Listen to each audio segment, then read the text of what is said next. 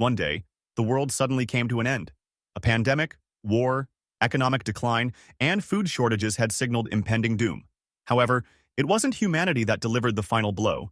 It was the arrival of monsters, game-like entities that shattered civilization.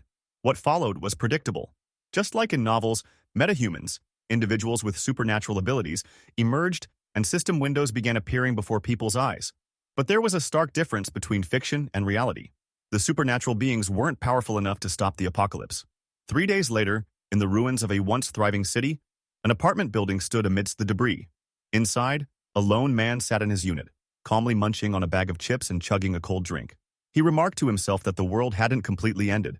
After all, he was still alive and living normally, or at least as normally as possible under the circumstances. He was the sole occupant of the 100-square-meter apartment. His parents and grandparents were outside, lost in the chaos. This apartment had been purchased with a total of 400 million won, half from a bank loan and the other half from his family's savings. The only reason he was here, despite not being wealthy, was due to a tax benefit that required someone to live in the property for 2 years. That obligation had now turned into isolation following the apocalypse. Checking his phone, his expression darkened. The screen displayed a poor connection message, confirming he was completely cut off. He sighed, unable to contact anyone, when suddenly, movement outside caught his eye. A massive bird-like monster was heading straight for his apartment. Panic surged through him. As the creature opened its beak, ready to strike, he instinctively shielded himself, eyes shut in terror. The moment stretched, but nothing happened. When he opened his eyes, a glowing system notification hovered before him. A subject who hasn't been permitted entry is trying to enter. Another message followed.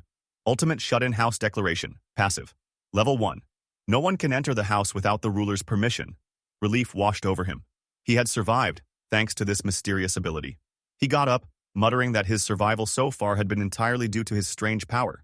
However, as he approached the door, frustration set in. He tried to open it, but it wouldn't budge. Kicking and shoving made no difference. The door stood resolute.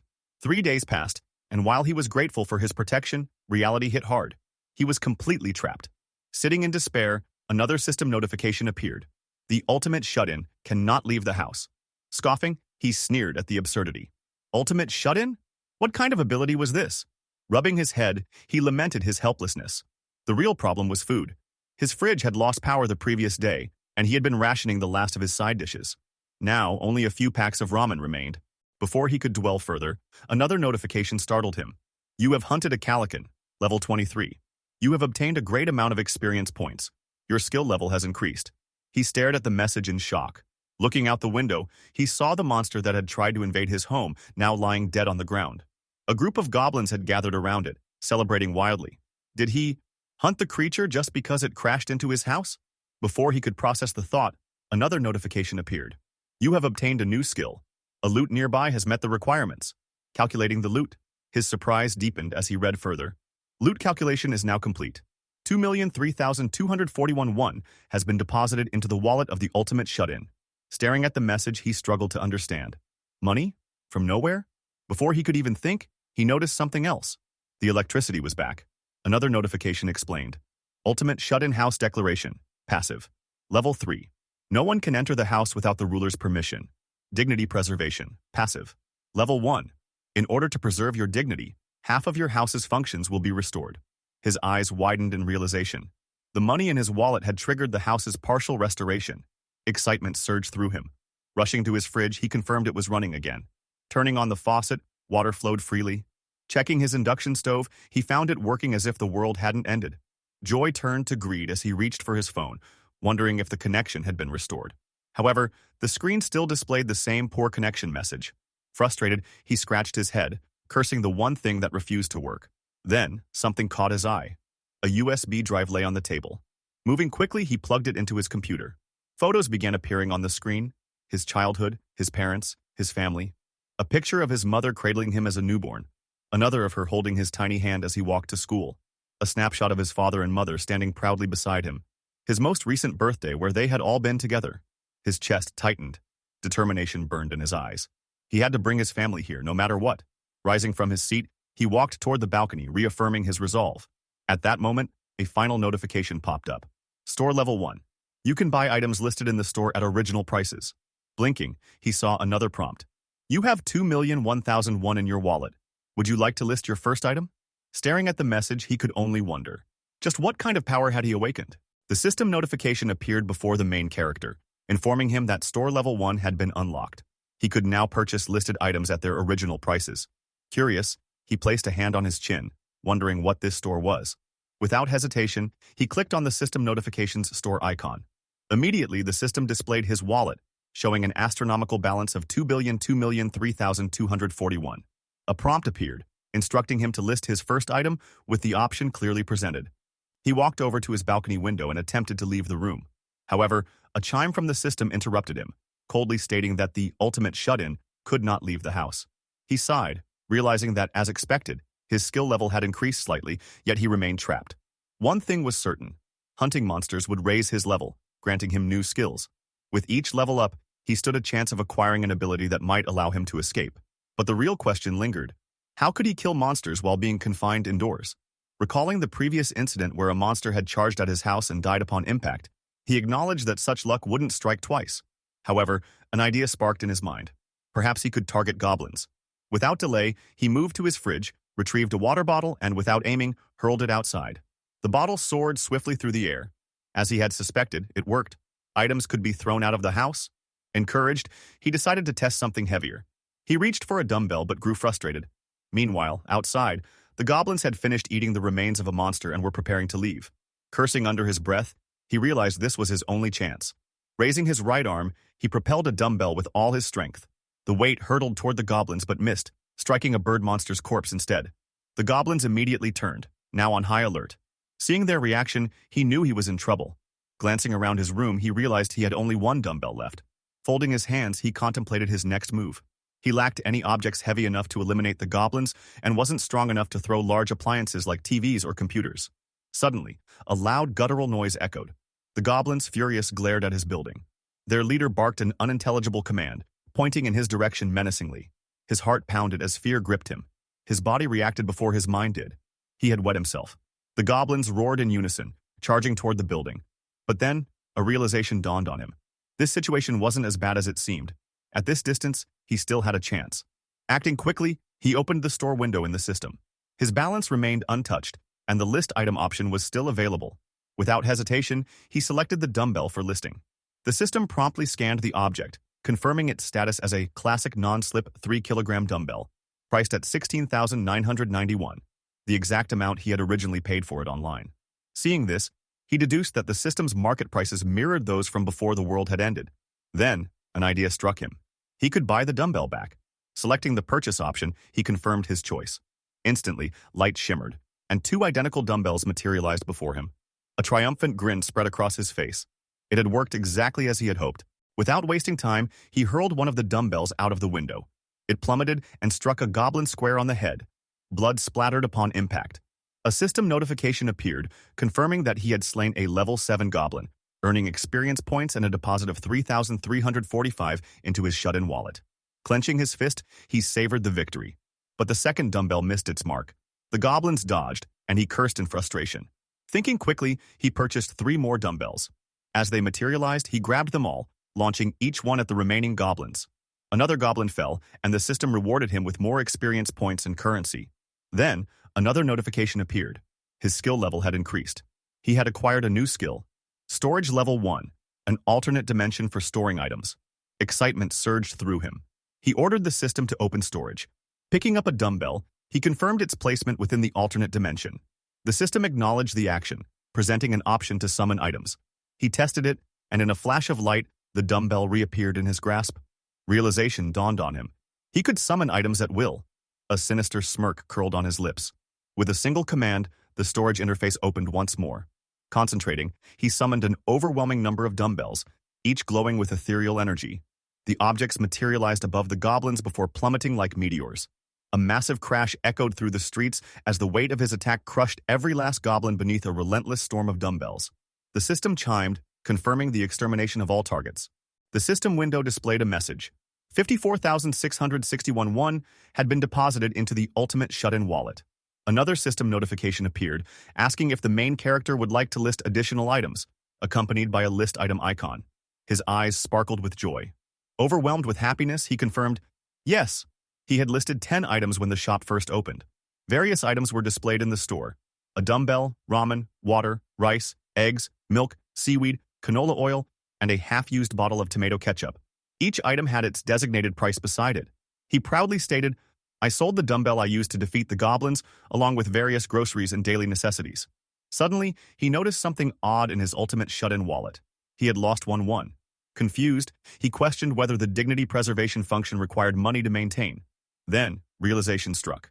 Electricity, gas, and water bills? His eyes darted toward the fridge. "This is troublesome," he muttered. Frustration built up as he cursed, "Damn those goblin bastards!" After he had eliminated them with dumbbells, they abandoned their home. Since then, he had only managed to kill 2 more. He gritted his teeth, finding prey was getting harder. He scanned the surroundings from his window. The corpse of the monster Killian had almost entirely disappeared, leaving only the head. "There isn't a single creature here," he sighed. He needed another way to hunt. Gazing at the sky, he wished for a dumb calican to fly by. Just as the thought crossed his mind, his eyes widened. Another calican appeared. Excited, he bolted inside. "The gods haven't abandoned me yet," he declared. Rushing to set up a trap, he tied a hand mirror to a drying rack, placing it on the balcony to reflect sunlight. The light caught the calican's attention, luring it in. The bird monster lunged toward him, but the ultimate shut-in system kept it at bay. It flapped furiously, trying to break through the invisible barrier. Watching its futile attempts, he smirked. "It's a done deal. I'll definitely level up if I kill this thing." Suddenly, the calican flapped its wings with immense force, generating a gust of wind. Shielding himself, he closed his eyes. When he opened one cautiously, the bird had vanished. His heart pounded. Then, he spotted it, perched just above his flat, ready to strike. Sweat trickled down his temple as the calican pecked at the blue shield protecting his apartment. System notifications flooded the screen. An unauthorized entity was attempting to enter. Panic set in. Is that thing really about to break through? He had to act fast. Opening the system store, he reviewed his listed items. The loot calculation only worked if the corpse remained nearby. He recalled how some goblins had taken fallen allies away, preventing loot registration. His eyes flickered toward an item in the store. Canola oil. His mind raced. Could this work? Without hesitation, he purchased 10 bottles. Instantly, they materialized before him. Grabbing them, he rushed to the kitchen, poured the oil into a pot, and set it to heat. He wrapped a stick with paper, secured it with tape, and dipped it into the hot oil. Then, an idea struck. He listed the boiling oil in the store. A system notification confirmed. Boiling hot canola oil has been listed. Lighting the makeshift torch, he approached the balcony. The calican still loomed above. Taking a deep breath, he summoned the boiling oil directly above the monster. A cascade of scalding liquid drenched the bird. It screeched in agony. Without wasting a second, he thrust the burning torch at it. Flames erupted. The calican writhed, plummeting to the ground. Watching from above, he grimaced at its agonizing cries. Moments later, its body stilled. A system notification appeared. You have successfully defeated a level 27 calican. Massive XP gained. New skill acquired. Loot calculation in progress. Then, 9,003,047,487 won deposited into his wallet. His jaw dropped. That's almost 10 million won. Before he could process his windfall, another system notification appeared. Requirements met. House territory expansion has begun. His apartment trembled. Panic set in. His eyes turned black. Something strange was happening. A dome-like aura expanded from his apartment to the hallway. Then, he saw them. People. His blackened eyes focused that, they're my neighbors. The main character, in a state of panic, raised his hand towards his eyes and questioned what was happening to him. He suddenly found himself able to see people, his neighbors. However, just as quickly as the change had occurred, his eyes returned to normal from their previous blackened state. Confused, he growled, recalling that he had just seen his neighbors from his apartment.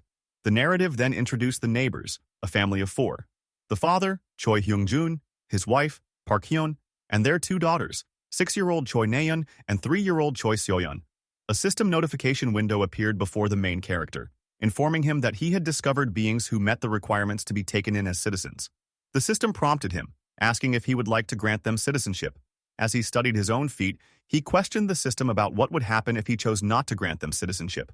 The system promptly replied that beings without citizenship would be expelled from the house. It then asked once more if he was certain about refusing them citizenship. The main character took a moment to contemplate. He realized that if he did not grant them citizenship, they would be left vulnerable to the threats outside, particularly the monsters. After careful consideration, he instructed the system to grant citizenship to all 4 members of the family. The system confirmed that Choi Hyung-jun, Park Hyun, Choi Naeun, and Choi Seoyeon had been given citizenship. As he observed the system window, he speculated that he might have unlocked additional skills related to citizenship.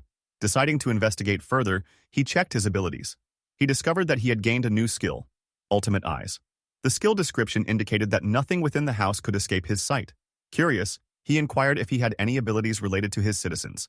The system displayed another skill, Ruler's Declaration, a passive skill at level 6, which ensured that no one could enter the house without the ruler's permission. Within the same tab, he noticed an option labeled Citizenship Management. Selecting it, he saw all 4 family members listed along with their trust levels towards him. The current population stood at 4 out of a possible 600 people. He was shocked to learn that he could grant citizenship to up to 600 individuals. Opening the profile of Choi Hyung-jun, he observed that the man was at level 9, with a trust level of 24 towards him. Choi Hyung-jun had no awakened ability, and both his experience point distribution rate and money distribution rate were set at 0%. Additionally, the system allowed him to assign quests and even expel citizens. Staggering at this revelation, he pondered the meaning behind the experience point and money distribution rates. He deduced that it referred to the amount of experience and money he could share with his citizens. Grinning, he questioned whether this was how he was meant to become stronger. Curious about the quest function, he selected the option to assign a quest to Choi Hyung-jun. A system window appeared, displaying 4 parameters: quest description, time limit, reward, and penalty for failure. He was astonished to find that he could manually input the quest details. Deciding to experiment, he created a simple quest, Hunt a Goblin. The time limit was set to 168 hours, with a small amount of experience as a reward and no penalty for failure. The system prompted him to confirm whether he wanted to issue the quest. However, an idea struck him. He wondered how far he could push the penalty for failure. He instructed the system to change the penalty from none to death. The system made the change accordingly, and then asked again if he would like to issue the quest. At that moment, he hesitated. Ultimately, he chose not to issue the quest, and the system confirmed that it had been cancelled. Sitting down on the floor, he contemplated the implications of this power. If he desired, he could kill his citizens at any time. He realized that he could create an impossible task and set the penalty as death, meaning he held the power over their lives. This realization made him grow serious. Reflecting on his newfound abilities, he activated his Ultimate Eyes skill, causing his eyes to turn black. He observed the family of 4 sitting around a table, their heads lowered in despair. The wife, Park Hyun, looked at her husband, Choi Hyung-jun, and asked what they should do next. Choi Hyung-jun, deeply troubled, placed his hand on his head and stated that he had no choice but to leave the house to find water. He instructed his wife to stay with the children and wait for his return. She protested, saying it was too dangerous. He acknowledged the risk but insisted they had no other option. She then questioned whether any place would still have water. Choi Hyung-jun, looking down, mentioned that he planned to check a nearby convenience store, reasoning that a store of its size might still have supplies. At that moment, their daughter, Nayeon, voiced her thirst. Park Hyun tried to console her, while Choi Hyung-jun, steeling himself, placed his hand over his wife's and reassured her. He asked if she trusted him, promising to return with something. Though unwilling to let him go, she knew she had no choice. Meanwhile, the main character deactivated his Ultimate Eyes and realized that the family's situation was far worse than he had initially thought. They had no water. He accessed the system store and examined his item list, wishing there was a way to store more supplies. He then opened his skill window and observed 3 skills under Ultimate Shut-In: Store, Dignity Preservation, and Storage. Each required 3 points to level up. Excited, he clenched his fists as the system asked if he would like to upgrade the Ultimate Shut-In Storage skill. He agreed, and a bright blue light shimmered from the system window. The store was now at level 2, increasing the number of items that could be listed by 20 and applying a 10% discount on all items. Contemplating further, he decided to invest his remaining 2 points into Store and Dignity Preservation. With Store now at level 3, he gained the ability to restore old items to their original condition. Pleased with this function, he felt that increasing the store's level had been worthwhile. Opening the store again, the system displayed that items could now be purchased at their original price. Without hesitation, he bought water and Jeju tangerines. Determined, he resolved to enhance his other skills as well. The system prompted him about upgrading the Dignity Preservation skill, and he agreed. He realized that by providing electricity and water to his neighbors, he could request many things in return. The system notified him that Dignity Preservation was now at level 2, unlocking the ability to register vassals. Perplexed, he asked aloud what a vassal was. Meanwhile, Choi Hyung-jun prepared to leave the house in search of food and water. His wife clung to their 2 daughters, her eyes filled with worry. He reassured her that he would return soon and asked them to protect the house in his absence. His daughter, Nayeon, tearfully questioned if he was truly going outside, fearing the monsters. A flashback revealed a past moment when the two sisters had been playing before a horde of goblins appeared, forcing them and their parents to flee. As their mother consoled them, Choi Hyung-jun thought to himself that this could very well be the last time he saw his family. However, before he could leave, someone knocked on the apartment door. The family tensed. Choi Hyung-jun, gripping a golf stick, prepared to defend them. A voice called out, asking for the door to be opened. Silence followed, and then the voice repeated its plea. Choi Hyung-jun hesitated, wondering if it was a human or a monster. The door opened, and light flooded into the dim room. Shielding his family, he shouted for the intruder not to harm them. But the voice that responded was calm. "Excuse me?" Turning slightly, with suspicion, he asked for the stranger's identity. The main character finally introduced himself. "I am Kim Jae-hyun. I live next door." He continued speaking, mentioning that he had brought some water and tangerines, and asked if they could talk for a little while after they had eaten and drunk. Choi Hyung-jun looked at him in surprise. Overwhelmed, he stood up upon seeing his family. Turning towards the main character, he bowed respectfully and expressed his gratitude for the water and food. He stated that he had no reason to refuse such kindness, and considered the possibility that this person might be able to help them. Leading the way into his house, Choi Hyung-jun invited the main character inside. Inside, the two sisters observed the main character with suspicion, causing him to feel uneasy. He wondered if he had shocked them too much. Noticing the blackout curtains in the room, he thought to himself that it was a wise decision by the family, as it significantly reduced the chances of being attacked by monsters. Taking a slice of tangerine, he placed it in his mouth while contemplating. As he glanced towards the dark room, he decided that they needed some light. Issuing a simple order, a blue light appeared in his pupil, illuminating the previously dark room. Choi Hyung-jun, shocked, exclaimed that the lights had returned. The main character instructed Choi Hyung-jun to first give his children some water. Choi Hyung-jun accepted the water bottle with gratitude, thanking him. Calling out to his daughters, Nayeon and Seoyeon, he handed them each a bottle of water. As the sisters drank, they suddenly choked. Their mother, Park Hee-won, immediately turned to one of them and asked if she was all right. Observing the daughters, the main character suddenly asked them if they liked tangerines. Offering one to the younger sister, she accepted it and thanked him. Park Hee-won told her daughter, Seoyeon, to wait as she would peel it for her. Park Hee-won fed a slice directly into her mouth. The moment she tasted it, her eyes glittered with happiness as she savored the fruit. Her mother asked if she liked it, to which she eagerly responded with a yes. Seeing this, the older sister chimed in, expressing her desire to have some as well. Their mother then fed Nayeon a slice, and she too was delighted by the taste. A system notification appeared before the main character, indicating that the family's trust had increased. Citizen Choi Seoyeon's trust had reached 50, unlocking loyalty. Choi Nayeon's loyalty had surpassed 30, fulfilling the requirements to be registered as a vassal.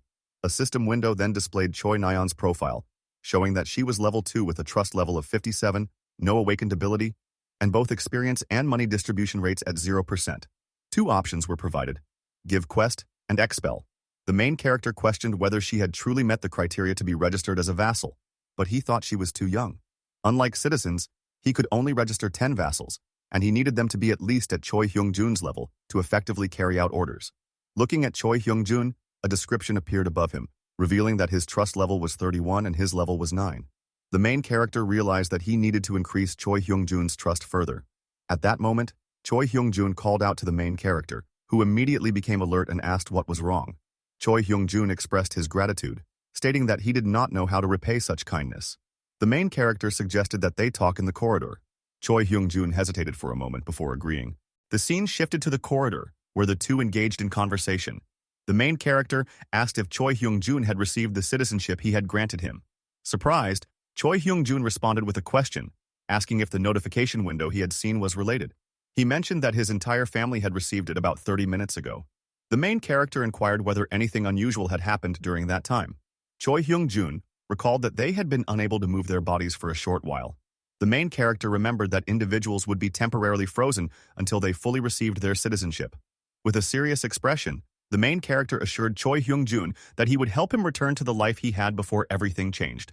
Shocked by this statement, Choi Hyung-jun listened as the main character continued, promising that he could ensure monsters would not invade their home. Still sweating and bewildered, Choi Hyung-jun asked if such a thing was truly possible. The main character confidently confirmed that it was. Closing his eyes in thought, Choi Hyung-jun reopened them and acknowledged that such help would not be free. He asked what he needed to do in return.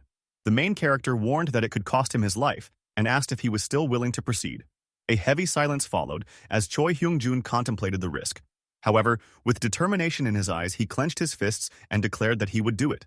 He explained that even without the main character's involvement, he would have had to leave the house to find food and water anyway. The main character nodded, recognizing the gravity of his resolve. Choi Hyung-jun reaffirmed that he had already put his life on the line once before. Acknowledging this, the main character suddenly shifted the conversation, asking about a golf club he had seen earlier and how much it had cost. Puzzled by the abrupt change in topic, Choi Hyung-jun hesitated before replying that it had been around 400,000 or 500,000 won. The main character thought to himself that it was too expensive to list in the store, deciding that he needed to save money for the future. Confused, Choi Hyung-jun asked why the main character had suddenly brought up the golf club. The main character casually waved his hand and dismissed the question, suggesting they set that aside for the moment. He then inquired if Choi Hyung-jun remembered the day the monsters appeared. Choi Hyung-jun confirmed that it had happened on a weekend. Recalling the goblin attack on his family, he described the experience as truly horrifying. Placing a hand on his chin, the main character noted that those who had stayed home that day seemed to have survived. He reflected that, although a single goblin was not particularly strong and had a lower level than an adult male, their real danger came from always moving in groups. However, he considered that humans had the same advantage when united. Realizing that he needed to grow his army quickly, the main character addressed Choi Hyung-jun. When Choi Hyung-jun responded, asking what was the matter, the main character declared that from then on, he wanted him to help search for survivors together. The scene shifted to the exterior of the main character's building, where the sun was setting. Inside, he lay on his couch when a system window appeared, notifying him that Choi Hyung-jun's trust had increased. He observed the system window and noted that the trust level had risen again. Within the system management interface, the trust levels of all 4 family members were displayed. As he gazed at the window, he reminisced, contemplating the possibility of eventually reuniting with his family members by gradually bringing people in. With a solemn expression, he questioned the situation, his eyes filled with sadness. At that moment, a loud scream echoed through the air, startling him. He quickly moved to his balcony to investigate. What he saw below left him both shocked and surprised. People were engaged in battle with goblins. Assessing the situation, he considered the difficulty of assisting those on the ground. The focus then shifted to the battle below, where the goblins roared ferociously. One individual wielding a baseball hurled it with immense force at a goblin, sending it flying backward. The impact was so severe that the goblin's head burst, causing blood to splatter. Observing from his balcony, the main character muttered in disbelief. Meanwhile, an archer down below skillfully fired 2 arrows simultaneously, taking down 2 goblins at once. Another man, standing on higher ground, leaped down and crushed a goblin's head with his baseball bat. Witnessing their kind being slain, the remaining goblins panicked and fled for their lives. The victorious group stood over the corpses of the goblins.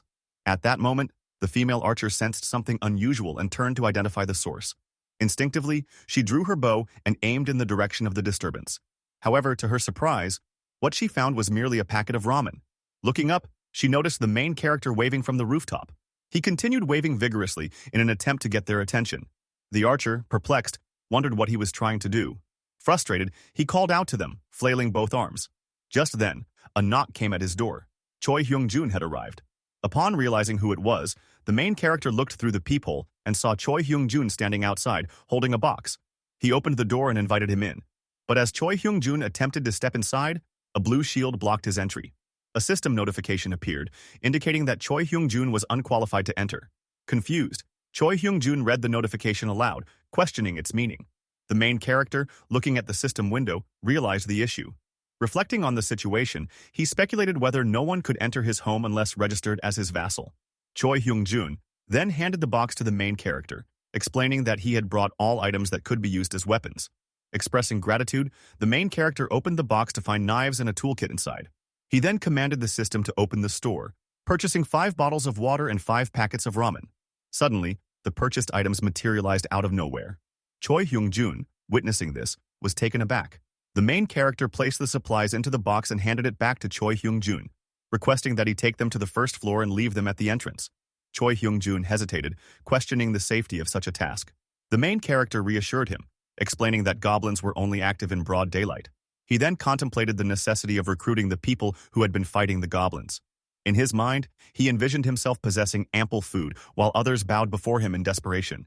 He believed that once people realized he had food, they would have no choice but to seek him out. Returning to reality, he informed Choi Hyung-jun that he had a plan, urging him to proceed. Choi Hyung-jun, still uncertain, asked if he should simply leave the supplies and return. The main character nodded affirmatively. With a bow, Choi Hyung-jun agreed and departed. As Choi Hyung-jun left, the main character considered repaying him for his efforts. He accessed the system window and created a quest specifically for Choi Hyung-jun. The quest required him to deliver the supplies to the first floor within 24 hours, with a reward of a small amount of experience points and no penalty for failure. Seeing the quest, Choi Hyung-jun was slightly surprised. The main character explained that completing the quest would grant experience points. Choi Hyung-jun, intrigued, likened it to leveling up in a game. The main character confirmed his assumption, informing him that he was currently at level 9 and would receive valuable rewards upon leveling up. Encouraged, Choi Hyung-jun determinedly agreed to the task. Approaching the stairwell, Choi Hyung-jun glanced at the sign and began descending. He traveled from the 20th floor down to the first, eventually emerging from the building while panting heavily. Reassuring himself, he placed the box down but soon noticed shadowy figures approaching. Startled, he feared they were goblins and decided he needed to escape. However, as he turned to flee, he slipped, falling alongside the box of supplies. Wincing in pain, tears welled in his eyes. He urged his body to move, pleading with himself to get up. As the shadows loomed closer, he instinctively shielded himself with his arms. Just then, a voice called out, asking if he was all right. To his surprise, the approaching figures were not goblins, but the same people who had been fighting them earlier. The scene shifted to the main character. A system window appeared, displaying a message indicating that a subject without permitted entry was attempting to enter. The main character looked at the system window in confusion, questioning what was happening.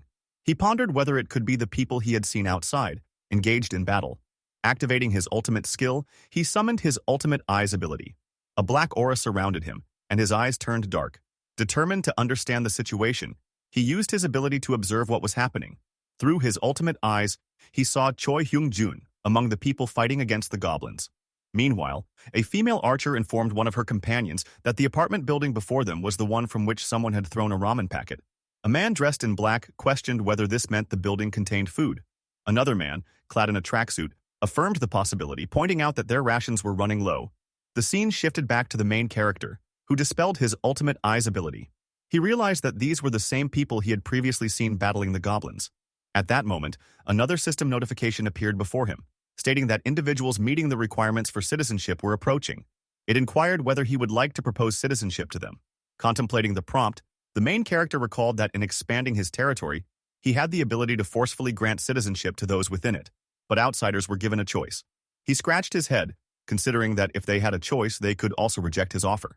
Frustrated, he wondered what his next course of action should be. Just then, a knock sounded at his door.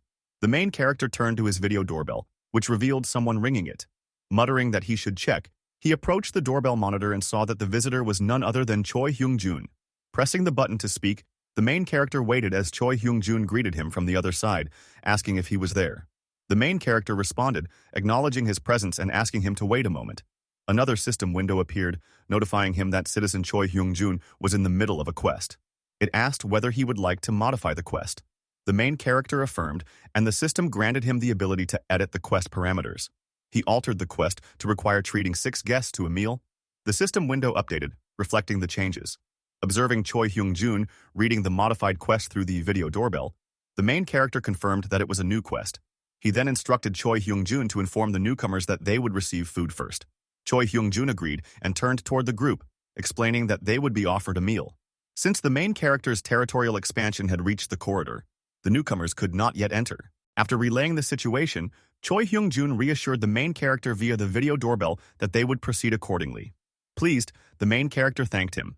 He then directed the system window to propose citizenship to all 6 individuals who had entered his territory. The system displayed their names: Ha Dong-jeon, Kang Deok-soo, Kim Ga-young, Yu Hyerin, Kim Gi-on, and Moon Byung-ho. With citizenship granted, the 6 individuals were now permitted entry. A new system window appeared, stating that access to the 30th floor had been granted to all 6 individuals. As they entered, another notification indicated that the number of citizens had reached 10. This resulted in a 10% increase in the experience and money earned by the citizens. The main character, surprised and delighted, exclaimed about the bonus experience points and money. As the 6 individuals moved through the corridor, they considered how beneficial these buffs would be for their monster hunts. They welcomed the advantages wholeheartedly. The system displayed a citizen management panel, showing the 6 new citizens along with their trust levels toward the main character. The current population now stood at 10 out of 600. Examining the data, The main character noted that a level 23 individual would be as strong as the Calican bird monster he had previously defeated. He selected Ha Dongjeon's profile, observing that his trust level was 19, and that his awakened ability was baseball throw, a D-rank skill. The ability consumed stamina to triple the power of a thrown ball. The main character deduced that, depending on who wielded it, such a skill could serve as a powerful weapon against monsters. He resolved to gradually increase Ha Dongjeon's trust level over time. Directing the system, the main character adjusted the experience distribution rate for the 6 individuals to 70%. Once the system confirmed the change, he relaxed, satisfied that it was done. He concluded that he only needed to assign them quests to hunt monsters, allowing him to earn both experience and money effortlessly. It felt as if he were auto-hunting in a game. He envisioned his citizens battling monsters on his behalf. However, he reminded himself that he needed to get to know them in due time, as they could be the key to reuniting with his family. A system notification suddenly appeared, informing him that Ha Dongjeon's trust had increased. The main character, startled, wondered what had triggered this change. More notifications followed, revealing that the trust levels of Kim Ga-young and Yu Hyeon had also risen. Surprised, the main character speculated about the cause. Meanwhile, the scene shifted to Choi Hyung-jun's apartment, where he welcomed the 6 individuals. They expressed gratitude for his hospitality. His wife, Park Hae-won, questioned him about the situation. He assured her that he would explain later but requested her help in preparing food. She hesitated momentarily before agreeing, instructing the newcomers to wait. Ha Dongjeon respectfully thanked her. Observing Choi Hyung-jun, Ha Dongjeon curiously asked what kind of person Jae-hyun was. Scratching his head, Choi Hyung-jun admitted that he was not entirely sure. He only knew that Jae-hyun was his neighbor. Processing this information, Ha Dongjeon contemplated what it could mean. Choi Hyung-jun directed the newcomers to the dining area, remarking that Jae-hyun was an intriguing individual. He acknowledged that the electricity, water, and other essentials they were benefiting from were thanks to Jae-hyun's efforts. Ha Dongjeon deduced that Jae-hyun must be a metahuman. He unzipped his tracksuit, revealing a ramen packet inside, and speculated about the extent of Jae-hyun's abilities. Determined to impress Jae-hyun, Ha Dongjeon concluded that his power must be extraordinary, capable of sustaining electricity, food, and water in an apocalyptic world. Choi Hyung-jun offered them the opportunity to take a shower while waiting for the meal. 2 of the girls in the group became excited at the thought of warm water. Choi Hyung-jun confirmed that warm water was available, a part of Jae-hyun's abilities. He directed them to 2 bathrooms so they could bathe simultaneously. The archer girl was taken aback, while another girl bowed in gratitude. However, another companion interjected, suggesting that they should defeat Jae-hyun. Ha Dongjeon, angered, rebuked him, emphasizing the importance of gaining Jae-hyun's favor rather than antagonizing him. He reminded his group that their primary objective was to obtain food and instructed them to act cautiously. They all agreed. Noticing Byung-ho's solemn expression, Byung-ho, a weak-looking boy, seemed distant. Ha Dongjeon reassured him, apologizing for involving him. Byung-ho dismissed the apology, stating that he had chosen to come willingly. Ha Dongjeon promised they would gather food and then visit Byung-ho's grandmother. Though Byung-ho agreed, he harbored doubts, fearing that it was already too late for his grandmother. Encouraging Byung-ho to remain hopeful, Ha Dongjeon suggested they could reach her house if they worked together. Just then, a sound caught their attention. Someone was opening the apartment door. As the silhouette of a man appeared, Ha Dongjeon instinctively tightened his grip on a baseball. Feeling a sudden intensity in the air, they realized that the figure was none other than the main character. As he stepped inside, he assured them that he would help them all. Ha Dongjeon, contemplating the situation, thought that perhaps this person could save them from their despair. The group of 6 sat at the dining table with the main character, Jae-hyun. Park Hae-won, the wife of Choi Hyung-jun, apologized, mentioning that the space was a bit cramped. However, Dongjeon reassured her that it was fine since they had arrived unannounced. Just then, Choi Hyung-jun emerged from the back, carrying several bowls of rice. With a warm smile, he announced that the food was ready. He began serving bowls of rice to everyone, and as they received their portions, their reactions varied. Some were shocked, while others were delighted. Park Hae-won hesitantly admitted that she wasn't sure if the meal would suit their taste. The dishes were laid out before them: eggs, vegetables, egg rolls, and rice. Yu Hyeon, the archer, picked up a piece of egg roll and took a bite. The moment she tasted it, she let out a delighted exclamation, declaring it to be absolutely amazing. Park Hae-won credited Jae-hyun for the ingredients, explaining that without them, she would have only been able to serve rice and tangerines. A system window appeared before Jae-hyun, displaying Park Hae-won's trust level at 50 and her current level at 5. He found it surprising that her trust had reached 50 even before Choi Hyung-jun's. As everyone at the table prepared to eat, they expressed their gratitude for the meal.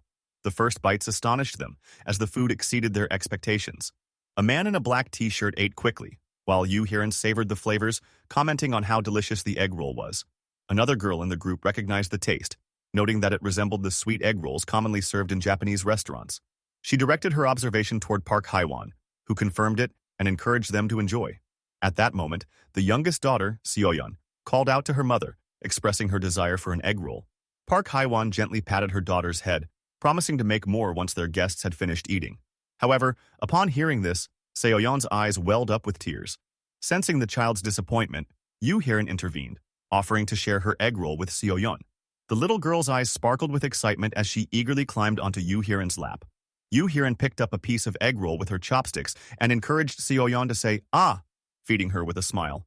Seoyeon beamed with joy after tasting it. Watching the exchange, Park Haiwan hesitated, murmuring that perhaps that wasn't the best idea. At that moment, Jaehyun suggested that Choi Hyung-jun and his wife join them at the table, assuring them there was plenty of food for everyone. The couple accepted, sitting down to eat together with the rest of the group. As everyone enjoyed the meal, Jaehyun reflected on how long it had been since he had eaten a meal like this. As he took a bite of egg roll, a memory surfaced. His mother's tiffin box, filled with carefully prepared side dishes. On the lid, the words, "For my son," were written. A sense of longing washed over him as he hoped that his family was safe. After the meal, Seoyeon turned to her mother, sleepily admitting that she was tired. Park Haiwan picked her up, assuring her that it was time to rest. The eldest daughter, Nayeon, also stated that she would accompany them. Jaehyun then shifted his attention back to the group, reminding them of the unfinished discussion. He asked why they couldn't travel to their grandmother's house despite its proximity. Dongjeon explained that the area was overrun with goblins and that Byung-ho's grandmother was trapped there. Jaehyun, intrigued, inquired further. Dongjeon elaborated that the goblins had taken over the underground parking lot of the apartment complex, using it as their base. Jaehyun pondered this, recalling the underground layout. Dongjeon continued, estimating that there were at least a few thousand goblins inhabiting the area. Jaehyun, deep in thought, considered their situation. The apartment's ultimate shutting ability only worked up to the 30th floor, meaning the goblins could infiltrate via the underground parking lot. Dongjeon confirmed that all apartment entrances were connected to the underground, making it too dangerous to leave. Jaehyun then asked about possible escape routes. Dongjeon admitted that their initial plan had been to use the side roads, but they had encountered a monster far more dangerous than the goblins. Hearing this, Jaehyun was visibly taken aback. He pressed for more details, and the group recalled a creature resembling a wolf or a bear. They had only managed to escape the goblins because the beast had been engaged in a battle against them. Jaehyun contemplated the description but received no definitive answer, as the darkness had obscured their view. Leaning back, he acknowledged that they couldn't avoid danger forever. Dongjeon agreed, but pointed out their limitations. When Jaehyun asked what those limitations were, Yu-Hiren explained that they relied on bows and baseballs as weapons, and their supplies were running low. Jaehyun confidently stated that he could solve that problem and requested to inspect their bows and baseballs. Dongjeon handed them over without hesitation. Jaehyun then accessed the system window, selecting the option to list the items. The system prompted him with a listing fee of 15,300,000 won for the compound bow. Without hesitation, he confirmed the listing. He then turned to the group and asked if everyone could use a bow. Their uncertain expressions answered his question. Without wasting time, Jaehyun ordered 5 sets of bows and arrows from the system window. In an instant, the weapons materialized from thin air. He encouraged the group to practice, emphasizing that they would need to rely on them. A system window then displayed trust updates. Ha Dongjeon's trust increased by 19, Kim Ga-young's by 70, and Yu-Hiren's by 30. Jaehyun was stunned by the rapid trust growth, realizing that if they worked together, they might have a real chance at saving Byung-ho's grandmother. Another system window confirmed that Moon Byung-ho's trust had risen significantly. Dong Jaeon, recognizing the advantage of their new weapons, acknowledged that their hunting efficiency would increase drastically. One of the group members pointed out that with Jaehyun's ability, they no longer needed to risk retrieving spent arrows. Raising his hand, Jaehyun signaled for a pause. Before proceeding, he emphasized the need to significantly reduce the goblin numbers first. Dongjeon agreed and asked when they would start hunting. Jaehyun answered with determination. The hunt would begin tomorrow. Dongjeon questioned the urgency, but Jaehyun affirmed that the sooner, the better. Dongjeon acknowledged his reasoning, and Jaehyun assured them that they would save Byung-ho's grandmother the next day. Hearing this, Byung-ho was filled with hope. However, Dongjeon remained skeptical, asking how they would accomplish such a task. With unwavering confidence, Jaehyun revealed his strategy. They would use bait. All the members of the group turned their attention to the main character, considering the possibility that his plan might work. However, the man with glasses cautioned that success was only assured if everything proceeded smoothly. At that moment, A system window appeared before the main character, displaying that Choi Hyung-jun had completed his quest. The quest reward of 30,000 won had been granted.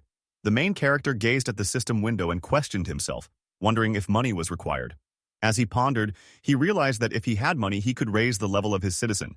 Folding his hands, he decided that unless absolutely necessary, he would refrain from using it for now. Another system notification appeared, stating that Choi Hyung-jun's trust had increased, reaching level 50. Loyalty had been unlocked, and his loyalty level had surpassed 30. With all the requirements met, he was now eligible to be registered as a vassal. The system then displayed Choi Hyung-jun's profile. The main character, clicking on the screen, instructed the system to register Choi Hyung-jun as a vassal. The moment this happened, Choi Hyung-jun felt a sudden change within him. He expressed his surprise to the group, stating that something had just happened to him. A system window appeared before the main character, confirming that his first vassal had been successfully registered. As a reward, he had been granted the skill Vassal Summon. The skill's description revealed that he could summon the vassal to his house, though only once every 2 hours. Another notification displayed Choi Hyung-jun's profile, highlighting his awakened ability, Strength of a Gorilla. The passive skill, ranked C, granted him strength comparable to that of a gorilla.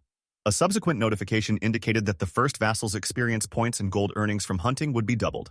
Additionally, the Ultimate Eye skill enabled the main character to summon his vassal within 5 meters of his house. Noticing a plus button on the system window, the main character clicked it. A notification popped up, asking if he wanted to spend 1 million won to increase his vassal's level. Stunned by the astronomical figure, he trembled in shock. Park Haewon, noticing his reaction, asked if something was wrong. The main character quickly dismissed her concern, saying it was nothing. Turning to Choi Hyung-jun, he inquired about how he felt. Choi Hyung-jun, overwhelmed with newfound strength, confirmed that his power was surging and asked if the main character was responsible for this transformation. The main character affirmed it. Choi Hyung-jun marveled at his rejuvenation, stating that he felt 10 years younger. As he observed his growing strength, the main character smiled slightly and handed him a bow, requesting that he join the mission. Choi Hyung-jun, taken aback, hesitated before responding, "Pardon?" The main character considered that citizens gained an additional 10% experience, whereas vassals received twice the amount. The experience points Choi Hyung-jun would earn would be staggering. Holding the bow, Choi Hyung-jun expressed sadness, but ultimately accepted the mission, stating he would do it. The main character, giving him an encouraging smile, assured him, "I'll be counting on you." The party then arrived on the first floor to begin their mission. A man in a black t-shirt questioned Dongjeon about the necessity of checking the first floor, pointing out the broken windows and general disrepair. Dongjeon insisted that they check regardless, reminding him of the main character's orders. As a rescue team, their goal was to save any survivors in the building and transport them to the 30th floor. Dongjeon reflected that the core of the mission was to lure large numbers of goblins into the apartment building and eliminate them. Addressing the party, he emphasized the need to find as many survivors as possible. The black t-shirt wearing man acknowledged the plan, and Dongjeon gave the signal to begin their search from Unit 101, warning everyone to stay alert. Upon entering Unit 101, the team grew serious as they were met with a horrifying sight. Dead bodies scattered across the room. Dongjeon clenched his teeth and swiftly instructed the party to leave. They proceeded to another unit, only to find more corpses. Resting his hand on his forehead in frustration, Dongjeon lamented that there was nothing on the first floor and ordered the team to proceed to the second floor. Ascending the stairs, they encountered another gruesome scene, bloodied corpses lining the hallway. The sight made them hesitate, but Dongjeon quickly urged them to move on to the third floor. To their surprise, the third floor corridor was clean. Dongjeon began banging on an apartment door, calling out for any survivors. Yu Hiram and the others followed suit, knocking on doors and asking if anyone was inside, but no one responded. The realization that everyone might already be dead left them disheartened. Gritting his teeth, Dongjeon led them to the fourth floor. On the fourth floor, the team repeated their calls for survivors. This time, a shabby-looking man cautiously opened his door, suspiciously asking if they were really a rescue team. Dongjeon confirmed it. The man, clearly dehydrated, requested water. Dongjeon searched his bag and handed him a bottle. Slightly opening the door further, the man was still in disbelief that a rescue team had actually come. Dongjeon explained that they were fellow residents of the apartment, now working to rescue survivors. He assured the man that a safer place awaited him and urged him to come along. Shocked, the man hesitated before abruptly shutting the door in Dongjeon's face. However, moments later, he reopened it and welcomed them inside. Introducing himself as Hong Jung-soo, he apologized for his paranoia and extended his hand for a handshake. Dongjeon shook his hand and introduced himself in return, expressing his hope that they could get along. Turning to Gayung and Hiran, Dong Jian instructed them to escort the rescued survivors to the 30th floor and return. They acknowledged his command. Hong Jung-soo, surprised, questioned whether they weren't leaving the apartment entirely. Just then, his son appeared, exclaiming that he had faith in being rescued and suggesting that a helicopter was likely waiting for them. Yu Hyerin clarified that there was no helicopter, but going up would provide them with a warm meal and a shower. At the mention of a shower, Hong Jung-soo's daughter excitedly emerged, eager at the prospect. Behind her, Hong Jung-soo's face fell into disappointment, seemingly regretting their situation. Yu Hyerin reassured her that a warm shower awaited. Overcome with joy, Hong Jung-soo's daughter rushed to the team, urging her father to stop hesitating and move quickly. Hong Jung-soo, now convinced, conceded, expressing disbelief that they were truly safe. At that moment, a system notification appeared before the main character, indicating that the number of citizens had reached 40. Consequently, the experience points and gold earnings from his citizens had increased by 90%. The main character stared at the system window, processing everything that had happened. He now had 40 citizens. Thinking through his next steps, he decided that the children and the elderly would stay at Choi Hung-jun's house first.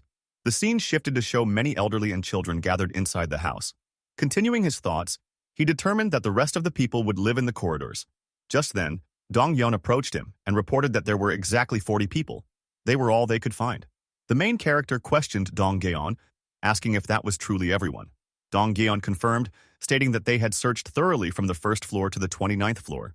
It seemed that quite a few people had never left their homes from the start. The main character acknowledged Dong Yeon's efforts and praised him for his great work. Closing his eyes, he reflected on the situation. Choi Hyung-jun's house was nearly full, and for now, that would be enough. After a brief moment, he activated his ultimate eyes. His eyes turned black, and a dark mist formed around him. Through this ability, he observed Byung-ho carrying chairs, Choi Hyung-jun, and the man with glasses working on the wiring, and Yu Hyerin and Byung-ho handling wires. He then deactivated his skill and turned to Dong Yeon, stating that they would now proceed to the second stage of the Goblin Hunt mission. The scene shifted to Dong Yeon, who gathered everyone's attention as he began his briefing. He explained their mission, to lure out the goblins hiding underground. The group would split into two teams. The first team would draw out the goblins on the first basement level and eliminate them, then move on to the second basement level to finish off the rest. The man with glasses voiced his concerns, questioning what they would do if there were far more goblins than expected. Would they risk being trapped and isolated on the first floor? He also pointed out the dangers of transporting the goblin corpses. Before he could continue, Yu Hyerin confidently declared that she would kill all of them by herself. Dong Yeon reassured the group, stating that unlike last time, they had plenty of arrows, so they would be fine. The man with glasses hesitated, but eventually conceded, acknowledging their confidence. However, at that very moment, a scream echoed through the air. Everyone turned toward the source of the sound. Goblins, a horde of them, were approaching. Yu Hyerin swiftly drew her bow, firing an arrow that eliminated two goblins. The remaining one was struck down by the man in the black t-shirt, who swung his baseball bat with deadly precision, finishing off the goblin. With the immediate threat neutralized, the man with glasses turned to the black t-shirt wearing man and questioned why he had brought a bow if he intended to use a bat. The man suddenly realized his contradiction, responding with an embarrassed, "Oh, that's right." Before the conversation could continue, Yu Hyerin pointed toward the goblin corpses, exclaiming that they were disappearing. Byung-ho speculated whether this was the main character's ability, but before he could confirm, Dong Yeon commanded the group to head down to the first basement level. Byung-ho internally acknowledged his confidence in their leader. He knew the main character had a solution. A system notification appeared before the main character, stating that the party members' trust in him had increased. Sitting in his room, he opened a bottle of water while multiple system notifications filled his vision. He thought about how, despite not intending to, he had ended up watching over everything. Another system notification informed him that Moon Byung-ho's trust had reached 50, unlocking loyalty. His loyalty had now surpassed 30. Surprised by the rapid progress, the main character mused that it had only taken a few hours. He considered this a great outcome. The more vassals he acquired, the faster his growth would be. The system displayed Byung-ho's profile, showing his loyalty at 88. The main character acknowledged that this wasn't necessarily a bad thing. Clicking on the system window, he confirmed Byung-ho's registration as a vassal. The scene shifted to the first basement level, where the party battled a swarm of goblins. Suddenly, Byung-ho's body was enveloped in blue lightning and an intense light, leaving everyone in shock. The glow was so blinding that it obscured the goblins' vision. Dong Yeon, unfazed, quickly ordered the group to run. Everyone sprinted while Dong Yeon and Yu Hyerin stayed back, firing arrows at the goblins. As an archer, Yu Hyerin used her abilities to take down multiple goblins simultaneously. However, as the goblins fell, even more arrived, hundreds of them. While running, Byung-ho noted the overwhelming number of enemies. Dongyeon admitted that he hadn't expected to attract so many goblins. The man in the black t-shirt added that it seemed like even the ones from the second basement level had swarmed up. Urging speed, he directed everyone toward the emergency exit. The party reached the emergency exit, and the man with glasses quickly opened it, letting everyone through. Dongyeon slammed the door shut, but a goblin's hand got caught between the doorframe. The team pushed with all their strength, trying to keep the goblins out. At that critical moment, a voice boomed through the chaos, telling everyone to move aside. It was none other than Choi Hung-jun, activating his gorilla strength passive skill. With a single hand, he shoved the door closed, buying time for the team. Dongyeon called out to him, and the man in the black t-shirt urged him to escape. But Choi Hung-jun was determined. He had to stop the goblins no matter what. Dongyeon reassured him that they were safe and urged him to come up quickly. Choi Hung-jun turned to run up the stairs, but his foot slipped, sending him tumbling down. A goblin immediately approached him, ready to strike. Lying on the ground, Choi Hung-jun yelled for the others to leave him behind. Dongyeon cursed. But before the goblin could land its attack, the man in the black t-shirt lunged forward and crushed its skull with his bat. Extending his hand to Choi Hung-jun, he urged him to get up. However, more goblins rushed toward them. Just as one was about to attack, a black-purple mist enveloped Choi Hung-jun, and he vanished. The man in the black t-shirt was momentarily stunned, but had no time to process what had happened. More goblins lunged at him, and he retaliated with his bat. From the stairs above, Dongyeon and the others rained arrows down at the horde. Dongyeon shouted at the man in the black t-shirt to hurry up. The man sprinted toward the stairs as the party members yelled for him to come quickly. The scene ended with the horde of goblins closing in, just as the party was about to escape. The scene shifted to the outside of the apartment building, where the bright moon illuminated the night sky. Elsewhere, a bear monster tore a goblin's chest open with its mouth. The creature had only one thing in mind: to kill and to continue killing. As it devoured the goblin's flesh, ripping it apart piece by piece, it muttered to itself, expressing its insatiable need for more victims. The bear monster then turned its gaze backward. Its eyes locked onto a particular apartment building, the one where the main character resided. Within one of the rooms, a light was on. Fixating on the apartment, the bear monster growled, declaring its intention to kill everyone inside. The scene then shifted to Choi Hyung-jun, who was falling through a black-purple mist. He landed abruptly in front of the main character. The main character remained silent as Choi Hyung-jun gasped, admitting that he had barely escaped with his life. Adjusting his glasses, he glanced at the main character and questioned him. The main character extended a hand to help Choi Hyung-jun up. As he did so, he reflected on the situation. Through the ultimate eye skill, he had been continuously observing events unfold. In case of danger, he had hoped that the vassal summon skill would work, and it had, successfully teleporting Choi Hyung-jun to safety, rescuing him from the goblin threat. However, Choi Hyung-jun was panting in pain. Upon closer inspection, an injury was visible on the back of his leg. Confused, he questioned how he had arrived at his current location. The main character, noticing his state, asked if he was all right. Choi Hyung-jun reassured him, claiming that he was fine and that such a wound would heal quickly. Despite Choi Hyung-jun's words, the main character thought otherwise. He decided that it would be best to list some medical supplies in the system window. Turning to Choi Hyung-jun, he asked him to wait for a moment before entering his apartment. There, he retrieved a first aid box. As he held the box, memories from his childhood resurfaced. Recollections of his mother treating wounds with medicine while he, as a child, had cried in front of her. Looking at the first aid kit, he realized the necessity of medical supplies in situations like this. He took out various items: medicine, thermometers, tape, carefully considering their importance. However, he soon remembered a limitation. The system store only allowed him to list 40 items. He could not list all of these supplies separately. At that moment, an idea struck him. Instead of listing each item individually, he placed everything back into the first aid box and listed the entire kit as a single item in the system store. After doing so, the first aid kit was priced at $77,331, and the system window displayed an option for reclaiming it. The scene shifted once again. The main character handed the first aid kit to Choi Hyung-jun and instructed him to show his injury. Choi Hyung-jun rolled up his pants to reveal the wound on his calf. Although he insisted that he was fine, the main character insisted on disinfecting the wound first. Choi Hyung-jun agreed. As the main character treated the wound, Choi Hyung-jun flinched in pain. A system window appeared, notifying the main character that Choi Hyung-jun's trust in him had increased, along with his loyalty. After completing the treatment, Choi Hyung-jun expressed his gratitude. While packing away the first aid kit, the main character pondered the well-being of the rest of the party. He stood up and told Choi Hyung-jun to rest for a while, as he had something to attend to. Choi Hyung-jun acknowledged his words. Closing his eyes, the main character focused his thoughts. He decided to check on the lower floors of the building. Activating the ultimate eye skill, he observed the ongoing battle below. Yu Hiran was skillfully using her bow, shooting arrows at the goblins. Meanwhile, Kang was desperately fleeing from the creatures. Dongjeon and Gaeon were also firing arrows at the goblins, providing cover. Amid the chaos, Dongjeon urged Kang to run faster. Kang ascended the stairs, but the goblins pursued him closely. The gap between them narrowed, but Dongjeon and Gaeon continued shooting, successfully eliminating some of the goblins. As Kang reached a barricade set up by the party members, 2 goblins lunged at him. At that moment, Byung-ho intervened, not with arrows, but with his bow as a weapon, swiftly striking down the goblins.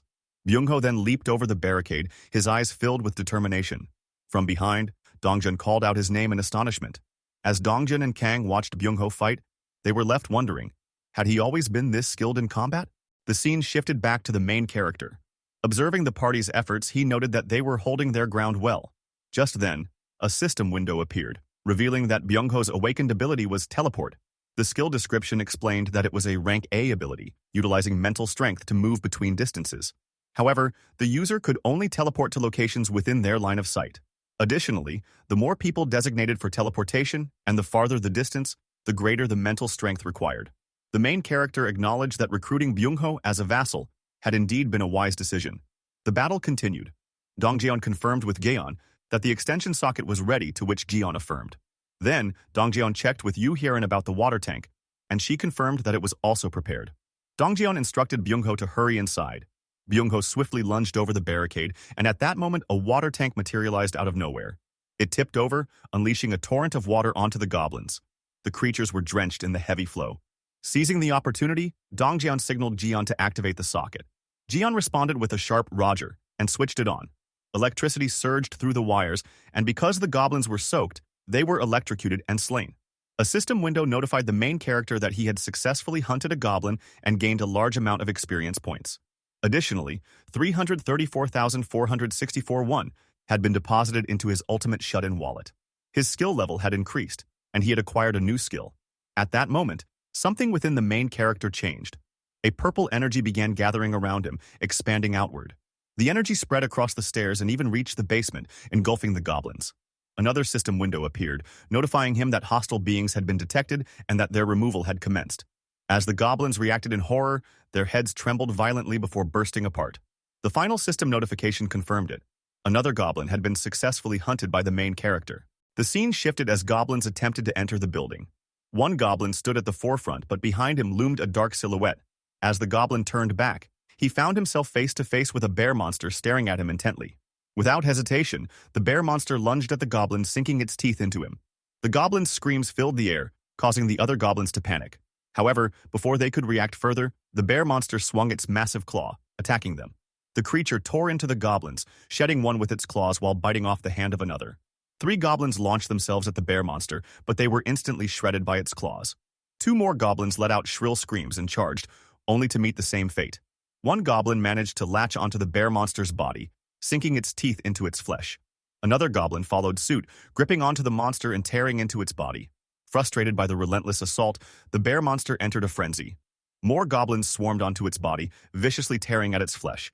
The bear monster let out agonized screams and growls, writhing in pain. Then, in a shocking turn of events, all the goblins' heads suddenly burst open, killing them instantly.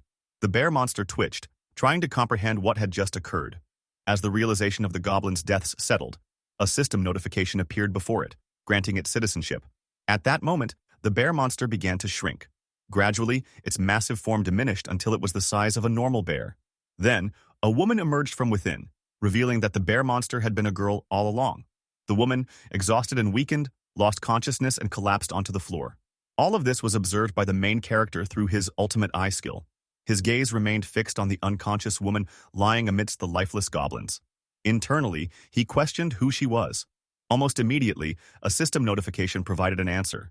Her name was Oh Yeonju. The notification further revealed her trust level as 9, her awakened ability as werebear, and her level as 33. Another system notification displayed the description of the werebear skill, which was ranked at A. It explained that the ability transformed the user into a beast, maximizing all physical and regenerative capabilities. The revelation made it clear that Oh Yeonju was an awakened metahuman utilizing her werebear skill. The main character's eyes widened upon realizing that not only was her level 33, but she also possessed an A-rank ability. Before he could process this fully, another system notification appeared, stating that Citizen Dong Jian's trust had reached 50, unlocking loyalty. The same applied to Citizen Yu Heron, whose trust level had also reached 50. Yet another notification indicated that Citizen Kang's loyalty had surpassed 30, making him eligible to be registered as a vassal. Finding the development intriguing, the main character took a moment to think before issuing a command.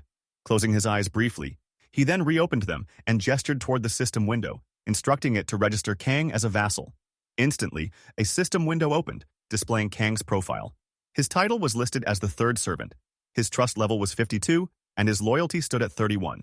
His awakened ability, Iron Knight, was ranked at B. The skill description revealed that Iron Knight allowed the user to summon a halberd and iron armor that covered their entire body. The main character pondered over the correlation between a vassal's level and their awakened ability. He imagined Choi Hyung-jun, whose strength of a gorilla was a C-rank awakened skill, with a level of 20. Then, he considered Kang, who possessed the Iron Knight ability at B rank and was level 25.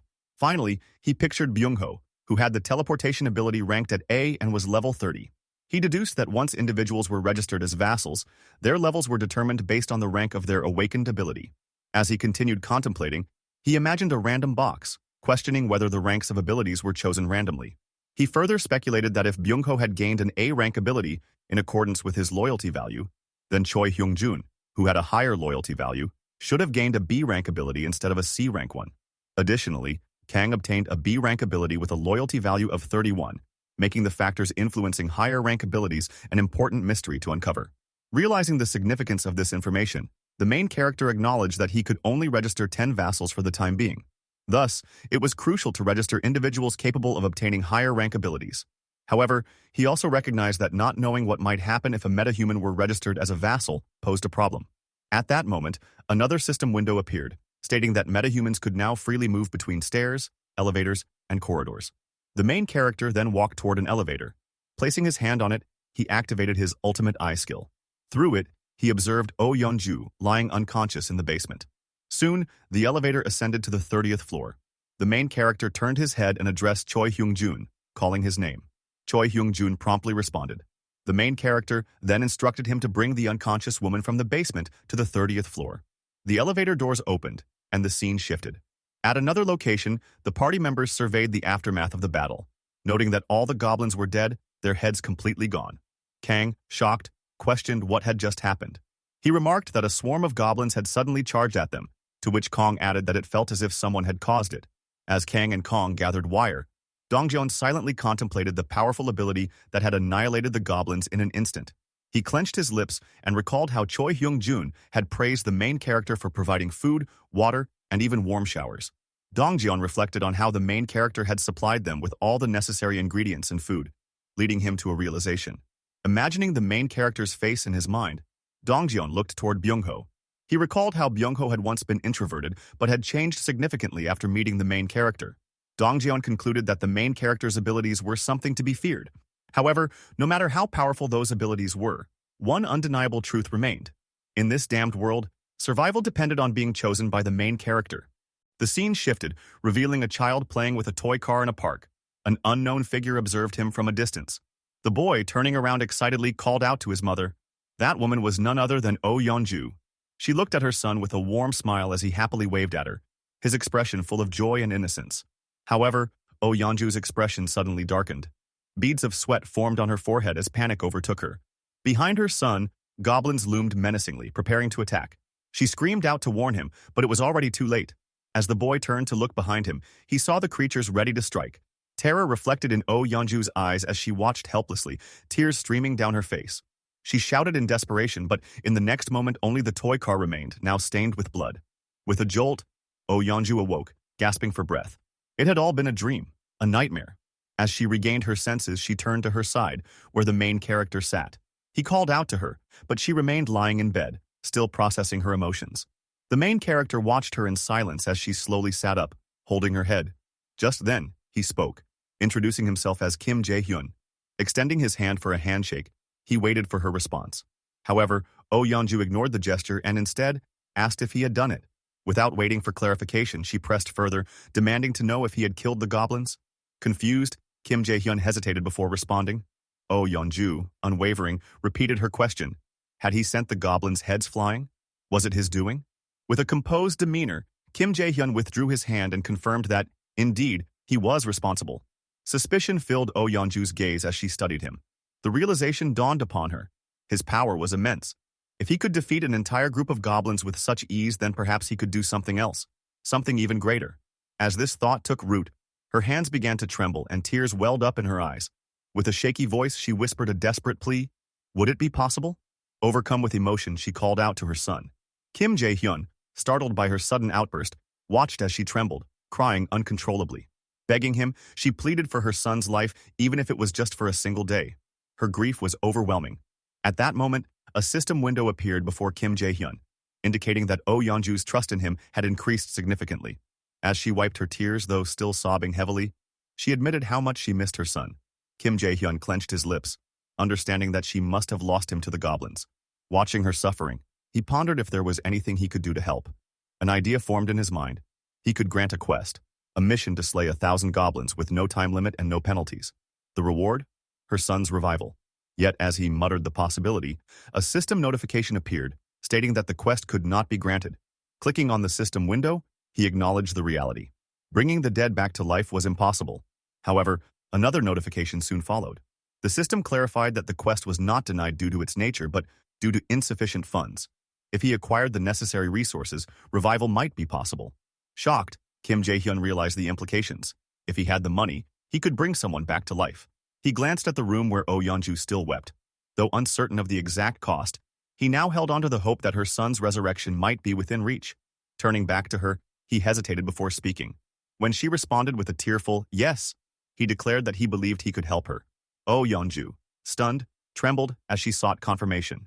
Could he truly bring her son back? Kim Jae-hyun affirmed it was possible, but not immediately. Even so, it was within reach. Before he could explain further, Oh Yeonju, desperate, declared that she would do anything. She begged to know what needed to be done. Kim Jae-hyun considered his options. Among Dongjeon's party, 2 members had already awakened their abilities, Kang and Byung-ho. If Oh Yeonju, who was at level 33, joined them, their battles against monsters would become significantly easier. Ideally, he wanted all 7 of them as his vassals. With that thought in mind, he encouraged Oh Yeonju to get up, wanting to introduce her to some people. The scene shifted to Dongjeon, who greeted Oh Yeonju warmly, introducing himself. She, in turn, addressed him directly, recalling his feats. He was the one who had hunted goblins by throwing a baseball. Surprised that she knew, Dongjeon hesitated, while Oh Yeonju turned her gaze toward Yoo Hiran. Identifying her as the archer, she left both in shock. Pointing to herself, she prompted them to recognize her. When they showed no sign of recognition, she gestured like a bear and insisted they had met before. However, the 3 remained confused. Then, in an instant, she activated her werebear skill. Fur sprouted across her body, and her mouth reshaped into that of a bear's. Yoo Hiran, startled, exclaimed in realization. The colossal bear now stood before them. Recognizing her, Yoo Hiran shouted that she was the beast from the side path. Oh Yeonju, now in her transformed state, clarified that she was indeed a bear. She revealed that she had helped them multiple times, though they hadn't realized it. Dongjeon, after a moment of recollection, admitted that their encounter had not been mere coincidence. Oh Yeonju confirmed it. Those who opposed goblins were her allies. At that moment, Kim Jae-hyun approached, pleased that everyone was already familiar with each other. His expression turned serious as he addressed the group. He announced that the plan to rescue Byung-ho's grandmother would be executed the following morning. With the goblin numbers significantly reduced, their chances of success had improved. The party members listened intently, but Kim Jae-hyun continued, informing them that Choi Hung-jun would not be participating due to his injuries. Recalling a previous conversation, he had asked Choi Hung-jun if he could borrow the master bedroom for Oh Yeonju's use. The injured man, teary-eyed, lamented that it had been his house and accused Kim Jae-hyun of being too much. Despite this, Kim Jae-hyun confirmed that Oh Yeonju would be joining the mission. She, in turn, assured the group that she was counting on them. Wrapping up the conversation, Kim Jae-hyun bid everyone good night, with the party members responding in unison. Just then, he called out to Byung-ho and Kang, catching them off guard. Gesturing toward the hallway, he instructed them to follow him. As night fell, the 3 stood apart from the others. Kim Jae-hyun turned to Byung-ho and Kang, posing a question. Did they know why he had summoned them? Both men exchanged puzzled glances, unsure of the answer. The main character continued speaking to Kang and Byung-ho, asking if they knew why only the 2 of them had been called there. Kang appeared uncertain, while Byung-ho admitted that he did not know. However, he speculated that it might be related to the power they possessed. The main character grinned and confirmed that this was correct. He then revealed that both Kang and Byung-ho had awakened their abilities, a revelation that left them both shocked. Turning to Byung-ho, the main character explained that his newly acquired ability was teleportation, while Kang had gained an ability called Iron Mind. Kang looked at the main character questioningly, trying to process this information. Meanwhile, the main character thought to himself that they needed to understand their abilities before embarking on their mission the following day. To begin, he accessed the system window and issued a quest. The quest required them to demonstrate their awakened abilities within an hour. The reward for success was an increase in strength, while the penalty for failure was having to sleep outside. As he looked at the system window, he noted that it was a party quest and deemed it sufficient for now.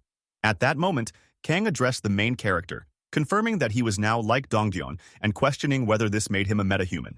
The main character affirmed this, and Kang, now visibly excited, exhaled sharply through his nose and declared, "Sick!" He then eagerly inquired about his ability, Iron Knight.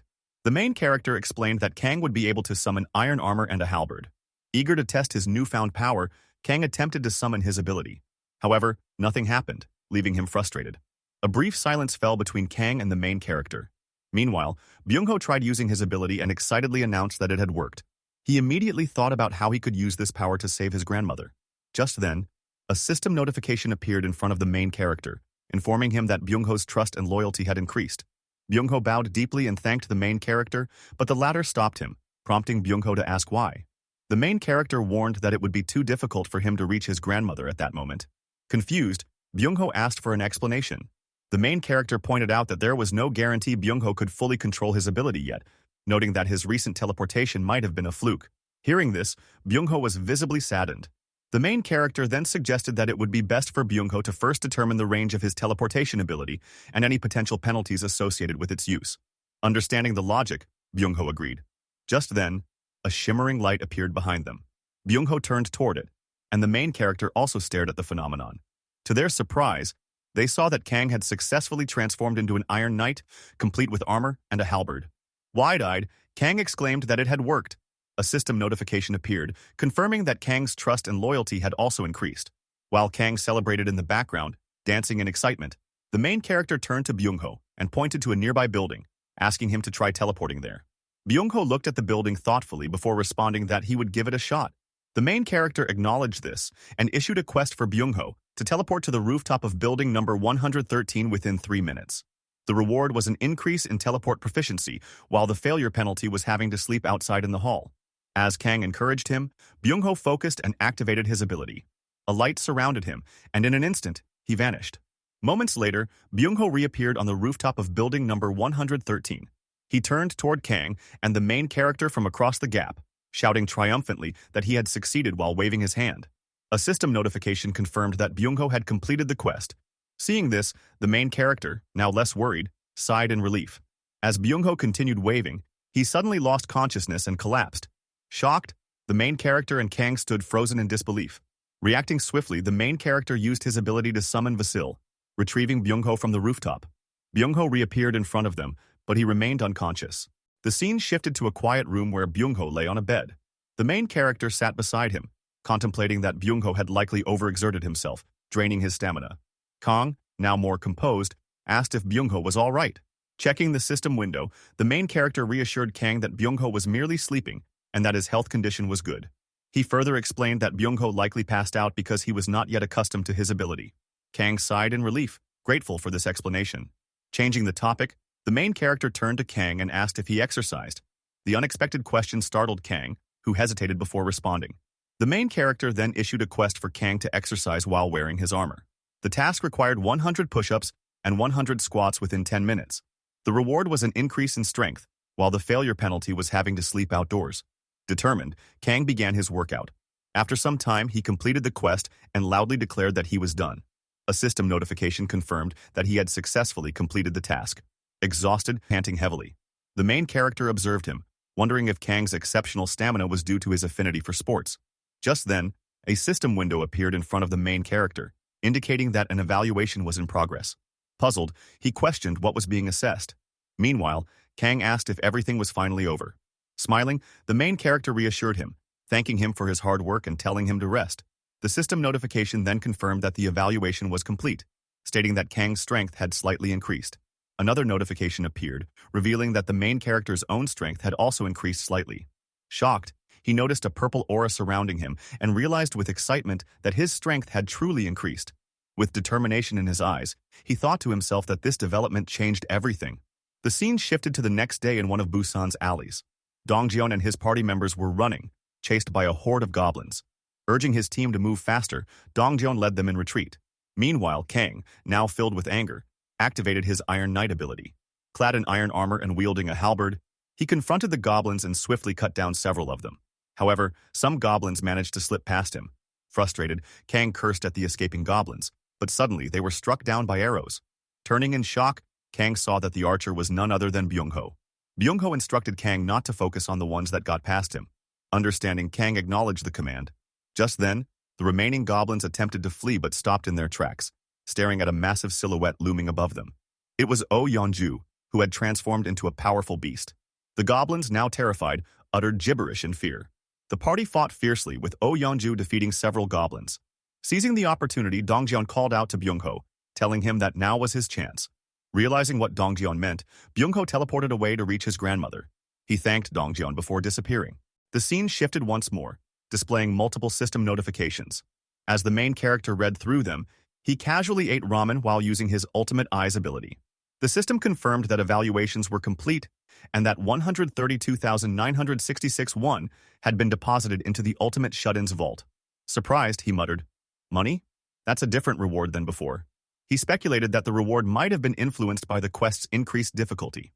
A final system notification declared that Byung-ho had exhausted all quest attempts for the day. As the main character finished his meal, the system announced that a jackpot had been struck. Seeing this, he deactivated his Ultimate Eyes ability, stunned by the revelation. After seeing the system notification, the main character realized that a jackpot had been struck. He was stunned and questioned what kind of jackpot it was, wondering what the term even meant. A system window appeared, confirming that he had also gained 1 skill point. As he observed the system window, he thought to himself that skill points appeared here as well. Looking at the interface, he acknowledged that it wasn't bad. The scene shifted to Byung-ho, who was using his teleportation skill. He gazed seriously at something, and it was revealed that he was looking at his grandmother's house. Without hesitation, he opened the door and rushed inside at an incredible speed. Entering his grandmother's room, he called out to her. However, upon seeing something, he was shocked, his eyes widening in disbelief. He realized that his grandmother was merely sleeping. Approaching her, he tried to wake her up. She mumbled incomprehensibly, unable to form words. In the next moment, she placed her hand over Byung-ho's and, with a questioning tone, asked if it was really him. Overcome with emotion, Byung-ho began to cry, feeling both glad and relieved that she was safe. He hugged her tightly, expressing how relieved he was. While embracing her, he apologized, saying that he had taken too long to get there. As he held on to his grandmother, he silently began thanking the main character, repeatedly expressing his gratitude. The scene shifted again as the main character received a system notification. It stated that Citizen Byung-ho's trust had increased, and his loyalty had reached 100. Upon seeing this message, the main character was momentarily stunned. Another system window revealed that Byung-ho was already registered as a vassal, which resulted in an increase in the number of available vassal registrations. Shocked, the main character noted the new tab labeled Vassal Management in the system window. He then saw 3 vassals listed under his name, Choi Hung-jun, Byung-ho, and Kang. With his hand near his mouth in astonishment, he muttered that leveling up could be achieved in this way as well. He hadn't imagined such a possibility. Clicking on Byung-ho's profile, he decided to check the cost of leveling him up. A system notification appeared, informing him that he lacked the necessary funds. The message displayed the requirement. 100 million won was needed for Byung-ho's level up, and the process could only be attempted again once the money was acquired. Reading this, the main character was taken aback. He apologized to Byung-ho, admitting that he couldn't level him up yet, while slamming his hand against the table. Determined, he resolved to at least assign Byung-ho daily quests. Just then, he heard a sound. Slightly turning, he thought to himself that the noise had come from the elevator and wondered who it could be. Activating his Ultimate Eye skill, he saw a man and a woman standing in the hallway. The man was carrying a cardboard box. The pair knocked on Choi Hung-jun's door, calling out to ask if anyone was inside. Choi Hung-jun's wife Park heard them and turned around. As she opened the door, she inquired about their identities. The young woman introduced herself as Kim Dabin and introduced the man carrying the box as her brother, Kim Minho. She explained that they lived in unit number 1701. Park acknowledged their introduction and curiously asked what had brought them there. Kim Dabin explained that she needed some help. Park, slightly startled, questioned the nature of the help needed. Embarrassed, Kim Dabin hesitated before exclaiming that she wanted to take a shower. Park was stunned by the request and repeated the question incredulously. Kim Dabin confirmed that she indeed wanted to take a shower. Park, after processing the request, invited them inside, saying it was an easy favor to grant. She welcomed them in, offering them the use of the shower. Grateful, Kim Dabin thanked her sincerely. Meanwhile, Minho turned to Park and asked where he should place the box. Curious, Park asked about its contents. Kim Dabin explained that it contained canned food and various other items. Minho placed the box on the ground and opened it, revealing an assortment of canned goods. Park expressed her gratitude, commenting that they didn't need to go to such lengths. Kim Dabin reassured her, stating that it was the least she could do, considering she had entered a stranger's home with such an unusual request. At that moment, Kim Dabin's gaze landed on a baseball bat and several bows lying around. She asked Park if they belonged to the apartment's owner. Park, momentarily puzzled, explained that they did not belong to a resident of the building but to someone who had previously lived elsewhere. She admitted that the situation was a bit complicated. Unbeknownst to them, the main character had been observing the entire exchange through his ultimate eye skill. He concluded that, for now, Kim Dabin and Minho didn't seem like bad people. Standing up, he decided that he would go and speak with them later. He needed to have a conversation with them, possibly enlisting their help in rescuing survivors from other apartment buildings. As he thought about this, he looked towards another building from his apartment. At that moment, a system notification appeared, informing him that he had hunted a red tiger and had gained a significant amount of experience points. The system also revealed that 397,083,201 had been deposited into his ultimate shut-in wallet, and his skill level had increased. He had even acquired a new skill. Staring at the notification, he was bewildered and cursed, immediately activating his ultimate eye skill. The scene then shifted to Dong Jian and his party members, who had also hunted a red tiger. However, Oh Yeonju was seen lying injured. The main character, seeing this, questioned what was happening. Clenching his hoodie, he shouted in frustration. At that moment, another system window appeared, stating that he had discovered individuals eligible for citizenship. He considered the situation and decided to grant them citizenship. The system confirmed the action, displaying the names of the newly registered citizens. Another message appeared, announcing that he now had 50 citizens and that the experience points and earnings for all citizens had increased by 100%. Additionally, since the number of citizens had reached a threshold, all of them unlocked the skill Power of Trust. The main character questioned what this skill entailed, but chose to focus on the ongoing battle. He wondered if there were any severely injured individuals. The scene shifted back to Byung-ho, who was running while carrying his grandmother, followed by the other party members. Kong was seen carrying the injured Oh Yeonju on his back. The main character cursed, realizing the severity of the situation, thinking that of all people it had to be Oh Yeonju who got injured. Meanwhile, two party members, Gyeon and Gayung, fought off goblins to clear a path for the fleeing group.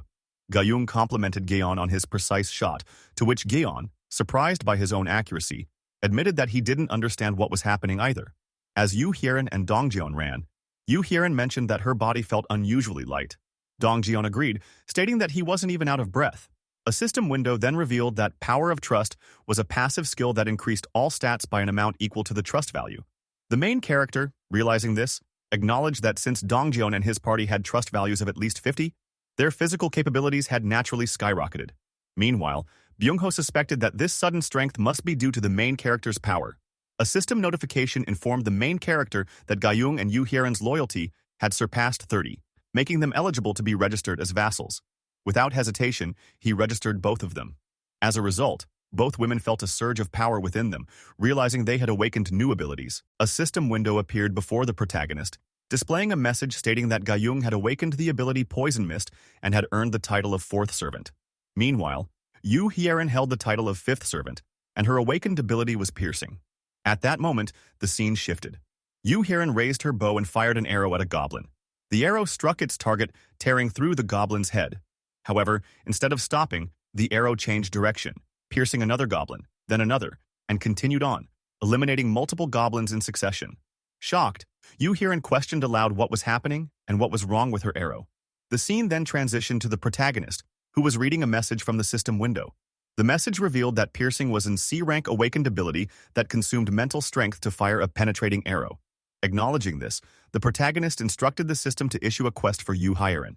The quest required her to use Piercing skill to hunt 10 goblins within a 10-minute time limit. The reward was an increase in Piercing proficiency, while the failure penalty was fatigue. As he contemplated the nature of abilities, the protagonist reflected that piercing seemed somewhat intricate. However, the ability that concerned him more was Poisonous Mist, a B-rank skill that consumed mental strength to generate a lethal toxin.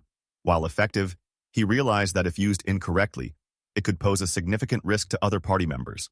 Deep in thought, he placed a hand on his chin, deciding to keep that in mind and revisit it later. Just then, another system notification appeared, announcing that Yu Heron had successfully completed her quest. Furthermore, she had reached the maximum number of quests she could complete for the day, and her quest results were now under evaluation. Observing the system window, the protagonist mused that it seemed like a failure this time. However, shifting his focus, he decided to survey the citizens on the lower floors of the apartment building. Using his ultimate eye skill, the scene changed once again. He spotted a man inside an apartment standing in his bathroom, collecting water. Recognizing the foresight in this action, the protagonist acknowledged that the man had good instincts, gathering drinking water in advance. The perspective then shifted to another apartment, where a man and a woman were seen with supplies, a packet of ramen noodles, rice, and a stove. The protagonist deduced that this was why they hadn't felt the need to join Dongjeon's party. They were already capable of securing food and water on their own. However, at that moment, in another apartment, his attention was drawn to a woman lying down. Recognizing the urgency of the situation, he rushed forward. The system window soon provided her details. Her name is Kim De-jung. Her trust level was 18, and her awakened ability was Heal. Heal, a B-rank skill, consumed mental strength to restore injuries. Understanding the significance of this revelation, the protagonist realized why he had instinctively rushed to her side. With urgency, he declared, "A healer has appeared." The main character arrived in front of apartment number 2902. He slightly opened the door, but upon attempting to do so, he realized that it was locked from the inside. He pondered over what to do next, but at that moment he suddenly remembered something. He had recently acquired a new skill and decided to check it out. Opening the system window, he saw the Ultimate Shut-in's Invisible Hand skill at level 1. This skill allowed him to summon an invisible hand and control it. Feeling pleased, he banged on the door before imagining breaking the lock. Instead of forming a hand, he used the skill to create a tool that could cut the lock. He then used this tool successfully to cut through the lock. Once done, he fully opened the door and rushed inside. Upon entering, he saw a girl lying unconscious on the ground. He hurried to her side and gently shook her while calling out to her, urging her to wake up. However, seeing no response, he cursed under his breath, realizing that her condition was worse than he had initially thought. Observing her symptoms, he recognized signs of dehydration and immediately started scanning the area, wondering if there was anything nearby that could help her. At that moment, he noticed a water bottle containing water.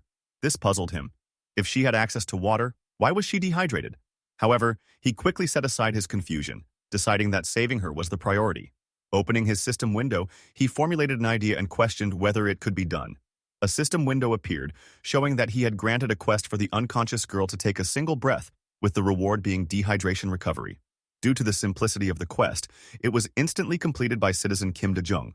The main character had unknowingly spent 1 million won on the quest, but he paid no attention to this detail. Instead, he focused on the girl, noting that the quest had worked. Soon after, she opened her eyes slightly, prompting him to ask if she was okay. The girl, still disoriented, questioned his identity. In response, he introduced himself as Kim Jae-hyun, explaining that he lived in the unit above hers. However, the girl seemed confused and asked how he had entered her apartment. He admitted that she had appeared to be in bad shape, so he had forcefully opened the door to help her. Upon hearing this, horror filled the girl's eyes and she suddenly started crying, covering her face with both hands. The main character, baffled by her reaction, wondered why she was crying. He called out her name, Kim De-jung, and apologized before earnestly requesting her help. He explained that one of his teammates had been severely injured. Kim De-jung straightened herself slightly but remained seated. As she processed his words, she questioned herself, wondering if she was truly capable of helping someone. The very idea seemed impossible to her, and she started trembling. Her hands visibly shook as she continued to doubt herself. She internally questioned how the main character knew she was a nurse. Looking at him, she assessed the situation. Since he was asking for her help, she didn't believe he posed any immediate danger. Deciding to play along for now, she asked where she needed to go. At that moment, the main character opened the system window and asked her to wait a minute. He then assigned her a quest, which she received. The quest required her to use the Heal skill to treat the injury of Oh Yeonju. The time limit was 1 hour, and the reward was improved healing proficiency. The failure penalty was none. After seeing the quest details, the main character handed her something and told her to rest for a bit while he went to bring the injured person. Kim Da-jung, in disbelief, stared at what he had given her. As he turned to leave, He reassured her to wait for a moment before pulling out tangerines. Seeing this, she was utterly shocked and stopped him, asking him to wait. When he turned back to her and asked what was wrong, she questioned what the floating window was and how the tangerines had appeared from that blue window. The main character simply told her he would explain later. Before leaving, he advised her to rest since she was still weak. As he walked away, Kim Da-jung remained seated, looking at him in disbelief before turning her gaze back to the tangerines. Picking one up, she muttered to herself, wondering if she was dreaming. Meanwhile, the main character entered his apartment and closed the door behind him.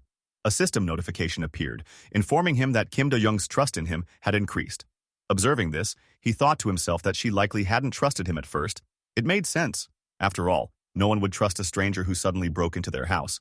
Looking out from his balcony, he estimated that his party members should be arriving soon. However, at that very moment, he noticed something shocking. The scene shifted to reveal a red tiger chasing after his party members, who were desperately running away. The main character was taken aback as he processed what he was seeing. It was a red tiger. As his party members continued to flee, the red tiger lunged at them, preparing to strike. First, I would like to clarify that this is Kim Da-young, and she has the piercing skill. And this is Yoo Hyun, who has the poison mist skill. Sorry for the confusion, guys, but always remember Gojo is the GOAT. Anyways, let's continue. Upon witnessing the red tiger lunging towards a party member, the main character was momentarily stunned, questioning whether there was another red tiger. Meanwhile, the red tiger pursued the party members with relentless determination. At that moment, Yoo Hyun's leg twitched, and she stumbled, falling to the ground while running. Ga-young and Dong-jeon immediately called out her name in concern. Yoo Hyun, in pain, attempted to get up, but her body trembled uncontrollably. Sensing imminent danger, Ga-young shouted a warning, fearing the tiger would kill her. Behind Yoo Hyun, the tiger opened its mouth, ready to strike. She turned slightly just in time to see the beast lunging at her. However, before it could reach her, a black-purple mist suddenly appeared, and she vanished from the spot.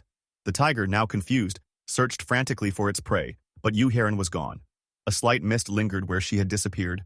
The scene shifted to Yoo Hyun, who appeared in front of the main character, panting heavily and in disbelief. She had been teleported by his skill, Vassal Summon.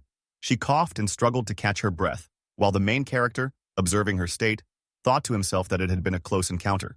However, the maneuver had bought valuable time for the rest of the party, as the red tiger continued chasing them. At that moment, Byung-ho used his teleportation skill, appearing in front of the main character while carrying his grandmother. Suddenly, a system notification appeared before the main character, stating that he had discovered an entity that met the requirements for citizenship. The system prompted him to grant citizenship, and he did so for Byung-ho's grandmother. Looking at the main character, Byung-ho pleaded with him to take care of his grandmother. However, the main character, maintaining a serious expression, asked Byung-ho to wait a moment. Byung-ho, confused, questioned him, but upon seeing the resolute look in his eyes, simply agreed. Meanwhile, the red tiger continued its relentless pursuit of the party members. The main character considered using his skill, Invisible Hand, resolving to eliminate the beast with it. The tiger roared, continuing its chase, while the party members desperately ran. Dong-jeon suddenly stopped in his tracks, turned around, and held a baseball in his hand. Charging it with immense force, he hurled it towards the red tiger. However, the beast skillfully dodged the attack and roared in response. Ga-young, witnessing the scene, called out Dong-jeon's name in worry. As the tiger prepared to lunge at Dong-jeon, he gritted his teeth thinking it was too late. Suddenly, he veered to the right and shouted for everyone to run away, intentionally drawing the tiger's attention. The red tiger chased after him, quickly closing the distance. Dong-jeon braced himself, gritting his teeth in determination. Just as the tiger was about to strike, a massive weapon materialized out of nowhere and struck the beast, smashing its face into the ground. The tiger's legs trembled as the giant weapon clutched its neck, lifting it off the ground. Dong-jeon was stunned by the sight. The other party members called out to Dong-jeon, but at that moment a system notification appeared before Ga-young. She read it with a shocked expression, though its contents remained undisclosed. The scene then shifted, showing the party members observing the trapped tiger. They soon realized that the massive weapon was a manifestation of the main character's invisible hand skill. The main character, watching from his balcony, mused that his presence wasn't required in the battle, as Ga-young's hunt would yield 4 times the rewards. Ga-young, resolute, drew her bow. The tiger, visibly terrified, watched as she fired an arrow. In the next moment, the red tiger was dead. A system notification confirmed that the main character had hunted a level 28 red tiger, granting him a substantial amount of experience points and depositing 632,117,776 won into his wallet, labeled as the ultimate shut-in. Another notification stated that Byung-ho's trust had increased, as had Ga-young's trust and loyalty. Yoo Hyun's trust and loyalty also improved, while Dong-jeon's loyalty surpassed 30. fulfilling all the conditions to be registered as a vassal. The main character, delighted, exclaimed, "Awesome!" and promptly registered Dongjeon as a vassal. The scene shifted once more, showing Dajung using her healing skill on Yeonju. The wound on Yeonju's stomach gradually disappeared, and her face was revealed. The main character reflected on their luck, grateful they had found Dajung, a healer with such an ability. Turning to Dongjeon, the main character inquired about the red tiger, asking why another one had appeared despite the first being slain. Dongjeon explained that Byungho's grandmother had been living in the red tiger's territory. Although they had managed to kill one tiger, it appeared there had been another. The main character, pondering this revelation, realized that something had felt off earlier.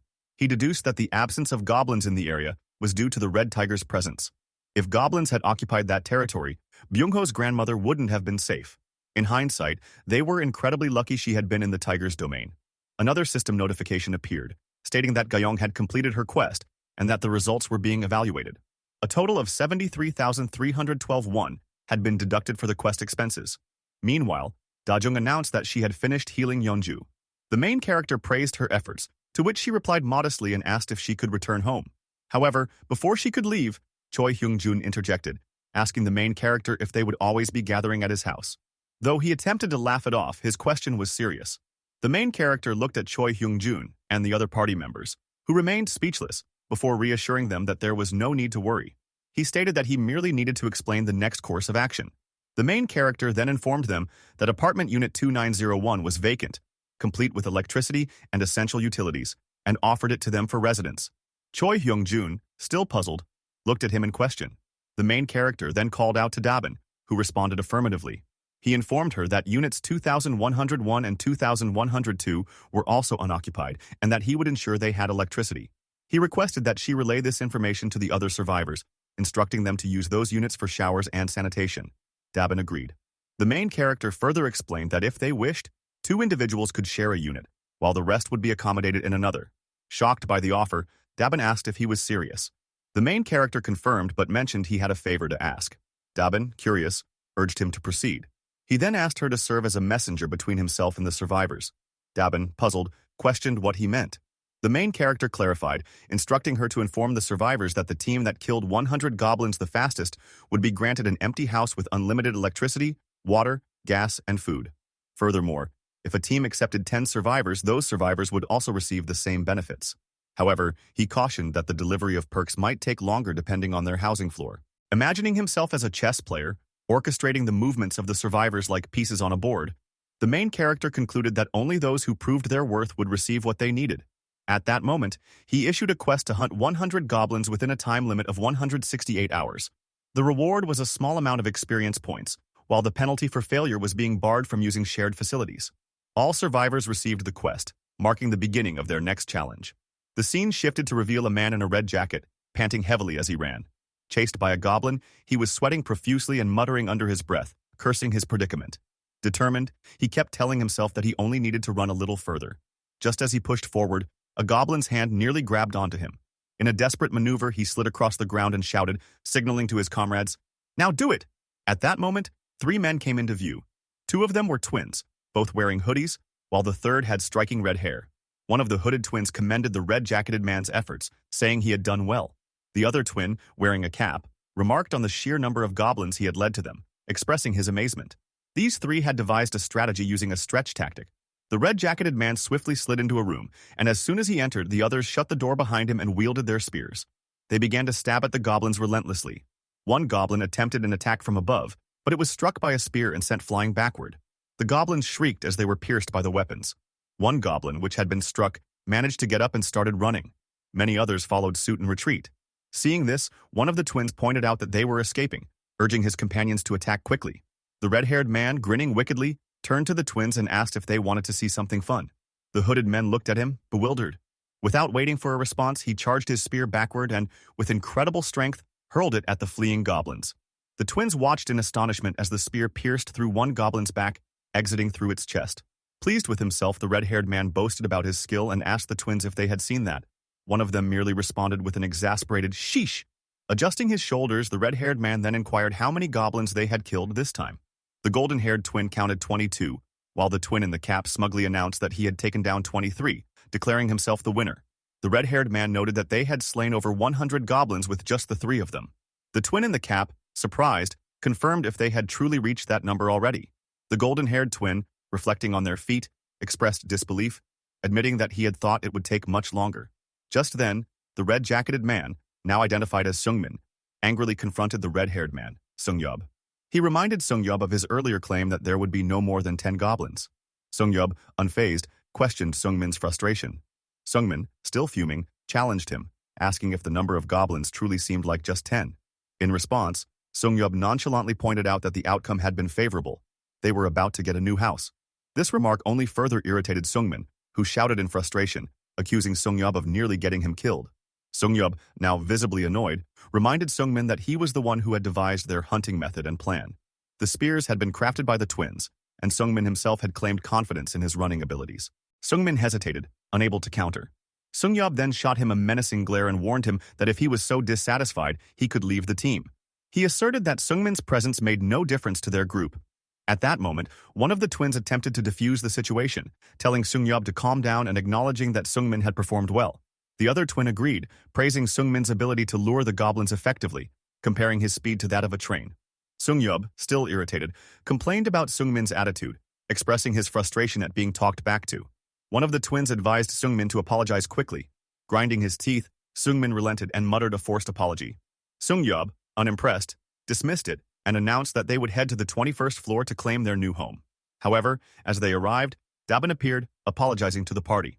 She regretfully informed them that another team had claimed the reward first. Seungyeob, shocked, demanded an explanation, his face darkening with anger.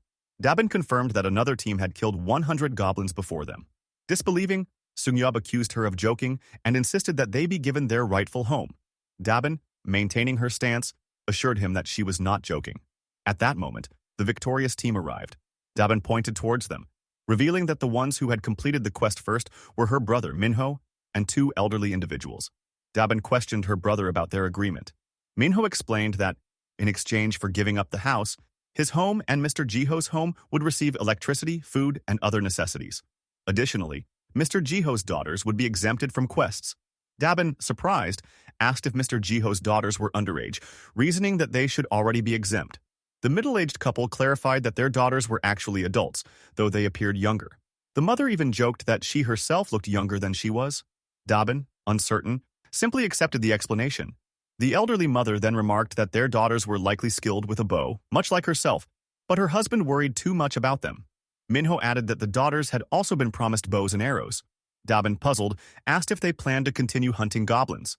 Minho confirmed this, explaining that the main character had requested nearby goblins be eradicated, as they kept appearing regardless of how many were slain. At this, Seungyeob interjected angrily, accusing the administrators of granting special privileges. He argued that their actions were unfair. Minho acknowledged that it might seem that way, but he relayed that the main character had decided to send the 2nd and 3rd teams to the 30th floor as compensation for their efforts. Dabin confirmed this, informing Seungyeob that things had turned out well for him and his team. She told them to head to the 30th floor, where the main character was waiting. Seungyeob, his face darkening, remained silent. As the scene shifted, Seungyeob, still bitter, asked his party about the main character's name, noting that he seemed younger than them. He found it amusing how respectfully Dabin spoke of him. One of the twins agreed, questioning whether she viewed him as a god. The other twin scoffed, dismissing the idea and referring to him as a cult leader at best.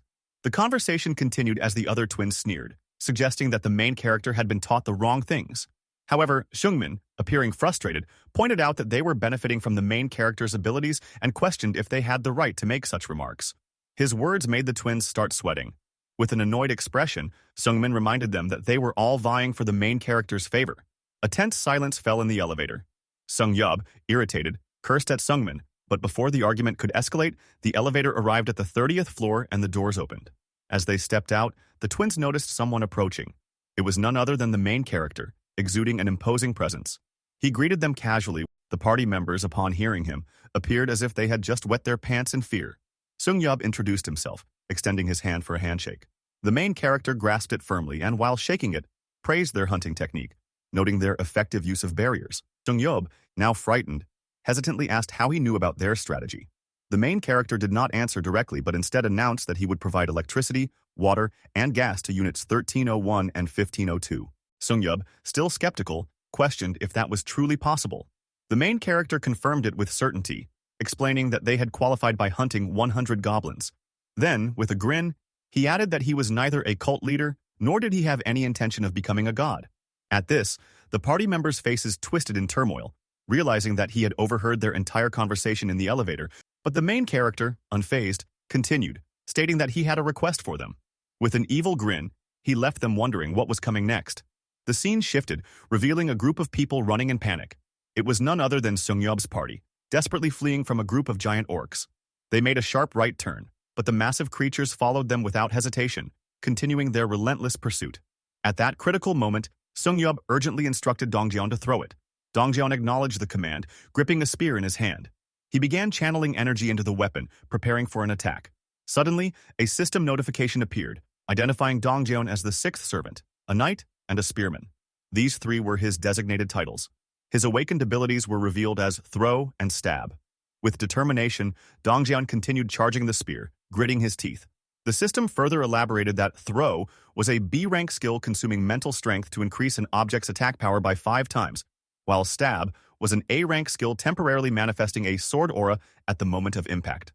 Without hesitation, Dongjian hurled the spear towards the giant orcs. Another system notification stated that the Knight title granted a physical boost based on loyalty stats, while vassals would gain 3 times the experience points and money from any monster they defeated. Additionally, Knights could grow stronger by allocating experience points to them. Another system notification described the title Spearman, indicating that attack power would scale based on the user's proficiency. The spear, infused with energy, struck a giant orc in the back, piercing it deeply. However, another giant orc, wielding a bladed weapon, charged forward. Just as the creature was about to strike Dongjian, an arrow soared from behind, piercing the orc's head and killing it instantly. The shooter was none other than Kim Gayong. Dongjian retrieved another spear from his back and swiftly hurled it at another giant orc, successfully striking and killing it. A system notification then appeared, confirming that an orc of level 90 had been hunted. Experience points were obtained, and 32,011,098 Vaughn was deposited into the wallet of the ultimate shut-in. The party quest of hunting 100 orcs was now complete, and this notification was shown to the main character. The scene then shifted to a boy wearing a school uniform, along with a middle-aged man and woman, all of whom appeared terrified. Dongjian approached them and guided them to safety. At that moment, a system notification appeared before the main character, stating that a subject without permission was attempting to enter. However, beings who met the requirements for citizenship were also approaching. The main character then granted them citizenship. Dispelling his ultimate eye skill, the main character acknowledged that 3 more individuals had joined him. Opening the system window, he remarked that this now made 200 citizens. Proposing citizenship to the 3 newcomers, he watched as a system notification confirmed their acceptance, officially increasing the number of citizens to 200. As this milestone was reached, a new skill, tax collection, was unlocked. The main character was startled as a system window explained the skill. It allowed him to collect 10% of his citizens' current balances as tax. However, it did not deduct from their actual balances, and it had a cooldown of 30 days. He contemplated the implications, realizing that the skill redirected a portion of the citizens' earnings back to him. However, he had no control over the percentage collected. At this rate, it would take 10 months to amass the needed amount. Time was running out. In order to save his parents, he had to send Dongjian and his team to Nambamindong as soon as possible. Clicking on the system, he decided to adjust the distribution rate. Settling on 30%, he rationalized it as an investment. A system notification then appeared, confirming an increase in his skill level. House Declaration had reached level 10, and 3 skill points were awarded. Suddenly, a wave of pain surged through him as his territory expanded to encompass an entire apartment building. A system notification announced that he had declared ownership of the entire structure and had been granted 1 billion won in funds. Additionally, a new function, construction, had been unlocked.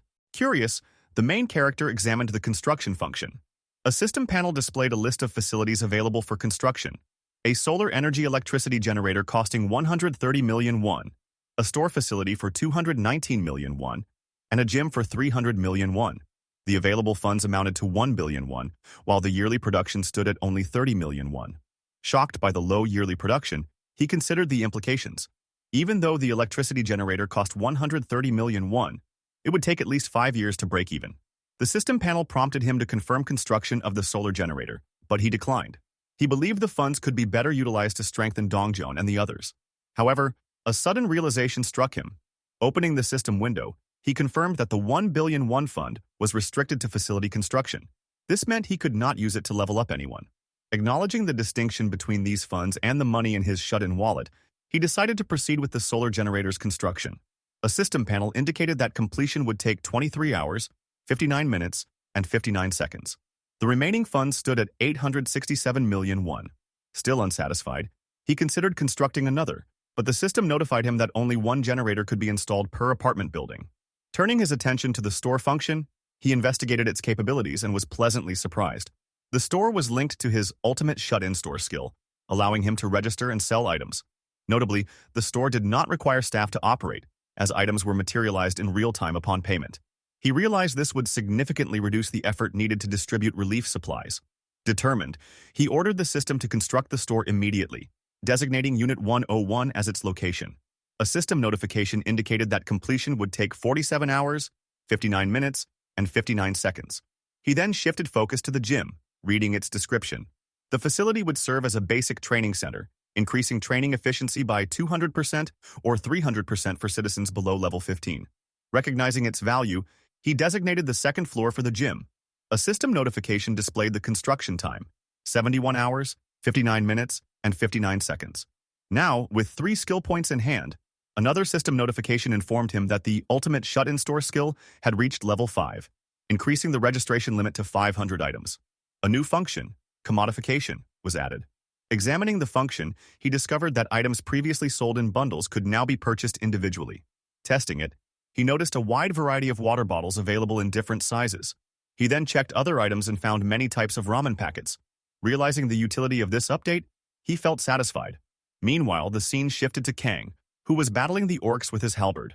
One of the creatures attempted to stab him, but Kang's armor was so durable that the blade chipped upon impact.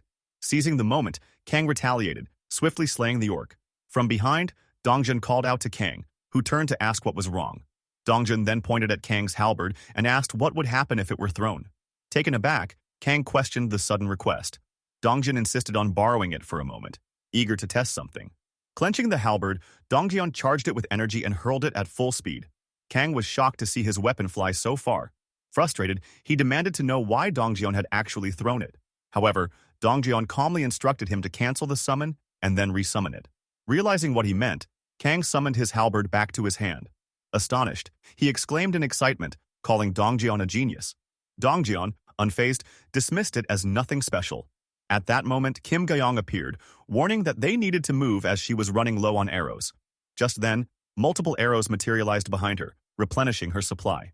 The protagonist had received a skill called Omnifocus. The description indicated that he could use another skill while observing an area with his Absolute Eyes skill. The scene shifted to Kim Gayong, who was firing arrows in the direction of the orcs. Suddenly, the system notification panel appeared before the protagonist, informing him that he had hunted an orc at level 19. He had obtained experience points, and 21,338 won had been deposited into the wallet of the ultimate shut-in. The party members had completed their quest, with 23,325,881 won being used for the mission. As a result, Citizen Kim Gayong's level had increased. The protagonist reflected on his recent actions, realizing that he had been right. It was possible to increase stats through quest rewards. He found himself holding on to a glimmer of hope. Turning toward the balcony, he estimated that his parents' house was about 10 kilometers away. It would take roughly 3 hours of walking to reach them. Leaving his apartment, he entered the lift and ascended to the rooftop of the building. Standing there, he gazed at the surroundings, feeling the cool breeze ruffle his hair. His eyes took in the devastating sight before him. The city lay in ruins, buildings reduced to rubble, smoke rising from the destruction. Debris was scattered everywhere. The sight was horrifying. Determined, he resolved that he had to hurry and save his parents. Opening the system window, he considered his next move. His first priority was Dongjion's party. The system window displayed Glassguy's title, labeling him as the 7th servant. His awakened ability was Crow's Covenant. The protagonist acknowledged that, although Glassguy only had a C-rank skill, it was being effectively utilized for reconnaissance. At the moment, it would be best for him to join forces with Yeonju and Dejung. As he reminisced, the protagonist noted a difference. Unlike Dejung, whom he had registered as a vassal, Yeonju still lacked the necessary loyalty to qualify. The system window displayed Dejung's skills: Blessing, an A-rank ability that consumed mental strength to temporarily increase physical abilities by 70%, and Magic Armor, a B-rank skill that used mental strength to create protective magical armor. The protagonist seriously reflected on the advantage held by those with awakened abilities from the beginning. His thoughts drifted toward Yeonju's son. The only viable option he had was to issue a quest, with the reward being the revival of Yeonju's son. However, just as he was about to proceed, a system notification appeared, informing him that he did not have enough money to grant the quest reward. He would need to obtain more funds before trying again. Realizing his current financial limitations, the protagonist decided to increase the quest difficulty as much as possible. He edited the quest to require hunting a level 40 or higher monster. Such a challenge would certainly be formidable, but it would guarantee significant rewards. He set a time limit of 24 hours, with the penalty for failure being death. As he imagined Yeonju's lifeless body, another system notification appeared, once again stating that he lacked sufficient funds to provide the quest reward. Frustrated, he acknowledged that his available money was still too little. At that moment, another notification appeared, informing him that he had hunted an orc at level 18, gaining experience points. His shut-in wallet now contained 27,088,221 won. Upon noticing this, an idea struck him. He could issue a party quest. If he used that option, the reward might become feasible. He edited the quest parameters once more. The objective remained hunting a level 40 or higher monster. The time limit was 24 hours, and the reward was the revival of Yeonju's son for 1 day. The penalty remained death. With that, he granted the quest. Understanding that he first needed to secure Yeonju's full loyalty, the protagonist was soon interrupted by a loud banging on his door. A desperate voice pleaded for him to open it. Walking over, he slightly opened the door, revealing none other than Yeonju. She had rushed to him, her face streaked with tears. She explained between sobs that she had just received the system notification about the quest. The protagonist confirmed its validity, stating that while there was a time limit, the goal was possible. Overcome with emotion, Yeonju collapsed, placing both hands over her mouth. Tears streamed down her face as she expressed her gratitude. To her, even 1 day with her son was enough. She simply wanted to see him again. At that moment, a system notification appeared, indicating that Yeonju's loyalty had surpassed 30. She had now met all the requirements to be registered as a vassal. The scene shifted to the protagonist in his room. He looked up, switching on the light without touching it. Turning back toward the tap, he focused on it, watching as water droplets began to form and then steadily stream down. He had been using his dignity preservation skill. He sighed in satisfaction, acknowledging that he had gotten used to using the skill to a certain extent. Imagining himself as a mage, he felt a newfound sense of control. He could now properly manipulate electricity, water, and gas. A system notification appeared, reporting that the store's revenue for the day was being calculated. A total of 320,981 won had been deposited into his shut-in wallet. Clicking on the system window, he calculated that at a 20% profit margin, the store's sales for the day had exceeded 1.5 million won. Activating his absolute eye skill, he observed the store on the first floor.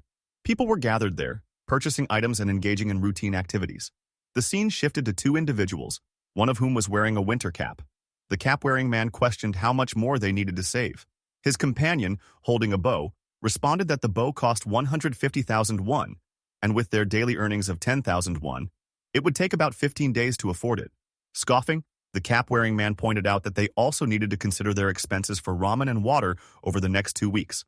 Frustrated, his companion retorted that if he was so smart, he should calculate everything himself. Observing this interaction, the protagonist reflected on how much the atmosphere had changed simply because he had shared the money from quest rewards. The appearance of the mysterious store on the first floor had dramatically altered their circumstances. The small earnings from hunting goblins had now fueled a desire among everyone to hunt more.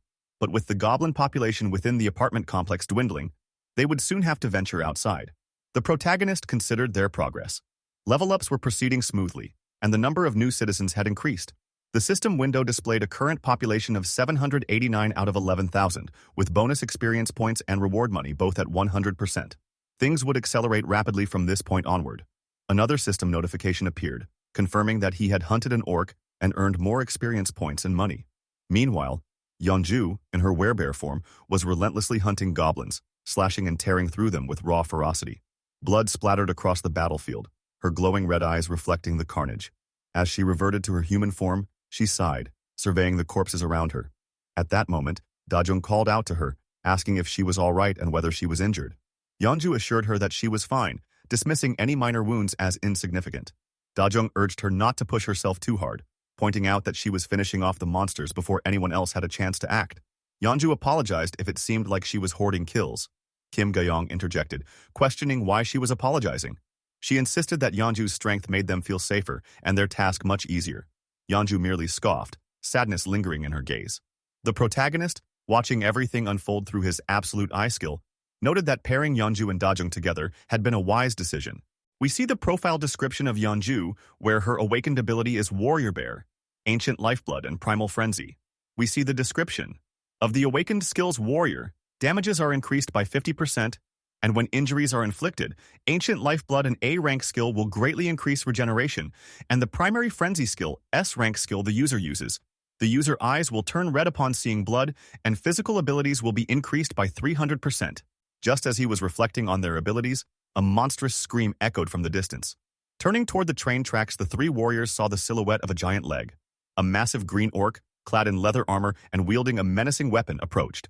Dajung, Gyeong, and Yeonju stood frozen in terror as they faced the captain of the orcs, who held a massive spear, resting it on his shoulder. At that moment, Yeonju called out, her voice breaking the tense silence. As she began transforming into a bear, she urgently called Dajung's name to use her magic armor skill on her. Fully transformed, Yeonju now stood in her bear form, facing the formidable orc captain. Without hesitation, she strode toward him, while behind her, Dajung and Gyeong called out her name in alarm. A confrontation was inevitable. The battle between Yeonju and the orc captain was about to begin. The orc captain swung his spear, preparing for an attack. Yeonju lunged at him, but he skillfully dodged each of her strikes. The skirmish continued, each side countering the other's moves. From behind, Gyeong readied her bow, her eyes filled with determination. She released an arrow at an incredible speed, nearly striking the orc captain. However, at the last moment, he deflected it with his spear. The distraction provided Yeonju with an opportunity. In a frenzy, she launched a powerful assault, pinning the orc captain to the ground. As she opened her mouth, her massive teeth became visible, striking fear into her opponent. Moments later, blood dripped from Yeonju's mouth. She had killed the orc captain. A system notification appeared before the main character, confirming that the orc captain, who had been level 28, was successfully hunted. Experience points were gained, and a sum of 73,263,099 won was deposited into the wallet of the ultimate shut-in. The system further announced that Yeonju had slain the leader of Jeonpo Station, thus fulfilling a requirement. As a result, an outpost base was now available for construction. The system provided a description of the outpost base, explaining that it was a safe zone that could be built outside a designated house. Once activated, the area would receive the same protective effects temporarily. However, the base would only function if a citizen with the title of knight or higher was present. Additionally, if an unpermitted individual remained in the zone for more than a day, the zone would be destroyed. Constructing the outpost base required an investment of 1.3 billion won. Upon reading this information, the main character was stunned. The cost was immense. However, with the recent defeat of the orcs, there was now an abundance of funds available. He contemplated whether the investment would be worthwhile. A system notification then appeared, stating that constructing the facility would take 7 days and would require 3 citizens holding the title of knight or higher. The main character was given the option to proceed with construction, yes or no. As he considered his decision, he hesitated. If he chose to build the outpost base, Yeonju, Dajung, and Dongyeon would be required to remain there for an entire week. Time was the greatest cost. He reflected on the situation. Most of the monsters around Jeonpo Station had already been eliminated by Dongjeon's party and the other citizens. There was no urgent need for an outpost base in that location. His gaze shifted to the system window as he prepared to select the no option. However, he hesitated once more. The base was still a valuable asset. If he could establish it near his parents' home, it would provide them with greater security. Images of his family filled his mind, his father, mother, and himself. As long as they were within his territory, he could ensure their safety. Looking out from the balcony, he pondered the challenges of relocating his grandparents. The journey would not be easy. Closing his eyes, he silently wished for their safety. Determined, he resolved to send Dongjeon's party to his parents' place the following day. The scene shifted to Jeonpo Station, where Gyeon observed the battlefield. His gaze was fixed on Yeonju, who was tearing the orc captain apart. In disbelief, he muttered to himself, astounded that a human could rip an orc apart with their bare hands. Then, realization struck. Yeonju was no ordinary human. Given her immense strength even before receiving the protagonist's blessing, her current abilities were unsurprising. Yet Gyeon wondered how the main character had managed to bring her to their side. Yeonju had once been obsessed with goblins. Had she gained a new ability? At that moment, the main character issued a party quest. The objective was simple: return within an hour. The reward was a small amount of experience points, and there was no penalty for failure. Dongjeon's party soon arrived, and Dongjeon announced that they were leaving. Jeon acknowledged the order and whistled. summoning a crow. The bird immediately responded, landing on Gion's outstretched hand. Petting the crow, he spoke softly to it, addressing it as Blackie. Dongjeon approached Gion and instructed him to conduct reconnaissance. Gion agreed without hesitation. Leaning toward the crow, he whispered a command, instructing it to be careful. In response, the crow took flight, soaring high above the city. Through his skill, Gion connected his vision to the crow's, allowing him to see from the bird's perspective. After scanning the surroundings, he reported to Dongjeon that no threats were detected and that they could proceed. Dongjeon thanked him and turned to the rest of the party, signaling them to move. As they navigated Jeonpo Station, Gion suddenly sensed something unusual. Turning around, kneeling, he examined the ground, feeling an ominous sensation. However, after scanning the area again, he found nothing. Unbeknownst to them, a pair of eyes observed the group from the shadows. The eyes belonged to a mouse, which remained hidden, silently watching. Without making a sound, the mouse leaped onto the platform, fixating its gaze on the stairway. It watched intently, biding its time in complete silence. The scene shifted to the main character, who was speaking to the party members, explaining the reason why he had sought their help. As he bowed respectfully before them, all the party members watched him in silence. They exchanged glances with each other as he continued speaking. He acknowledged that he was well aware of the slim chances of his family members being alive. At that moment, Dongjong questioned him, asking if his family members were also in that apartment complex. The main character responded that there was no way to be certain. Just then, Byung-ho interrupted loudly, declaring that they would help. The other party members turned to look at Byung-ho as he continued, insisting that they should be allowed to help. Dong-jeong, looking at Byung-ho, agreed, stating that it was all thanks to the main character that they had survived up to that point. Turning to the main character, Dong-jeong asked him to simply tell them what needed to be done. The main character expressed his gratitude to all the party members, thanking them repeatedly. He then explained that since all the orcs in Jeonpo Station had been eliminated, they could follow the subway railway to Seomyeon Station. He continued, mentioning that Jagalchi Station was the nearest station to his parents' house, and that they would need to exit through exit number 2 upon arrival. Once outside, he would guide them to where his parents should be. He reassured them that he was not asking everyone to leave immediately, acknowledging that this was something he personally wanted. He described it as a selfish request, but asked them to focus on taking over Seomyeon Station first. Dong-jeong affirmed his support, and the main character once again bowed respectfully, expressing his heartfelt gratitude. He then advised them to rest as much as possible before executing the plan the next day. At that moment, Yeonju spoke up, requesting a moment. The party members turned to her questioningly. She addressed the main character, stating that she had a question. Continuing, she inquired whether he was unable to bring his family members to their location using his ability. Hearing this, the main character was rendered speechless. He recalled that he had indeed tried. He had once hoped that having a target teleported as a quest reward would be possible. This was why he had been so excited upon seeing Byung-ho's awakened ability of teleportation. He had believed there was a chance Byung-ho could bring all of his family members there in an instant if things went well. However, a system notification had appeared, stating that such a reward was not possible. The result had been a complete failure. He speculated that this was due to his influence not reaching Byung-ho's grandmother's location. Scratching his head, he thought that if this were truly the case, there was nothing he could do. Even his parents were on the verge of death, all because they were outside his range of influence, his territory. Frustrated, he cursed internally. Finally, he responded to Yeonju, admitting that he was not all-powerful and that there were limitations to his abilities. However, he assured her that she need not worry. He vowed to keep the promise he had made to her, the revival of Yeonju's son. At that moment, a system notification appeared, stating that Yeonju's trust had increased. She smiled and thanked the main character for his honesty. All the party members bowed respectfully to him, and he, smiling, thanked them in return for their time, advising them to rest for the day. As the party members began to leave, Dongjong turned back to the main character, bidding him a good rest as well. However, just then, a system notification appeared, informing the main character that an individual who had not been granted entry was attempting to enter. The notification further stated that a being who met the requirements for citizenship was approaching and asked whether he would like to propose citizenship to them.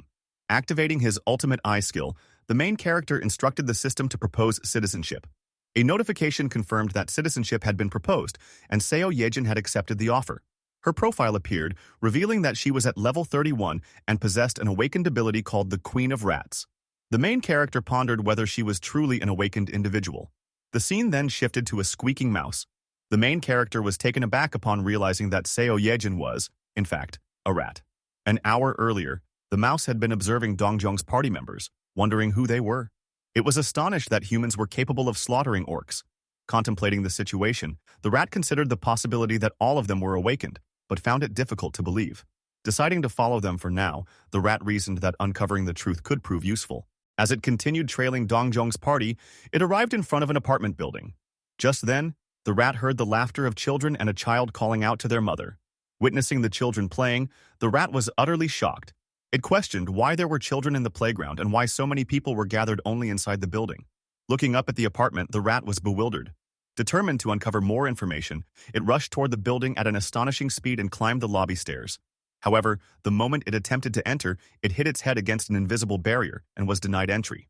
A red bump formed on its head, and a system notification appeared, stating that entry was forbidden. Confused, the rat pondered the nature of the restriction. Suddenly, another notification appeared, asking whether it would like to obtain citizenship with the options yes or no. Without hesitation, the rat chose yes, but nothing changed. Frustrated, it wondered whether becoming a citizen was impossible in its current form. Just then, a system notification confirmed that citizenship had been granted. The rat was overjoyed, exclaiming that it had worked. Entering the apartment building, it was immediately met with alarm as people noticed it. Panic ensued, with everyone shouting about a rat's presence and attempting to stomp on it. The rat desperately dodged each attack, tumbling and running to escape. Eventually, it stumbled into the gym, where Dongjong's party members were exercising. Inside the gym, Kang and Dongjong were doing dumbbell exercises while Jian was performing bench presses with Byungho's support. Gayung was lifting weights, damn her got cute, and damn mommy Yeonju, she was stretching. Hello Manhwa Munch here. Can I be her son instead for one day only? Anyway, let's continue simping. Let's continue the story instead. Witnessing this, the rat was overwhelmed, struggling to comprehend what kind of place this was. The scene then shifted, revealing a girl wearing a black cap. This girl is the actual Seo Yejin.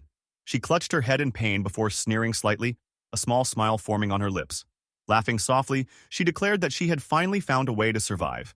However, she acknowledged that the real challenge would be reaching her destination. She bit her thumb in contemplation, realizing that reaching Jeonpo Station was her only option. Though the subway railway offered a path, she knew that the monsters at Seomyeon Station posed a significant threat. Still, she saw an opportunity precisely because of their presence.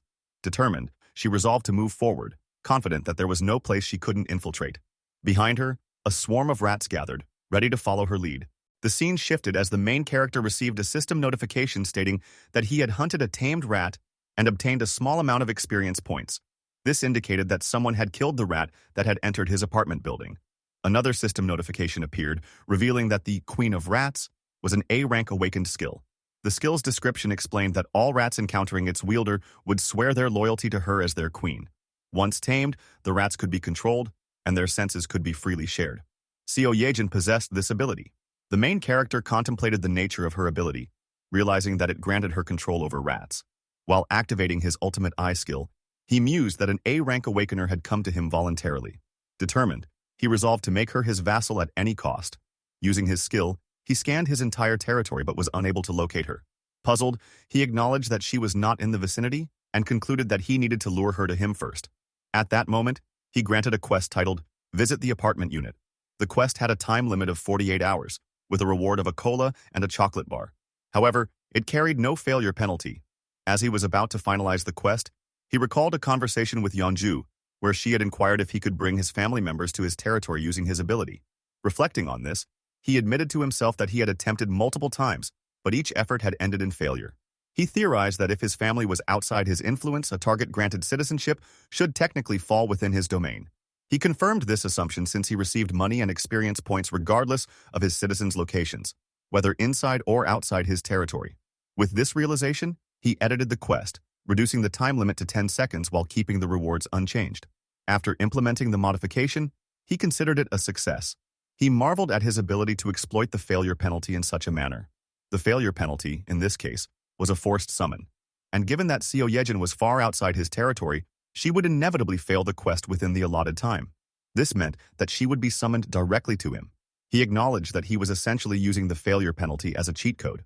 He resolved to test the system, believing that if he could summon citizens from outside using this method, he could potentially bring his family to safety. He hypothesized that if an outpost base was activated, it should temporarily function as an extension of his main territory. He considered the idea of sending Dongjong's party there to establish an outpost base, grant his family citizenship, and then use the system's quest function to summon them. Recognizing that the outpost base functioned as a safe zone outside his main influence, he understood that it required citizens holding the title of knight or higher. Since Dongjian's party met this requirement, the base could be set up where his parents resided. His plan was to grant them citizenship and then summon them using an impossible-to-complete quest, thereby ensuring their arrival at his location. While the plan seemed solid, he questioned how much money it would cost to create a quest with a failure penalty leading to summoning. Clicking on the system window, he decided to test it and granted the quest. As the system countdown began, 10, 9, 8, and so on, he anxiously hoped that the cost wouldn't be too excessive. Moments later, a system notification appeared, indicating that citizen Seo Yejin had failed the quest and that the amount spent was precisely 31,067,494 won. Sighing in relief, he acknowledged that the quest had cost 30 million won. Just then, Seo Yejin was summoned before him, appearing terrified and confused. As she looked around, bewildered, she questioned her whereabouts. The main character glanced to his left, confirming that his plan had worked. While he observed her, Seo Yejin was alarmed upon seeing an unfamiliar person before her. In an attempt to calm her, he greeted her with a simple, hello. Panicked, she demanded to know who he was and asserted that he should already know who she was. He responded, identifying himself as the person who had granted her citizenship. Confused, she hesitated before realizing where she was. Before she could fully articulate her thoughts, he clarified that they were at the top level of the apartment complex she had previously observed through her rats. Casually, he retrieved a can of Coca-Cola and some chocolates from his system window and presented them to her. Bro is flexing food at this point. Apologizing for the sudden summoning, he acknowledged that she must be surprised. Introducing himself formally, he stated his name, Kim Jae-hyun. He handed her the cola and chocolates, which she accepted. Seo Yejin then questioned whether he had just brought her there and mentioned a strange quest that had appeared before her. He confirmed that he was the one who had issued the quest. At that moment, Seo Yejin clasped her hands together in hope, and, despite acknowledging the shamelessness of her request, pleaded for the acceptance of the people she was taking care of. Confused, the main character asked her to clarify. She explained that she had intended to bring everyone with her, but the distance made it impossible. She had therefore taken a gamble. When asked how many people she was referring to, she answered that there were 35. He considered this information and realized he had not anticipated her having others with her. Apologizing, he stated that bringing all of them would be difficult. Seo Yejin, with sadness in her eyes, questioned his response. He elaborated that it would be impossible for him to transport all of them with his current ability. Desperate, Seo Yejin grabbed his jacket and pleaded, explaining that her mother and younger sibling were still there. She begged him to help, insisting she would do anything to save them. Seeing her desperation, he paused to think and requested a moment to consider the situation. He then recalled that he had granted Seo Yejin citizenship without her physical presence, implying that his territory recognized the rat as part of her. This revelation suggested that his plan could work. A system window appeared, displaying Seo Yejin's details. Her trust level was at 37, and her awakened ability was Queen of Rats. Observing this, he noted that her trust level was already high, perhaps due to her dire circumstances leaving her no choice but to trust him. Addressing her directly, he questioned whether she was truly willing to do anything. Seo Yejin nodded without hesitation, confirming her resolve. He then informed her that he had a way to help but required her complete trust. Raising his hand slightly, he emphasized that if she placed her full trust in him, he would ensure her family's safety. Swallowing hard, she considered his words before urgently shouting her agreement, expressing her willingness to do whatever it took. At that moment, a system notification appeared, indicating that Seo Yejin's trust had significantly increased. Her trust level reached 50, unlocking loyalty. Since her loyalty had surpassed 30, she had met the requirements to become a vassal. The main character promptly registered Seo Yejin as his vassal through the system window. As he did, a blue aura began swirling around her. Seo Yejin, surprised, looked around in shock. The system displayed her new title, 10th Servant, Knight, and Tamer. Her Tamer title enhanced tamed creatures' stats based on her loyalty value and accelerated their growth according to her trust level. It also allowed tamed creatures to evolve upon reaching a certain threshold. The main character inquired whether Seo Yejin had any tamed rats near her family's location. Still enveloped in the blue aura, she urgently nodded. He instructed her to send the rats directly to her family. Complying, Seo Yejin sat in a meditative pose and focused. Simultaneously, he activated his ultimate eye skill, which now allowed him to see through the eyes of the rats she controlled. The scene shifted to her family's location, where people noticed the rat's arrival. Recognizing it as Seo Yejin's, they watched as a system panel appeared above it. Supplies, including food and water, suddenly emerged from the system panel, astonishing everyone. An elderly woman speculated that Seo Yejin had sent the provisions. Observing this, the main character noted that everything was proceeding as expected. He realized that Seo Yejin's ability, combined with his ultimate eye, provided him with an unparalleled reconnaissance advantage, thousands of rats navigating sewers as his eyes, making them the ultimate scouting force. The scene shifted to the protagonist's room where Seo Yejin was present. She asked the protagonist if when referring to Nambu-Mindong he meant the area near Songdu-si. The protagonist confirmed that she was correct, thinking coincidentally about Seo Yejin. He reflected that she had been to Nambu-Mindong because her parents had lived there, and it would naturally be more advantageous for her to go on the first reconnaissance trip over Dongjin's party. He reasoned that all she needed to do was send her rats as well. As Seo Yejin sat in front of him, the protagonist continued to think that by using that alone, he could confirm whether his family was still alive, and it would be far easier for him to send rescue supplies. At that moment, Seo Yejin smiled and told the protagonist to just leave it to her. Right then, a system window notification appeared in front of the protagonist, informing him that Seo Yejin's trust had increased, followed by another indicating that her loyalty had also risen. The protagonist questioningly asked her if she could start right away. While playing with her rat, Seo Yejin replied that of course she could. Looking down at her, the protagonist suggested that since she was doing this, it would be nice if she could go along the subway rails. Seo Yejin, looking at him questioningly, asked if he was talking about Busan Line Number 1. He confirmed that he was, explaining that he planned to use that line as a route for rescue operations in the future. Suddenly, Seo Yejin's facial expression darkened, and in a tone of panic and terror, she told him that he couldn't do that. Surprised, the protagonist asked for clarification, questioning why that was. She replied that there was a monster at Seamyeon Station. The protagonist, looking at her with curiosity, repeated the word monster, and began thinking that there was indeed a monster at Seamyeon Station. He then asked Seo Yejin if she could send one of her rats to where the monster was. She agreed, and as she responded, her squeaking voice accompanied a mouse traveling toward Seamyeon Station. The mouse soon encountered a horrifying sight. A giant snake-like monster had grabbed a captain orc with its body and was biting the orc's head. Using the head, the snake monster pushed the orc captain's body upward and swallowed it whole. The mouse squeaked and the snake monster noticed it. Quickly, the mouse hid behind a pillar while the snake monster stared in its direction. Suddenly, the snake monster appeared in front of the mouse, leaving it terrified and staring in shock. The snake opened its mouth, heightening the mouse's fear, and lunged to eat it. At the last moment, the mouse dodged, and the snake's menacing eyes followed it. The mouse ran away as quickly as possible, with the snake monster staring after it. Using his ultimate eye skill, the protagonist observed all of this. A drop of sweat appeared on his face as he thought that it was a huge monster and wondered what its level might be. Based on what he had seen, he speculated that it could be even higher than level 40, questioning if that was possible. He looked towards Seo Yejin but said nothing. She, however, asked him if he had seen it, the monster, and stated that Seamyeon Station couldn't be used. She continued, recommending Bayamnigal Station one stop away, noting that she had seen how skilled his teammates were and that they wouldn't have an issue getting past that place with their skills.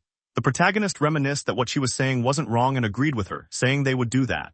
Smiling at her, he told her she could head to apartment unit number 2701. When she questioningly said, "Pardon," he clarified that it was where she would live from that day onward, though the place would need some cleaning. Standing up, Seo Yejin told the protagonist she understood and thanked him, adding that she would get going. He reassured her to rest well. As she turned, he looked at her and thought that if he were in the same situation, he would have probably come up with the same plan if it had been before they met. At that moment, he opened the system window and instructed it to install a solar energy electric generator. The system window displayed that the construction of the solar energy electric generator would take 23 hours, 59 minutes, and 59 seconds, and solar panels began appearing on the roofs of the apartment buildings out of thin air. Observing the construction, the protagonist thought that its efficiency was actually quite good, but it was far from enough electricity for a population close to 800 now. He imagined that to save money and install more facilities, he needed to increase the number of people working, considering that a 3-shift system was something he would have to create at the very least, along with new public facilities. After thinking for a moment, he opened the system panel and declared that it was time to get started. The scene then shifted to Dongjin and his party members running in the subway. Dongjin shouted to the party that something was coming. The party members stopped running and prepared to attack as bat-like monsters approached, making noises. Byung-ho and Gaeyoung launched arrows shimmering with blue energy, hitting many bats and causing blood to splatter. With many bats dead, Gaeyoung remarked that it was nice and asked if anyone was hurt. A party member replied that they were all good. Yohairin then asked Gaeyoung about the Seamyeon Station snake that the protagonist had mentioned, questioning if they could really defeat it by themselves. Gaeyoung responded that it would probably be fine, as the protagonist could summon them if things looked grim. Smiling, Yohairin agreed that there was nothing to worry about. A dog with a flashlight on its head chimed in, saying there was no need to be too anxious and urging them to go. The scene shifted again to Seamyeon Station, where a party had approached and was shocked by what they saw. Many goblins killed, their corpses lying around, some eaten and others missing legs. A train was flipped over as well. Seeing this, Yo Hiren gagged, feeling like vomiting, while Dongjin urged the group to keep going and bear with it for just a bit longer. As the party members walked through the subway, Dongjin noticed something and told everyone to stop. They became cautious, but what Dongjin saw terrified him, the snake monster glaring at them with a menacing look. Kang started trembling and shouted, questioning how they were supposed to kill a monster like that. At that moment, the whole subway began trembling. Dongjin, covering Gaeyoung in his arms, instructed everyone in the party to get down.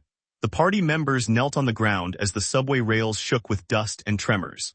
Dongjin's party was seen covering each other while the subway shook violently and dust flew through the air. Dongjin and Gaeyoung opened their eyes slightly, confused by the situation. Kang questioned what was going on. Yeonju appeared distressed and Kimjin asked, seemingly puzzled, whether it had been an earthquake. At that very moment, a system notification appeared in front of Dongjin, surprising him. The panel displayed that a party quest had been assigned to Dongjin and Yeonju. The objective of the quest was to hunt a giant snake. Dongjin looked at the system window in disbelief, wondering what kind of quest involved hunting a giant snake. Just then he noticed something that shocked him. A giant snake lay destroyed, its body blasted in the middle, lying in a pool of blood. Dongjin exclaimed in disbelief, questioning what had happened. Gaeyoung was seen beside him, kneeling and observing the scene. Dongjin wondered aloud why the snake was behaving that way. The snake's midsection had been blown apart, with blood and smoke pouring from the wound. Dongjin looked back at Yeonju and she seemed to understand his intention and nodded. Dongjin thought, though he didn't understand what was happening with the snake, he needed to act. He pulled out his rod from his back and lunged at the snake. The rod hit the center of the snake's head, causing blood to splatter as the snake screamed in pain. The scene shifted to moments earlier, offering context about the giant snake. It was revealed that the snake was capable of swallowing its prey whole, but doing so was dangerous because a living organism inside its stomach could fight back. To counter this risk, the snake would usually use poison or constrict its prey before swallowing. However, this applied only to large prey. For something small like a rat, the snake wouldn't be concerned and might swallow it whole while still alive. The rat, shown jumping onto the snake's body, lunged toward its mouth, sacrificing itself. The snake opened its mouth and swallowed the mouse. No one could have predicted the consequences of this action. The scene then shifted to the protagonist, who smiled while facing the system window to access storage. He thought to himself that he had two skills he could use. Meanwhile, inside the snake's stomach, the mouse enabled the protagonist to activate his storage. He summoned gas inside the snake using the rat's presence. Because the rat was inside the snake, the protagonist had full control and released gas in the snake's stomach. As the stomach expanded, he also summoned burning tissue. The ignition of the gas caused a massive explosion inside the snake. The scene then cut to Seo Yejin, who felt a sudden pain due to the severed connection with the rat. The protagonist asked if she was okay. She replied that she was fine, just a little surprised. He commended her, though she seemed uneasy and simply responded affirmatively. The protagonist observed the scene using his ultimate eyes and realized he could never defeat the snake monster himself. The scene returned to Dongjin's party, where Yeonju also received a system notification indicating that they had killed the giant snake monster. The protagonist concluded that it had to be the knight vassals, Dongjin and Yeonju, who delivered the final blow, allowing him to gain 6 times the experience and gold. The scene replayed Dongjin's attack as he hurled the rod into the snake's head. Simultaneously, Yeonju used her bear-wear skill to transform into a bear. With a menacing red aura forming in her hand, she lunged at the snake monster and delivered the killing blow, piercing its face before landing gracefully. After killing the snake, Yeonju looked back at its corpse. A system notification appeared in front of the protagonist, stating that he had hunted a king snake level 40 and had gained a massive amount of experience. Another notification revealed that over 1.8 billion won had been deposited into the ultimate shut-in wallet. A further panel confirmed that Dongjin and Yeonju had defeated the boss monster of Seamyeon Station, unlocking the ability to build an outpost base there. The protagonist's skill level increased, and his house declaration skill reached level 15. He gained 3 skill points.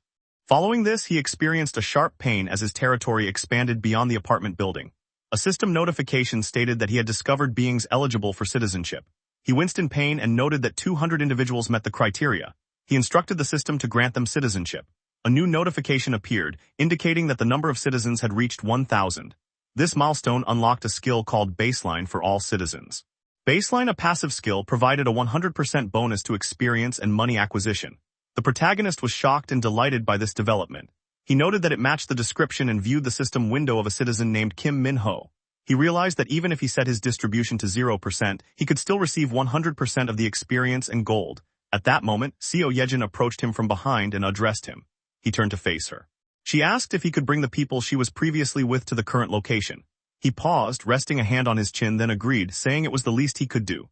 Seo Yejin responded with joy and gratitude. The protagonist then asked if she could control the rat again. Seo Yejin, determined, assured him that she could. He instructed her to guide the others by having them follow the rat she controlled. She acknowledged the request. The scene shifted to the dead body of the snake monster, where the rat controlled by Seo Yejin was leading the party members. They carefully followed the rat. Dongjin was shocked upon seeing many dead orcs lying around. Yeonju greeted him and Dongjin, confused, asked if she had killed all the orcs. Yeonju clarified that it wasn't her, they were already dead when she arrived. Realizing someone else had killed the orcs, the party looked on, stunned and terrified. Dongjin speculated whether this had originally been the orcs' territory. The subway was littered with bodies and splattered with blood, yet the party continued to follow the rat. Looking around, Dongjin remarked that though the boss monster was gone, they couldn't lower their guard. Gaeyoung added that there might still be hidden monsters lurking. At that moment, the rat gestured urgently, urging them to hurry. Ken commented to Kang that the rat was remarkably smart. Byung-ho asked if the rat was also part of the protagonist's abilities. The protagonist observed all this through his ultimate eye skill, thinking that for now there was no major threat. He then noticed he had 3 remaining skill points. Looking at the system window, he considered where to invest them. Since his activity range had expanded, he decided the first investment should be in the ultimate eye skill, which synergized well with Seo Yejin's ability. He invested a skill point and as before experienced pain as his eyes twitched and he held his head. After enduring the pain, he gained the ability to see the levels of monsters.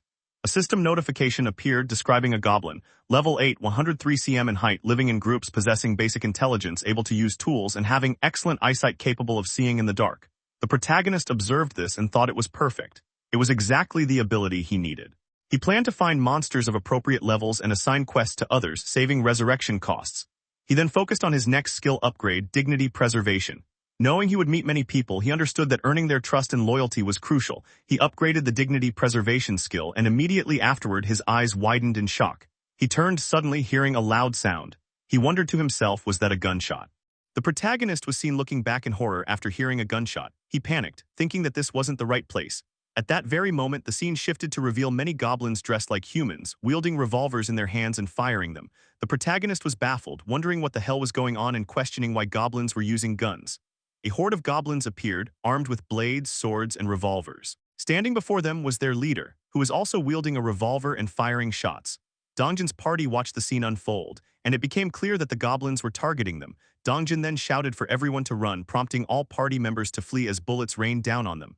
The group quickly entered a nearby non-functioning train and observed the goblins from within. Gaeyoung expressed her disbelief, asking how those creatures had managed to acquire guns. Dongjin, sweating, admitted that they couldn't face the goblins head-on. However, a sudden smile formed on Dongjin's face as he spoke again. Byung-ho appeared behind a goblin using his teleportation skill, and Dongjin's voice echoed with confidence, stating that they had Byung-ho. Byung-ho, eyes full of determination, stabbed a goblin from behind.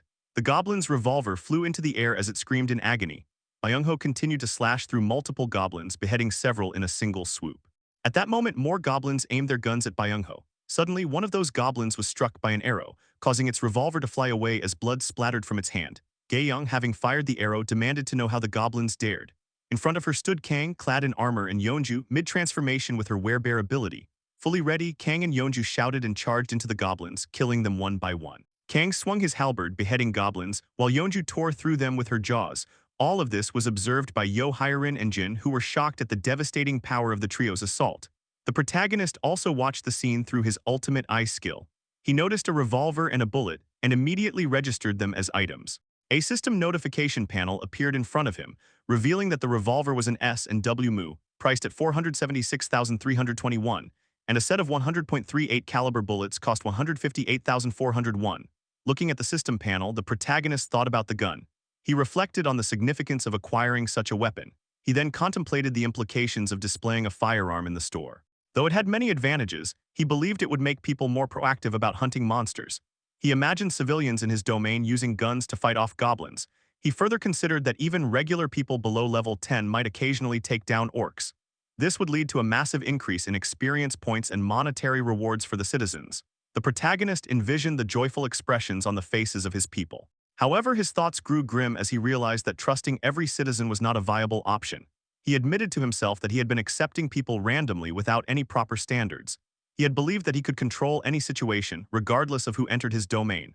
Although more people meant more benefits, the introduction of guns changed the dynamics entirely. He feared that with so many people, there was a chance someone with malicious intent could be among them. He imagined citizens becoming envious, jealous, and turning against one another. He thought that something terrible was bound to happen eventually, and in the worst-case scenario, someone could be killed. The protagonist concluded that only trusted individuals should be granted access to firearms. He continued looking at the system panel and thought that those with high loyalty were the only ones who should be considered. He already knew exactly who should receive the revolver first. The scene shifted, showing the goblins lying dead in pools of their own blood. Above Byung-ho, a revolver and a box of bullets suddenly materialized and fell before him. Byung-ho, surprised, picked up the items, joy evident on his face. He silently thanked the protagonist. The scene transitioned to Dongjin's party following Seo Yejin's rat and eventually stopping in front of a large door. Dongjin approached the door, held the handle, and opened it. Inside, many frightened people were revealed. A mother and daughter hugged each other in fear, while a man trembled nearby with many people behind them. The scene then shifted to a bright sunny sky. The protagonist thought it was nice that the walking trail was now included within the domain. He was walking along the trail with Seo Yejin, hands tucked in his jacket pockets.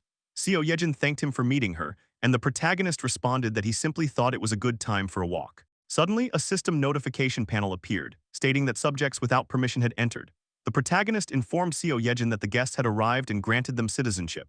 Someone then called out Seo Yejin's name, surprising her. She turned to see her mother and her sister, Yojin. Seo Yejin ran to hug them both. Her mother, emotional, asked why she had left without saying anything and how worried she had been. Seo Yejin apologized to her mother.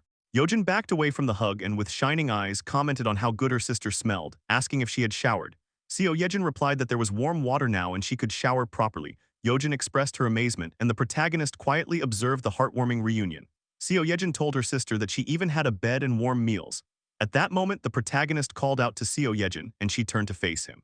He told her that Unit 2701 had been assigned to her. While she could use it however she liked, he noted that it might be too cramped for more than 30 people. Seo Yejin turned around and saw not just her mother and sister, but many more people behind them. Her mother and sister looked slightly shy and hesitant. Seo Yejin, looking down, narrowed her eyes and asked what they should do.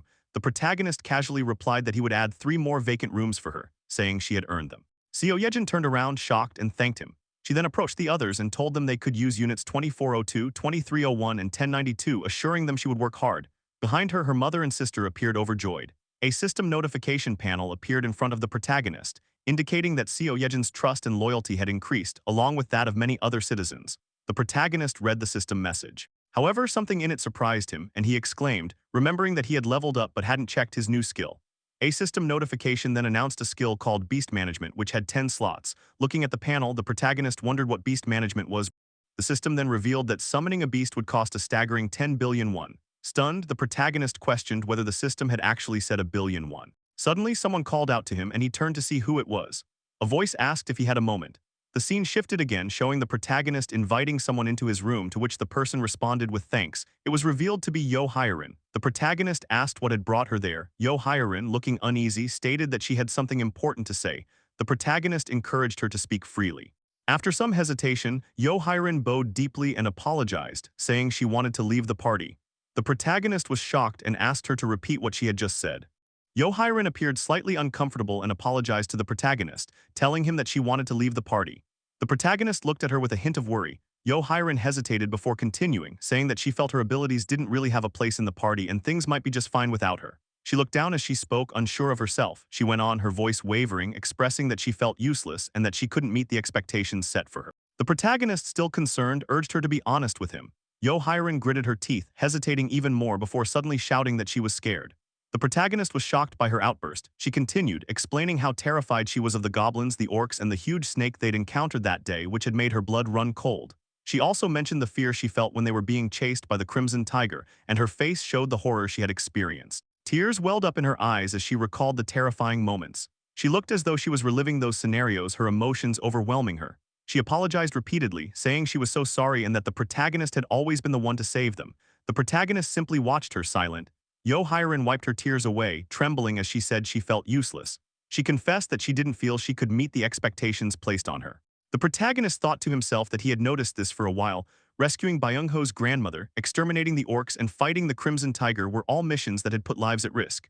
He didn't blame her, though. He thought about Yo Hyerin's ability, Poison Mist, and how dangerous it could be if not handled properly, potentially harming their allies.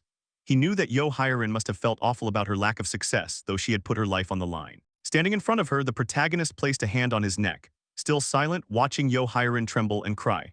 Finally, he spoke, telling her that they had recently become short on hands. Yo Hyerin, wiping her tears, looked at him questioningly as he continued, mentioning Kim Dabin from the 21st floor, who had been trying to handle everything on her own but was exhausted. He explained that he was thinking of building communal facilities throughout the complex and was looking for someone trustworthy to handle the work.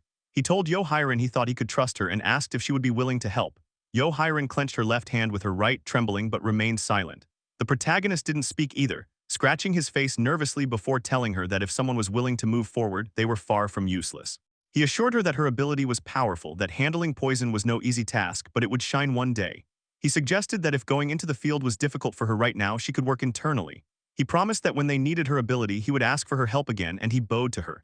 Yo-Hiren looked at him, startled, but the tears stopped, and a small smile appeared on her face, her cheeks blushing slightly. The protagonist noticed a system notification panel in front of him, indicating that Yo-Hiren's loyalty had increased to 100, and her vassal capacity limit had increased as well. Yo-Hiren wiped away her remaining tears and smiled at him, apologizing for showing him her weak side.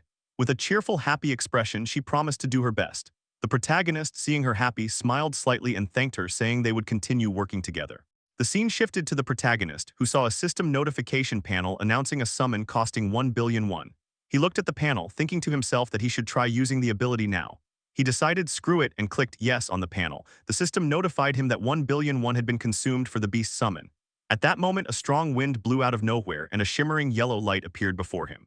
A magic circle formed on the floor and the light crackled as the protagonist shielded his eyes from its brightness. Then a golden egg appeared, its scales gleaming. As the egg began to crack, the protagonist watched in awe as bright yellow light poured from the cracks, blinding him for a moment. Suddenly, a creature emerged from the egg, with round eyes, a small tail, and feathers. The protagonist activated his ultimate eye skill and analyzed the creature, discovering that it was a divine bird born with the power of the sun, still young and in need of protection. To grow, it needed to absorb high-quality sunlight. The protagonist greeted the creature and the three-legged crow chirped at him in response. After some thought, the protagonist decided to name the bird Blackie. The crow chirped happily at the name and flapped its wings. As the protagonist observed the crow, he asked if it was hungry. The crow chirped in reply. Later, a bag of chips appeared and the crow happily munched on them, letting out a satisfied burp afterward. Once the crow finished eating, it lay down, seemingly asleep. The protagonist bent down and mused about how carefree the bird seemed. Then a system notification appeared, showing that the crow's level had increased and that the efficiency of the solar energy electric generator had increased by 100%. The protagonist looked at the system panel, realizing that he had not yet built solar generators in the 10 new buildings. Though the cost of investing in the facility seemed wasteful, he smiled, knowing that the increased efficiency would make it worthwhile. He decided to build solar generators in all the buildings, confident that the return would be worth it. The system notified him that the construction of the solar generators would be completed in 23 hours, 59 minutes and 59 seconds. The scene then shifted to Unit 3005, where the protagonist pressed the bell. From the other side of the door, a voice asked who it was. The protagonist replied, and the door opened to reveal Choi Hyung-jun, who asked what brought him there. The protagonist explained that he had something to ask of him, and Choi Hyung-jun, curious, asked what it was. With a serious expression, the protagonist told him that he wanted to entrust him with his money. Choi Hyung-jun was shocked by the request. A few moments earlier, the protagonist had been staring at the system panel, deeply contemplating the scale of tax collection. After some thought, he concluded that entrusting money to trustworthy citizens would make it profitable, despite a 10% fee being applied the first time it was granted. He noted that this generated a 10% profit margin agreement. He then wondered who he should entrust the money to. At that very moment, a profile description of Choi Hyung-jun appeared. His level was 25. His title was displayed as the first servant. His trust rating stood at 89, loyalty at 98, and his awakened ability was the strength of a gorilla. The scene shifted to the present where Choi Hyung-jun was seen trembling, filled with fear. The protagonist looked at him and thought that it had to be Choi Hyung-jun without a doubt. He recognized that Choi's trust and loyalty were on an entirely different level. Just then, a system panel appeared stating that 1 billion won had been given to vassal Choi Hyung-jun. 10,030,000 had been used for the quest, with a 10% fee and a base cost of 30,000 won. Another system panel appeared before the protagonist, stating that Choi Hyung-jun's trust had increased. It also indicated that his loyalty had increased. Choi Hyung-jun's loyalty had now reached 100. At that moment, Choi Hyung-jun, stammering, asked the protagonist if he really wanted him to hold on to that kind of money. The protagonist, smiling, confirmed and added that he could use a portion of it if necessary. Inwardly, the protagonist admitted that this had been his original plan, though he hadn't expected Choi to reach 100 loyalty. Choi Hyung-jun bowed repeatedly to the protagonist, expressing deep gratitude and saying thank you many times. The protagonist, reassuring him, said it was nothing and added that he would be counting on him. He then turned his attention to the next matter. The scene shifted to Dabin. Dabin asked the protagonist if she could really choose freely. The protagonist affirmed, saying it didn't matter, and encouraged her and Hyun to go ahead and form the team. He reminded Dabin that since she was the team leader for 2023, he would double her weekly compensation. Upon hearing this, Dabin's eyes sparkled with excitement, and a system panel appeared showing that her loyalty had increased. She promptly pulled Hyerin towards herself and, saluting the protagonist, promised to do her absolute best. Hyerin, shocked by Dabin's sudden kindness, looked surprised. As Dabin hurried off, she suggested they start with the handle, but Hyerin urged her to slow down, visibly annoyed. The protagonist silently observed their banter. He then turned his head and thought that it was time to discuss more difficult matters. At that moment, the scene shifted to Unit 2109, where the protagonist addressed everyone, acknowledging their hard work and asking if they were okay. He was speaking to Dongjin's team. Dongjin responded that they were totally fine, but wondered why the protagonist had come to see them. The protagonist explained that thanks to the monster at Seamyeon Station, the surrounding area had become a monster-free zone. He mentioned that the subway tracks in particular no longer had any monsters, and there were hardly any left near the stations. He listed Bayamnigal and Bayamil as nearby areas and emphasized that this was their chance to act before a monster swarm occurred. Recalling Hyerin's tearful pleading, the protagonist realized the people before him were risking their lives to carry out his requests. He acknowledged that thanks to Seo Yejin's early warning about the monster at Seamyeon Station, they had avoided a major disaster. He thought that it could have been extremely dangerous if they hadn't known in advance about the snake monster. But he also accepted that in this world, dying at any moment wasn't a surprise. He reflected that wanting to protect and save his family might seem selfish. As he imagined his family photo, he admitted that even so, he couldn't give up. He instructed Dongjin's party to head straight to Jagalchi Station the next day, saying this with determined eyes. Inwardly, he repeated to himself that he couldn't give up on his family. The scene then shifted to the protagonist, who saw the three-legged bird Blackie waking up from its slumber while he sipped his coffee. A system panel appeared, stating that the solar energy electric generator's efficiency had increased by 100%. Blackie's level had risen. The protagonist noted that Blackie was already at level 5. Another system panel revealed that Blackie had unlocked a portion of the power of the sun and that the protagonist had partially inherited the summon beast's power. He had now awakened basic elemental magic. The protagonist questioned if magic truly existed in this world. Looking at his finger, he wondered if that was how it worked. A small flame appeared on his finger and the protagonist said it worked, recognizing that the sensation was familiar. He felt it resembled using the dignity preservation skill. He then decided it was time to test it out. He went to the garden of the building and noted that no one was around. Closing his eyes, he began to imagine unleashing a barrage of fire as large as a house. A fireball appeared before him, but to his disappointment it was very small. He remarked that this seemed to be his current limit. He admitted it wasn't an amazing skill by itself, but then he summoned gas.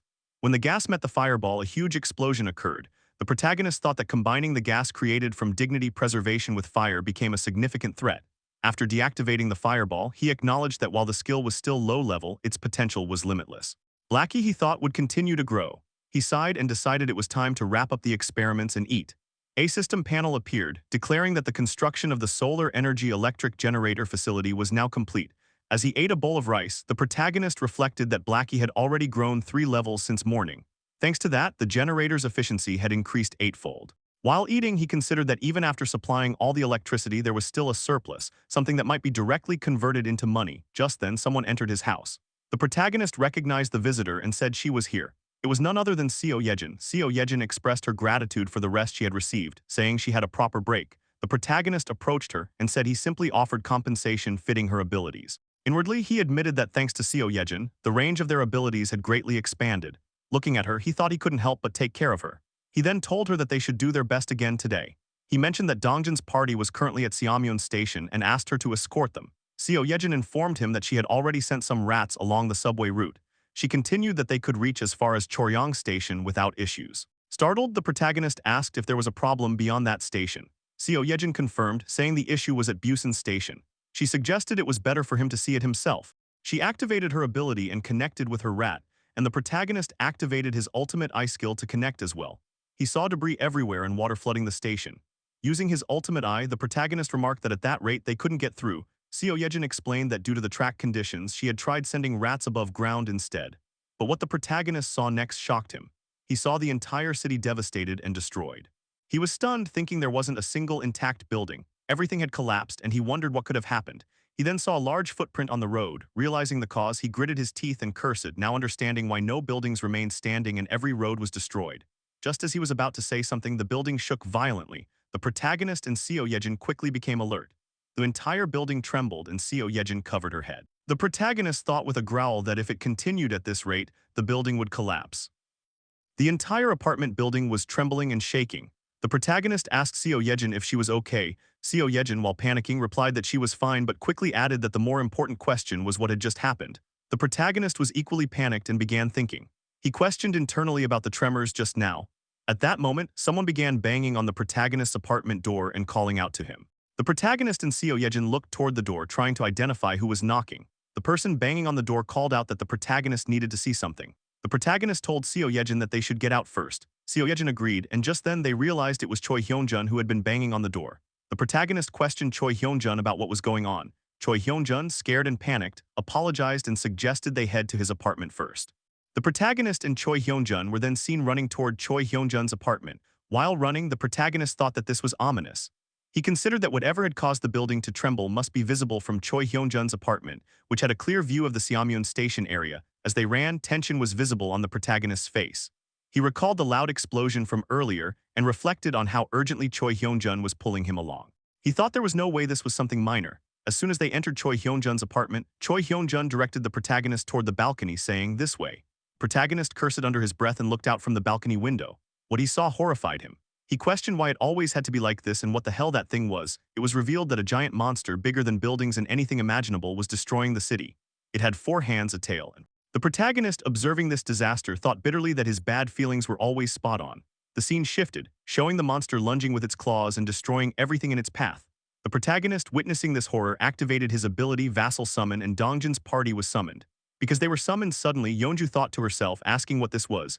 Dongjin questioned why they were there, and Byung-ho guessed it must have been the earthquake just now. Before they could continue their discussion, they saw the horrendous monster from the balcony window. Everyone looked horrified and asked, "What is that?" It was a disaster-walking monster. They continued watching, and the monster seemed to be looking at their building from the balcony window.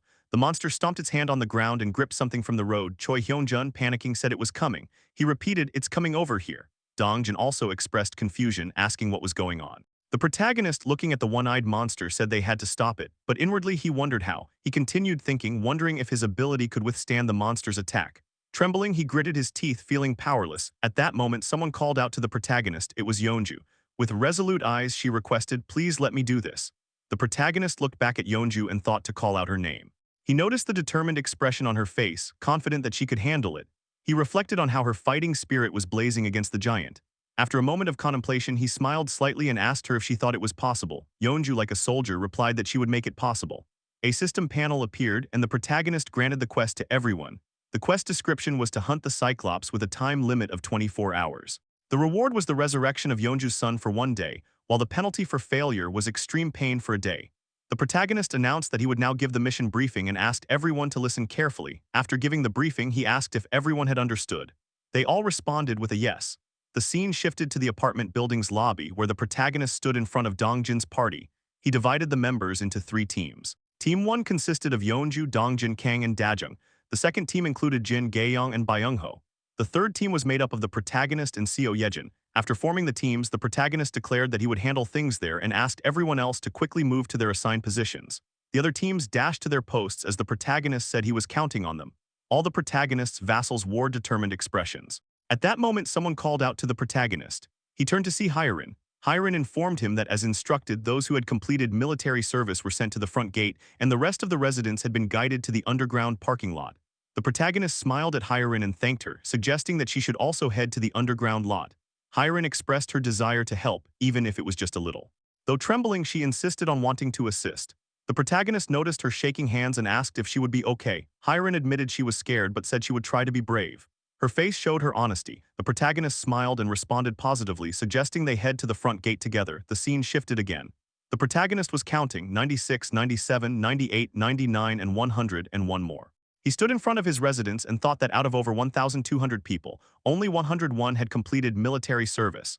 Those 101 stood in front of him. He found the number ridiculously small. Just then, Seomin raised his hand to speak. He asked what they should do. The protagonist first asked him where Baek Seunjob and the twins were.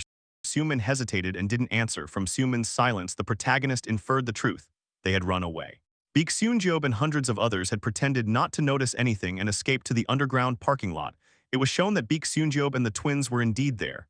The protagonist gritted his teeth and called them cowards inwardly. He thought that the people gathered in front of him weren't fools blindly risking their lives. They understood that they would all die if they didn't fight. They had come to protect their precious families and themselves. He recalled that someone once said courage isn't about not feeling fear. It's about not yielding and taking action despite fear. To survive in a world consumed by fear, he believed people with great courage were needed. At that moment, the protagonist expressed his gratitude, saying, "Thank you for being here, everyone." He resolved to give his 100% to support them. Opening the system panel, he decided to purchase 101 handguns and ammunition. He also adjusted the experience points and loot share rate for everyone to 100%. Immediately, many handguns and ammo appeared from thin air. A system panel confirmed that the experience and reward share rates had been adjusted to 100%, meaning they would keep everything they earned on this mission. One of the residents picked up a handgun. The protagonist told them to pick up the guns and ammo placed in front of them. The residents were in awe. One of them said this was real hope. Another said that maybe they had a chance. The protagonist watching them thought that those who chose to face fear would be rewarded. Just then, a loud bang sounded. The protagonist turned toward the noise and activated his ultimate eye skill. He thought, now the war begins. The scene shifted to the one-eyed giant monster. It roared as it walked toward the territory of the protagonist. At that moment, it was observed that inside one of the buildings, Dongjin was seen holding a projectile spear-like weapon in his hand. He cautiously looked at the giant one-eyed monster with a determined expression. Then he prepared to take action.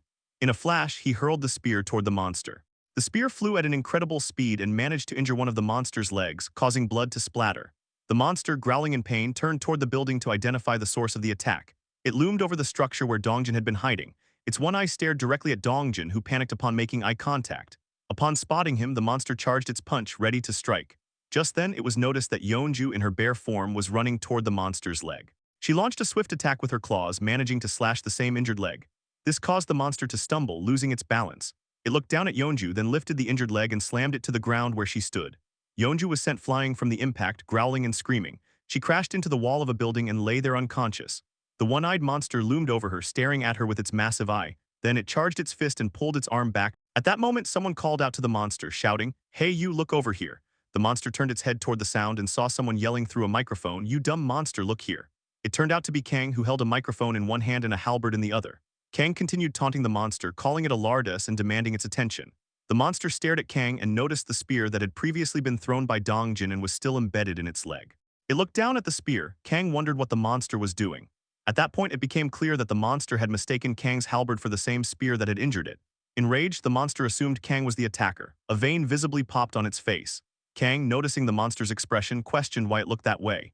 Suddenly, the monster began charging toward Kang. Holding his halberd, Kang froze and started sweating. The monster gained speed, destroying the road as it sprinted. Realizing the monster was chasing him, Kang panicked and ran in the opposite direction. The protagonist, watching all this with his ultimate eye skill, recognized that the monster was heading their way. He turned to the residents and warned them to get ready. He announced that the monster would arrive soon. Meanwhile, Kang, exhausted from running, continued fleeing as the monster pursued him. Finally, in a last effort, Kang jumped and entered the protagonist's territory, shouting a signal to Gaeyong and Jin. Jin's bird soared through the sky, approaching the one-eyed monster. It scratched the monster's only eye with its claws. Meanwhile, Gaeyong, perched on a building with determination in her eyes, observed the monster groaning in pain. She charged her bow. Gaeyong swiftly released her arrow. The monster attempted to defend itself by raising its hand, but the arrow pierced through and continued, striking its eye. Despite the hit, it wasn't enough. Byung-ho then appeared midair, having used his teleportation skill. As the monster groaned in pain with its mouth wide open, Byung-ho released several of Seo Yejin's rats into the creature's mouth. He then called out to the protagonist. The protagonist thought that everything had gone according to plan so far. At that moment, he summoned gas inside the monster's body. The monster's eye widened as gas began puffing from its mouth. As the excessive gas escaped, the protagonist extended his hand and decided it was time to end things. He inwardly monologued and used his basic attribute magic, fire. A powerful blast erupted inside the monster. The blast proved to be deadly. Smoke surrounded the now burned monster. It knelt and leaned over the barrier that protected the protagonist's territory. The residents wondered what had happened as they watched the giant lean toward them. The protagonist instructed everyone to hold their positions. He believed everything was unfolding perfectly and hoped the final blow would be dealt by his vassals. Ideally, he wanted Dongjin or Yeonju to finish it, though they had not yet arrived. He considered that even Seo Yejin, who held the knight title, could be suitable. Suddenly, Choi Hyunjun called out to the protagonist and, trembling, urged him to look behind. The protagonist replied that it was fine, believing the monster would fall over the defensive wall. However, the horror on Choi Hyunjun's face suggested otherwise. The protagonist turned and was shocked and terrified by what he saw. The one-eyed monster was still alive, staring directly at him from behind the defensive wall. It was as if the ground had vanished beneath the protagonist's feet. He muttered in disbelief that there was no way the creature could have withstood the fire and gas attack. But it remained very much alive, looming above the wall. At that moment, the monster raised its hand and with immense force delivered a powerful smack to the defensive wall's barrier. After hitting the defensive wall barrier of the protagonist, a system notification appeared indicating that a subject without entry permission was attempting to enter. The protagonist looked at the one-eyed Cyclops and grew worried, noticing the creature staring directly at him. He believed that the Cyclops' attack had been successfully blocked. At that moment, Choi Hyun-jun instructed the residents to open fire. Following his command, the residents began shooting at the Cyclops, aiming at its face. The Cyclops, struck by numerous bullets, growled in pain, covering his face and howling. Observing the situation, the protagonist reflected that although they managed to stop it this time, there was no guarantee they could endure further attacks of similar strength. He knew that a single breach could result in catastrophe. Thinking quickly, the protagonist raised his hand and summoned an invisible hand, enlarging it through gigantification, a feature unlocked by investing saved-up skill points. He had prepared this for emergencies. Meanwhile, the Cyclops, now enraged from the earlier attack, raised its hand again, attempting to strike the defensive wall. The residents in panic exclaimed that it was coming again. The Cyclops mustered all its force and punched the defensive wall once more. A system panel appeared again, noting the same entry violation. However, the Cyclops failed to break the barrier. The residents rejoiced and resumed firing, proclaiming that the defensive wall was withstanding the giant's assault. The Cyclops, once again hit by a barrage of bullets, growled in pain from the accumulating minor injuries. The protagonist observed that while the attacks weren't futile, even the mouse bombs and citizen pistol fire were gradually dealing damage. Determined, he thought that if they kept this up, they might be able to bring the Cyclops down. Still, he realized they needed a decisive blow. Just then, a large spear came hurling at an incredible speed, piercing the Cyclops and causing a severe injury. The creature screamed in pain, and it became clear that the spear had been thrown by Dongjin. The protagonist acknowledged their arrival as Dajung Yeonju and Dongjin appeared to aid in the battle. After taking the hit, the Cyclops grew furious and screamed. The protagonist expressed his trust in the newcomers and summoned standard supply spears. Multiple spears materialized around Dongjin, who grabbed one and with determination hurled it at the Cyclops. He then threw all the spears at once and they closed in on the Cyclops. The Cyclops attempted to defend itself using its forearms while Dongjin continued the relentless attack. Amidst this, Gaeyang charged her bow and declared that they would also provide cover. From atop a building, Yeonju shot arrows at the Cyclops one after another. A system panel then appeared before the protagonist, indicating that the level of the three-legged crow had increased. The solar generator's efficiency had doubled, and it had reached maximum efficiency. Surprised, the protagonist read further as the system notified that the three-legged crow had partially unlocked the power of the sun and that a part of its power had been inherited.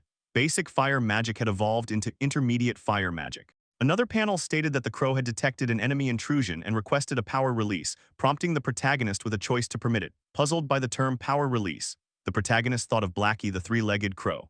He assumed that the Cyclops was being referred to as the intruder and questioned what such a small creature like Blackie could possibly do. Contemplating whether to proceed, he noticed the cost of the power release, 300 million won. However, it was too late. Blackie had already initiated the power release. Energy from all the rooftop solar generators converged on the protagonist's apartment where Blackie resided. The protagonist watched as all the energy was channeled into his apartment. A sudden blast of energy erupted from the apartment. Turning to look, the protagonist saw a black crow with massive feathers and a giant beak, Blackie in a phoenix-like form, roaring menacingly in the sky. Blackie opened its mouth, gathering energy, and the Cyclops, noticing the massive creature, turned in alarm, but it was already too late. Blackie unleashed a beam of energy, striking the Cyclops and piercing through it. Blood poured from the Cyclops' mouth as it screamed. Dongjin witnessed the attack just before someone zoomed past him at incredible speed. It was Yeonju, now in her bare form, lunging to deliver the finishing blow. The Cyclops looked at her approaching figure. With a menacing expression, Yeonju struck and killed the Cyclops instantly. A system panel then appeared before the protagonist, stating that he had hunted a level 51 Cyclops and received an enormous amount of experience. A sum of 31,925,374,089 won was deposited into the ultimate shut-in wallet. Another system panel revealed an increase in the protagonist's skill level. He groaned in pain as his territory expanded, now encompassing various buildings, roads, and facilities. A congratulatory panel announced the declaration of dominion over the apartment complex, along with a 10 billion won construction grant. The protagonist collapsed to his knees, gasping for breath. Blackie, now back in his small and cute form, appeared before him, striking a smug JoJo pose. Annoyed, the protagonist scolded Blackie for using 300 million won without permission. Blackie avoided eye contact, trying to dodge the confrontation. Still, the protagonist smiled, recognizing that Blackie's final blow had been decisive. He patted Blackie's head in appreciation, acknowledging a job well done. Reflecting further, he realized that although summoned beasts seemed restricted to his territory, using 300 million won to gain 30 billion was incredibly cost-effective. Opening the summon system panel, the protagonist considered summoning all 10 beasts. With performance like this, there was no reason to hesitate. But the new price to summon a beast was now 10 billion won, which shocked him. Just then, the protagonist noticed something and glanced at Yeonju. A notification from the status window revealed that she had completed her quest and that 324,576,089 won had been consumed for it. Yeonju cried tears of joy, and the protagonist recognized it as the fulfillment of her wish. The scene transitioned to a dilapidated room where someone was conjuring water from thin air, directing it into a water bottle held by a girl. The bottle was almost full. The girl holding it thanked the man with purple hair who continued using his ability to produce water. He called out for the next person and while distributing water thought to himself that their food supplies had run out. Although he could create water, the food they had obtained by fighting nearby monsters had completely vanished. A line of people had formed to receive water from him. As he continued filling bottles, he internally admitted that this was their limit. In the end, they would have to leave. Biting his lip in frustration, he stood silently. Suddenly, the entire place shook, throwing everyone into disarray. The purple-haired man stumbled and questioned if it was an earthquake. Panic spread among the people. At that moment, someone called out his name, Junhyuk. It was revealed that the purple-haired man's name was indeed Junhyuk. A silver-haired boy came running in panic, urging Junhyuk to come upstairs immediately. Junhyuk was shocked by the urgency in his voice. The silver-haired boy shouted that something terrible had happened. A monster. Junhyuk and the boy rushed up the stairs to the rooftop of a destroyed building, where Junhyuk laid eyes on a horrifying sight, a one-eyed cyclops roaring loudly. Junhyuk cursed and instructed the silver-haired boy to tell everyone to stay hidden underground and not to move. The silver-haired boy trembled with fear and asked what they should do now. Scratching his hair, Junhyuk muttered in despair, questioning what they could possibly do against such a creature. He emphasized that it was evident they couldn't do anything. While they conversed, a beam attack suddenly appeared behind the cyclops. In the next moment, the cyclops was devastated by a single attack. Junhyuk said all they could do was pray that the creature didn't come their way. That was the best they could hope for. As the explosion from the attack echoed around them, both were left baffled and shocked in the middle of their conversation. Junhyuk gasped in disbelief. Internally, he acknowledged that the moment he saw it, he knew it was an awakened one on a level far beyond his own. Calling out to the silver-haired boy, Junhyuk thought to himself with certainty. He told the boy to gather some people. The silver-haired boy, clearly alarmed, asked if Junhyuk was thinking of going over there. His face was full of panic. Junhyuk inwardly admitted he didn't know what that was, but to survive in this godforsaken world, he had to stay close to that awakened person. He confirmed to the silver-haired boy that he was indeed going. The scene shifted, showing Junhyuk and the silver-haired boy traveling through a ruined city with a group of people. The boy asked Junhyuk if he was sure about this, questioning what would happen if the people they were going to meet turned out to be dangerous. Junhyuk replied that they didn't have a choice, they had no home. Someone in the group added that staying behind would have meant death, and another supported Junhyuk's judgment, saying they had to leave the rest to fate. Soon, Junhyuk and the group arrived at the location where the Cyclops had been slain. Junhyuk remarked that he thought it was around there. They stood in front of the protagonist's complex. The silver-haired boy attempted to enter but was stopped as his head struck an invisible barrier, causing him to cry out in pain. Junhyuk noted that a system panel had appeared, stating that access was restricted. Another system panel appeared in front of both Junhyuk and the silver-haired boy, asking if they wished to obtain citizenship with the options yes or no. Confused, Junhyuk decided to proceed. They gained citizenship and a party quest was issued to them. The quest instructed them to locate the 30th floor of Building 114 within an hour. The reward was a small amount of experience and failure carried a penalty. The scene transitioned to the corridor of the 30th floor, where the protagonist welcomed them warmly, extending his hand and introducing himself. Junhyuk thought to himself that this was the man who had brought that giant monster to its knees. Junhyuk saw the protagonist as a completely different being. He felt his instincts scream at him to grab the offered hand. He shook the protagonist's hand and introduced himself, saying he was pleased to meet him. The protagonist casually responded with a simple greeting. Internally, Junhyuk resolved not to let this opportunity slip by. The scene shifted again to the protagonist's apartment room. Yeonju sat there, surrounded by a warm, bright light and many delicious food items, egg rolls, fried eggs, meat, and vegetables. Yeonju appeared very happy and called out to Siwoo, asking if the food was tasty. Siwoo, sitting on her lap, responded joyfully that it was yummy. At last, Yeonju had her son back. Siwoo innocently asked if someone had a birthday and Yeonju, smiling, told him no. He then asked why they were having seaweed soup and she hugged him tightly, saying it was because he liked it. Siwoo, delighted, exclaimed his happiness. At that moment, the apartment door opened, revealing the protagonist. Yeonju called out to him and Siwoo joyfully referred to him as the wizard uncle. Yeonju asked how things went with the new arrivals. The protagonist replied that he had helped them settle in and gave them food. Scratching his neck, he apologized. Yeonju and Siwoo looked at him in curiosity and Yeonju asked why he was apologizing. He admitted that he hadn't expected it, but they wouldn't be able to leave his house. Yeonju, unbothered, smiled and said that being with Siwoo was enough for her. She patted Siwoo's head and kissed his forehead, expressing how content she was in that moment. A system panel appeared stating that Yeonju's loyalty had increased and had reached 100. As she was already registered as a vassal, the vassal capacity limit increased. The protagonist, observing the wholesome moment between mother and child, thought to himself that even without the system notification, he could see her loyalty from her expression and attitude. Siwoo then asked Yeonju to play Dino. She agreed. The protagonist watching them sensed what Yeonju was feeling. A laptop and TV had been turned on and a cartoon was playing, making Siwoo happy. The protagonist, sitting by the window, sighed and gazed at the scene in silence. He thought about his own family and wondered how they were doing, whether they were eating well, if they were hurt, or if anything had gone wrong. Catching himself thinking negatively, he frowned. At that moment, Blackie arrived, making bird-like sounds as if asking Siwoo for a hug. The protagonist reminded himself not to panic or overthink. It was just one day. He knew how much Yeonju had worked to bring her son back, even for just one day. Yeonju, Siwoo, and Blackie embraced warmly. The protagonist looked at them and thought about a mouse from Seo Yejin headed to his parents' house. Once it arrived, it should deliver the necessary supplies. For today, he decided they should simply witness the shining moment of Yeonju, the fulfillment of her one and only dream. The protagonist told Yeonju that she could sleep with Siwoo in the bed in the main bedroom. Upon hearing this, Yeonju appeared slightly startled. She responded, saying it was fine and that they could sleep outside. However, the protagonist insisted with a smile, asking her to rest comfortably with Siwoo. He emphasized it by saying it was an order. When Yeonju heard that, she replied that if he was putting it that way, then all right. She then thanked him for his consideration and bowed down to him. She also gently lowered Siwoo's head in a bow, and Siwoo expressed his thanks as well. Yeonju then took Siwoo's hand, and as they walked toward the bedroom, Siwoo called the protagonist wizard uncle and said goodbye. The protagonist simply looked at Siwoo and gave a relaxing smile. As night arrived, Yeonju and Siwoo were seen sleeping in the main bedroom. Yeonju was singing lullabies to her son. The door to the bedroom remained slightly open. From the sofa, the protagonist could hear the soft lullaby. Lying there, he began to reminisce. In that moment, Yeonju's gentle lullaby quietly echoed through the door.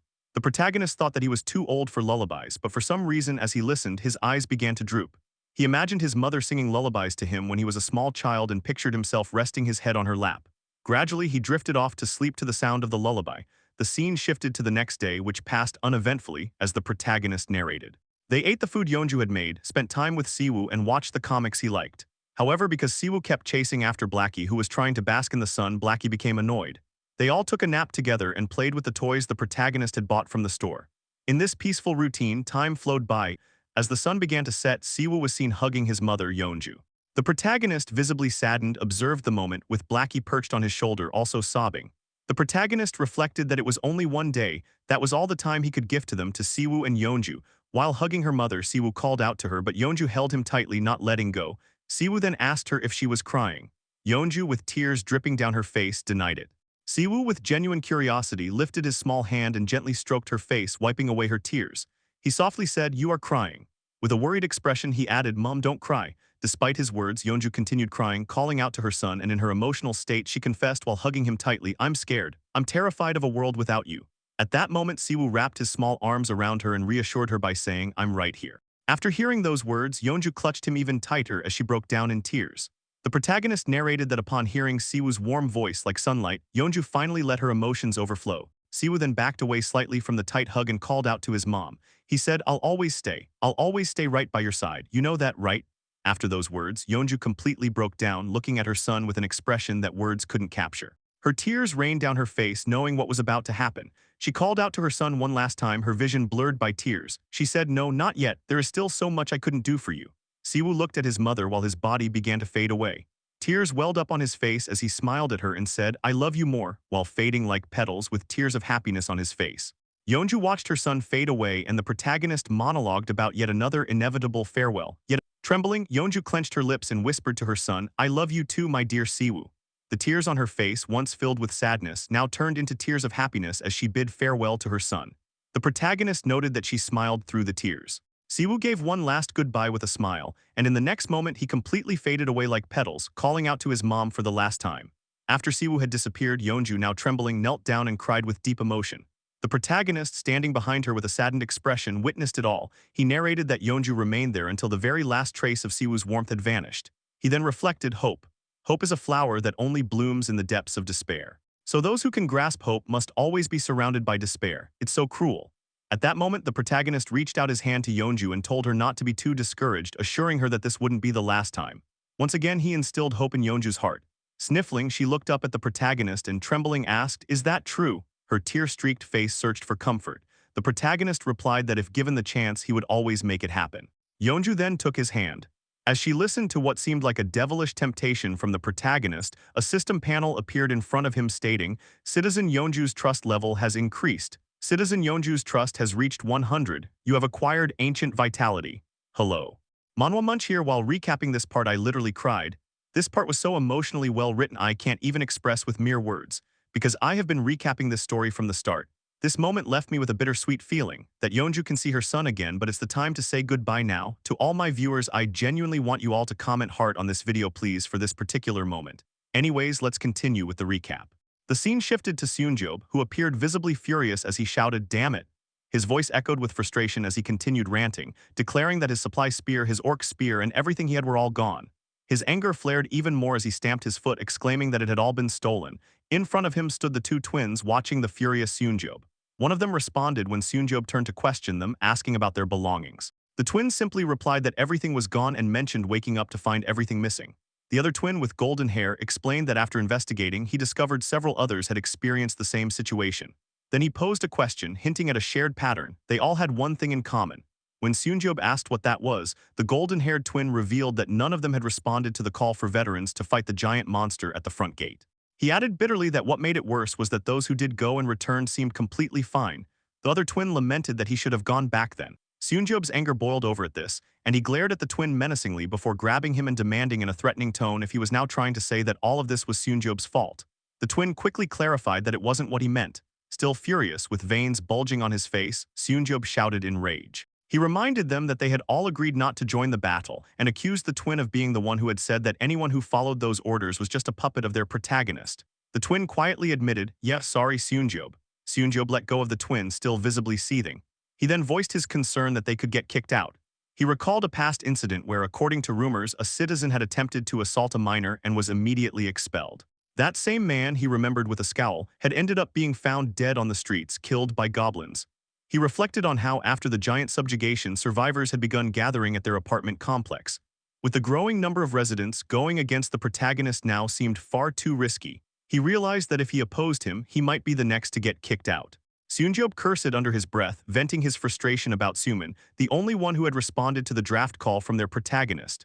That bastard, he muttered, was the only one who had gained anything and had even received a gun. With a sigh, Seunjob questioned aloud how things had come to this point. Unbeknownst to him, someone had been silently observing everything, none other than the protagonist himself. Using his ultimate eye skills, he watched the entire exchange between Seunjob and the twins. The protagonist quietly reflected that Seunjob likely still didn't understand that everything he had endured so far was just the beginning. He mused about what kind of treatment Seunjob could expect from the survivor groups after being punished by him. At that moment, a quest panel appeared behind Seunjob. Noticing it, Seunjob turned and exclaimed, "What the hell is this?" The protagonist narrated with cold clarity that Seunjob would soon learn the kind of responsibility required to remain within the safe zone. In front of Seunjob, the quest panel displayed its message. The objective was to hunt 20 goblins within 24 hours. The reward was a small amount of experience points.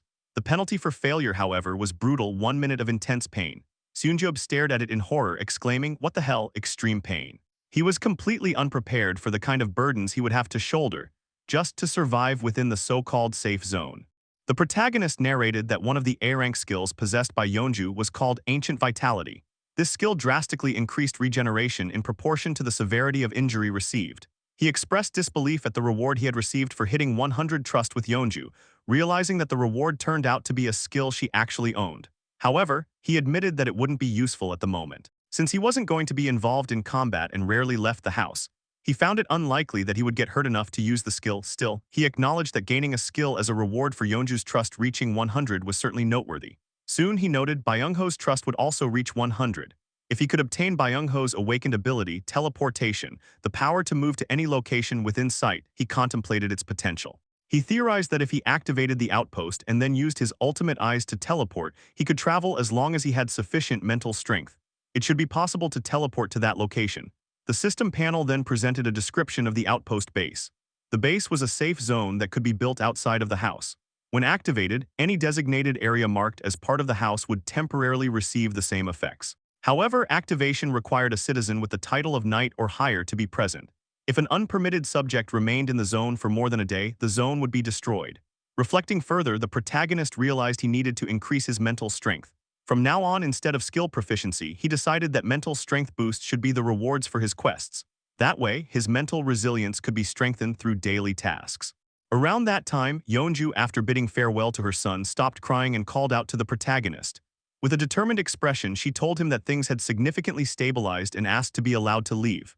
The protagonist simply looked at her. With a resolute gaze, Yeonju declared that she would personally rescue his family. The protagonist looked at Yeonju with a worried expression and called out to her. Yeonju acknowledged that the operation to rescue his family had been scheduled to start the previous day but was delayed because of her. She thanked him for giving up his precious time and said she wanted to repay his consideration. Internally, the protagonist admitted that Yeonju was expressing exactly what he had been thinking. Scratching his face, he asked if he had been showing too much impatience. Yeonju assured him that he hadn't and that she would have felt the same in his place. He felt grateful yet slightly embarrassed. Yeonju continued, her face solemn, saying that everyone values their family above all else and she deeply appreciated the day he had given her with her son. Once again, she thanked him. The protagonist wondered if it was because Yeonju had been able to see Siwoo again, even if only imperfectly, that her eyes now held trust instead of anger. Looking down, he thanked her for understanding and told her to wait in unit number 2901 with Dongjin's party, adding that he would join them shortly. Yeonju bowed her head before him and agreed. The protagonist then explained that there was a reason he hadn't sent the party out to Seomyeon Station immediately after gathering them. It was because the giant cyclone had damaged parts of the tracks at Seomyeon Station. Not only the subway tracks, but much of Seomyeon's underground area had been destroyed. With a worried expression, he considered the need to dig a new route. For this purpose, Seo Yejin had been diligently commanding her mice since the previous day. After a full day of exploration, they had roughly secured a path. Activating his ultimate eye skill, the protagonist focused his vision on Seo Yejin and immediately connected with one of the mice she was sharing senses with in real time. However, something seemed off about the mouse. It was running at full speed as if being chased and had grown as large as a small dog. The mouse was revealed to be level 7 and was now named Team Giant Rat. The protagonist was a bit shocked and noted aloud that the rat had evolved, as indicated by the name change shown by his ultimate eye skill. He questioned if this evolution was due to the new ability Seo Yejin gained upon becoming his vassal. But then he noticed entities chasing the evolved rat. These beings had vacant eyes, limp limbs, blood-drenched bodies. They were walking corpses. He wondered aloud what was chasing the mouse. It was revealed to be a horde of zombies. Among them were level 11, 13, and 9 zombies. The protagonist was shocked by the sight. The zombies weren't merely chasing from behind, they were closing in from all sides, naturally forming a blockade around the rat. The rat stopped and glanced around. The protagonist thought it was over for the mouse. There was no gap in the thick crowd of zombies for it to escape. If it had been smaller, it might have been able to slip away using the darkness, but its evolved form left no viable escape route. He wondered if killing rats like this was pointless and considered summoning a gas explosion to sweep away the zombies. But at that moment, the giant rat suddenly sprinted towards a zombie. It appeared to be making a desperate final attack, but then twisted its body through the gaps between the zombie's legs and successfully broke through the encirclement. The protagonist was a bit shocked by the display of intelligence and continued to watch the mouse speed away from the zombies. He praised the little creature, calling it a tough little guy. As the mouse wore a smug expression, it coincidentally found an exit in the area it had escaped to. The protagonist commanded the rat to go straight up, pointing out the exit. As the mouse ran up the stairs and looked toward the light at the end, the protagonist encouraged it, telling it to keep going just a little more. As the mouse leapt toward the exit, a sudden threat emerged. A monster appeared to the side of the giant evolved rat, resembling a shark with menacingly protruding teeth. It was a land shark, and it was ready to pounce on the rat. The shark growled, and both the rat and the protagonist noticed the terrifying creature. The monster, now introduced as the land shark, was revealed to be level 23. It opened its mouth to devour the rat, and the protagonist, alarmed, shouted in his mind, questioning what the hell this new threat was. In the next moment, the rat was killed by the land shark. The sudden death of the rat caused the protagonist to experience a sharp pain in his head. He immediately shut off his ultimate ice skill and, clutching his head in pain, growled in frustration. Still gripping his head, he thought to himself, questioning what had just happened. He repeated the name land shark and noted how familiar the surroundings had felt. Then it clicked, it was Nampo Station. Frowning, the protagonist realized that this location was only a few kilometers from his parents' house. The odds were high that similar monsters could be roaming nearby. Urgency filled his thoughts. He had to rescue his parents quickly. The scene then shifted to a corridor where Dabin was hard at work. She appeared exhausted, wiping sweat from her face as she carried out her duties. At that moment, she noticed the protagonist and called out to him. He responded with a compliment, acknowledging that she had been working hard. Dabin stood up and modestly replied that it wasn't hard since she was getting paid for it, then asked what was going on. The protagonist hesitated, struggling to speak, and his reluctance didn't go unnoticed by Dabin. She questioned him, noting that he seemed hesitant. Suddenly, panic flashed across Dabin's face. She urged him to speak freely, while inwardly she began to worry, wondering what serious request he was about to make.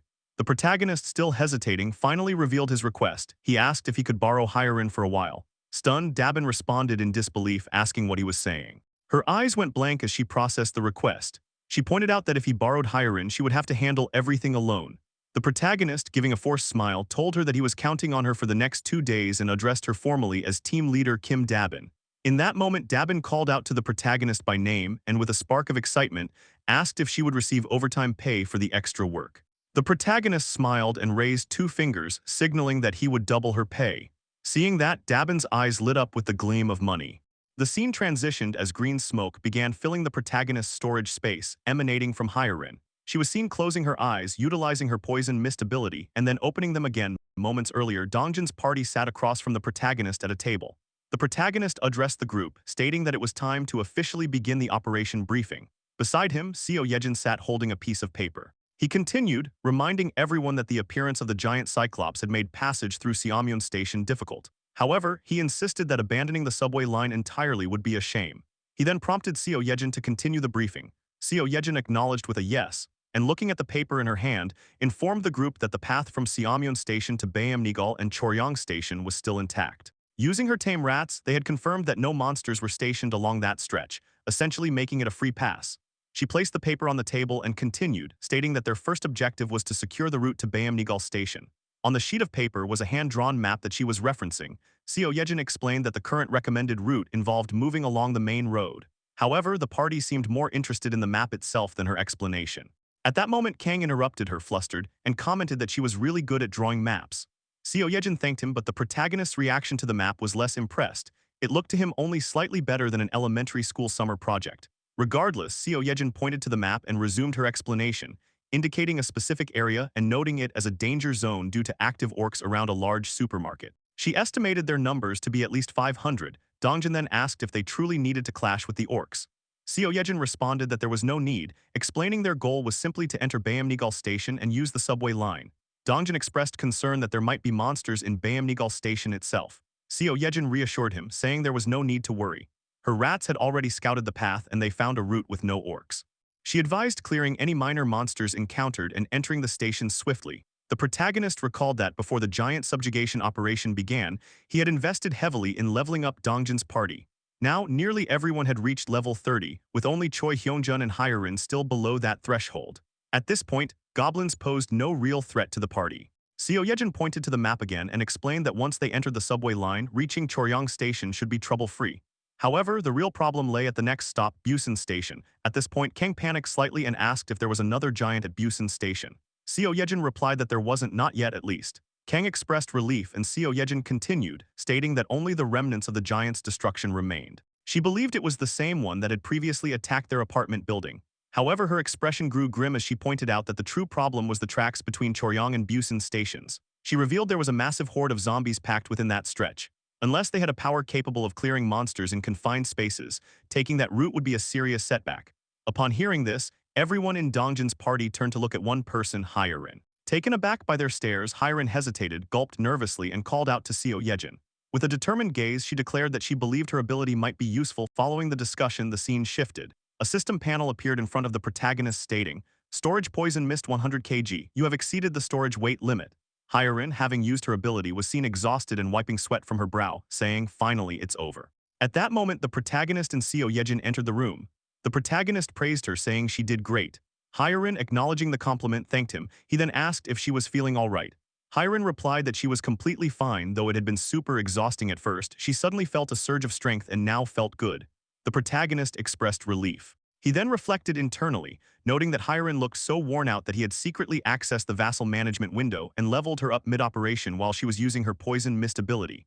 It had cost a good deal of money, but considering he had made billions by now, he felt it was the right decision. A slight smile formed on his face. Just then, Hyarin, looking worried, asked if it was really all right for her not to participate in person. The protagonist reassured her, saying it was fine. She only needed to stay and continue producing poison mist that alone was more than enough. Flipping his hair aside, he declared that with all preparations in place, it was time to begin. He then activated his ultimate eyes skill and stated, "Let's begin the operation." The scene shifted to the underground subway, where a horde of zombies growled and made eerie, guttural noises. From afar, they noticed a rat, Seo Yejin's level 3 tamed rat, sprinting toward them at high speed. As the zombies caught sight of the rat, they began rushing toward it, still growling and making strange sounds. At that exact moment, the protagonist, who was using his ultimate ice skill, opened the storage space above the rat that was darting toward the zombie horde. As the storage opened, poison mist started to engulf the entire area. The rat continued moving through the swarm, effectively spreading the poison mist. The rat then escaped the horde, leaving behind a trail of poisonous mist. The protagonist explained that Hyarin's poison mist had a paralysis effect. Once inhaled, it would first slow movement, hinder motor control, and eventually paralyze the diaphragm and intercostal muscles, leading to suffocation. Zombies began falling to their knees, some collapsing completely. They dropped one by one. The protagonist remarked that since zombies were already dead, suffocating wasn't much of an issue. That was why they had a plan B ready. Right then, the protagonist commanded Seo Yejin to proceed. She responded with an okay, and a horde of rats emerged from the shadows, their eyes gleaming as they charged at the paralyzed zombies. One rat approached a zombie, which continued to groan upon seeing the rat. As the rat opened its mouth to attack, its reflection appeared in the zombie's eye. In the next instant, the rats pounced on the fallen zombies, mercilessly tearing them apart. Zombie blood splattered everywhere. A system panel popped up, notifying the protagonist that a level 11 zombie had been hunted, awarding him 120,000 experience points and depositing 85,000 into the ultimate shut-in wallet. Then came another notification. A level 12 zombie had been hunted, granting 212,112 experience points and more money deposited into the wallet. Dozens of rats were now slaughtering the paralyzed zombies who had fallen due to the poison mist. Suddenly, Seo Yejin called out to the protagonist in panic. As he looked at her and asked what was wrong, she replied that something was off with the rats. The rats now looked zombified, their eyes glowing a fierce red. Some of the rats had even evolved into tamed giant zombie rats and were now at level 9, looking ferocious. The protagonist observed all this with a serious expression, acknowledging that it had been too close for comfort. He reflected on the danger. Getting hit by zombie blood could turn someone into a zombie.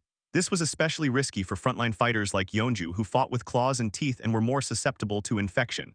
Yeonju could have been infected through bites or claw wounds. He sighed with relief, thinking that they had narrowly avoided the worst-case scenario. In his mind, he pictured Yeonju slaying a zombie, only to be splashed with its blood and turning into a zombie herself.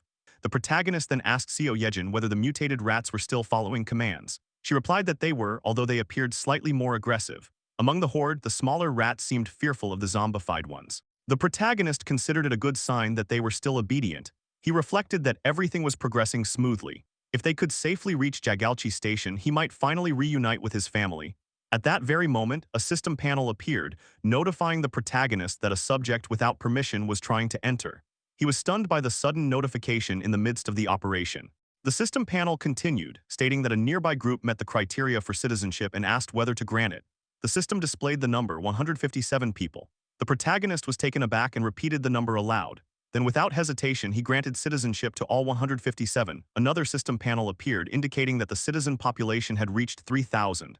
A new skill, Economic Activity Subsidy, had been unlocked. As he looked at the panel and the newly acquired skill, a bit of sweat formed on his face. In the next moment, the protagonist smiled and said that this could be a pretty good skill. The system panel appeared in front of the protagonist, explaining the skill known as Economic Activity Subsidy. It was detailed that this skill assigned titles to citizens and provided them with subsidies. These subsidies were distinct from the funds in the ultimate shut-in wallet. The breakdown was as follows. A daily wage of 100,000 won for staff, 150,000 won for assistant managers, 200,000 won for managers, 250,000 won for deputy general managers, and 300,000 won for general managers. The protagonist examined the panel, reading the description of the Economic Activity Subsidy skill. Smiling inwardly, he thought that assigning titles to Kim Dabin and the Public Facility Management team would be ideal. He noted that the previously planned weekly wage of 700,000 won and the daily wage of 100,000 won for employees matched perfectly. There was now no need to deduct any fee when distributing the money. However, he realized this wasn't the only benefit of the skill. Given the current situation, he felt it necessary to significantly increase the number of personnel managing public facilities using the Economic Activity Subsidy funds. It was effectively free money and not a small amount at that. Even the 100,000 won daily wage paid to staff added up significantly. If all 300 staff positions were filled, that alone would total 30 million won per day. If every available role was completely filled, the total would exceed 50 million won daily.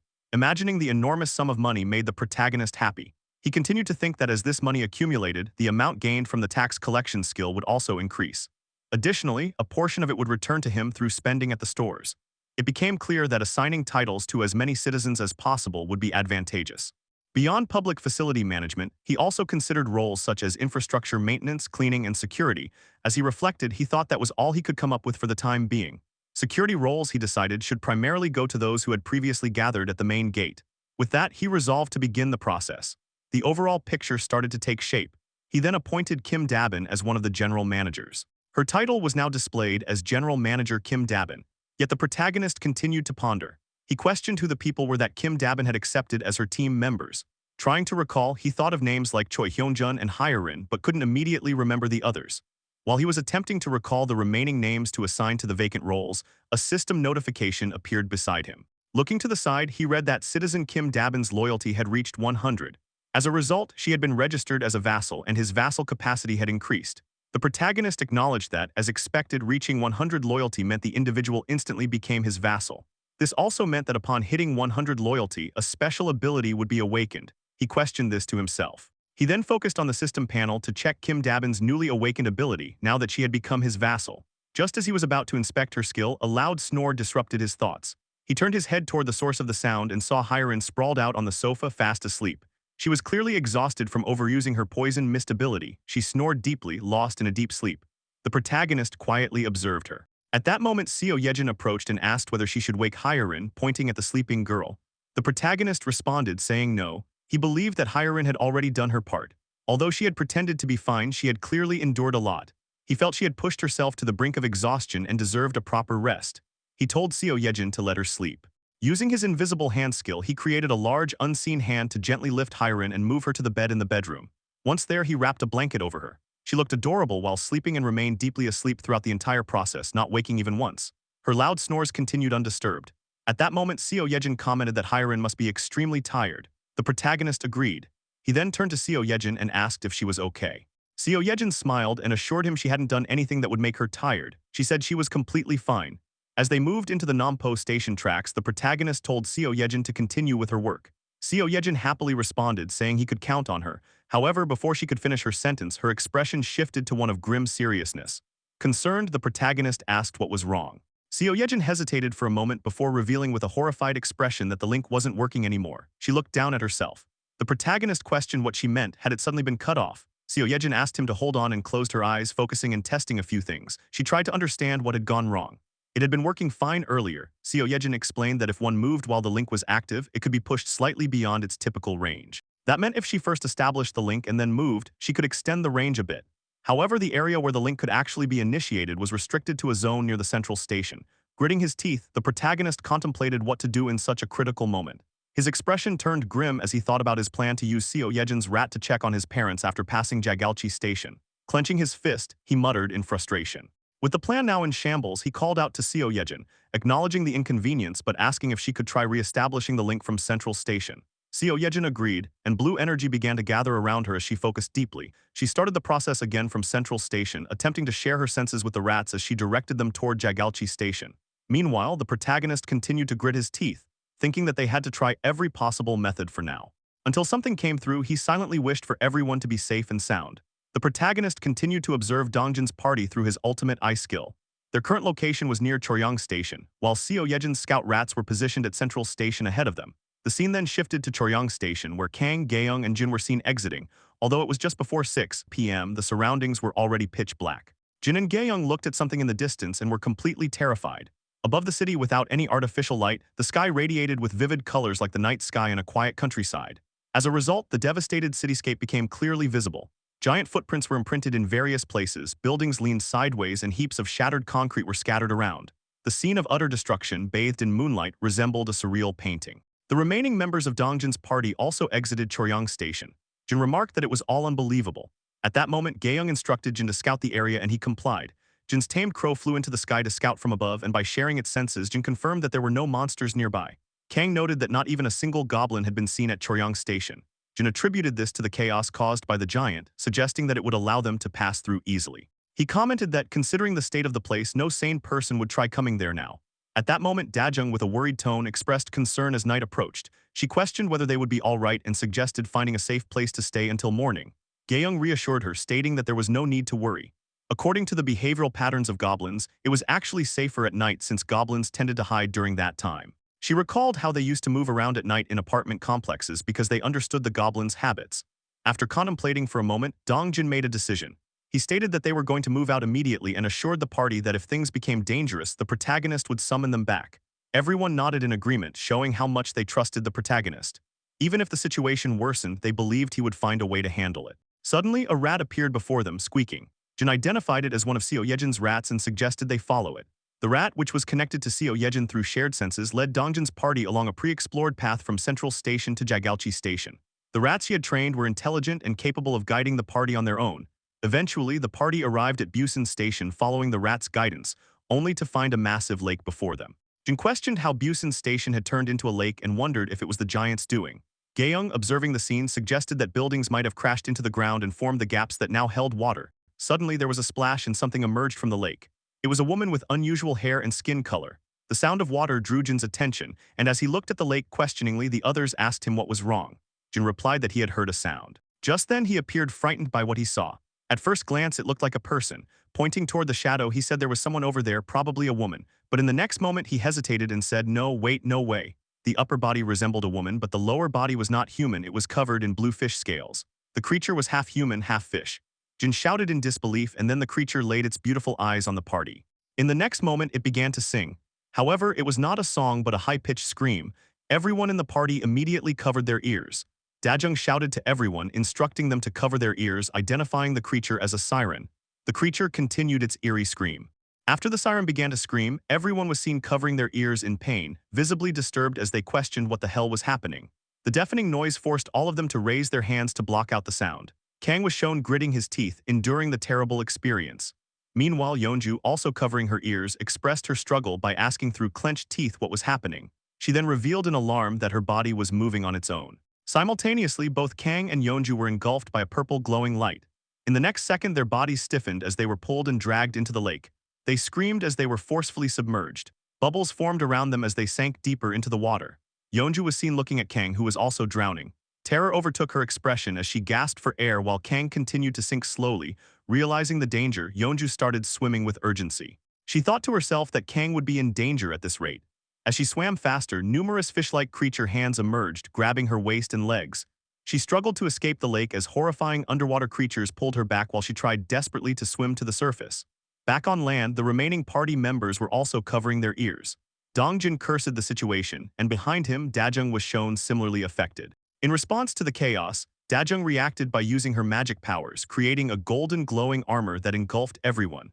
Once the magic armor surrounded them, Dongjin noted that the situation had improved, saying he could bear the scream now. Dongjin then questioned Dajung about the nature of her power, but she was in no condition to explain. She collapsed to her knees and urged everyone to hurry up and save Kang.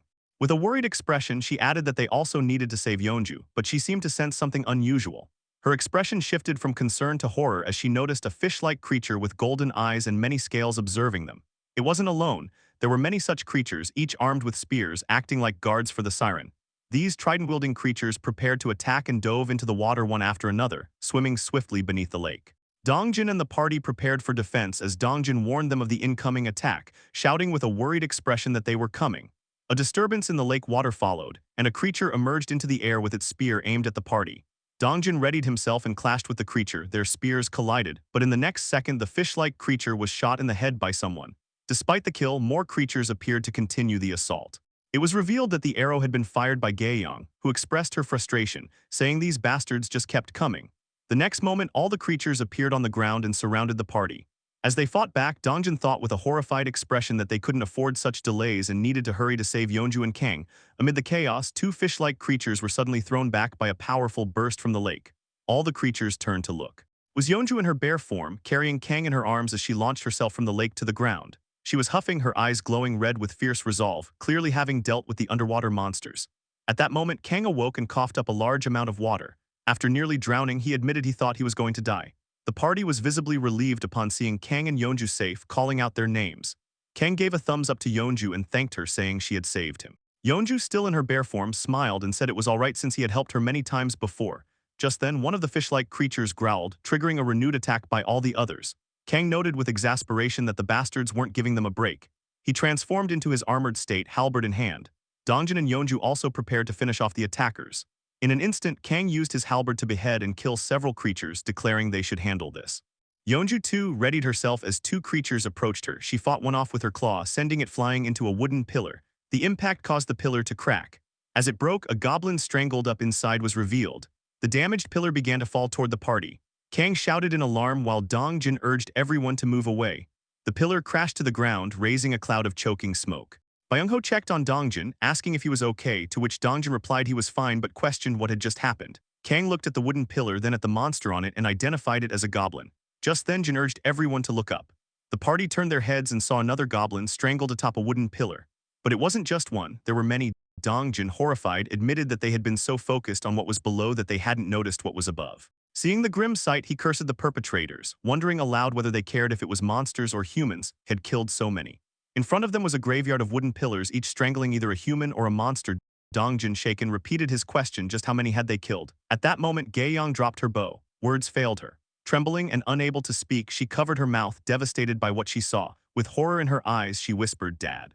But there was no time to rest. Fish-like creatures began approaching. Dongjin noticed them just as one lunged at Gaeyong, its claws ready to strike. Frozen in fear, Gaeyong couldn't move. Dongjin shouted to Yeonju to warn her, and just as the creature was about to attack, a gunshot rang out. A bullet pierced the fish-like creature's head before it could reach Gaeyong. While Gaeyong remained in shock after seeing what she believed to be her father, the creature collapsed to the ground. The shot had come from Byung-ho, who asked Gaeyong if she was okay. Dongjin praised him with a nice one, but quickly turned to Gaeyong, noticing something was wrong. She fell to her knees, covering her face. Jin called out to Dongjin, who turned to him. Jin revealed that he believed he had found a way to handle the situation. He had been watching through Blackie the entire time and explained that the siren appeared to be commanding the fish-like creatures. Dongjin was shocked at this revelation. Jin continued, saying that although he couldn't understand her words, every time she opened her mouth and gritted her teeth, the fish-headed creatures responded. He speculated that taking down the siren might cause the others to retreat without their commander. Dongjin looked toward the siren, his face filled with worry.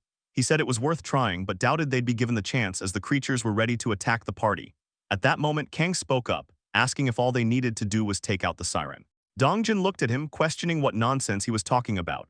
But Kang continued confidently, declaring he would take that piece of shit down himself. He had a plan. The scene then shifted to the siren, who kept moving her mouth. In response, the fish-like creatures began shifting formation. Dongjin, gritting his teeth, cursed their movement. Jin, while loading his gun, observed that they must have realized the party was targeting the siren. Dongjin then called out to Kang, asking if he could truly trust him. Kang, standing tall and wearing a smug expression like a true knight, assured him that he could. He added that drawing aggro might work in their favor and instructed them to just clear a path for him. With that, he smirked.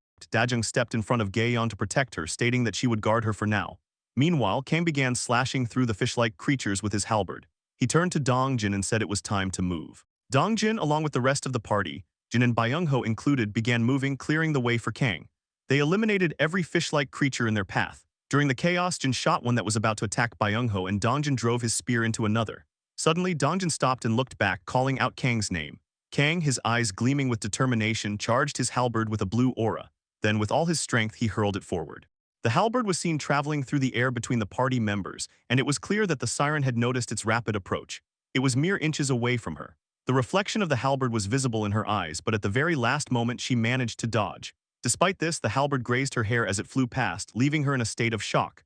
The weapon continued to fly at an incredibly high speed, ultimately missing its intended target, the siren. Observers noticed a dramatic shift in Dongjin Byung-ho Jin's expression. However, amidst the tension, Kang appeared to have a plan. His eyes began to glow. At that moment, the siren erupted into laughter, pouring her heart into it. Her laughter carried a mocking tone as the party questioned Kang, asking if he hadn't told them to trust him. The fish-like creatures that were her minions joined in, laughing at the party as well. Just then, Kang's smile widened into a smirk as he turned to Dongjin and asked if he had forgotten something. Dongjin, clearly agitated, snapped back, demanding to know what Kang was talking about all of a sudden. But almost immediately, Dongjin seemed to understand.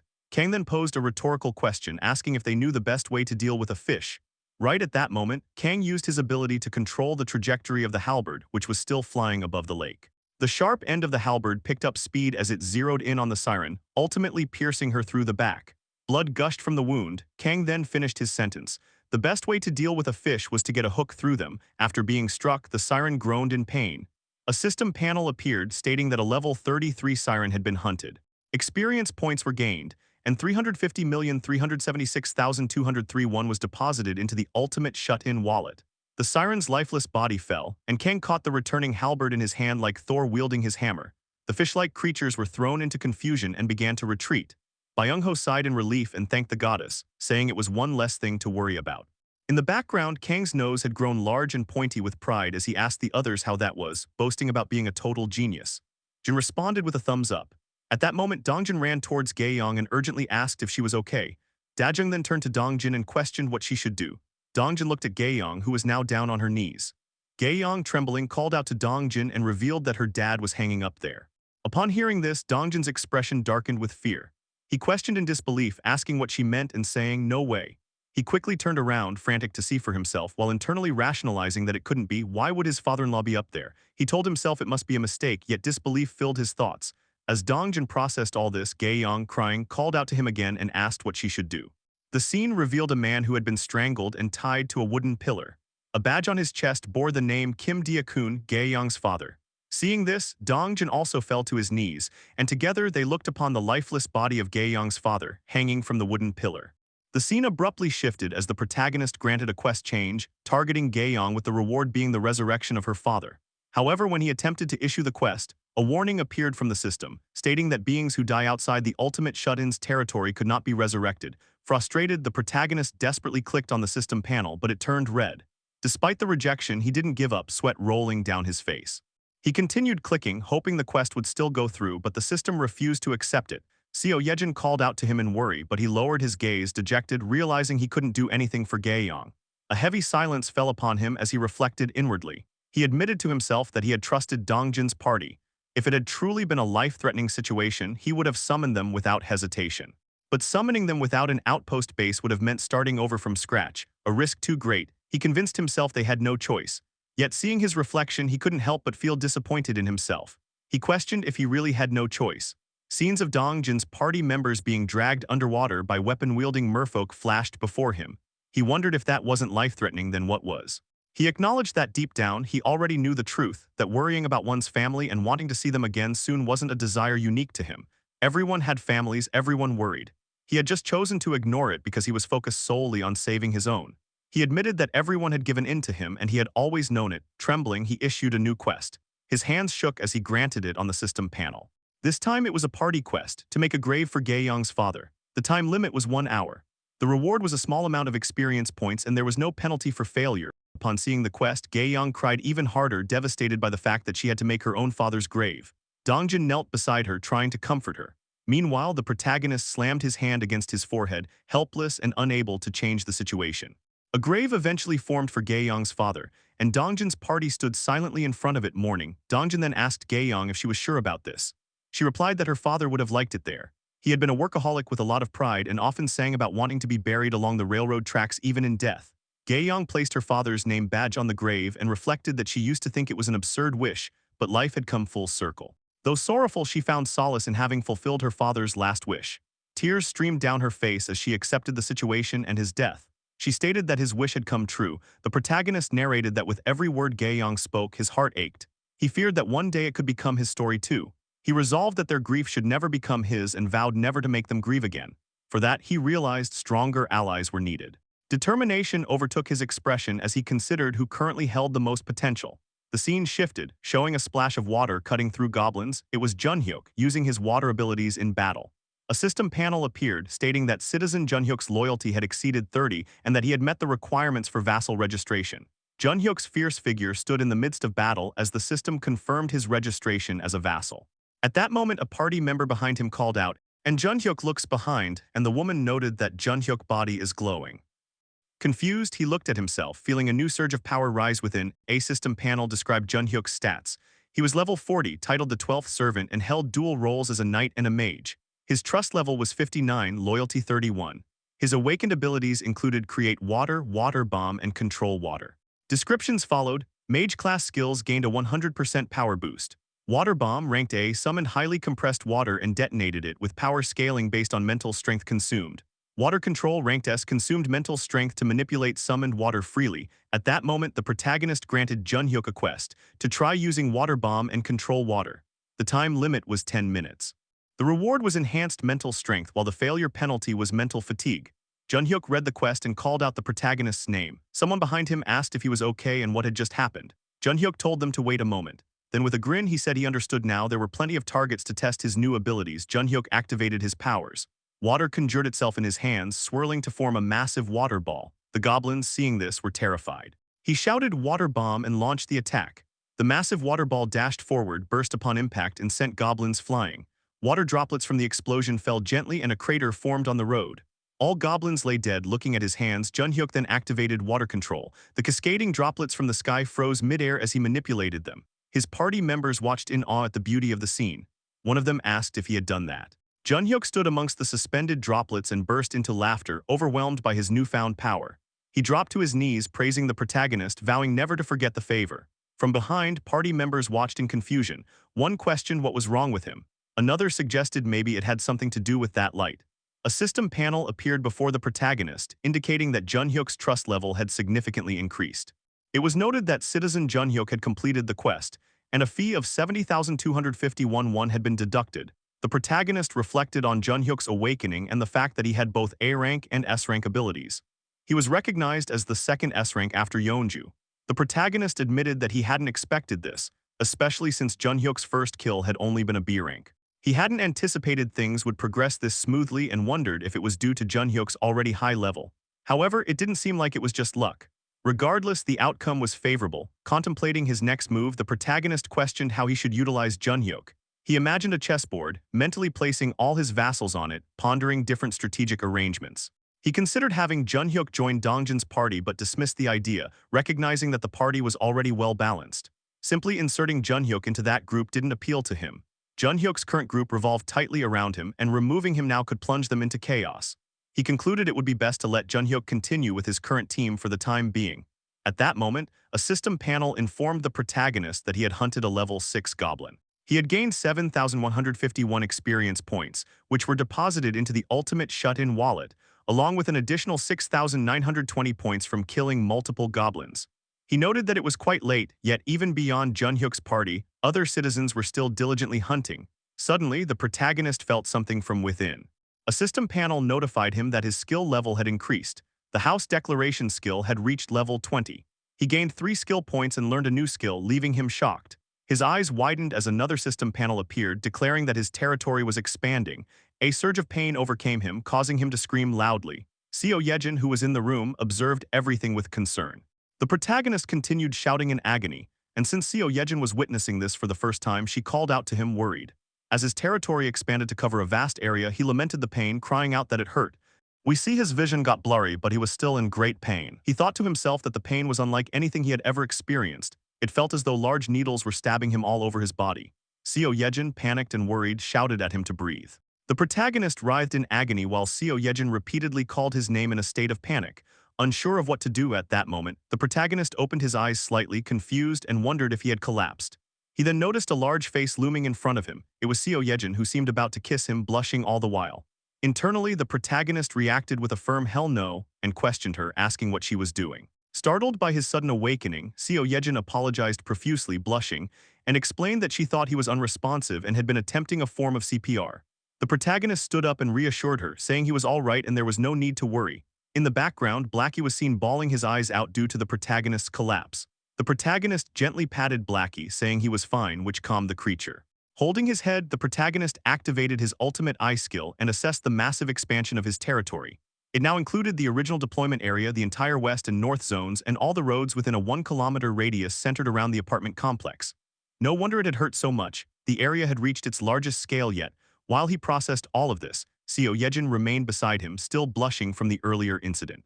The protagonist checked the system window, thinking to himself that he was tired and wanted to sleep for 5 more minutes, but recognized it wasn't the time. He had received 3 skill points upon reaching level 20 and had already decided which skill to upgrade. He focused on the ultimate eye skill, identifying it as the most crucial for the current operation. He selected it for the upgrade, and a system panel confirmed that the ultimate shut-in's ultimate eye skill had reached level 4. A 3-eyed symbol appeared, and a new notification informed him that the multivision function had been added. His eyes sparkled with a purple light as if they could see everything. Internally, he acknowledged that he could feel his field of vision expanding. It was like being in a security room surrounded by CCTV monitors. However, maintaining this suddenly broadened view felt mentally draining, and he noted that 3 simulation views remained his current limit. With 2 skill points remaining, he chose to upgrade the Dignity Preservation skill next. The system panel notified him that the ultimate shut-in's Dignity Preservation skill had reached level 5 and that the Mystic Draw feature had been added. Upon receiving 300 crystals of some kind, the protagonist was confused at first. He then understood that 1 Mystic Draw cost 300 crystals and that these had likely been given for a trial draw. Seeing no reason to decline, he initiated the Mystic Draw. a large magical circle appeared on his apartment floor, emitting a blinding golden light that dazzled both Seo Yejin and Blackie. The golden light rose into the air and eventually transformed into a ring.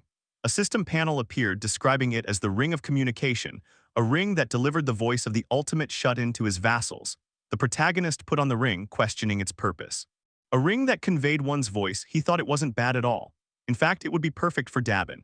He remembered that Kim Dabin was registered as one of his vassals.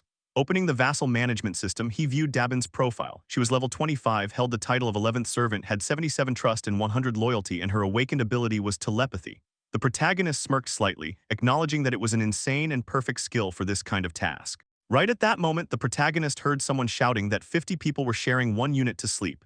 He stood there in a daze, trying to comprehend the situation, then began observing the ongoing commotion using his leveled-up ultimate eyes skill. He saw Dabin speaking to a group of people, explaining that the arrangement was only a temporary measure. However, a fat man among the group began arguing, questioning what Dabin meant by temporary.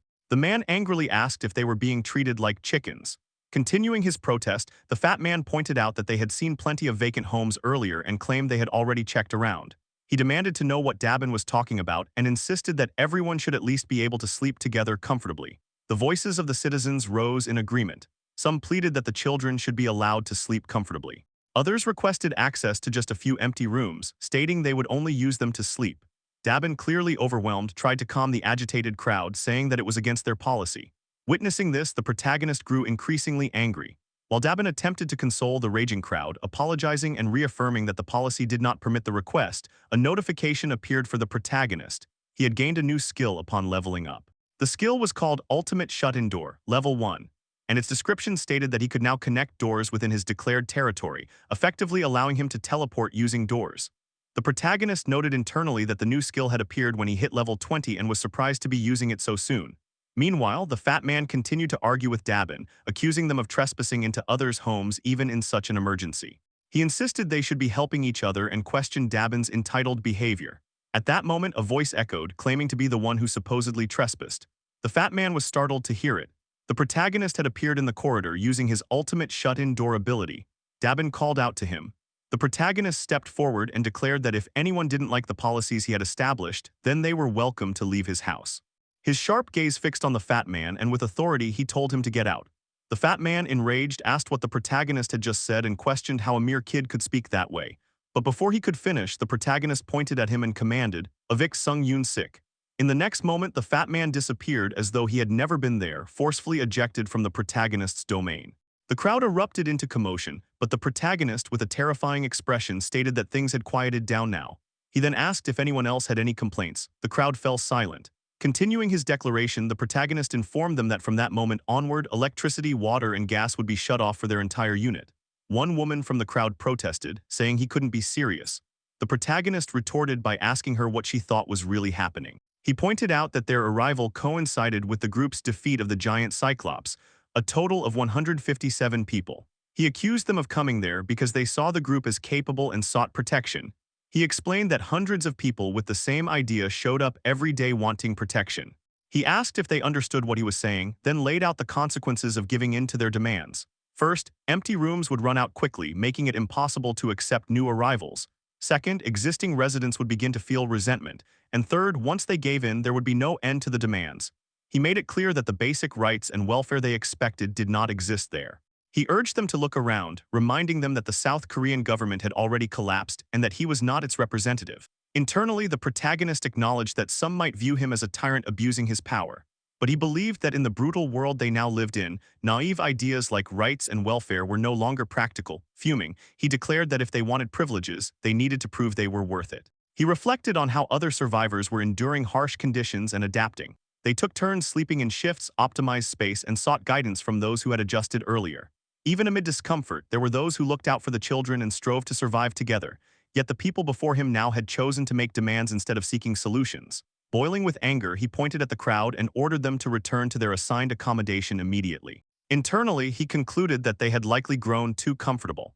With a menacing expression, he repeated his warning, "Return to your assigned accommodation immediately, unless you want more things taken away from you." Hey everyone, welcome back to Manhwa Munch. So while I was recapping this story, something unexpected happened. The publisher decided to switch up the art style. I know it feels a little strange at first, kind of like when your favorite character's appearance suddenly changes and you need a few chapters to adjust. I'll be honest, I was a bit sad too because we've grown attached to the old look. But don't worry. The heart of the story is still beating strong, and in the end, it's the journey and the plot twists that really keep us hooked. So let's enjoy this together because the artwork may change, but the story is what truly matters. So now, let's get into the story. As soon as the scolding from the protagonist ended, the citizens lowered their heads and shuffled away in defeat, casting glances at the protagonist. The protagonist also looked at the citizens heading back into their units while Dabin watched them walk away. At that moment, Dabin sighed and thanked the protagonist, saying that he had saved her. The protagonist inwardly thought for a moment before communicating with Dabin through telepathy, telling her there was no need to thank him as it was only natural. He even said that he should be the one thanking her. The communication ring on the protagonist's finger glowed as he spoke telepathically.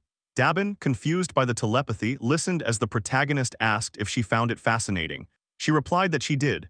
Continuing the telepathic exchange, the protagonist suggested that Dabin might be able to do something similar. Concentrating, Dabin listened as the protagonist instructed her to think of the person she wanted to communicate with and speak in her mind. A bluish energy surrounded her, and she successfully used telepathy, exclaiming like this. The protagonist heard her voice in his mind and congratulated her, advising that she still needed to learn the exact usage, conditions, and limitations through practice. Dabin thanked the protagonist telepathically, finding it strange to use telepathy when the person was right in front of her. Just then, someone extended a hand and called out to the protagonist, saying, "Excuse me." The protagonist and Dabin turned toward the voice, seeing a middle-aged man raising his hand. His expression showed slight worry and he was sweating a little. The protagonist asked if he still had something left to say. Sweating heavily, the man hesitantly admitted that it was shameless of him, bowed, and requested that the person who had just been expelled be forgiven. The protagonist sternly asked why he should do that. The man explained that while Yunsik had been the loudest in voicing the complaints, it had been the collective opinion of the people. He insisted it was everyone's fault and that Yunsik should not be the only one punished. Bowing repeatedly, he said they would accept any punishment if only the protagonist would show mercy. The protagonist reflected inwardly, thinking that he had already been considering when to allow Yunsik back, as taking someone's life just to set an example felt wrong. Fortunately, Yunsik had not left and was still knocking at the territory's barrier. Looking at the system panel, the protagonist asked the man for his name. He introduced himself as Han Kyung-hoon. The protagonist agreed to restore Yunsik's citizenship and resume electricity and water supply to his unit, but excluded gas. Hearing this, Han Kyung-hoon asked in surprise if he was serious. The protagonist explained that it was out of respect for his sincerity, but it was a one-time exception and he should inform the others. Han Kyung-hoon bowed deeply, expressing heartfelt thanks. Moments later, a system panel appeared, confirming that Yunsik's citizenship had been restored and that Han Kyung-hoon's trust level had greatly increased. The protagonist considered restoring gas for the children's sake but decided against it, thinking they should still experience the discomfort of cold showers and floors as punishment. At that moment, Dabin called out to the protagonist via telepathy. She smiled warmly and told him he seemed to have a really warm heart. Surprised, the protagonist asked aloud, "Me?" Dabin replied, "Yes." The protagonist coughed shyly, looked aside, and thanked her for her kind thoughts. She teased, asking if he was flustered. With an awkward smile, the protagonist changed the topic, saying that regarding the shared facilities currently placed in Building 3, he was considering assigning one to each of the 25 buildings. Dabin was shocked, starting to sweat. The protagonist asked how many team members she had. Despite the looming workload making her tear up inside, she replied that including Hyerin and Choi Hyunjun, there were 15 people. Smiling awkwardly, the protagonist asked if she could expand to 100 members and run operations with them, suggesting that 4 people per building should be enough for proper management. Dabin's eyes sparkled at the thought, realizing she wouldn't be overworked, and she confirmed excitedly, 100 members. The protagonist reaffirmed the plan, adding that everyone would be paid 100,000 won per day, ensuring stable operations. The elevator reached the 21st floor and opened as the two continued their conversation. Dabin remarked that her influence in discussions would also become stronger. While they spoke, someone stepped forward and a voice echoed, "Hello." The protagonist and Dabin turned to look behind them upon hearing the voice. They saw a man wearing glasses with a slight mustache and beard. The protagonist questioned this man, asking if he was new there and if he had come for something. The man confirmed, replying that it was true. It became clear that he was not alone, as behind him stood 2 women. The man then asked the protagonist if they happened to need a medical team. His face was now visible, and he introduced himself as Dr. Lee Sung-min, Associate Professor of Nephrology at Busan Park Hospital. Moments later, the scene shifted to the protagonist speaking with Dabin. Dabin told the protagonist that she had sent the doctor back for now, but asked what they should do. The protagonist replied that skilled personnel must be treated accordingly. He then suggested giving them a room and turning that area into a hospital. Dabin agreed, saying it was a great idea. The protagonist continued, stating that if they searched, they should find a good number of nurses as well, and that he would leave the setup and operations of the medical team to Dabin. She saluted and assured him to leave it to her. At that moment, the protagonist opened his apartment door and began walking towards Seo Yejin. Seeing him, she asked if everything had gone well. He replied that there had been no issues. Then he activated his ultimate eyes skill and inwardly questioned whether Dongjin's party had left. Observing through the skill, he confirmed they were en route to Jagalchi Station without any problems. The protagonist opened his system panel, thinking that he should finish what he had started earlier. Looking at it, he decided to invest his final skill points and opened his storage, upgrading it to ultimate storage. A system panel appeared, indicating that the ultimate shut-in's ultimate storage skill had reached level 2, with its capacity increased to 200 kilograms and a preservation function added. Another panel described the preservation function as a passive skill, explaining that items stored would maintain their exact physical state from the time they were stored. Reading this, the protagonist thought that the capacity had doubled, allowing him to use it more flexibly. Then another thought struck him: if used correctly, this could be significant. He opened the store and purchased an S&W revolver with 100 rounds of bullets. While loading them, he reasoned that preserving the physical state meant the item's condition would remain exactly as it had been upon storage. He pointed the gun blankly and asked Seo Yejin to cover her ears, warning that it would be loud. Startled, she panicked upon seeing the gun, exclaiming that it was indeed a firearm. The protagonist pulled the trigger, thinking the command to store the live round, and fired the revolver. Rapid shots followed, and the bullets entered the system panel, storing the live rounds in ultimate storage. A system panel confirmed that the live round had been stored. He thought that it had worked perfectly. He walked to the balcony, opened the glass door, and looked outside, questioning his theory. From behind, Seo Yejin called out in confusion, asking why he had started firing all of a sudden, but he did not respond. With a determined expression, he extended his arm and commanded, "Summon live round." A system panel appeared, and the previously fired rounds emerged in the same physical state.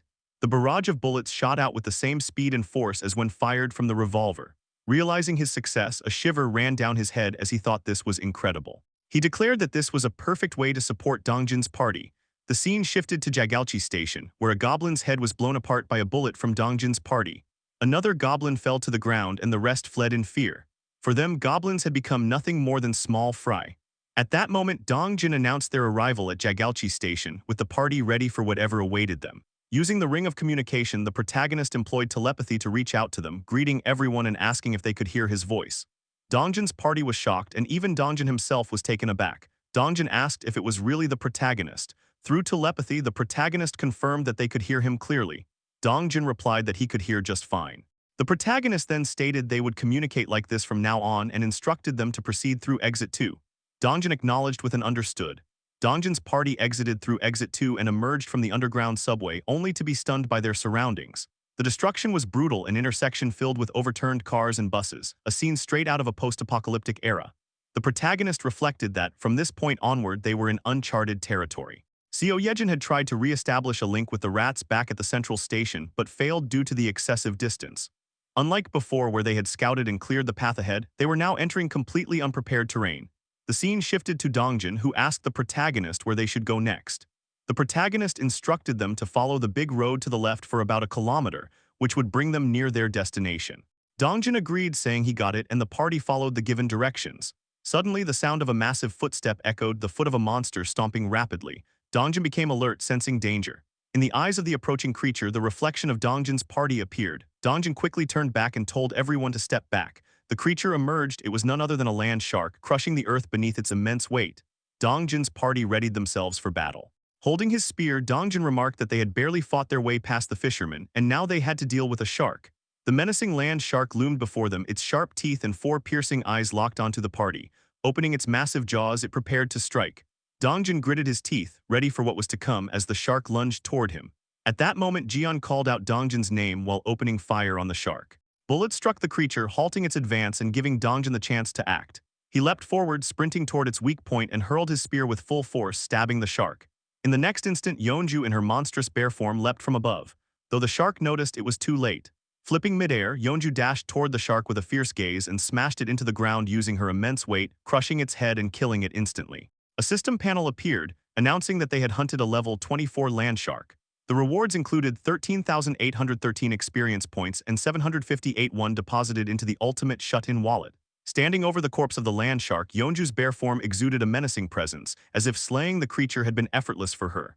At that moment, Dongjin called out to Jian, instructing him to scout the area. Jian agreed, connecting to his crow, which then flew above the vicinity. Through the crow's eyes, Jian spotted something shocking. He muttered in disbelief and quickly called out to Dongjin, saying he thought the area was swarming, though they still didn't know with what. Suddenly, a massive creature emerged, a giant crab monster blocking the path in front of Dongjin's party. It was the size of a large truck. Jian warned that this was not the only threat. Kang then alerted the group to something above them. They soon noticed fish-like creatures hovering in the sky, locked onto the party. It wasn't just one, a whole swarm had gathered. Kang questioned in alarm what those creatures were. Their predator's gaze left no doubt about their intent. Without warning, the fish-like creatures struck first, diving with their blade-like snouts toward the group. The party readied themselves. Dongjin called out to Kang, instructing him to stop them. Kang transformed into his silver-clad armored form, summoning armor from thin air. With his halberd, he delivered a powerful strike, cutting one of the creatures clean in half. A system panel announced that a sky blue marlin level 16 had been hunted, granting experience points and depositing 785,231 into the ultimate shut-in wallet. The battle raged on. Jian and Byung-ho fired their revolvers while Gaeyang supported them with skill-infused arrows. Her attacks worked, piercing 2 marlins and spilling their blood. However, she expressed concern that taking them down one by one was too slow. Her worry deepened when she saw a marlin bypass the party's defenses and head straight for Dajung. Dajung, firing a revolver for the first time, missed every shot, her eyes shut tight in panic. The creature was mere inches away when the protagonist summoned his storage. Bullets materialized in front of Dajung, hitting the marlin in the head and killing it. A system panel reported the hunting of a level 17 marlin, more experience points, and 231,733 one added to the wallet. The protagonist thought bitterly that sniping creatures himself yielded low payouts. To earn more, he'd need to use a vassal. He called out to Seo Yejin, handing her a revolver and telling her to stop linking with the rats and shoot instead. Confused, Yejin asked where to aim. The protagonist replied that anywhere was fine. Urged to hurry, she fired blindly, the bullets being stored as she shot. He told her to keep going and she complied. Extending his hand, he summoned the bullets she fired, deploying them into the battlefield where Dongjin's party fought the Marlins. System panels appeared announcing kills, experience gains, and money earned. Yejin soon called out that she was out of bullets and the protagonist ordered her to reload quickly. Though he felt sorry for her, he knew it was necessary. She continued firing, while he stored and deployed the bullets toward the enemy. The moment was interrupted when Hyrin burst into the protagonist's room, panicking at the gunshots. Seeing Yejin firing the revolver, she grew confused, questioning what was happening and wondering why she wasn't waking up, thinking she was still dreaming because she had been asleep moments before. The scene shifted back to Dongjin's party as the massive crab monster's claw struck toward them. Dongjin and Yeonju narrowly dodged the attack, now face-to-face with the towering creature. Sweating, Dongjin muttered in disbelief, wondering how they were supposed to defeat such a monstrosity as it loomed, ready to crush the entire party. The giant crab, level 35, raised its claw to attack Dongjin and Yeonju. They warned each other that the claw was approaching. The massive claw of the crab monster descended on the ground, destroying part of it, while Dongjin and Yeonju dodged the strike by moving in opposite directions. Yeonju slipped into the crab monster's blind spot and readied her claws to attack. At that moment, she shouted at Dajung, telling her to buff her. Dajung accepted the command and used her skill, buffing Yeonju. With the buff, Yeonju started approaching the crab monster at a very high speed, her gaze fierce. She grabbed onto one of its legs tightly and with a huge roar twisted the leg from its joint. Blood spilled as one of the legs shattered, throwing the crab monster off balance. Because the crab monster was off balance with one joint gone, Dongjin called out to the protagonist. The protagonist summoned a spear into Dongjin's hand. Dongjin gripped the spear, infused it with his skill, and readied himself. In the next second, he launched it with all his strength. The spear struck the crab monster in its mouth, piercing through, but it did not end there. From behind, Yeonju lunged, her scary figure looming over the monster. With a fierce gaze, she prepared to destroy everything in her path. She landed a critical hit on the crab monster's back with her huge claws, but only a few scratches appeared on its hard shell. Seeing this, Yeonju began panicking and sweating in confusion, wondering why the crab was unharmed. At that moment, Byung-ho commanded everyone to get back and shouted at his team members. He appeared above the crab monster, having teleported with a revolver in hand. He began firing, but the bullets bounced off the crab's shell, which seemed like an impenetrable defense. Both Dongjin and Yeonju were in awe at the creature's insane defense. Dongjin questioned what they should do now since the crab was not down yet. He wondered aloud if there was truly no way to fight it. The protagonist observed everything, realizing that the shell was no ordinary defense. It looked like they needed a certain level of impact, like the force of a hammer's strike, to break it. An idea struck him, and he began searching frantically within his territory, certain he had seen something before. Finally, he found what he was looking for. He summoned his storage and, using the ring of communication, called out to Yeonju. He told her that when he gave the signal, she should jump onto the crab's shell. Yeonju understood and agreed. The protagonist extended his hand, recalling something that could break the shell. He summoned a barbell which materialized outside the apartment building. Closing his eyes, he thought of Minyu, apologizing silently and promising to buy him a new one later since the barbell belonged to him. For now, he decided to maximize the barbell's kinetic energy through gravity. He let it fall, gaining energy as it descended. Before it could hit the ground, he summoned his storage and captured it, preserving its state at the peak of its kinetic energy thanks to his upgraded storage. With a determined expression, the protagonist extended his hand and summoned the barbell into the battlefield between Dongjin, Yeonju, and the crab monster. Through a system panel, the barbell reappeared with the same stored kinetic energy and descended above the crab monster. The protagonist called out to Yeonju to act now. The barbell struck the crab monster at a very high speed, shattering its once impenetrable shell. At that moment, Yeonju dashed toward the crab at the weakened spot where the barbell landed. She reared back her claw in midair and with a fierce roar and saliva dripping from her mouth, twisted her body and pierced through the crab monster, tearing out from the other side. Green liquid and blood splattered everywhere as Yeonju unleashed her full strength. A system panel appeared declaring, "You have successfully hunted giant crab level 35. Experience points acquired. 931,732,266. One has been deposited into the wallet of the ultimate shut-in." The scene shifted as the protagonist narrated that after the defeat of the giant crab, the road leading back to his parents' house felt like walking through a seafood market. He explained that there were all kinds of fish and strange monsters they had to defeat along the way. Dongjin's party was shown defeating the bizarre monsters one by one. The protagonist continued his narration, stating that there were several moments where, without his support, the situation could have turned deadly. He clenched his teeth as he thought to himself, admitting that he had a vague feeling all along about Dongjin's party. He reflected that this place was overwhelming for them even with their current strength. Despite being a party composed entirely of awakened ones, armed even with guns, after moving only 1 kilometer, everyone was already exhausted. He admitted to himself that it was time to face the truth. After a long pause, he continued thinking that the probability of his family still being alive was close to 0. His body started to tremble, his legs shaking uncontrollably as he thought further. The closer he got to his parents' house, the heavier his fear grew. But he resolved that even if there was only a 1% chance, he could not let go of that thread of hope. While narrating, the party arrived at a place where a massive tree stood in the middle of the road out of nowhere. The protagonist noted that the streets were in ruins but still familiar. Just beyond that alley lay his parents' house. At that moment, he noticed the tree in the middle of the road and grew confused. Using the ring of communication, he instructed the party to stop, and they immediately did so. He thought to himself that this was the city he was born and raised in, a city he knew perfectly well. He recalled that there had never been trees along this boulevard, and even if there had been, the city would never have left one standing like that. He concluded that the tree was a monster, and it was revealed to be a tree giant level 38. The protagonist reflected that the tree must have appeared after the world collapsed just as he thought. Using the ring of communication again, he alerted everyone. He told them to listen, and when Dongjin confirmed they were listening, the protagonist asked if they all saw the enormous tree in front of them. When Dongjin confirmed that they did, the protagonist, stuttering in hesitation, declared that the tree was a monster and ordered them to attack it.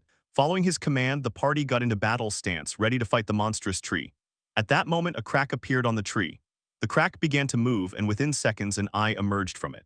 Soon after, a mouth appeared, and the roots acted like legs while the branches writhed like tentacles. The party was startled and shocked at the sight. After the protagonist commanded the attack, Gaeyong fired an arrow infused with her skill at the giant tree monster. The arrow zipped past and struck, destroying part of it. However, the trunk of the tree then shifted, acting like hands, and the monster rose from its spot as though Gaeyong's attack had done nothing. Its single eye glared menacingly at the party. Without wasting time, Dongjin hurled his spear toward the monster, but the roots lashed out like tentacles, blocking the strike. The tree then stomped the ground with its massive root leg, as if announcing its arrival, leaving the party staring at the monstrosity. Dongjin appeared confused after his attack failed, but Byung-ho quickly teleported behind the tree and opened fire with his revolver, bullets striking the trunk. In the next moment, Yeonju sped toward the monster with killing intent. The giant tree sensed her approach and whipped its tentacles to attack, but Yeonju swiftly dodged each strike as she closed the distance. She delivered a critical blow, creating a massive hole in the trunk, yet immediately more root tentacles emerged from the ground, showing her attack had been ineffective. While Yeonju was still in midair, the tentacles coiled around her, gripping her tightly. The party cried out her name in worry as she struggled against the crushing hold. The giant tree then raised another tentacle high above, preparing to strike down on her. The tentacle descended at deadly speed, aiming to pierce her. Panic filled Yeonju's face as she realized she was about to be struck. At that moment, Byung-ho teleported behind her, shielding her with his own body. He shouted for Yeonju to get away as the tentacle closed in mere inches away from impaling him. But then the tentacle suddenly stopped just before making contact, leaving Byung-ho in confusion. Dongjin snapped at him, urging him to act now. Responding, Byung-ho used his teleportation ability again, instantly moving from behind the tree back to the party while taking Yeonju with him, narrowly avoiding the fatal blow. The protagonist observed the unfolding scene in uncertainty, wondering what was happening. For a brief moment, the wooden monster stopped its attack. At that instant, he gained a faint realization and questioned whether it could really be what he was thinking. In the next moment, communicating through the ring of communication, he instructed the party, telling Dongjin to have Yeonju fall back and revert into her human form while the rest continued the assault. Dongjin, however, was puzzled and questioned whether only Yeonju needed to rest. The protagonist confirmed this, and though Dongjin appeared hesitant, he still complied, acknowledging the command with an understood. Turning to his party, he told them to follow the protagonist's orders and instructed Yeonju to fall back and protect. Gaeyong and Dajung Kang's group then moved forward. Kang replied with an all right, though doubt lingered within him as he wondered whether he would truly be able to do this. Dongjin reassured him, reminding him of his solid defense, saying he would manage. Kang, with a blank face, accepted and responded with all right then. At that very moment, the tree stirred once more, turning back and moving, which left Kang and the party confused. Kang cursed at the giant tree monster, demanding to know what was happening. Dongjin, equally baffled, asked the protagonist what had just occurred. The wooden monster, however, simply returned to its spot. The tree reverted to its normal state, standing in the same place from where it had first emerged to attack. It was then that realization struck the protagonist. He questioned aloud whether it meant the monster did not attack humans. Reflecting on the events, he recalled that ever since Yeonju had transformed into her beast form, the monster's attacks had been solely directed at her, attempting to trap and kill her. This led him to deduce that it was Yeonju's beast form that had provoked the creature. Yeonju too was uncertain, but in that moment she pointed out that the monster was getting up again. The giant tree monster began to rise once more. The reason soon became clear as a land shark appeared nearby. The shark opened its jaws and lunged at the giant tree monster. In response, the monster lashed out with its tentacles, striking the land shark. Within moments, multiple tentacles pierced the shark, killing it instantly. Seeing this, the protagonist became certain of his deduction. The giant tree monster did not attack humans. Without hesitation, he communicated once again through the ring, instructing the party to ignore the wooden monster and advance since it posed no hostility. The party acknowledged with an understood. As the monster reverted to its dormant form, the group cautiously and slowly moved past it. Just then, they noticed something unusual. Dongjin was struck with shock, trying to speak but unable to find the words. Finally, he called out to the protagonist, whose expression had turned into one of horror. Dongjin asked if the place where the giant tree monster stood was in fact his parents' home, as an apartment building came into view. What they saw was a massive tree with impossibly thick trunks standing exactly where the protagonist's parents' apartment should have been. The protagonist questioned whether they had come to the wrong place, though deep down he knew the truth. He admitted there was no mistake and trembled, declaring that the place should indeed be his parents' home. A mix of anger and emptiness filled his eyes as he thought of his father, mother, grandfather, and grandmother who should have been there. Overwhelmed by uncontrollable rage, he believed the enormous tree was responsible for whatever had happened to his family. He thought the monstrous tree had no right to be there and vowed to kill it, certain that only then would he feel satisfied.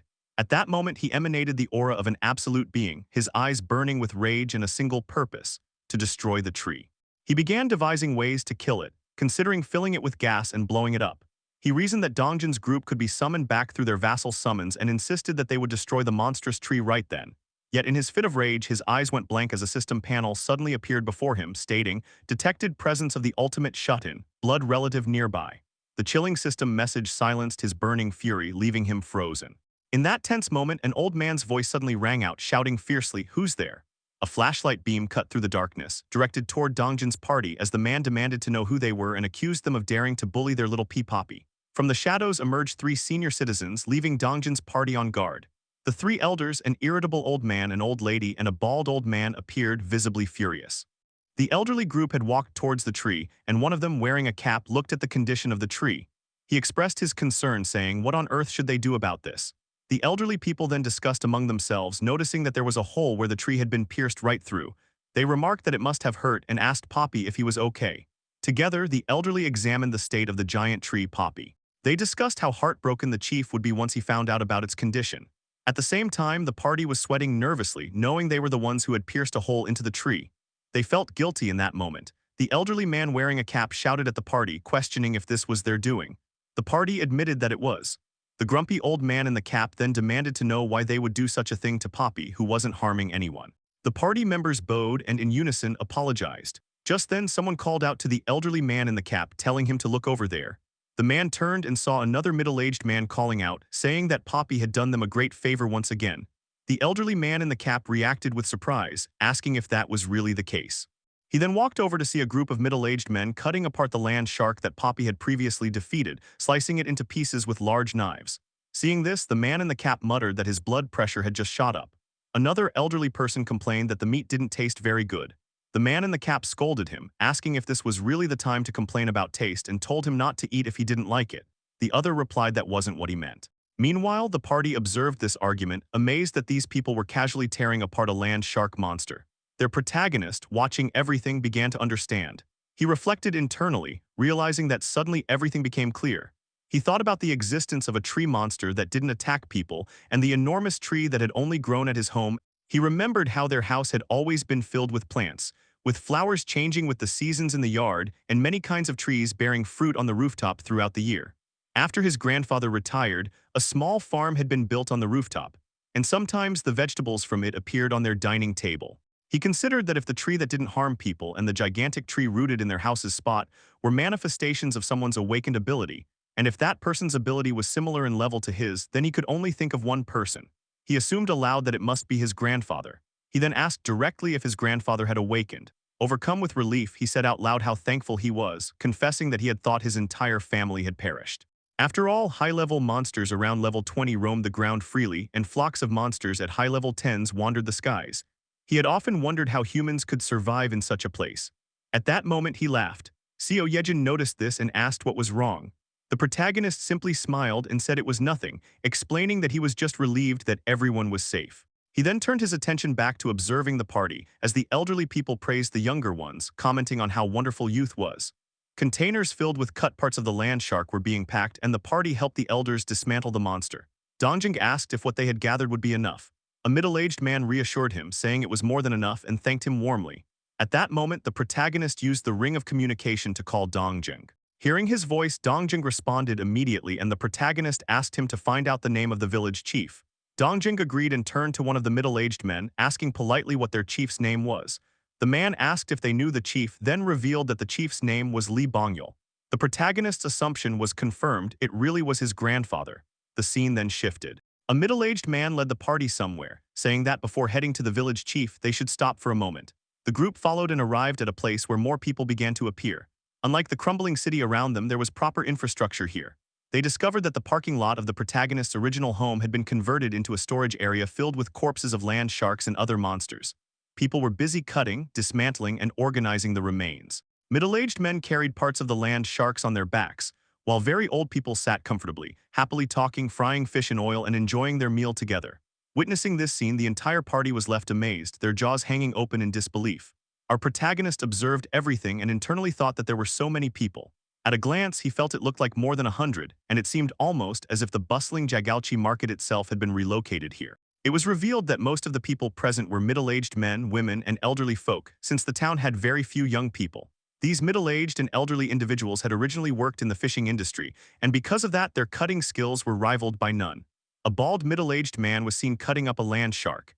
At that moment, someone called out to him, addressing him as Old Man Park. The bald man turned around to the voice and responded that he had heard the news, adding that Poppy had once again done them a big favor by helping kill the land shark. Another middle-aged man replied, telling him not to even get started, explaining that the land shark had been so big that he had needed the help of young men to clean it up. He admitted that he would have been done for without their help. That was why he wanted to treat them to a plate of sashimi and asked the bald man to slice it up quickly. The bald man, holding his sashimi knife, accepted the order with a nod and said he got it. Within seconds, he skillfully laid out a beautifully prepared plate of sashimi, announcing that it was ready. Seeing this, the party members' mouths watered in shock and delight at being treated to such a dish. The bald man encouraged them to eat plenty. Gaeyong then asked if they perhaps had chopsticks. The bald man replied that there were no chopsticks there and told her to use her hands. At that moment, Gaeyong called out to the protagonist, but he acted swiftly, summoning chopsticks in front of her and the other party members. Gaeyong thanked him while both the bald man and the other middle-aged man were left stunned, jaws dropping and sweat forming as they struggled to comprehend what had just happened. They questioned in confusion what on earth they had just witnessed. Gaeyong then took a bite of the sashimi and immediately exclaimed that it was delicious. Following her lead, the party members began eating, all remarking on how good and amazing it tasted.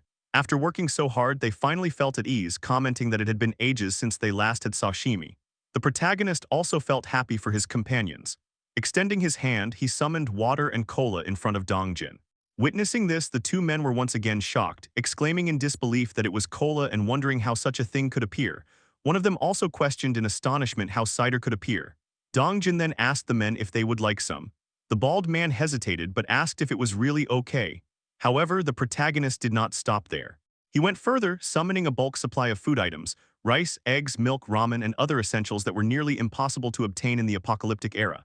Seeing these supplies materialize out of thin air, the bald man was left speechless, questioning what all of this was and asking if it was meant for them. Dongjin smiled and replied that it seemed so, explaining that the protagonist had prepared these as gifts for them. The bald man then wondered aloud if the protagonist could be some kind of god. The other middle-aged man questioned whether they should at least refuse politely, but before they could decide, a voice from above interrupted, asking why it was so noisy. Hearing the voice, the old middle-aged man turned and saw a menacing figure standing above them on a massive tree root tentacle. The bald man immediately acknowledged the figure, addressing him as the village chief. Upon hearing this, the protagonist was shocked, realizing that the man was none other than his grandfather. A system panel appeared before him displaying the words, World Tree's Guardian. It listed attributes: passive, mythical, chosen by the World Tree, life force of the World Tree, blessing of the World Tree, protection of the World Tree. Another system panel appeared in front of the protagonist, announcing that the vassal had encountered the bloodline of the ultimate shut-in. The power of the bloodline was being unlocked. The panel revealed the name Li Bongyul, level 55, with titles including Bloodline, Relative, Druid, and Trust at 88. His awakened ability was Guardian of the World Tree. The condition had been fulfilled, and an annex building was added to the available construction options. The figure of the protagonist's grandfather was seen standing above, watching over the party members. In the next moment, the grandfather jumped and slid swiftly down from the top of the root-like tentacle, landing with a thud on the ground and showcasing his physical abilities. The protagonist was shocked after observing this. He thought to himself that his grandfather looked much healthier and stronger than before. He reasoned that this was not his imagination. Just from the way his grandfather walked, it was clear. His grandfather had grown old, his brain had weakened, and his legs had almost lost much of their strength before. But now, the strength he possessed must be the result of his awakening. The protagonist then used the ring of communication to call out to everyone in the party, saying that this was his grandfather and asking them to greet him. Dongjin agreed and greeted the grandfather, saying it was an honor to meet him, addressing him as the village chief. The previously middle-aged man bowed to the chief and explained that these were the new people who had come recently. He described them as talented, capable of creating tools out of nothing, and mentioned that all the supplies, food, water, and everything else were made by them. Introducing the party, he directed his words to the village chief, the protagonist's grandfather. The chief expressed surprise and said that water had been a serious problem, and he was truly thankful they had come. He then shook hands with Dongjin. Dongjin, however, clarified that those supplies had not come from them. The village chief questioned him, asking where they had come from then. Dongjin paused briefly before answering that they were all the result of Jae-hun's ability. Upon hearing that name, the village chief was shocked and asked again in disbelief. Dongjin then formally explained that they had come at the request of Kim Jae-hun. The chief's expression turned to shock and disbelief as he questioned, asking if this Jae-hun was the one he knew, his grandson. Dongjin confirmed, saying yes, Kim Jae-hun, who lived in Seomyeon Apartments. The village chief staggered, unable to believe that his grandson Jae-hun was alive. Overwhelmed, he declared that if it was true, they should come with him immediately. Approaching the root-like tentacles, he was followed by the observing party. They soon saw the massive world tree, towering and immense with destroyed city buildings in view. The party and the grandfather Bongyul climbed onto the tree root tentacle, which began to move toward the world tree. Inwardly, the protagonist questioned if his family members were all up there, thinking that soon he would get to see his mom, dad, and grandma again. A slight smile appeared on his face as he thought further. Though there was no direct way yet, once the outpost base was complete, he could use the ultimate shut-ins door skill to reach them directly. Opening a system panel, he reflected that when he had met his grandfather, a new construction option was unlocked, so he began to examine it. The system displayed that the condition had been fulfilled, and the annex building had been added to the available construction options. The annex building was described as a safe zone built outside the ultimate shut-ins territory, with its area expanding in proportion to the territory. When activated, it temporarily granted the same influence as House Declaration, but it would only activate if a blood relative of the ultimate shut-in resided there. The protagonist read all of this, thinking that although the cost was 8 times more than an outpost base, it did not state that it could be destroyed. He also recalled receiving 10 billion won in construction support after securing one apartment complex, and even after installing solar panels on every building, he still had over 7 billion left. Since the annex building cost 3 billion to construct, he concluded that this amount of money was not something he needed to worry about anymore. He then commanded the construction of the annex building, affirming to himself that the amount was insignificant now. As soon as he made the decision, a shimmering light appeared. projecting a blue image of the world tree and the annexes range beneath his feet spreading across the room. The projection revealed the world tree and all the surrounding area near his original house. Looking at this projection, the protagonist questioned if it was showing him the scale beforehand, noting how the area looked almost identical to where he was now. He wondered if the annex expanded as he grew stronger and realized it was far more valuable than the outpost base, which had limited range despite costing 10 billion won. Smiling, he said aloud that there was no need to hesitate. A system panel then appeared before him, stating that the facility required the presence of one blood relative of the ultimate shut-in for 7 days of construction and asking if he wished to build it. He answered yes, and another system panel appeared, showing the time remaining until annex completion, 167 hours, 59 minutes and 59 seconds. Looking at the system window, the protagonist thought that now he just needed to ask his grandfather to stay within range until the construction was complete. At that very moment, the protagonist noticed something unusual. Another system panel appeared before him, declaring that the vassals had encountered the kin of the ultimate shut-in.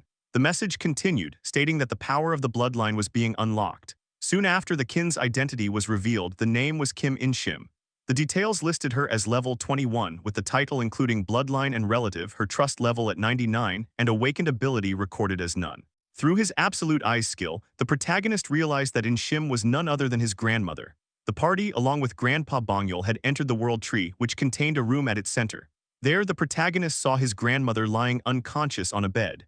Grandpa Bongyul took hold of her hand and spoke gently, urging her to listen to what was being said. In the next instant, he activated an ability, causing a green light of life energy to cover him and flow into his wife In-shim. He explained that the people who appeared had claimed Jaehyun had sent them, which meant their grandson was alive. The protagonist, overwhelmed, began to sweat as he processed everything. Unable to contain himself, he called out to the party, asking them to inquire what had happened. Yeonju stepped forward and relayed the question, asking Grandpa Bongyul on Jaehyun's behalf. Startled, Grandpa Bongyul turned frantically and questioned how Jaehyun could possibly know. Yeonju clarified that Jaehyun was sharing sight through them. Grandpa Bongyul almost responded but stopped, glancing at his long unconscious wife. With a consoling tone, he told Jaehyun it was all right, assuring him that Grandma was only emotionally overwhelmed and nothing more. Through Yeonju, the protagonist asked since when his grandmother had been unable to wake. Closing his eyes, Grandpa Bongyul recalled the grim past, explaining that ever since the apocalyptic day when monsters appeared and the world began to collapse, his wife had been asleep. The protagonist reflected inwardly that this was the first time he had seen his grandfather look like that, and it made his heart ache. Though he tried to hide it, tears welled up and soon he was crying uncontrollably. He was relieved, however, to see both his grandparents alive together, even though his grandmother had been in a coma for nearly a month. On the outside, she looked peacefully asleep, a condition maintained thanks to his grandfather's awakened ability. He thought to himself that if only he could assign quests to blood relatives, he would spend whatever it took to heal her. Unfortunately, the system forbade giving quests to kin. Just then, Dajung attempted to heal In-shim with her power, but admitted sorrowfully that even with her ability it was too difficult. Grandpa Bongyul reassured her, saying it was fine and nothing could be done. The protagonist observed in silence but questioned inwardly why it was so quiet. 7 people had arrived, yet no one came out to check. Expecting his parents, he began to worry, dreading the opposite possibility. Using the ring of communication, he asked Yeonju to inquire about his parents. Yeonju relayed the question, asking Grandpa Bongyul about Jaehyun's parents. Without turning around, Grandpa Bongyul asked if Jaehyun was truly watching through them. He then chose to speak as if addressing him directly. He explained that on that day, Jaehyun's mother had gone to work and his father had gone out to earn money. He added that Jaehyun's father would never leave his mother alone, so they must have hidden themselves somewhere. The protagonist listened but felt his hope slipping away. Inwardly, he acknowledged that even his grandfather did not truly believe they had survived, and he himself knew it too.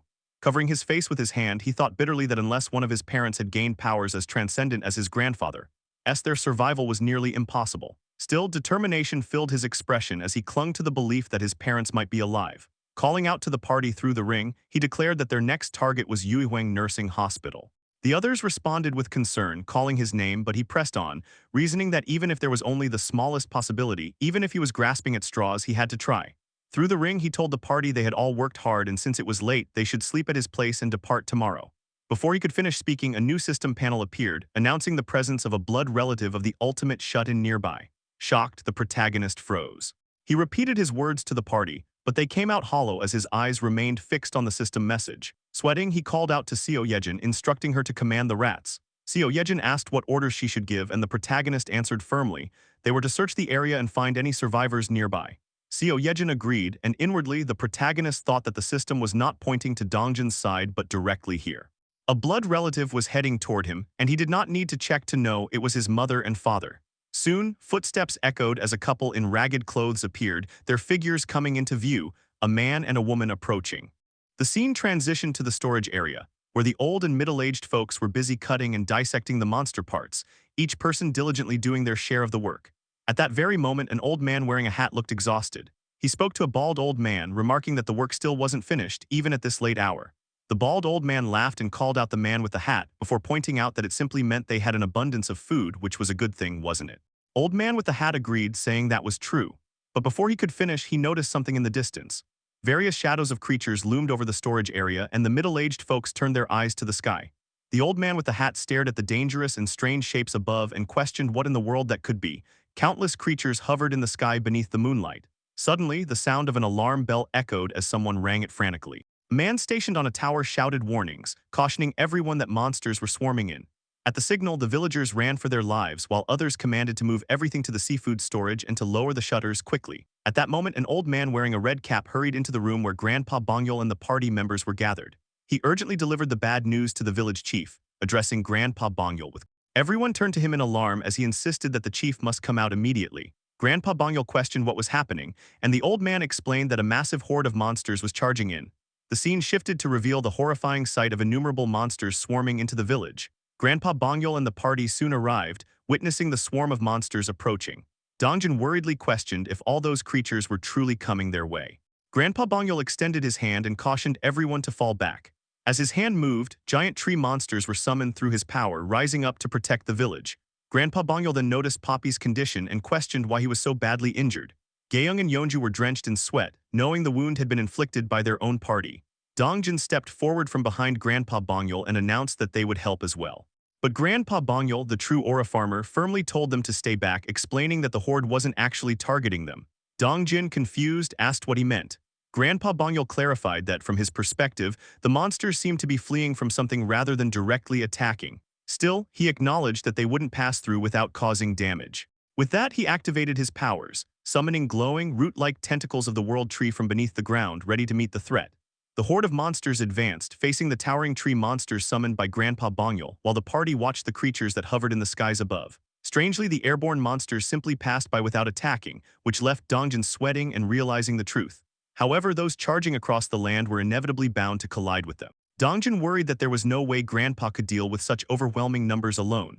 Land sharks surged forward, ready to clash with the tree monsters. Concerned, Dongjin called out again, offering their aid.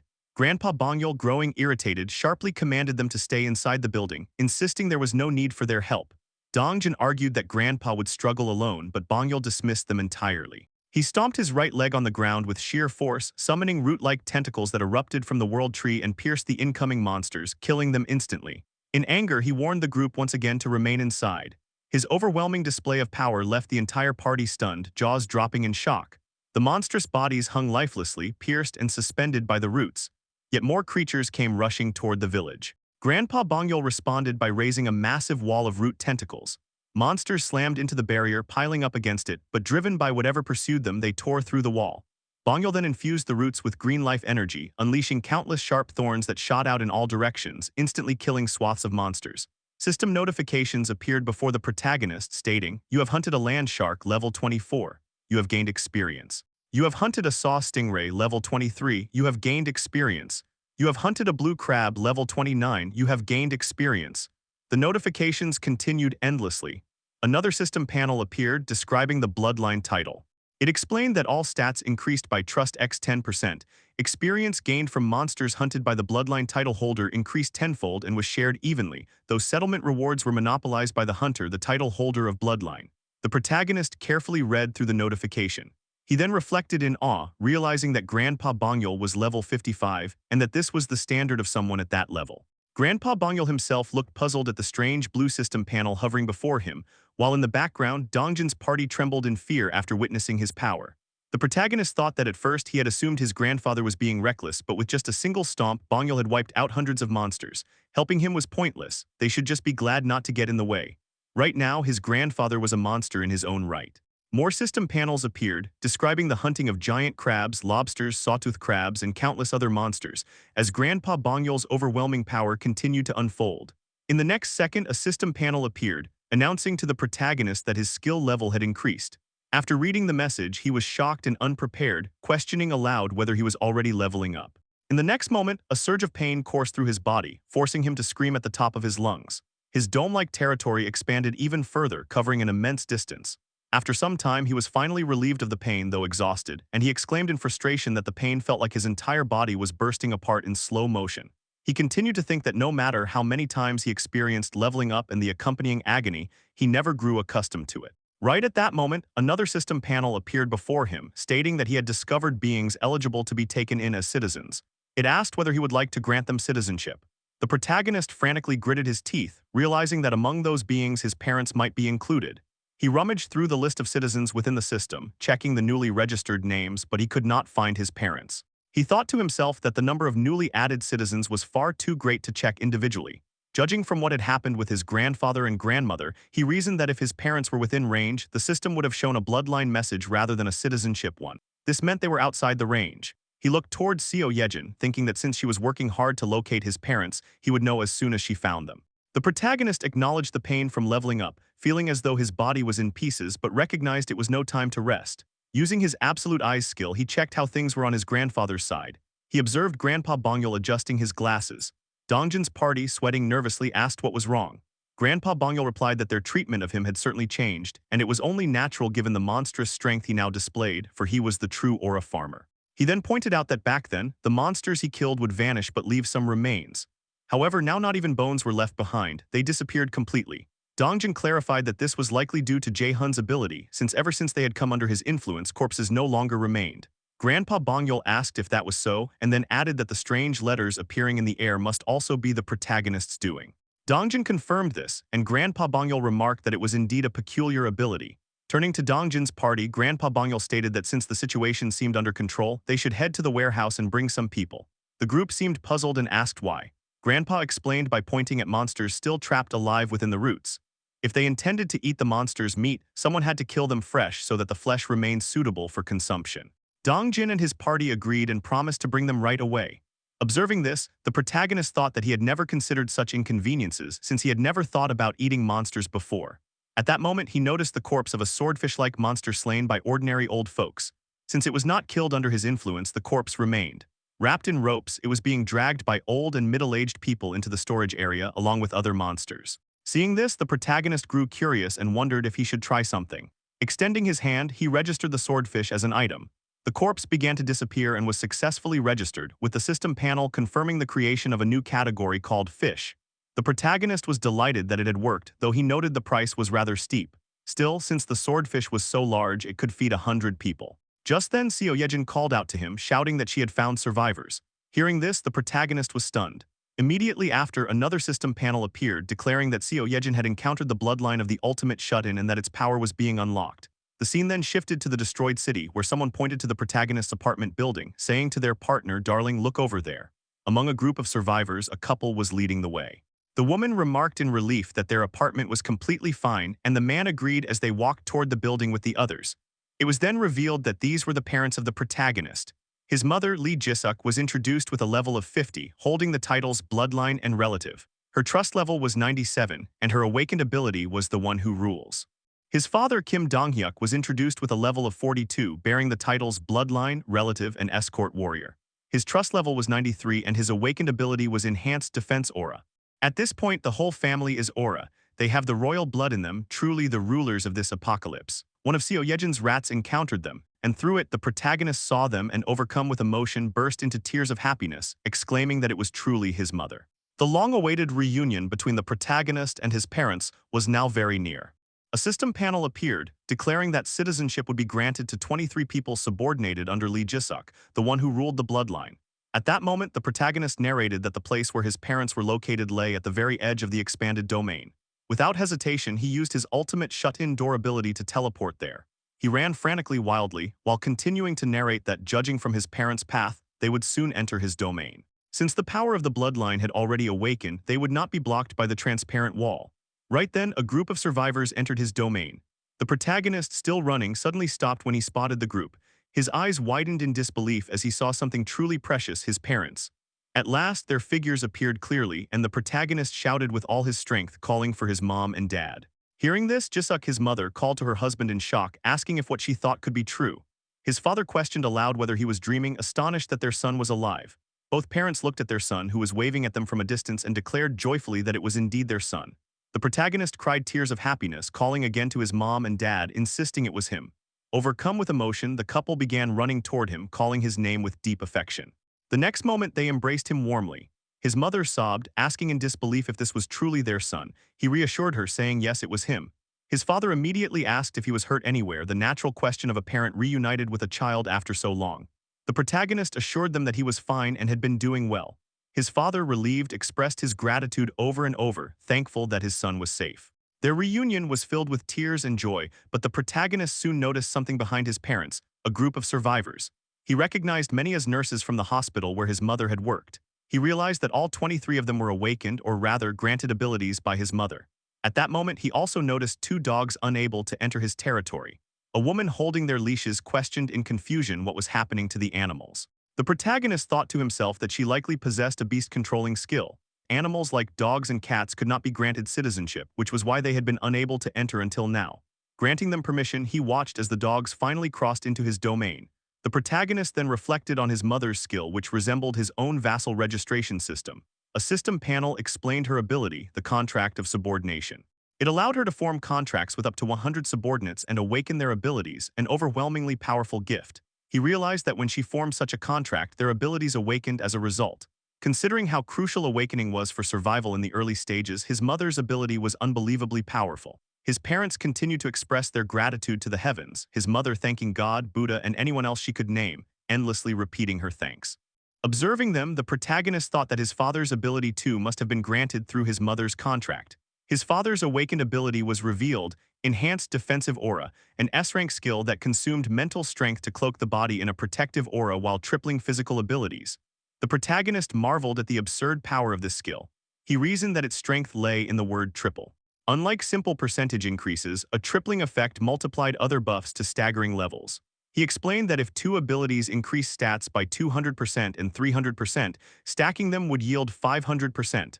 But if combined with a tripling skill, the 300% would be multiplied, resulting in 900%. His father therefore already benefited from the buffs of citizenship, 93%, and the bloodline effect, which added another 930%. This brought him to 1123% efficiency. When tripled by his aura, the total reached an astonishing 3369% efficiency. The protagonist could only think that it was insane, a level of enhancement capable of surpassing several stages at once. He then observed the rest of the survivors, deducing that most of the 23 awakeners under his parents were ranked around B to C still, compared to non-awakeners. They were on a completely different level, which explained how they had survived thus far. But now he thought it was enough of that. Extending his hand, he resolved to bring everyone back with him, knowing they must be exhausted from the journey. He spoke aloud, promising to provide each of them with supplies equivalent to 5 households. If they needed rice, ramen, or anything else, he would provide it. He urged them to take warm showers and rest in heated rooms. Shock spread through the group, including his parents, who were baffled by his words. In this apocalyptic age, the mention of rice, ramen, and hot showers seemed impossible. His mother began crying again, telling her husband in despair that their son must be pretending, acting fine when he was not. His father grew worried as well, wondering if their son had lost touch with reality due to the shock, unable to distinguish between the apocalypse and the past. Hearing this, the protagonist quickly denied it, sighing as he prepared to show them the truth. He asked his mother if she had noticed the lights in their apartment. She admitted she had, recalling how unusual it had seemed to see so many lights on, and explained that was why they had come there. The protagonist exuded an aura of an absolute being as he raised his hand. He proudly declared and announced that in a world where electricity and water had been cut off, everyone should wonder how the lights had come on. In the next second, he snapped his fingers and told everyone to take a good look. Instantly, all the lights in the surrounding destroyed buildings turned on. The lifeless buildings once again emitted bright lights, and the survivors, along with his parents, gazed at the sight. They were shocked and in awe as they looked at the glowing buildings under the moonlight. The scene resembled a candle in darkness, a symbol of hope in this apocalyptic era. His mother was shocked, while his father was equally taken aback. In the next moment, the protagonist summoned a bottle of Coca-Cola. He then summoned multiple bottles and held one out, asking the survivors if anyone was thirsty. The survivors were stunned, exclaiming in disbelief that it was truly Coke. One survivor took a bottle in her hand and asked if they could really drink such a precious thing. The protagonist assured her that they could, and she began to drool over the Coke, as did the other survivors. They thanked him gratefully. The protagonist then asked everyone to have a glass of Coke and told them to follow him, promising to guide them to the house. The scene shifted inside the apartment building, where the survivors bowed to him in gratitude. He narrated that by using the ultimate shut-in door, he transported all the survivors, his parents and himself into the apartment complex. He first showed his mother's subordinates the homes they could use. They bowed and thanked him. He also stocked them with supplies: ramen, rice, eggs, milk, and everything else they could imagine. As his parents walked with him, his mother voiced her concern. She called out to him, questioning if it was right to let others live in houses that belonged to someone else. The protagonist smiled at her concern and said that those who owned the houses never returned, and there was no need to worry about such things anymore. Reaching his apartment door, he reassured them once again and prepared to open it. The door opened slightly, revealing two figures inside. Turning to his parents, he told them to come inside. As the door opened fully, two girls bowed and greeted his parents respectfully, addressing them as mother and father. The girls were Seo Yejin and Hyerin. His parents were shocked to see them in their son's home. His mother asked if they were his girlfriends. He quickly cleared the misunderstanding, insisting that it was not what they thought. Hyerin warmly welcomed his parents, saying they would serve them, and Seo Yejin shyly added her words with sincerity, completing each other's sentences. The protagonist, frustrated, asked why they would be serving his parents. His parents, however, quietly chattered among themselves about the situation, much to his irritation. He then thanked the girls for their efforts and asked them to return. Seo Yejin agreed, and both girls returned to their assigned houses. The protagonist and his parents entered his home and sat around a table. He narrated that after his parents had calmed down, they shared their story. His father had been working as a taxi driver and always picked up his mother from work. That day, as usual, he had gone to fetch her when the monsters appeared. They protected each other and, as a result, survived safely. Just as the protagonist had thought, it was his mother who awakened. After hearing their story, he explained to them everything that had happened to him so far, the abilities he had gained, how he had been living, his grandmother's condition, and that his grandfather was watching over her. His parents were saddened by the news, but as they blended their stories into the night, they shared a warmth they had long missed. Though unresolved problems still lay ahead, the simple fact of being together again made the house feel warm and alive. As the night blended for the protagonist and his parents after a long-awaited reunion, elsewhere in Nagasaki Prefecture, Japan, dark clouds gathered with heavy rain and thunderous storms flashing across the sky. Two men stood near the shore as the waves crashed aggressively and retreated, restless and violent. One of the men suddenly noticed something amidst the stormy darkness, and peering into the distance, he called out aloud in shock, asking what in the world that thing was. His face turned pale with dread as the rain poured relentlessly around him. In front of him, a massive, shadowy presence loomed, a creature of impossible scale. Horrified, he muttered under his breath, unable to believe what he was seeing. As lightning crackled above, the creature's monstrous form was briefly illuminated. It looked like something out of another world. When it turned, its massive body came into full view, gliding through the ocean waves under the raging storm. The man could do nothing but watch, frozen between fear and awe, as the creature continued its slow passage across the water. Internally, he thought that wherever this monster was headed, destruction and ruin were bound to follow. Soon after, the enormous being disappeared into the deep ocean, its colossal wings slicing through the waves as it departed. The scene shifted to the next morning, where a bright sun shone across the land. The protagonist was seen recording a message on his phone for his grandfather, informing him joyfully that his parents had returned safely. The recorded message reached Grandpa Bongyol, who was overwhelmed with happiness upon confirming the survival of the protagonist's parents. His face lit up with joy, as if he could leap from his chair in celebration. Both the protagonist's mother and father were alive and well. The scene then returned to the protagonist's house, where Jisuk called out to her son, asking if they could also see a recorded video of Grandpa and Grandma. The protagonist replied that he would ask them to record one soon. Soon after, Dongjin recorded a video of Grandpa Bongyol and Grandma, which the protagonist and his mother watched together. As Jisuk watched the video, tears welled in her eyes, tears not of sadness but of joy and relief. The protagonist gently comforted her, assuring her that they would be able to meet Grandpa and Grandma soon. Internally, the protagonist thought that once the annex building was completed, he could use his ultimate shut-in door ability to cross over to his parents' house where his grandparents lived.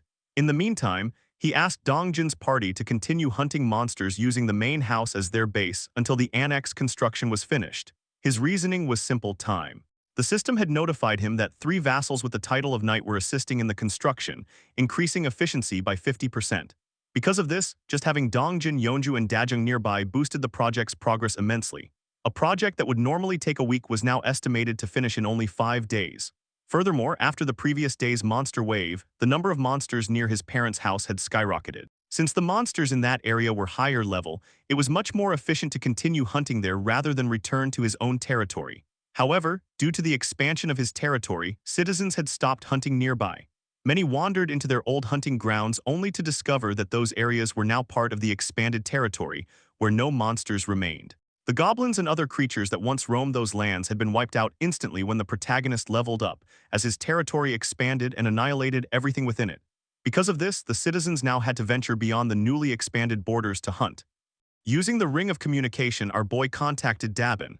When she answered, he told her there was something he wanted her to announce to the people. Dabin listened attentively and asked what it was. The protagonist instructed her to explain to the citizens that the territory had expanded and that they would now need to go beyond Siamyon Station if they wished to hunt. Dabin confirmed her understanding. Then he gave his next command to establish a relief team.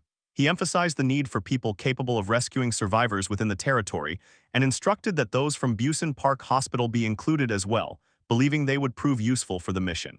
Dabin acknowledged the instructions given by the protagonist, while he internally reflected on the state of his newly expanded territory.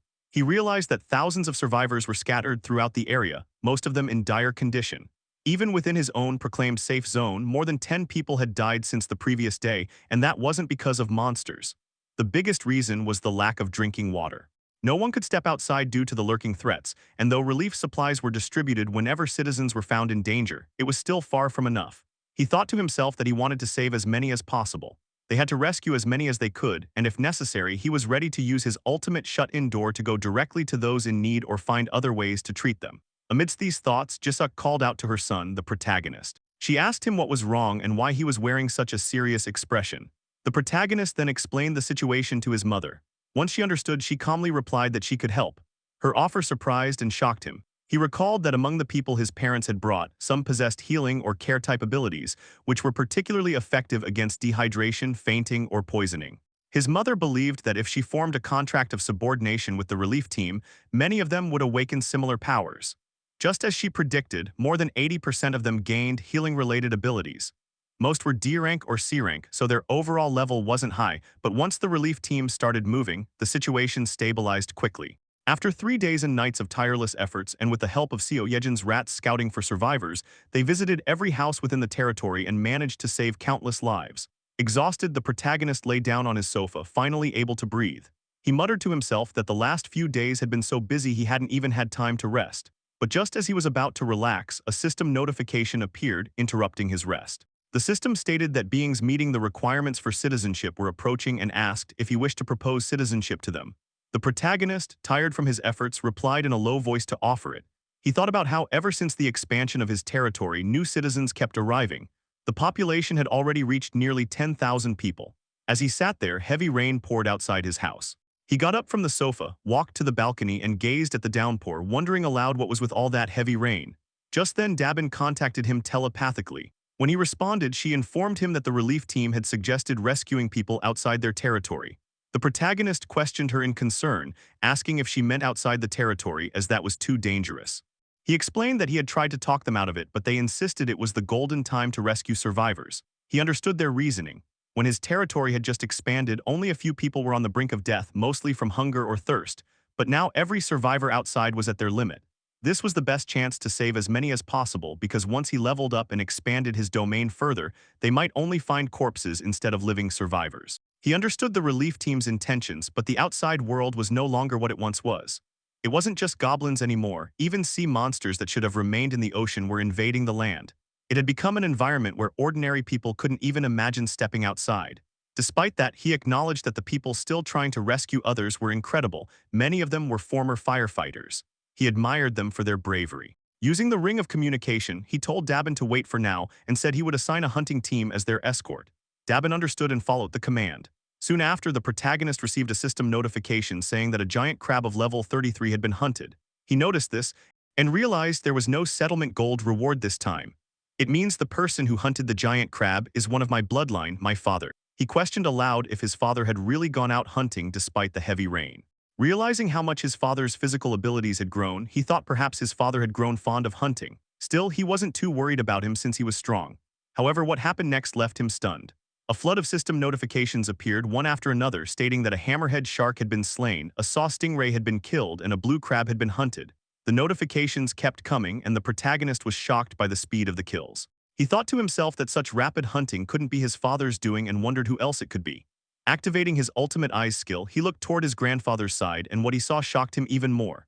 His grandfather was using the root tentacles of the world tree to hammer, pierce, and slaughter every monster that came near. The true powerhouse behind the ongoing massacre wasn't his father, it was his grandfather. The protagonist quickly contacted Dongjin, asking what was happening. Dongjin replied that it was a monster wave. The protagonist was puzzled, questioning how another wave could already be happening.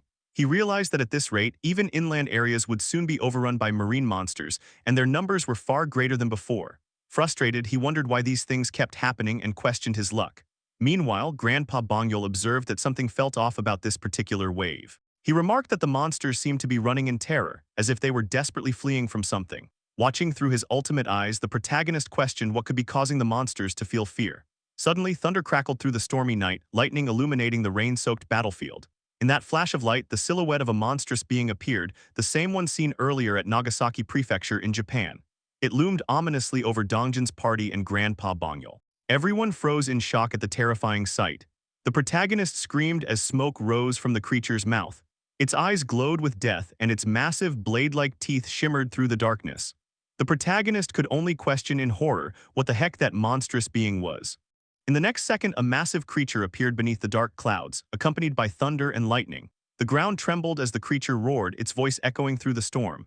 It was revealed to be a white dragon level 63, its body covered with shimmering scales that reflected the lightning flashes.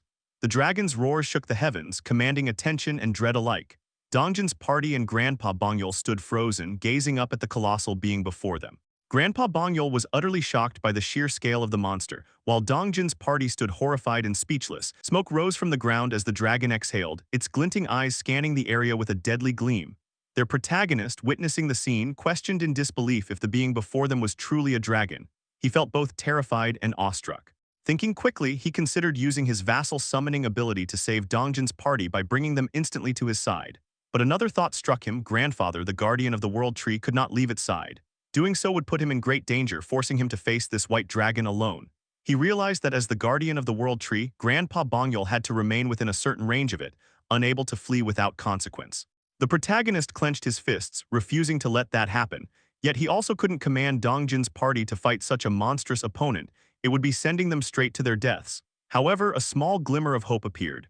The system panel displayed that the time remaining for the annex building's completion was still 38 hours, 21 minutes, and 19 seconds. Gritting his teeth, the protagonist thought that once the annex was complete, the territory's expansion might just allow him to cut off the dragon's head. Even with the construction boosted by 50% efficiency due to his 3 vassals, there were still 38 hours to go. That meant they needed to survive for more than a day facing this monstrosity, an impossible task by any measure. As he looked upon the white dragon, he noted its sharp fangs, deadly eyes filled with killing intent, and gleaming white horns. Panic set in as he desperately searched for another way. At that moment, he noticed something. The dragon began to move, each heavy step shaking the earth as it approached Grandpa Bongyol and Dongjin's party. The sheer size difference between them was immense. If it wanted to, the dragon could crush them all like insects. Grandpa Bongyol's expression hardened, not with fear but with determination. He resolved to protect everyone, even in the face of this monstrous creature. He instructed Dongjin's party that even he would struggle to take the dragon on alone. He ordered them to take everyone and escape while he held the beast back, but Dongjin's party refused to abandon him. They declared they would fight together. Yeonju transformed into her bare form, Kang donned his silver armor and wielded his halberd, while Byung-ho, Jian, and Dajung raised their guns. Dongjin readied his spear and Gaeyang notched her bow, prepared to strike the dragon. Seeing their resolve, Grandpa Bongyol looked back at them with a faint smile and a bead of sweat on his face. He finally agreed, saying, "Fine then." The air tensed as the dragon advanced toward them, but the unyielding Grandpa Bongyol ordered everyone to strike first. In an instant, he summoned massive root-like tentacles from the world tree to attack the white dragon. Dongjin's party followed, their spirits fired up as they prepared for the inevitable battle. Just then, before the fight could begin, the protagonist's voice rang out through the ring of communication, commanding everyone to stop immediately. Hearing this, Dongjin questioned him in confusion, but the protagonist insisted, telling them to trust him just for a moment. He called out to Byung-ho, asking him to relay the message to Grandpa Bongyol and tell him not to act. Without hesitation, Byung-ho used his ability to teleport in front of Grandpa Bongyol, stopping him just before he attacked. Grandpa Bongyol, startled, demanded to know what Byung-ho was doing and if he realized how vital it was to strike first. Byung-ho apologized and explained that it was the protagonist's message urging restraint. Grandpa Bongyol froze in disbelief. His mind reeled as he processed the command. Meanwhile, from the protagonist's perspective, he had just discovered something crucial. As he analyzed the dragon's status window, he read, White Dragon Level 63, a deep-sea monster that dwells in the ocean depths. Having just laid its egg, it is in an extremely weakened state. The white dragon's egg can only hatch beneath the roots of the world tree. The realization hit him, the dragon might not be here to fight at all. Perhaps it had come seeking the world tree to hatch its egg. Just then a voice echoed in Bongyol's minds. The dragon spoke, saying, Do not fear. It leaned closer toward Grandpa Bongyol and Dongjin's party, continuing, Guardian of the world tree. Grandpa Bongyol stiffened, hearing the voice resonate inside his head. The dragon's tone remained calm as it observed the tree, remarking, So, this is the world tree. I didn't expect it to be this small. I must be careful. Still wary, Grandpa hesitantly asked what it wanted. The dragon's eyes glowed faintly as it said, Guardian of the world tree. Make a contract with me. Grandpa Bongyol, both puzzled and hesitant, asked what kind of contract. The dragon's voice replied within his mind, Yes. If you form a contract with me until the world tree helps me regain my power, I will and I shall protect it. Suddenly, a searing pain erupted on the back of Grandpa's right hand. He clutched it tightly as glowing markings began to form, burning like molten blue light. The dragon's voice echoed again, When you are in danger, use it to call me. I will come. Then the dragon produced something from within, a shimmering, radiant egg. It handed the egg gently to Grandpa Bongyol, who received it with utmost care and reverence. The dragon's voice softened as it said, And please take care of my child. With a final glance filled with hesitation, the dragon departed away from the group. And then the white dragon spread its majestic wings and took flight, soaring into the dawn sky as light pierced through the clouds, leaving everyone in awe of the moment that had just unfolded. As the morning arrived following the departure of the white dragon, Kang was seen shivering, as if he had faced death itself upon seeing the majestic creature. Trembling, he admitted that if they had attacked, they would have been dead by now. Byung-ho, however, remained calm and remarked with devotion that they survived because they obeyed the protagonist's command to do nothing. Meanwhile, Grandpa Bongyol gazed curiously at the egg that the white dragon had entrusted to him, thinking about the contract that the creature had formed with him. At that very moment, a flood of system panels appeared, announcing that Citizen Kang's loyalty had reached 100. Since Kang was already registered as a vassal, the maximum vassal limit had increased. Similar notifications followed, revealing that Gaeyong's loyalty had also reached 100, and the same applied to Dongjin. Because all three were already registered vassals, the overall capacity to register new vassals had expanded. The protagonist looked at the system notifications and thought to himself that with Kang, Gaeyong, and Dongjin all reaching full loyalty simultaneously, his vassal capacity had increased by 3, now totaling 18. He realized that at this rate, he could eventually command over 100 vassals. He reflected on how convenient it would have been if he could register the people his mother had turned into awakened using her ability. But after attempting, he found it impossible. Those who had entered a contract of subordination with his mother fell under her command and could not be registered by him. Scratching the back of his head, the protagonist wondered if there was any way for him to create awakened individuals himself. However, he knew that naturally born awakened were extremely rare. Just then, his eyes widened as a new system notification appeared, stating that Citizen Byung-ho's trust had reached 100, unlocking the skill Teleport. Another panel congratulated him on acquiring the item Awakening Pill, Teleport.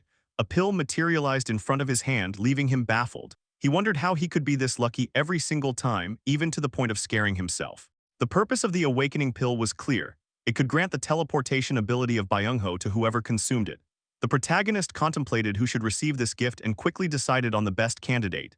Using his communication ring, he contacted Dabin and asked her to bring his father to him. Moments later, his father, Kim Dong-hyuk, appeared before him, looking puzzled as he called out to his son and asked what was happening. The protagonist extended the pill toward his father, explaining that it was a gift. Dong-hyuk took the pill and asked in confusion if it was truly a gift.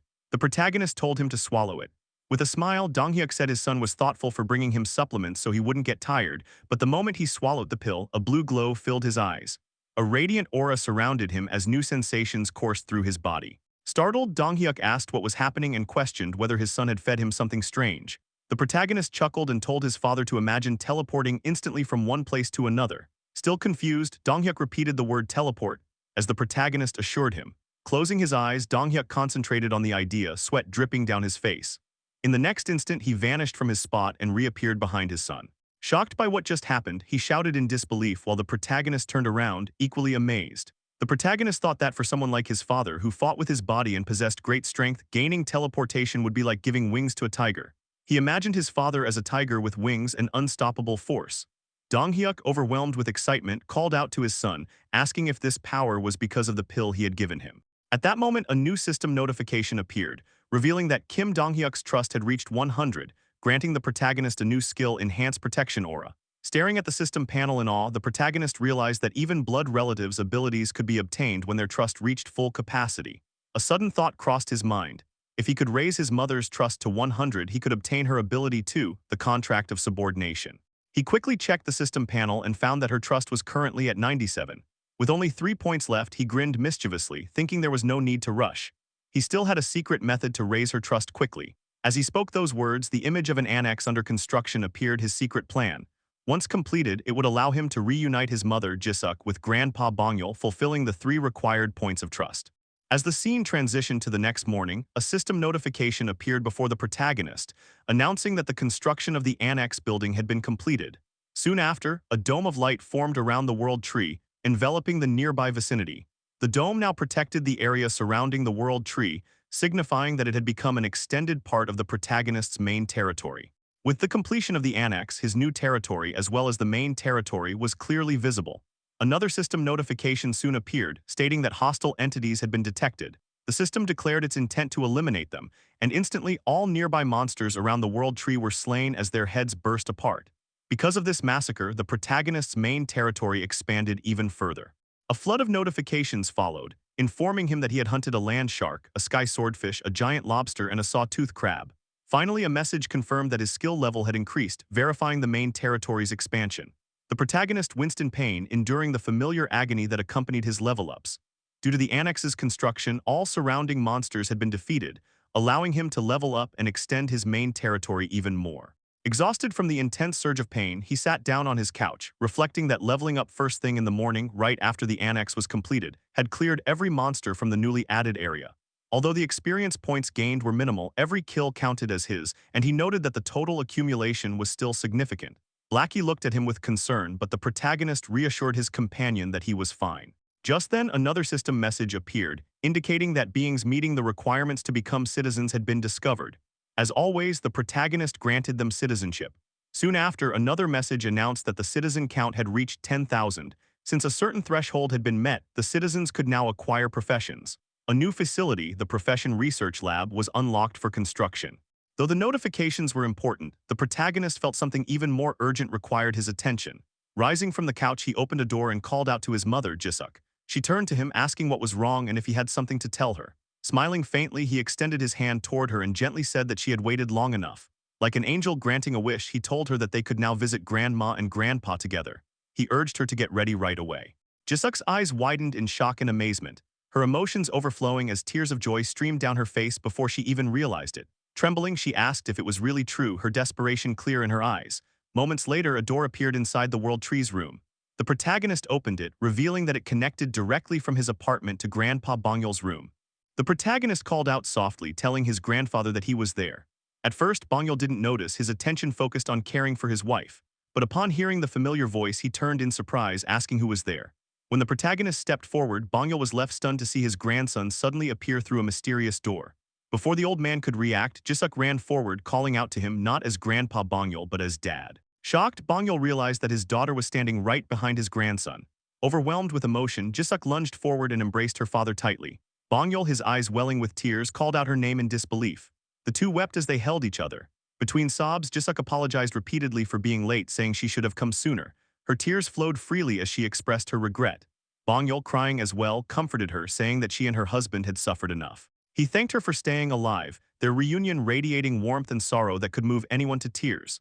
At that moment, a system notification appeared before the protagonist, declaring that Jisuk's trust level had reached 100, granting him a new skill, the contract of subordination.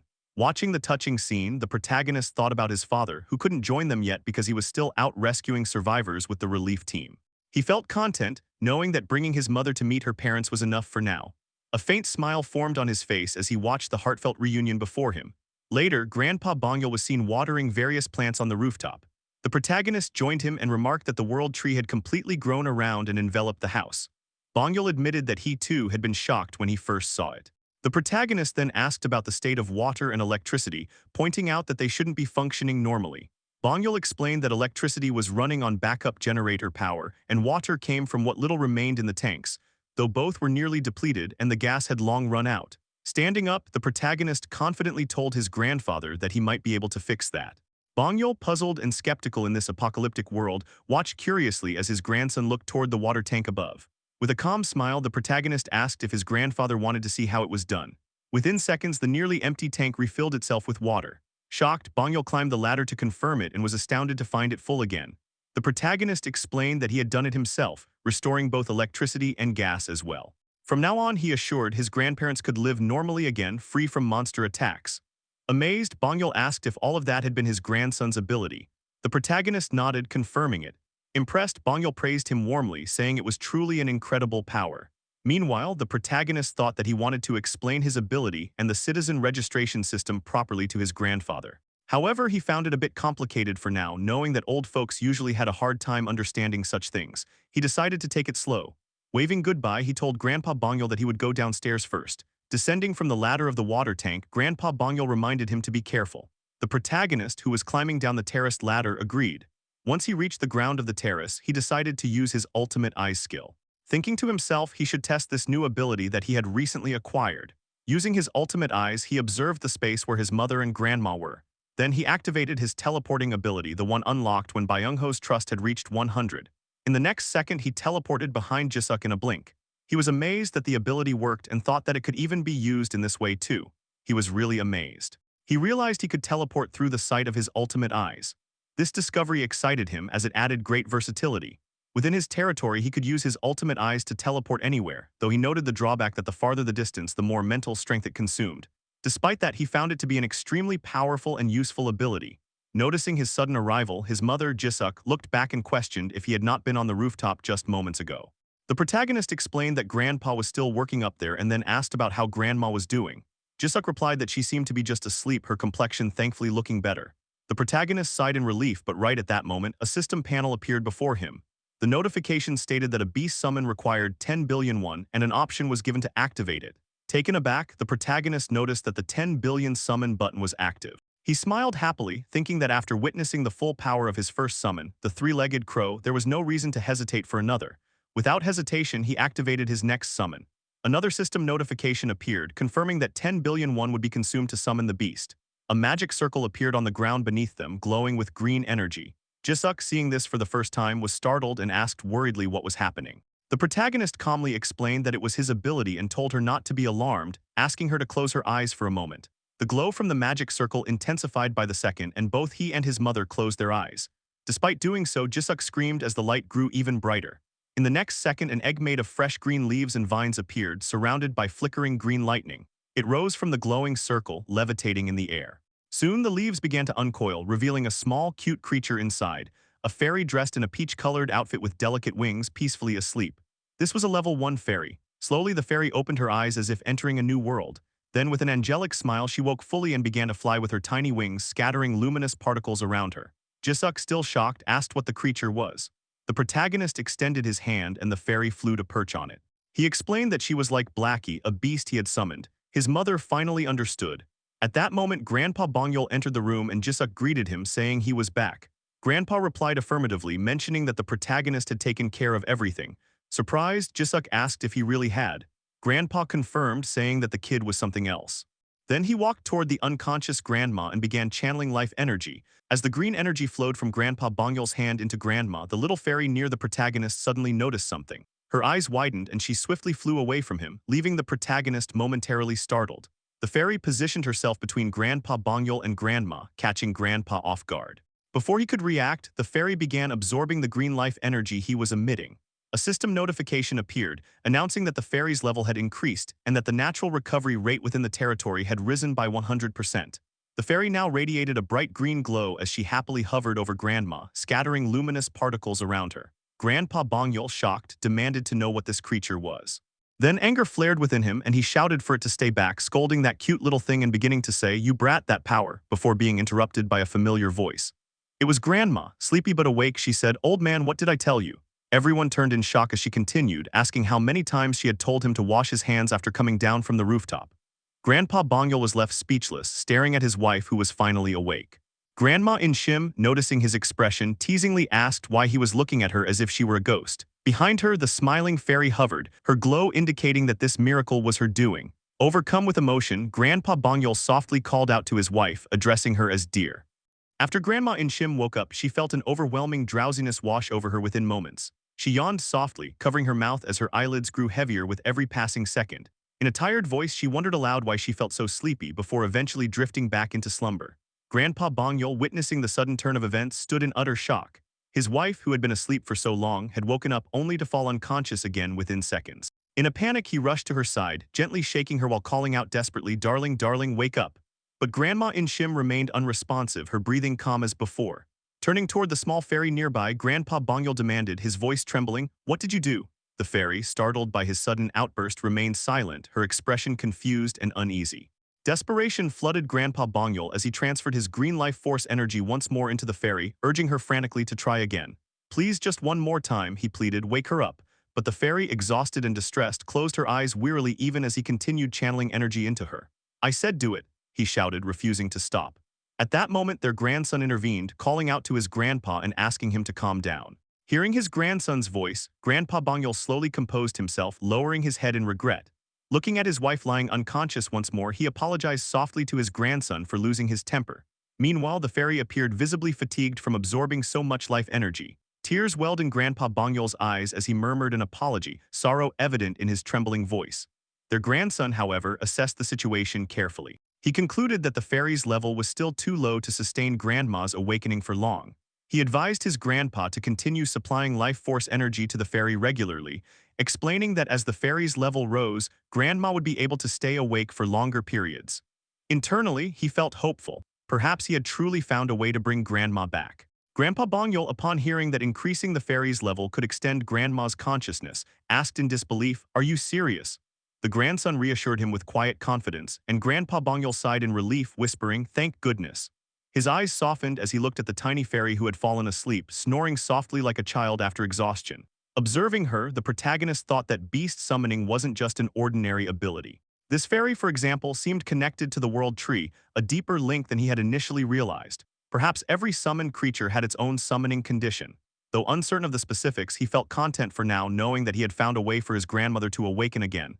Just then, he was startled by a sudden system notification. Turning to Grandpa Bongyul and his mother, he excused himself politely, saying he was a bit tired and would rest in his room.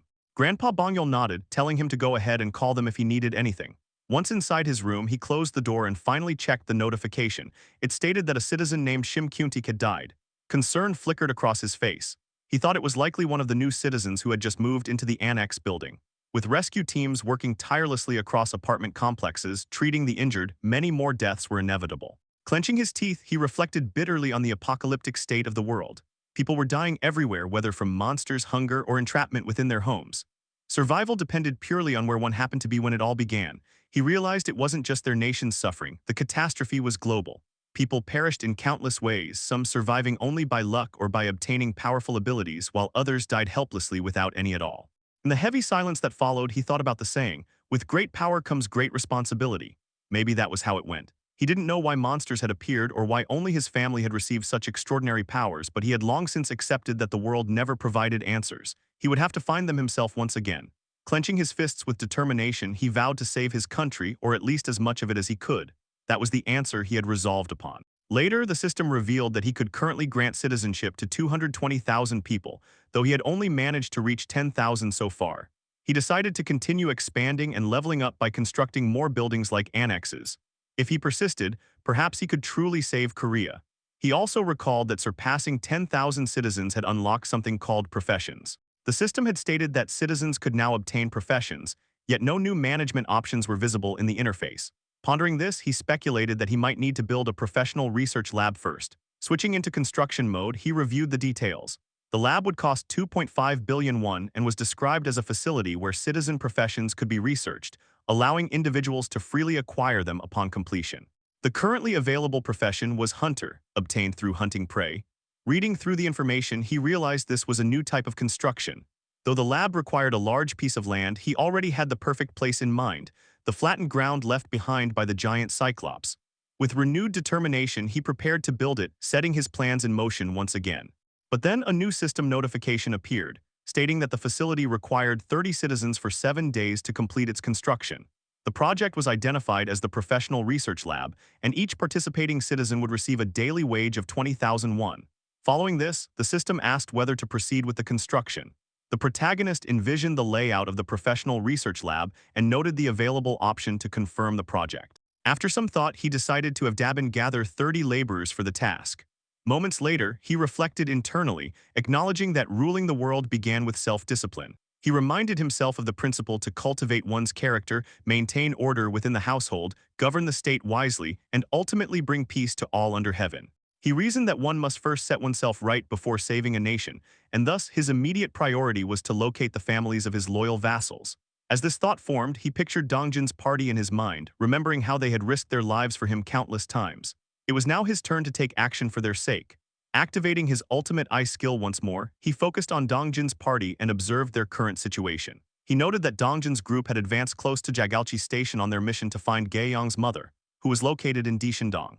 During the annex building's construction, the team had steadily made progress toward that area. Using the ultimate door shut-in ability again, the protagonist connected his apartment door to a nearby one positioned at the edge of his newly expanded annex territory. However, he realized that due to the constant monster waves, the creature density had increased to such an extent that even advancing by 1 kilometer had become nearly impossible. Accepting this limitation, he decided that this was as far as he could proceed for now and stood at the border of his domain. He then used the ring of communication to contact Dongjin's party, asking everyone to retreat momentarily. Almost instantly, Byung-ho appeared near him through teleportation and expressed surprise at the sudden meeting. He questioned how the protagonist had managed to arrive there so unexpectedly. The protagonist acknowledged that it had been quite some time since they had last met in person. Byung-ho then asked if the protagonist was the cause of the sudden mass monster deaths in the area. The protagonist responded affirmatively and inquired about the rest of the group. Byung-ho explained that the others were on their way and would arrive shortly. After some time, every member of the party assembled.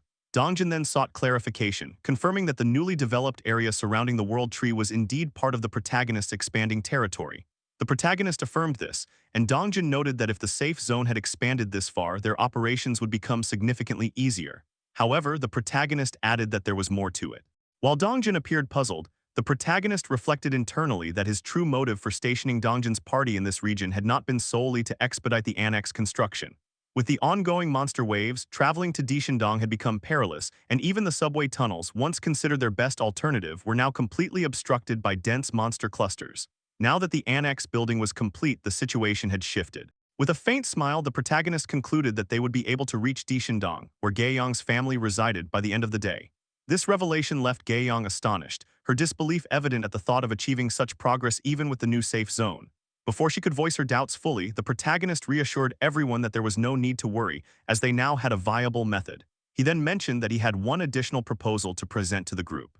Meanwhile, his mother entered his room carrying a plate of freshly cut fruits, only to discover that he was no longer there. The protagonist explained that once the annex building was completed, the territory extended directly to the front of Jagalchi Station, granting immediate access to the subway.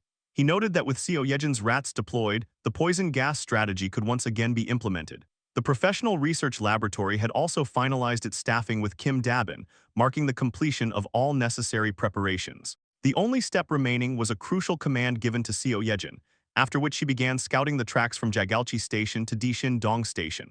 Her rats sped along the path, surveying and uncovering the route ahead, though numerous gigantic monsters obstructed the way.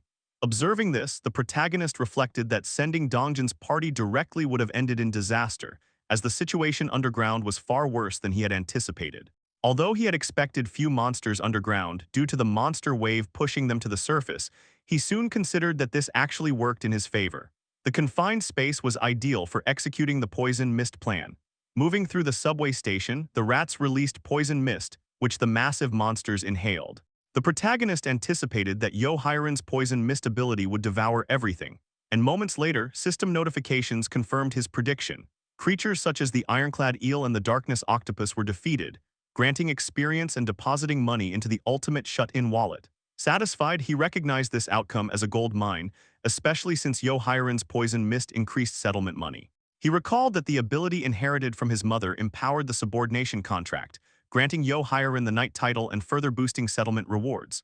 Her updated status revealed level 34 with titles including Fifth Servant, Knight and Poison Mage, Trust at 94, Loyalty at 100, and the awakened abilities Poison Mist and Poison Dust.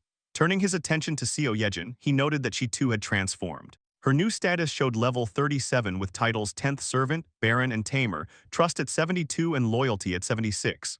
Her awakened abilities included Queen of Rats, Evolution and Enchantment. He understood that her previous knight title had evolved into Baron, maintaining the same multipliers for experience and settlement money. All of her abilities increased by loyalty multiplied by 2%, and monsters defeated by her rats yielded triple experience and rewards. Additionally, her new ability, Enhancement, had strengthened her rats, enveloping them in a shimmering glow. The protagonist concluded that these enhanced rats moved significantly faster and rarely perished. Once Seo Yejin announced that the subway track sweep was complete, signaling that all monsters had been eliminated, the protagonist thanked her internally, while acknowledging that Yahello and Seo Yejin were not the only ones bound to him by the subordination contract. The scene shifted to the past, where the protagonist had gathered Dongjin's party to present a proposal, his offer for them to enter a subordination contract with him. Moments later, the contract was completed with all members. With preparations finished, the party was ready to ascend and search for Gaeyong's family. Each member's stats had improved through the contract. Dongjin and Dajung received Baron titles like Seo Yejin, while Yeonju received an even higher rank. Her status revealed level 45, with the titles Ninth Servant, Viscount and Warrior, Trust and Loyalty both at 100, and awakened abilities including Werebear, Ancient Lifeblood and Primal Frenzy. The protagonist described the Viscount title as similar to Baron but superior due to its ability to raise limits. This title increased all abilities by loyalty multiplied by 3, granting triple experience and settlement money from monsters hunted by vassals. It also expanded the vassal registration limit by 3, raising the protagonist's maximum number of vassals to 21. At that moment, Kang prompted the party to proceed. His updated status displayed level 32 with titles Third Servant, Knight and Commander, Trust at 93 and Loyalty at 100. Testing his newly acquired ability, he uttered the command just like Sung Jin Woo. Arise. That summoned multiple knights from the ground, each armed and intimidating. His awakened ability, Steel Knight Order, allowed him to summon not only his silver armor but also armored golems.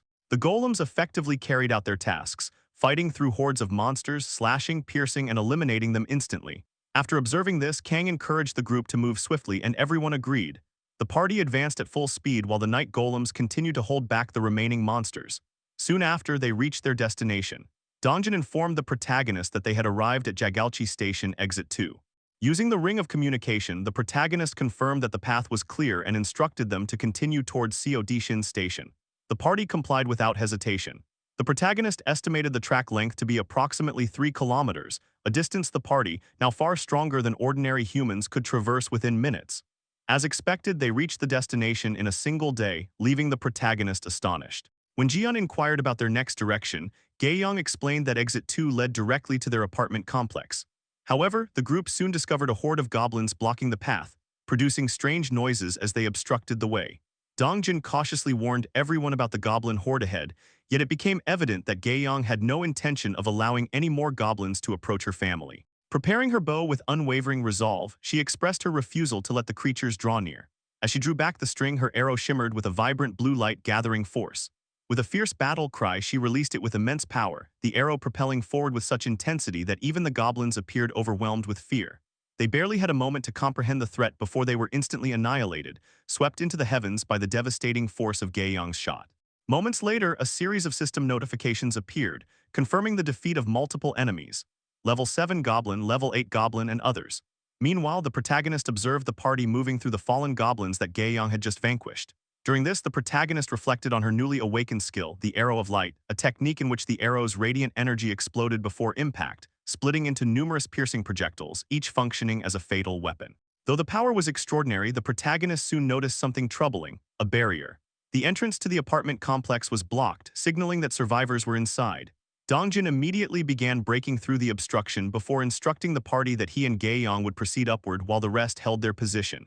The others acknowledged his command and, apart from the pair, remained vigilant. They formed a circular defensive formation while Kang summoned night golems to fortify their stance. As Gaeyong and Dongjin ascended the stairs at remarkable speed, they raced toward Gaeyong's home. Upon reaching her floor, she abruptly stopped in front of her door and began pounding on it, calling for her mother. However, no response came from within. Overcome with dread, she questioned the silence, fearing the worst as panic overtook her. Weakness surged through her legs, bringing her to her knees as she pleaded for nothing more to be taken from her. Tears streamed down her face as sorrow overwhelmed her. The protagonist, witnessing her anguish, wondered if this situation could be tied to the king's desperate wish for her family to ascend to the heavens. Just then, the once unmovable door creaked open. A small figure appeared in the doorway, Gae-yong's younger sibling. Recognizing the boy, the protagonist noted the blend of relief and sorrow in Gae-yong's eyes, as she softly acknowledged her brother Myungwon. As soon as Gae-yong saw her brother, she reportedly questioned him about their mother's whereabouts. Her brother responded that their mother was inside and appeared startled to see that Dongjin had also arrived. Moments later, their mother came running frantically while shouting Gae-yong's name. When she reached her daughter, she embraced her with overwhelming relief, expressing how grateful she was that Gae-yong was safe. Gae-yong, overwhelmed with emotion, burst into tears as she called out to her mother. Being a caring parent, her mother immediately began checking on her, asking whether she was physically unharmed, if she had been injured, and whether she had eaten. However, Gae-yong could only sob uncontrollably, tears flowing endlessly as she felt immense relief at seeing her family alive and well. Her mother, noticing her tears, attempted to comfort her, wondering why she was crying on such a reassuring day, though the truth about Gae-yong's father weighed heavily in the background. When Gae-yong hesitantly mentioned her father, her mother's expression shifted to dread, shocked by her daughter's tone. She began to plead in denial, trembling as fear consumed her. Unable to speak the full truth, Gae-yong let out a wail, indirectly conveying that their father was gone. Her mother struggled to accept this reality, while the rest of the family began crying upon understanding the unspoken truth. Without any explicit words, her brother and mother grasped what had happened, and the family was thrown into despair by his absence, weeping bitterly as their sorrow echoed around them. The protagonist observed this scene with a subdued sadness, though he acknowledged that he had no time to dwell on grief. His next objectives involved addressing the needs of the families of Dongjin, Kang, and Jian, who were all located in Jangjiandong. Determined, he resolved that he would never again allow others to suffer as they had. Afterward, he moved Gae-yong's family into a safe area, used vassal summons to locate missing individuals, and then continued toward Jangjiandong to find the remaining families. At that moment, he received a telepathic report from Kim Dabin, informing him that the communal facility had reached full capacity. She confirmed this when he mentally acknowledged her update. Dabin then asked if he could expand the facilities, but he instructed her instead to send residents who own nearby homes back to their houses. When she asked whether that was acceptable, he explained that he intended to establish additional shared facilities outside the complex, such as community centers and district offices, and was already setting up small shops in multiple locations to make living outside the main area more manageable. Internally, he reflected that reaching maximum capacity had been inevitable. Fortunately, many of the newest arrivals already owned homes within the expanded 1-kilometer safe zone, which included numerous vacant houses. Sending these residents back would ease the burden. He also planned to establish several perimeter bases to support hunting teams and open additional shops around the area. Using the ring of communication, he instructed Dabin to recruit staff for the new bases. She assured him she would handle it. He then opened the system panel and accessed the construction menu. The system prompted him to confirm the establishment of stores at selected points, including essential utilities such as electricity, water, and gas. He approved the construction, and new shops immediately began forming. He then wondered how far Dongjin's party had progressed and used his ultimate eyes skill to observe them. He noticed they had already reached Jayati Station and noted that their pace was impressive. However, he acknowledged that Hyarin's poison mist formation only extended up to that point. Beyond it, the group would need to clear the path themselves, especially since the line from Jayati to Dongni rose above ground midway. Still, there was encouraging news. Jian commanded his crow to tear apart a monstrous blue marlin, and the crow, now larger and stronger due to Jian's new skill, efficiently took it down.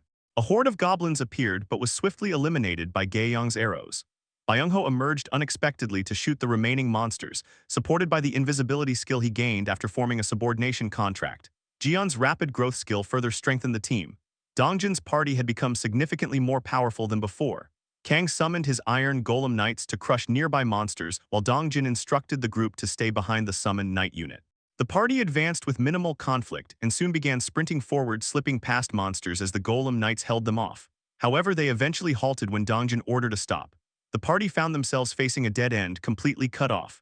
Dongjin decided they had no choice but to descend below.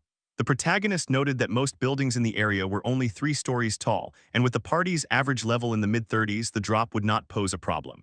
The greater concern was determining what had destroyed the bridge blocking their way. He questioned what kind of being possessed the strength to crush a concrete bridge.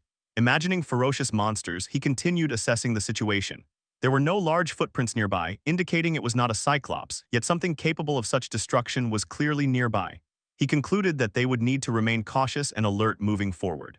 The protagonist, using the ring of communication, instructed the party to proceed cautiously, and they understood his command. As he reflected on the situation, he considered how Dongjin's party had likely traveled down toward Dongni Station. To reach their destination in Jangjiandong, they would need to pass through several subway stations, beginning from Myeongryun, Oncheonjang, and Busan University, leaving a remaining distance of approximately 4 kilometers to Jangjian. He also recalled that they had mentioned living in the same apartment complexes, which suggested that their arrival should be smooth and without difficulty. He silently hoped that everyone would reach safely. At that moment, he heard a ringing sound that caught him off guard, leaving him momentarily confused. It resembled a doorbell chime, yet there was no doorbell in his current location. Activating his multivision, he checked the interior of the apartment complex and discovered a group of men standing together in front of his own apartment unit. He wondered in puzzlement if the ringing sound was coming from his residence. He then considered whether incidents like this began happening after he had delegated various tasks to Kim Dabin. While many citizens had approached him for different reasons, Dabin usually handled those encounters, so occurrences like this had become rare. He informed Seo Yejin that he would briefly check his apartment, and after she acknowledged him, he teleported directly to his home using his teleportation skill. Curious about the situation, he prepared himself to see who had gathered and what issues awaited him. Upon arrival, he saw a man repeatedly knocking on his door, asking if anyone was inside. Another member of the group questioned whether they had the correct apartment. Their leader expressed confusion, stating that it should indeed be the right place. Before the group could deliberate further, their expressions shifted to shock as the protagonist opened the door in front of them. Their mouths hung open as he appeared, prompting him to ask what the matter was. The leader hesitated, but at that moment the protagonist noticed that the trust levels of 3 individuals had risen significantly the moment they saw him. The group's leader then nervously asked if he was Jaehun, to which the protagonist confirmed his identity. The leader explained that they needed a favor before hastily revealing their request. They wanted him to lend them firearms. The protagonist was taken aback, questioning why firearms were necessary. The leader insisted that the weapons were not intended for use inside the safe area. With visible hesitation, sweat forming on his face, and a resolute expression settling in, the man finally disclosed their intention. They were planning to go outside.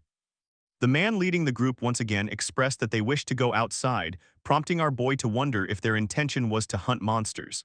The leader clarified that it was not for hunting, but for rescuing their families, speaking with earnest sincerity. Observing them closely, the protagonist listened as they pleaded for help.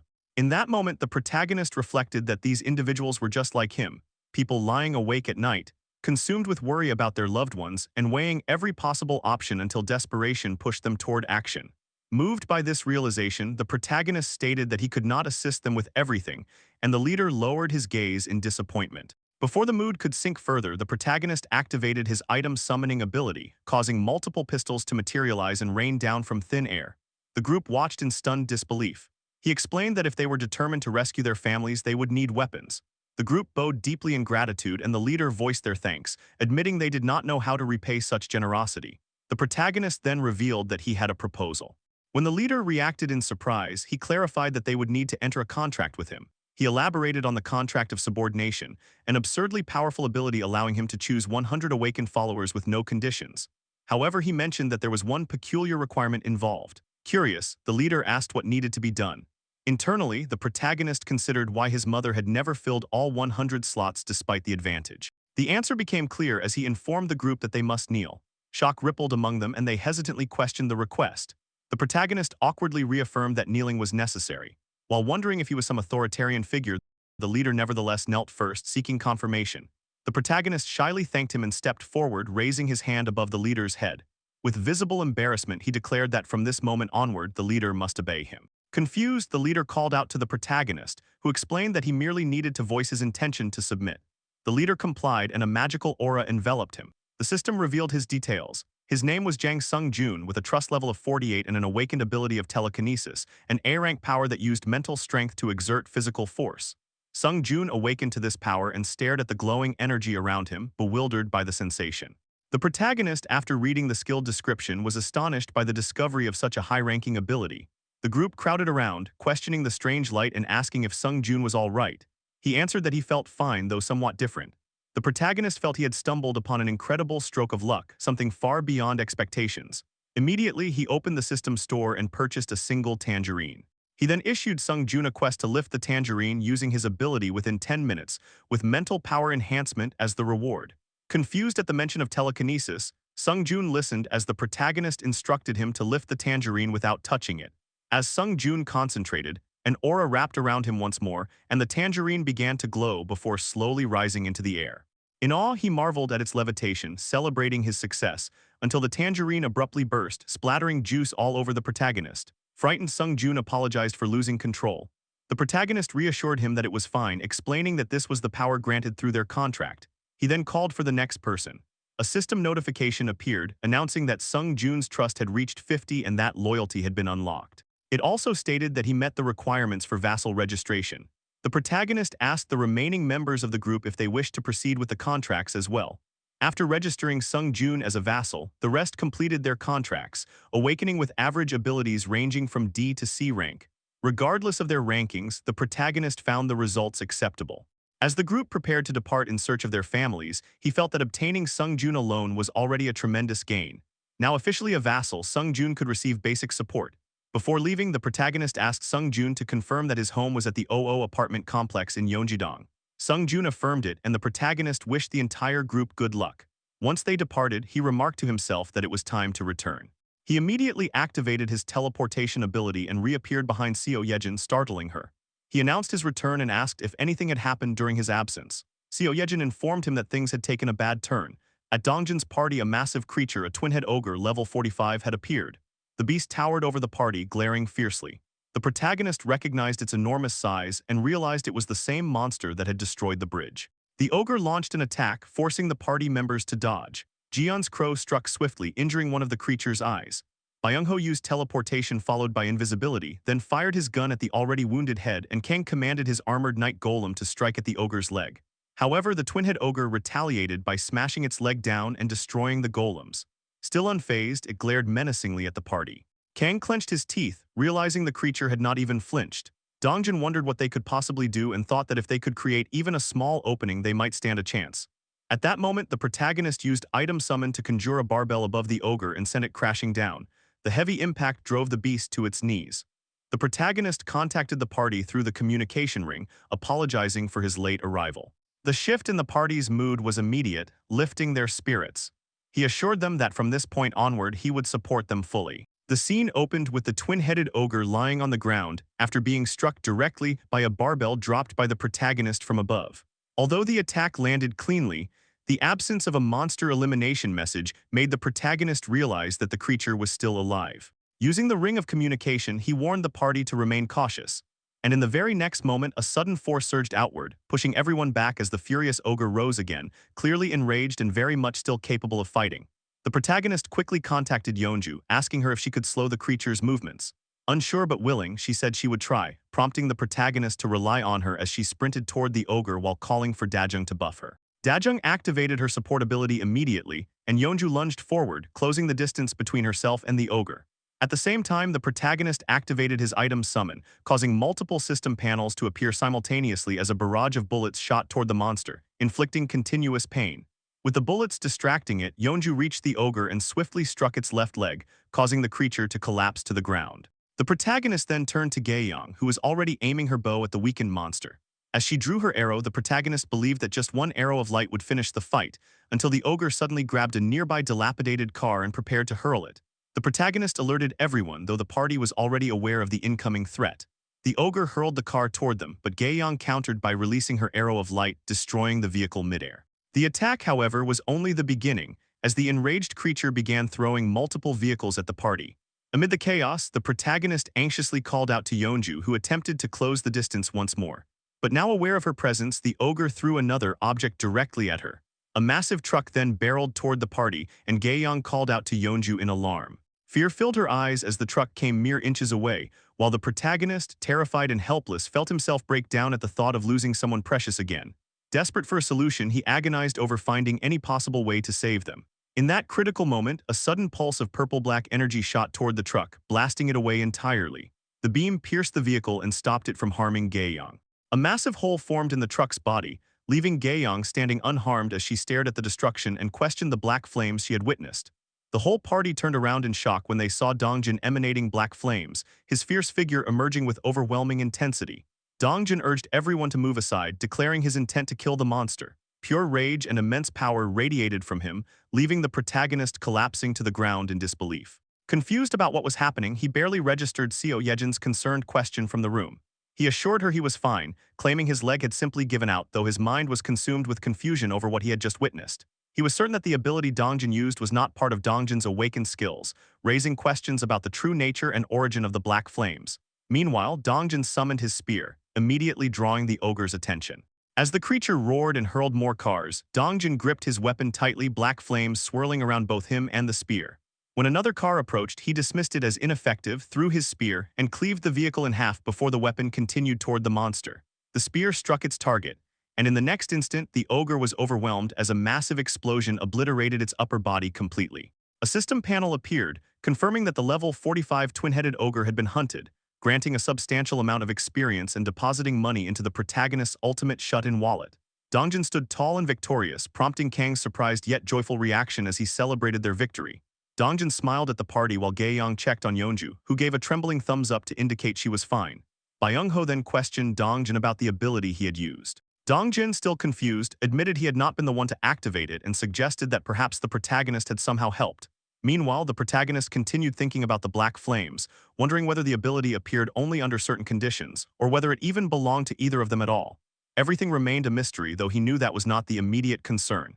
Another system panel appeared, indicating that the protagonist's skill level had increased.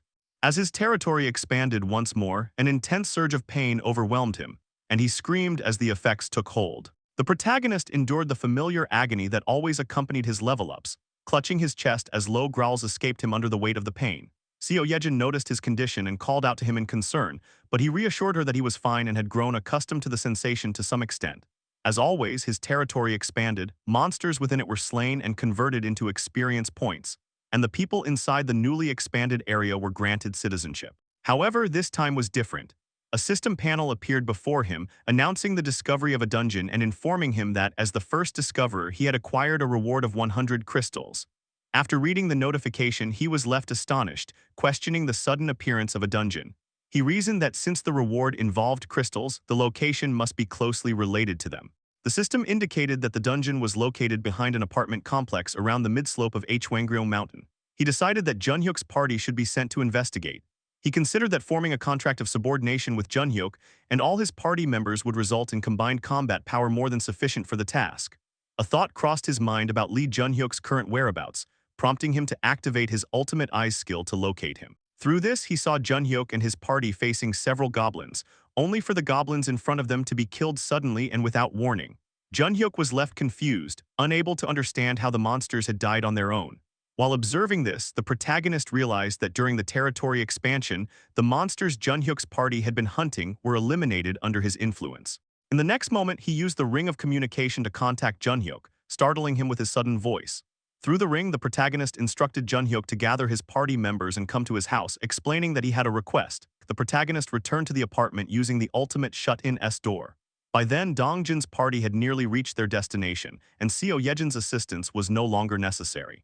The protagonist expressed his gratitude to Seo Yejin for her hard work. She hesitated, feeling that there might still be something she could help with, but he smiled and assured her that she had already done everything she could. He added that if anything else came up, he would call her again, but for now she should rest well with her family. Though hesitant, Seo Yejin accepted his words and with a bright smile announced that she would be leaving. The protagonist told her to get home safely, and as she thanked him, a smile appeared on his face.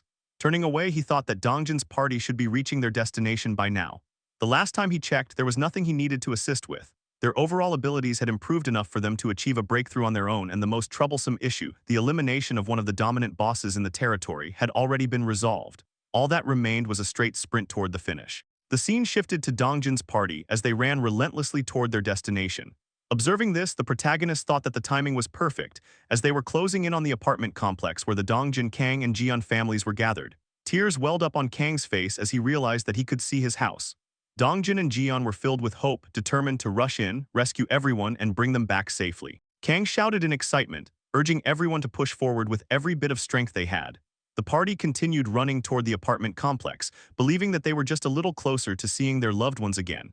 Excitement surged through the group as Kang imagined all of them heading to the safe zone together and living happily. However, before he could complete the thought, his eyes widened in horror as he noticed something ahead and abruptly stopped. Dongjin questioned why Kang had suddenly halted, but Kang's face was drenched in fear. Cursing under his breath, Kang grabbed Dongjin and Gaeyoung's attention, his hand trembling as he warned the party. Anxiety spread among them as Kang admitted that they might be too late. Dongjin's expression also shifted into horror as he noticed what stood before them, terrifying figures approaching from ahead. Silhouettes of newly arrived monsters emerged, revealing black orcs at level 31 and black orc warriors at level 35, along with numerous others wielding various weapons, all standing in their path. As the protagonist observed the situation, he was struck with terror. High-level monsters in the 30s were pouring out from the underground parking area.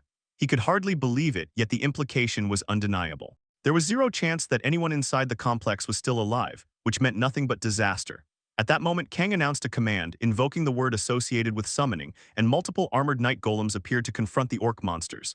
The protagonist thought that Dongjin's family, Kang's family, and the Jeon family had likely all met the same fate, with none of them surviving. Kang, consumed by fury, ordered the armored night golem cavalry to annihilate the enemies.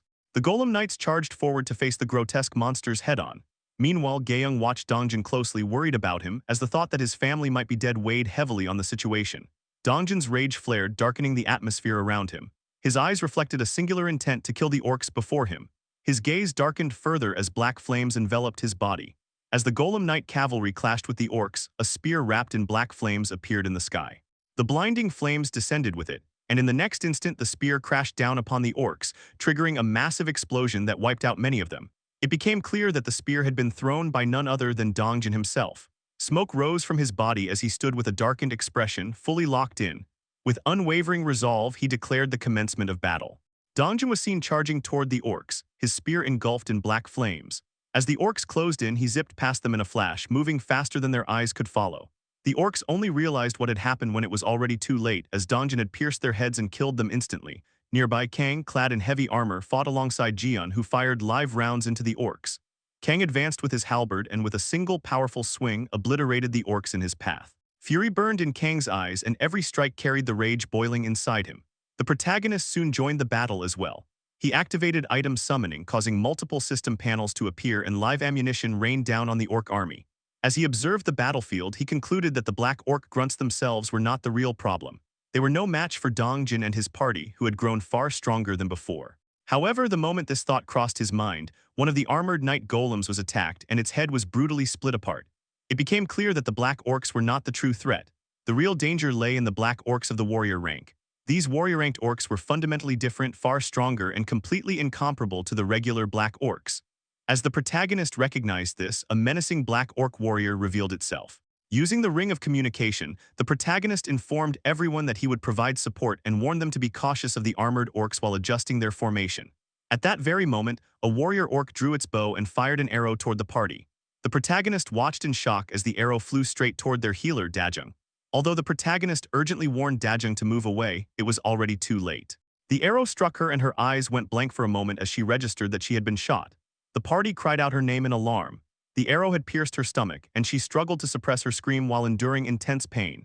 Dongjin witnessed this and stood frozen in shock, unable to speak. The protagonist observed that Dongjin, who usually assessed situations calmly and issued orders without hesitation, was now completely unable to give a single command. Of all possible targets, the enemy had aimed for the weakest point in Dongjin's party, the healer. With the arrow embedded in Dajung's stomach, healing magic would be ineffective, and her support could no longer be relied upon. Yeonju, possessing strong regenerative abilities, could endure to some extent, but as the battle dragged on, the balance would inevitably tilt against them. The protagonist realized that the battle's beginning and end had effectively already been decided. If they were going to retreat, this was their final chance. He resolved to use a vassal summon to help them escape, believing that was the correct course of action. However, at that critical moment, a black orc warrior prepared to attack Dongjin. The protagonist shouted Dongjin's name to warn him. Just then, Dajung did the unthinkable by pulling the arrow out of her own stomach with her bare hands and throwing it aside. The protagonist was stunned as she declared that she was fine, her voice reaching every party member. She urged everyone to snap out of it and keep going and immediately began healing her wound. She then reminded them that they would not know anything until they checked the complex and confirmed the safety of their families. At the same time, Dongjin regained his focus as the axe of the black orc warrior descended toward him. He successfully parried the blow and struck the orc in the chest. The protagonist reasoned that even though Dajung had managed to remove the arrow, she would be overwhelmed by pain for a while. Ordinarily, the logical decision would have been to order an immediate retreat. Yet, just like the others fighting on the battlefield, the protagonist found himself consumed by the same rage. Fury ignited within him as he opened the status window, and instead of choosing to flee, he decided to empower his allies. The protagonist called out Dongjin, Kang, and Jian by name and issued a command to the system to raise all of them to level 40. A warning appeared in the system window, stating that leveling them to that point would require 1 billion won per level. Without hesitation, the protagonist proceeded. Instantly, Dongjin, Kang, and Jian reached level 40, and Dongjin immediately sensed that something had changed. The protagonist informed them that he had raised their levels and declared that they would crush every last enemy standing before them. The leveled-up party now faced the Black Orc warriors head-on, with the protagonist providing support from behind. Kang invoked his power and summoned far more armored golem knights than ever before. The protagonist reflected that even if the cost exceeded 10 billion won for the level-ups alone, he did not care. The armored golem knights charged toward the Black Orcs, and when one orc warrior attempted to strike a knight with an axe, the blow failed to even scratch its armor. In return, the knight cleanly beheaded the orc with a single seamless strike. As the battle intensified, the protagonist reflected that he had previously used the party's earnings to reclaim territory, cover utilities such as electricity, gas, and water, and construct new facilities. At that moment, Jian raised his hand and summoned multiple crows, ordering them to attack. The crows swarmed the orcs relentlessly. The protagonist concluded that if that was the case, then at the very least he could do this much for the party. He proceeded to raise Dongjin, Yeonju, and Kang to level 45, spending 18 billion won in the process. The protagonist reasoned that if such an amount ensured the party's victory, then it was worth spending for Dongjin's sake. Empowered by their newfound strength, Yeonju, Kang, and Dongjin charged forward toward the orc warriors, determined to slaughter them after reaching level 45. The protagonist narrates that the fighting continued for quite some time. Over the course of the battle, the protagonist levels Gaeyong, Byungho, and Dajung. All three reach level 40. The protagonist further explains that he adjusted all the remaining members to level 40 as well, resulting in everyone now being level 40 or higher. Among them, the three individuals who demonstrated the greatest efficiency in battle, Dongjin, Kang, and Yeonju, reached level 45. The protagonist explains that level 45 is the same level as the twin-headed ogre they had previously fought. With power of that magnitude, once the party began rampaging, it did not take long for the battle to end. In the next scene, black orcs are shown lying dead in pools of blood. Dongjin is seen walking forward, clearly exhausted from the prolonged battle. The only people still standing are members of Dongjin's party.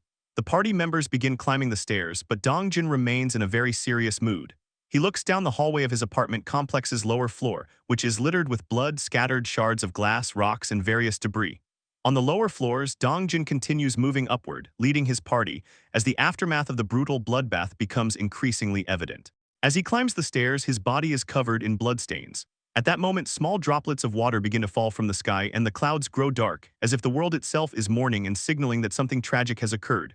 Dongjin walks through the corridors of his apartment complex and eventually stops in front of his own apartment. He extends his hand toward the doorknob, but just then, Gaeyong catches his arm and calls out to him. Despite this, Dongjin remains trapped in a sad and grim state of mind. Kang also understands the situation, realizing that Dongjin's parents are most likely no longer alive. In the next instant, Dongjin opens the door and is confronted with bloodstains covering the floor. He enters his apartment and notices massive footprints, bloodstains smeared across the bookshelves, and signs of violent destruction throughout the room. As Dongjin moves further inside, the scene remains soaked in blood. His expression stays completely blank despite what he sees. Kang, Jian, and the others are visibly devastated by the sight. Dongjin continues checking the remaining rooms, clinging to even the slightest hope that his family might still be alive, but all he finds is disappointment. He eventually steps back outside and tells everyone that they should leave. Although sadness is clearly etched across his face, Dongjin insists that he is fine. In the next moment, Gaeyong hugs him tightly and begins to cry, urging him to cry as well. Dongjin, however, states that this was something he had already expected. After a brief silence, he repeats that he is fine. The party proceeds to check other houses, but the results are the same everywhere. Jian collapses onto the ground, and beside him, Kang asks whether it has been confirmed. Jian responds that it has. Jian remarks that this is simply the reality they live in, and that this is how things usually are. Kang observes Jian, who looks completely hollow as if his soul has been drained from him. The protagonist narrates that they have failed. Unlike Kim Gaeyong, who still had family to grieve with, there was not even anyone left for the others to mourn alongside. No matter how hard they tried or how much effort they put in, they had ended up completely alone in the world. The protagonist reflects that while he once believed he could save the country with his abilities, he could not even save the people right in front of him. Inside the apartment complex, Dongjin addresses everyone, stating that he did not find any bloodstains in their homes, meaning their families might still be alive somewhere. Even if that were not the case, he insists that they still have to keep living and that there is no reason to give up hope. The protagonist notes internally that even fragile hope made their situation slightly better than Dongjin's, who had already lost his family. Soon after, Dongjin calls out to the protagonist, asking whether he is there. The protagonist confirms his presence. Dongjin apologizes and asks if the protagonist could summon them, explaining that he wants to rest a bit. In the next moment, the protagonist activates his vassal summon, and every party member appears in front of him, as if materializing from thin air.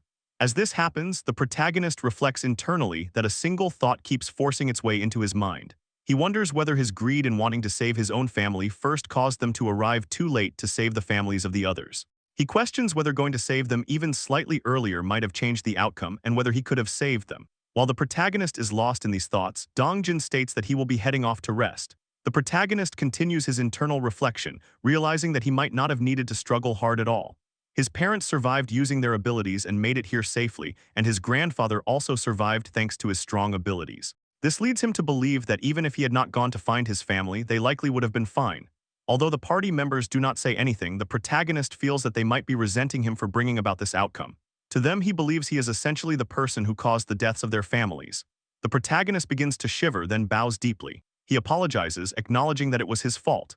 He admits that his greed to save his own family first led to this tragedy. He confesses that because of him and his selfishness, he threw away their chance to save their precious families. Kang and Jian listen silently as the protagonist continues bowing and expresses his sincere remorse. Dongjin listens to everything in silence, then suddenly turns and begins walking toward the protagonist, his face completely expressionless as he looks down at the protagonist still bowing before them. Dongjin, instead of placing blame on the protagonist, made it clear that the fault was not his. Even so, the protagonist continued to cry, overwhelmed by regret, believing he could have done more. Dongjin then urged him to lift his head and look around, emphasizing that everyone present, including himself, had been saved by the protagonist's abilities. He gently consoled him, explaining that their ability to live without constant fear of hunger, thirst, or monsters was entirely because of him. Without his actions, it would have been impossible to save Byung-ho's grandmother or Gae-young's family. Dongjin firmly declared that the protagonist was a savior, and those words struck deeply, leaving the protagonist stunned. Dongjin continued, explaining that without the protagonist, they would never have known whether their families were alive or dead, nor would they have had a chance to take revenge on those responsible for their suffering. As the protagonist listened, he sensed a brief tremor in Dongjin's voice and could feel how tightly he was clenching his teeth, enduring his own pain just to appear composed. Dongjin went on to state that there was no way ordinary people like them could have defeated the monsters through their own strength alone. He reflected that the world was filled with sorrow, but those tragedies were not aimed at anyone intentionally. They were scattered randomly, like water splashing everywhere, and the protagonist did not need to bear responsibility for all of it. This was the world's fault, not his. Dongjin urged him not to shoulder everything himself and said it was enough for him to remain standing like a huge tree, simply by creating shade where people could truly rest. He expressed sincere gratitude before turning away to leave. As Dongjin departed, the protagonist reflected that Dongjin was far tougher and more mature than he had expected. He realized that he should have been the one comforting others, yet instead he was the one being comforted. At that moment, Kang and Jian called out to him, telling him to cheer up and assuring him of their gratitude. Gae-young encouraged him to hang in there, while Byung-ho admitted that without him, he would never have been able to save his grandmother. Dajung the healer acknowledged that she would have died in her house back then if he had not saved her. Yeonju added that she would likely have gone insane without his help. One by one, everyone in the party thanked him, leaving the protagonist standing there alone. He found the situation strange. Until now, he believed he had only acted for his own sake. Even when he helped others, he saw it as simple give and take. They helped him, so he helped them, yet they were calling someone like him their savior. He questioned whether he truly deserved that title. Dongjin's words echoed in his mind, reminding him that it was enough for him to stand like a huge tree. He imagined a massive tree that provided shade where everyone could rest without fear. Filled with resolve, he thanked everyone and decided to try becoming that one tree, the huge tree Dongjin believed he could be. At first, the protagonist reflected that his goal of saving all of South Korea had only come from feeling burdened by the immense power he had been given.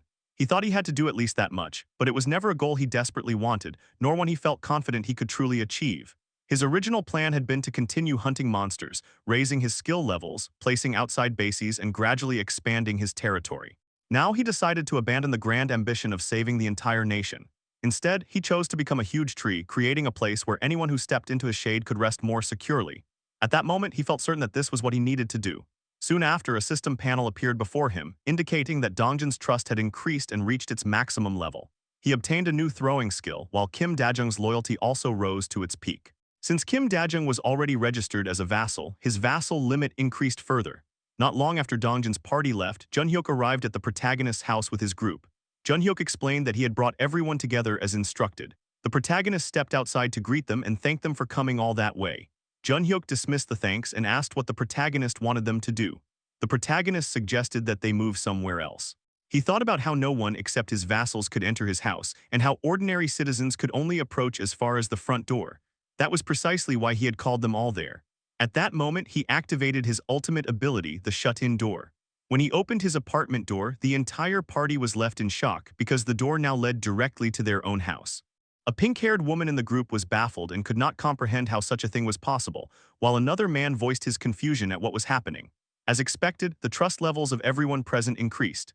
The protagonist smiled, thinking that the most direct and reliable way to raise trust was to demonstrate his abilities firsthand.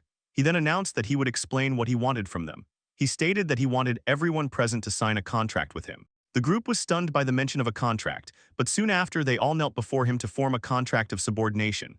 Once it was complete, the pink-haired woman asked whether they were the last ones and if it was finally over. The protagonist, wiping away sweat, confirmed that it was done and acknowledged how exhausting it was to contract with multiple people at once. With that, the preparations were complete. He then called Junhyuk forward and explained the main point. As his territory had expanded, the entirety of Hwangryeo Mountain had now become part of it, and it appeared that a dungeon had emerged there. He asked Junhyuk and his party to explore the dungeon. After a brief moment of thought, Junhyuk agreed with a smile, thanking the protagonist for trusting them with such an important task. Before the protagonist could continue, a telepathic message reached him. It was Kim Dabin, informing him that the item he had instructed her to prepare was ready and asking him to come immediately. The protagonist responded that he would head there right away. We see our protagonist heading toward the 21st floor. In the elevator, he reflects that thanks to Junhyuk readily agreeing to take on the dungeon raid, matters related to the dungeon have finally eased up for a moment. It feels like the first real breath he's had in a while. What struck him as unusual, though, was that even after being bound by the contract of subordination, Junhyuk's skills didn't change. Just like Yeonju, his knight title simply shifted to Viscount. Among Junhyuk's party, the ones who could truly be called the core team were Lee Hyunchun, Shin Ah-hyung, and Kim Jidi. They ended up receiving B rank abilities, whereas most of the others received D or C ranks. Somehow, as the number of people he contracted increased and more data accumulated, he felt like he was starting to understand the pattern. To be granted higher rank abilities, there was something innate involved. Potential. Talent. The limit of subordinates was only 100 for him, so from now on, it would be smarter to contract with the most talented people possible. As that thought settles in his mind, the elevator doors slide open on the 21st floor. Dabin spots him immediately and lights up with happiness, calling out his name. He praises her for her hard work, and she just chuckles, brushing it off and saying it wasn't that difficult. He promises he'll make sure she gets a bonus, then quickly shifts focus to the crowd gathered in front of him. A line of people stands waiting. He asks if these are the ones. Dabin confirms that, as instructed, she gathered 10 people who are good at getting things done. He introduces himself cleanly and confidently as Kim Jae-hun. The entire group bows and greets him in unison. A man with golden hair steps forward and asks what kind of work he plans to have them do. Jae-hun answers without hesitation. He's thinking of granting all of them the same position as Dabin, a manager position. The air practically freezes. Everyone looks baffled by the declaration. The golden-haired man blurts out a shaky question, asking if he really means it. Even now, with the population having grown quite a bit, there are only a few people holding manager positions. Lee Sungmin, the medical team leader, and Baek Suman, the relief team leader. 12 manager slots are still open. He could hand them out to these people, sure, but there's no way he's giving them away for free. The golden-haired man quickly swears that if it's entrusted to him, he'll work hard. Jae-hun lays out the condition. There are rules. The reason he selected them is simple. As new people keep coming in, more and more problems of every kind are going to appear.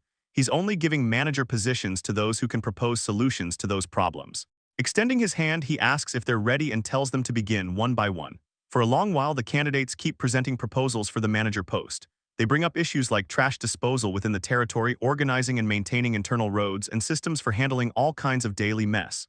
Solutions pour out non-stop, and most of them are solid. Good ideas just keep flooding the room. As expected of Dabin, she really did pick the most capable people. Then someone in the crowd raises his hand and says he'll give it a try this time. Jae-hun nods and tells him to go ahead. The man proposes creating an organization to maintain internal public order. Nothing major has happened yet, but without a stabilizing presence, an incident feels inevitable. Jae-hun clarifies if he means a department similar to how the police used to work. The man agrees immediately. Another man wearing a red jacket cuts in, apologizing for the interruption, saying that talk about police reminded him of something. Jae-hun gives him the floor. The red-jacketed man asks if they know police station armories contain firearms, including rifles. That thought slams straight into Jae-hun's brain. Rifles at a police station? Aren't those for the military? The man explains that South Korea is technically still in an armistice state, and in emergencies, certain police stations keep a sufficient stockpile of weapons. Of course, it has to be a station of a certain size. Jae-hun sinks into deep thought. If they could obtain those weapons, wouldn't it help massively in creating a department that maintains order? The nearest station would be the Busanjin police station in Seomyeon. He asks the red-jacketed man for his name. The answer comes back, Nam Jae-ho. Jae-hun immediately tells Jae-ho to form a team himself and head out. Jae-ho startles, asking if he personally has to go. Jae-hun reassures him not to worry too much. Their territory expanded this time, so the station will probably fall inside their range. If it turns out to be outside, he's not to push himself. Jae-ho accepts and says he'll give it a shot. Smiling, Jae-hun tells him to depart as soon as he's prepared. The rest are ordered to continue suggesting solutions. Internally, one word loops in Jae-hun's mind: rifles. It's tempting as hell. By the next day, the manager selection ends successfully. Jae-ho's party, which went out to secure firearms, actually comes back with guns after confirming everything with the ultimate eyes skill and registering them in the store. The haul isn't huge: 2 rifles, 3 bullets, and a box of empty cartridges. Quantity isn't the real issue, since he can register them and purchase more through the store. The real problem is what Jae-ho reports next. When his team entered the police station, someone had already swept away most of the firearms from the armory. Judging by the size of the storage, the missing weapons number in the several hundreds, which means somewhere out there a survival group is armed on a massive scale. It's the kind of group that screams future headache. Jae-hun scratches his head, already annoyed. Still, a group that large would stand out. News would have reached them whether they wanted it or not, which means they're not near the territory yet. I am guessing our protagonist will encounter this group in the near future. But for now, he decides to shelve the problem for later. For now, he activates Ultimate Eyes and announces he'll start issuing rifles to the places that need them most. The scene cuts hard to a battlefield crawling with orcs. Sang-joon and his party are hiding, completely surrounded. One teammate panics and asks what they're supposed to do. Orcs are everywhere. Sang-joon curses, wondering how the hell they even pushed this far in. The same teammate admits they're almost out of bullets. The mood nosedives. This is bad. They pressure Sang-joon for a decision. He runs through the situation in his head. After a brutal fight, everyone's exhausted, weapons are nearly gone, and with his current abilities, he can't handle something like this. He swears under his breath, desperate for any way to solve the situation. Then a voice echoes directly in his mind, calling his name. A system panel materializes out of nowhere, and in the next second, rifles and boxes of bullets drop out of it like a miracle care package. It's all Jae-hun. Watching from afar, he smiles and says it looks like he made it just in time. Weapons support has arrived. Sang-joon's party scrambles at the sight of rifles and ammunition, staring in disbelief. The despair that was choking the air gets replaced by raw, electric relief. Sang-joon actually laughs at the sight of the weapons and shouts his thanks, genuinely grateful. The squad instantly rearmed and ready to throw hands again. We see Sang-joon's party assembled, weapons ready, and Sang-joon himself calmly equipping a rifle. He scans his team and questions them, making sure no one is hesitating. In perfect unison, everyone answers yes. Good, that's all he needs. The next second, they rush the orcs without another word. The orcs turn at the noise. Sang-joon roars a battle cry and opens fire.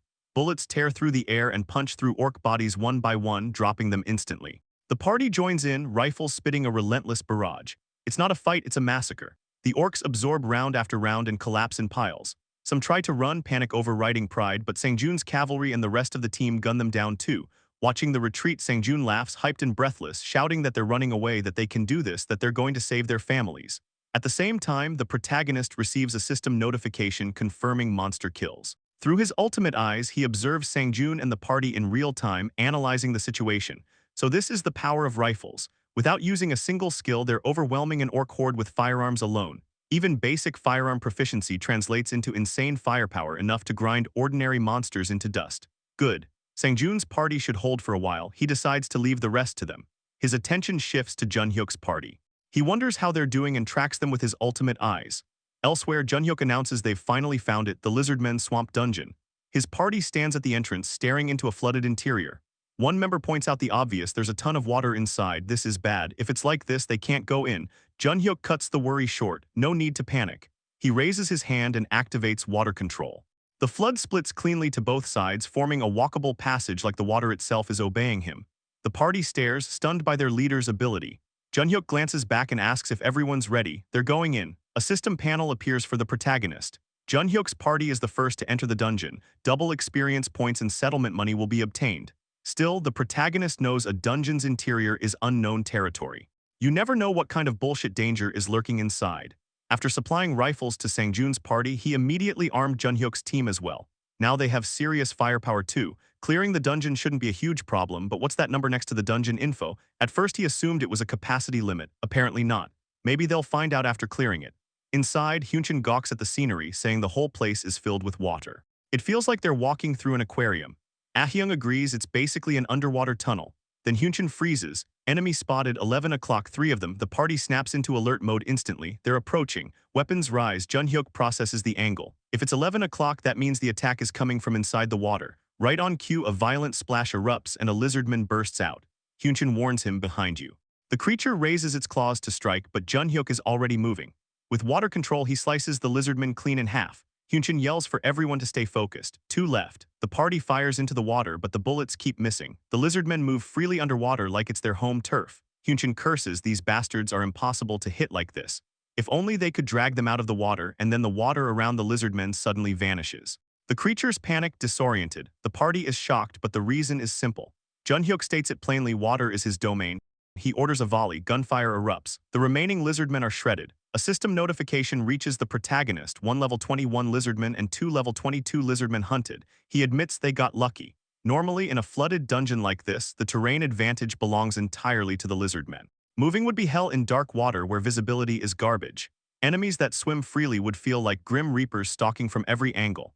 But Lee Hyunchin's minimap ability, which maps terrain within 100 meters and distinguishes allies from enemies, combined with Junhyuk's water control, flips the entire board. Right now, there's nothing the protagonist even needs to support. Honestly, at this level, Junhyuk's full party isn't even necessary. Junhyuk and Hyunchin alone, plus a few rifle carriers for raw firepower, would be more than enough to bulldoze the dungeon. Deep inside, lizardmen corpses litter the path while Junhyuk's party stands tall over the aftermath. Without slowing down, they push further in. Eventually, they stop in front of a massive gate. Junhyuk wonders if they've reached the boss room. They open it and step inside. Junhyuk immediately notices something off. What is this? Ahyung blurts out that there's no water here. She jokes that maybe just reaching this room is the dungeon's clear condition since there's no boss in sight. Hyunchin shuts that down fast, telling her not to say shit like that because whenever someone says it, disaster follows. The next second, his expression changes. He feels it, something terrible. He warns everyone that something is approaching and it's coming fast. A massive surge of water explodes into the chamber. Junhyuk throws up a defensive dome with water control and orders everyone behind him. Even then, he strains, teeth clenched, muttering a curse as he realizes the pressure he's fighting. Out of the chaos emerges the dungeon boss, standing atop the water with a trident in hand, looming over the party like a nightmare-given form. Junhyuk confirms it through gritted teeth. It appeared.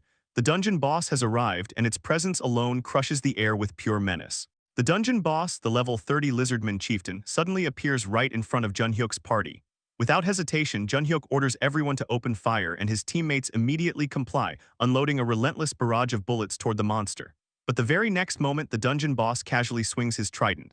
Water surges up at his command, forming a fluid shield that blocks every single bullet coming his way. Ahyung blurts out in disbelief that it actually blocked the bullets with water, while Hyunchin panics, realizing their attacks aren't working at all and asking what they're supposed to do now.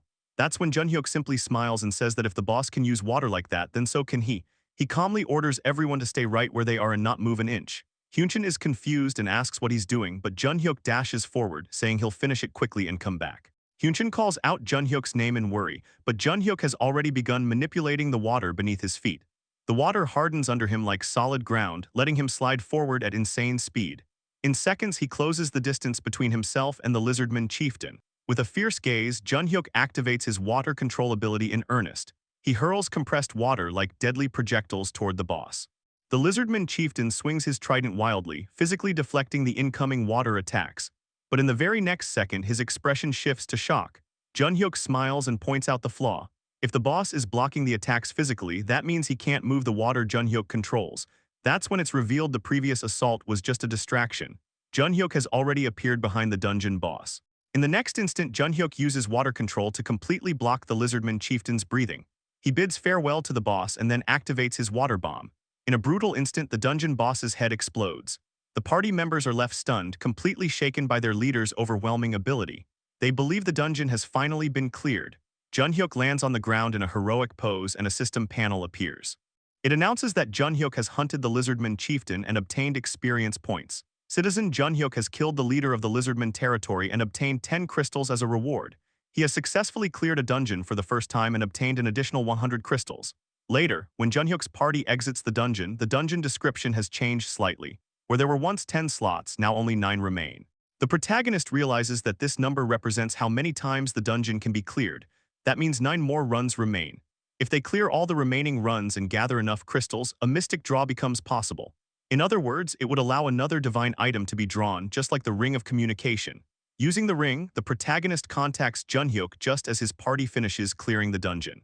He asks about Junhyuk's condition, and Junhyuk replies that aside from being a bit tired, he's fine. Relieved, the protagonist makes a request, asking if Junhyuk can proceed with a dungeon clear once a day. At first, Junhyuk is shocked, but then he grins and says it's a piece of cake. The scene jumps forward 10 days, and Junhyuk's party has cleared the dungeon 10 times in total. After defeating the boss one last time, Junhyuk declares that this one was the final run. They didn't miss a single dungeon clear. A system notification appears for the protagonist, stating that all 10 slots of the D-rank dungeon Lizardman Swamp have been filled. All available dungeon clears have been used, and Mystic Draw, which consumes 300 crystals, is now available. The protagonist currently has 400 crystals. Using the Ring of Communication, the protagonist praises Junhyuk's party for their great work and tells everyone to return and get some well-earned rest. Now that there are enough resources, all that's left is to activate the Mystic Draw. He extends his hand and says out loud, "Mystic Draw." Instantly, a golden magic circle appears on the floor, flooding the room with blinding light. Jae-hun complains that it's way too bright, but then his eyes widen when he notices something unusual. Within the golden light, a crown begins to materialize. The magic condenses into a distinct shape, and soon a fully formed crown rests in Jae-hun's hand. The system reveals its description, the ultimate shut-in S crown.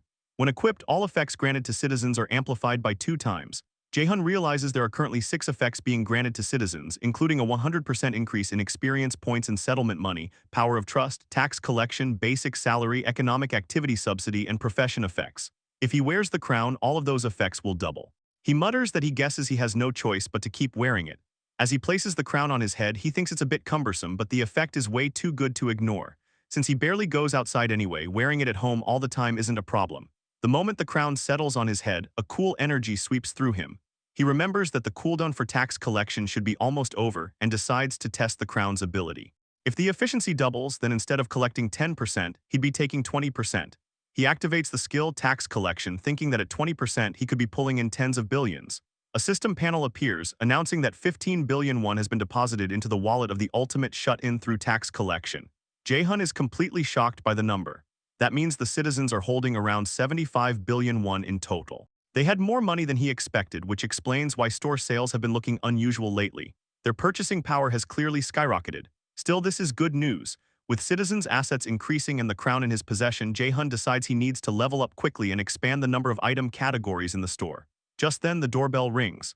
A voice calls out Jae-hun, saying they're back. He opens the door to find Sung-joon standing there. Sung-joon greets him and explains they've come to return the items they borrowed. Jae-hun says they must be exhausted and thanks them for the trouble of bringing everything back. Sung-joon replies that it's only right. Then, hesitating, Sung-joon asks what Jae-hun is wearing on his head. Jae-hun startles and almost drops the crown, brushing it off and saying it's nothing. He quickly changes the subject, congratulating Sung-joon on safely reuniting with his family. Sung-joon says it's all thanks to Jae-hun. If they'd been any later, he might never have seen his family again. Thanks to the firearms Jae-hun supplied, they were able to save them miraculously. Jae-hun responds that all he did was provide support and that they're the ones who saved their family. Sung-joon insists that they desperately needed that chance. In the next moment, Sung-joon and his party bow deeply in front of Jae-hun, thanking him once again. Jae-hun simply smiles and says he's glad he was able to help. A system panel appears stating that Jang Sung-joon's trust and loyalty have both increased. After some more conversation, Sung-joon's party leaves together with their families. Jae-hun then organizes the firearms they returned and wonders if that's everything. Suddenly, an alarm goes off. A system panel appears announcing that many citizens have died. Jae-hun is shocked. More than 10 citizens died in an instant, something that has never happened before. Then another strange system panel appears, leaving him stunned. It declares that a low-grade vampire, level 18, has been hunted. Only later would Jae-hun understand that this alarm was the starting point of something enormous that was about to unfold. Elsewhere, bodies are scattered across the ground, lifeless, painting the area with death. In the middle of it all, a woman is crying and pleading, desperation tearing through her voice. A man clings to her, his grip tight, his intent obvious. In the very next second, he sinks his fangs into her neck. Her scream cuts the air, then abruptly dies. Almost instantly, her body looks completely drained, like all life has been sucked straight out of her. The man casually tosses her corpse aside, and without hesitation, his lackeys pounce on the remaining women. With a grin, the man orders his vampire lackeys to eat up, openly calling the place a total gold mine. The narration shifts into his point of view as he reflects on how he first discovered this so-called safe zone entirely by luck. A transparent wall blocked his path one day, then suddenly offered him something called citizenship. Without thinking much, he accepted. The moment he entered, he was stunned, completely shocked beyond belief. Everywhere he looked, it was nothing but food. By food, he meant people. Humans packed densely inside the protagonist's territory. He continues narrating, explaining that it wasn't just the sheer number of humans that made this place insane, the quality was leagues above anything he had hunted outside. Feeding here would be far more efficient. With this kind of hunting ground, it was possible. If he devoured everyone here and grew strong enough, he could become one of them, a powerful vampire like the bastard who once tossed him aside as if he were worthless. In his imagination, the image of that powerful vampire looms large. He believes he could rise to middle tier soon, just a little more time and he'd have power equal to that bastard. But equality wasn't enough. He needed more human blood, far more to surpass him. And for that, not only did he need to grow stronger, but his swarm had to evolve as well. At his current level as a low-tier vampire, he could command 5 of the lowest-tier vampires. One of them died during this hunt, but he doesn't care. It doesn't matter. This place is crawling with humans, and creating another lowest-tier vampire would be easy. He smiles devilishly as he thinks ahead. Once he becomes a middle-tier vampire, his underlings will evolve from lowest-tier into low-tier vampires one by one. When those guys start producing lowest-tier vampires like they're breeding nonstop, his hive will grow explosively. Then he'll devour every human in the area without discrimination. After that, he'll hunt down that bastard. By then, he'll have more than enough power to completely overwhelm him. When that time comes, he'll finally achieve it, his blood vengeance.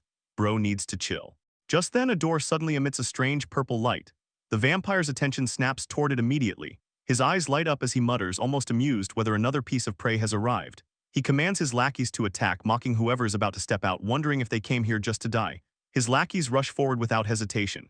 In the very next second, everything goes wrong. All of their heads explode instantly. Blood gushes everywhere as their bodies collapse onto the ground. The vampire freezes, completely baffled. His entire swarm is wiped out in a single moment. He stares at the corpses, unable to believe what he's seeing, muttering in disbelief about what the hell just happened. And then it's revealed this is none other than our boy Jae-hun. Jae-hun calmly walks through the remains of the fallen lackeys, his gaze locked onto the vampire with pure menace. The vampire can't even process what's happening as Jae-hun approaches. Panic floods his mind. Without warning, without a fight, his entire swarm was erased instantly. His brain refuses to accept reality, but one truth becomes unavoidable, that human is a monster, something far beyond his current level of understanding. He knows he has to run, immediately, but Jae-hun isn't letting that happen. Jae-hun activates his invisible hand skill. An unseen force grips the vampire's neck, lifting him as he screams in agony. The vampire desperately gasps out a single plea, "Spare me," his voice breaking. Jae-hun tightens the grip, furious, demanding how dare he. The vampire realizes it's over. There's no miracle coming, no forgiveness. He's going to die a meaningless, empty death without ever getting his revenge. But instead, Jae-hun suddenly drops him to the ground. The vampire crashes down, coughing violently as his neck burns from the crushing pressure. Jae-hun looms over him and coldly issues a command. From now on, he will answer every question honestly. The vampire, trembling uncontrollably, agrees. Jae-hun's first question is simple: how did he get in here? The vampire introduces himself as Yeagle Sungkyu, a low-tier vampire. Hearing how absurdly easy it was for him to enter the territory gives Jae-hun a headache. When the system granted citizenship, it didn't specify humans. It said any being that met the requirements could be accepted as a citizen. Jae-hun never imagined that monsters could be granted citizenship too, especially monsters that eat humans. Jae-hun asks if Sungkyu was originally human. Sungkyu confirms it. He was an ordinary human until he was bitten by a vampire named On Sang-hyuk.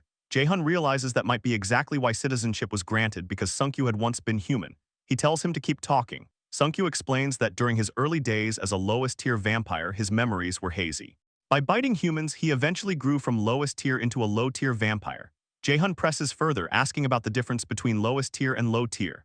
Sungkyu explains that vampire ranks exist. Lowest-tier vampires are essentially beasts, driven only by instinct, retaining just enough intelligence to follow orders. Starting from low-tier vampires, however, their human sense of self returns, and they gain the ability to create and command a swarm. Jae-hun then asks what rank Sang-hyuk was. Sungkyu answers that he was a middle-tier vampire. Jae-hun processes this information internally. Sungkyu is currently a low-tier vampire at level 28, meaning a middle-tier vampire would be at an even higher level. Jae-hun doesn't know how far the hierarchy goes, but at the very least it reaches high tier. That means the level scaling is probably insanely bloated. Finally, Jae-hun asks one last question. Jae-hun stares him down with a deathly gaze and delivers his demand: "Tell me where he is." Sungkyu is still on his knees, trembling and broken, right on the edge of spilling everything about Sanghyuk. The tension is suffocating, the atmosphere heavy, and finally he caves in. He reveals the location of Sanghyuk, that is Deondong. Sanghyuk is hiding in an apartment complex there. Just like that, the last piece of the puzzle drops. Jae-hun acknowledges it, but Sungkyu suddenly panics, begging him to wait. He insists he will personally guide them, swearing he wants to see divine punishment fall on that bastard who ruined everything, his desperation painfully obvious. Right then, a system notification pops up, stating that Sungkyu's loyalty has increased. Instead of relief, Jae-hun feels pure disgust.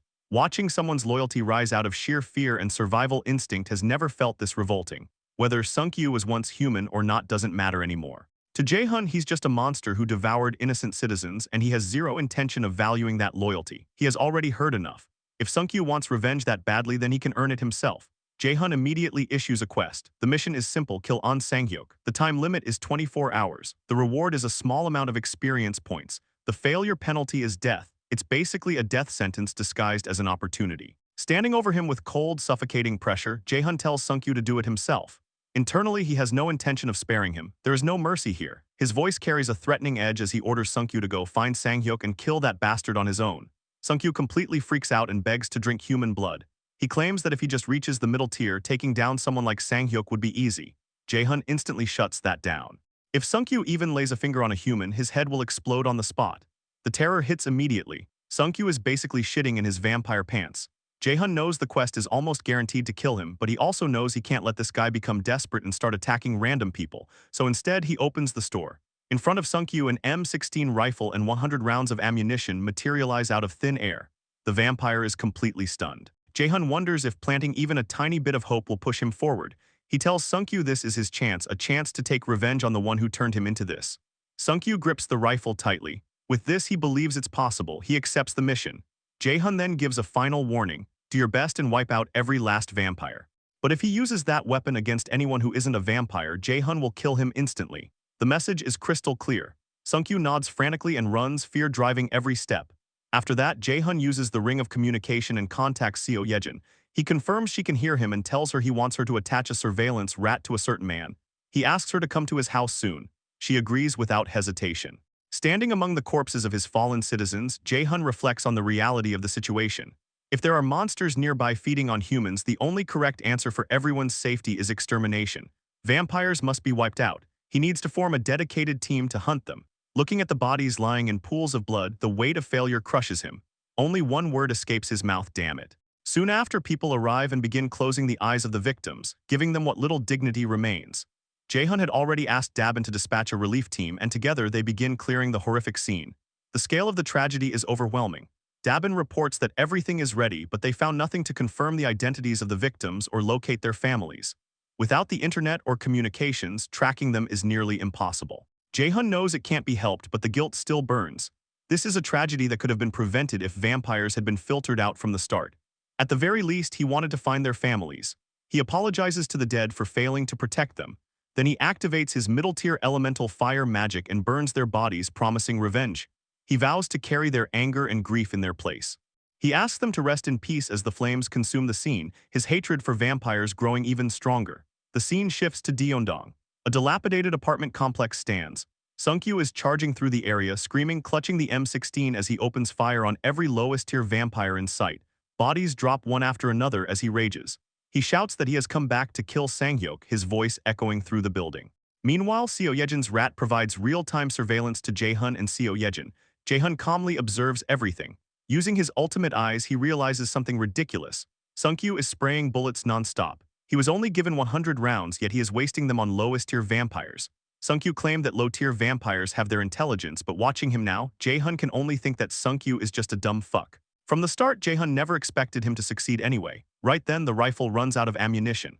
At the exact same moment, Jae-hun opens his storage and dematerializes the weapon entirely. Sungkyu is left empty-handed and immediately starts begging for more bullets. 100 rounds, no, 50 would be enough. Before he gets an answer, a voice cuts through the air. Sungkyu freezes. A woman stands in front of him. She heard the commotion and came to see what was happening. She quickly realizes who he is. It's Sungkyu, the one who got kicked out, returning alone like an idiot. The woman is clearly a vampire. Sungkyu explodes with rage and charges at her with his claws. She only smiles and mocks his filthy mouth.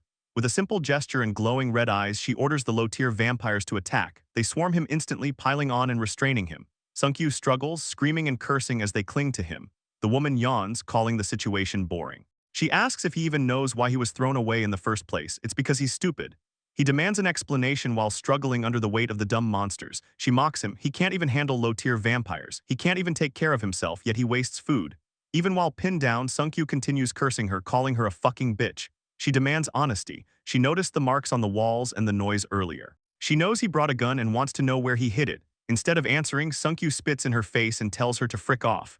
The woman's expression turns cold. This is why stupid bastards don't live long. She orders the lowest-tier vampires to kill him. Their mouths open wide as they loom over him. In the next moment, blood spills, meaning Sungkyu is dead. Sungkyu dies in the very next second, just like that, gone. Our protagonist, Jae-hun, receives the system notification confirming Sungkyu's death. Just then, the lowest-tier vampires who killed Sungkyu begin to change. Their bodies start trembling, steam rising and leaking from their skin as if something inside them is boiling over.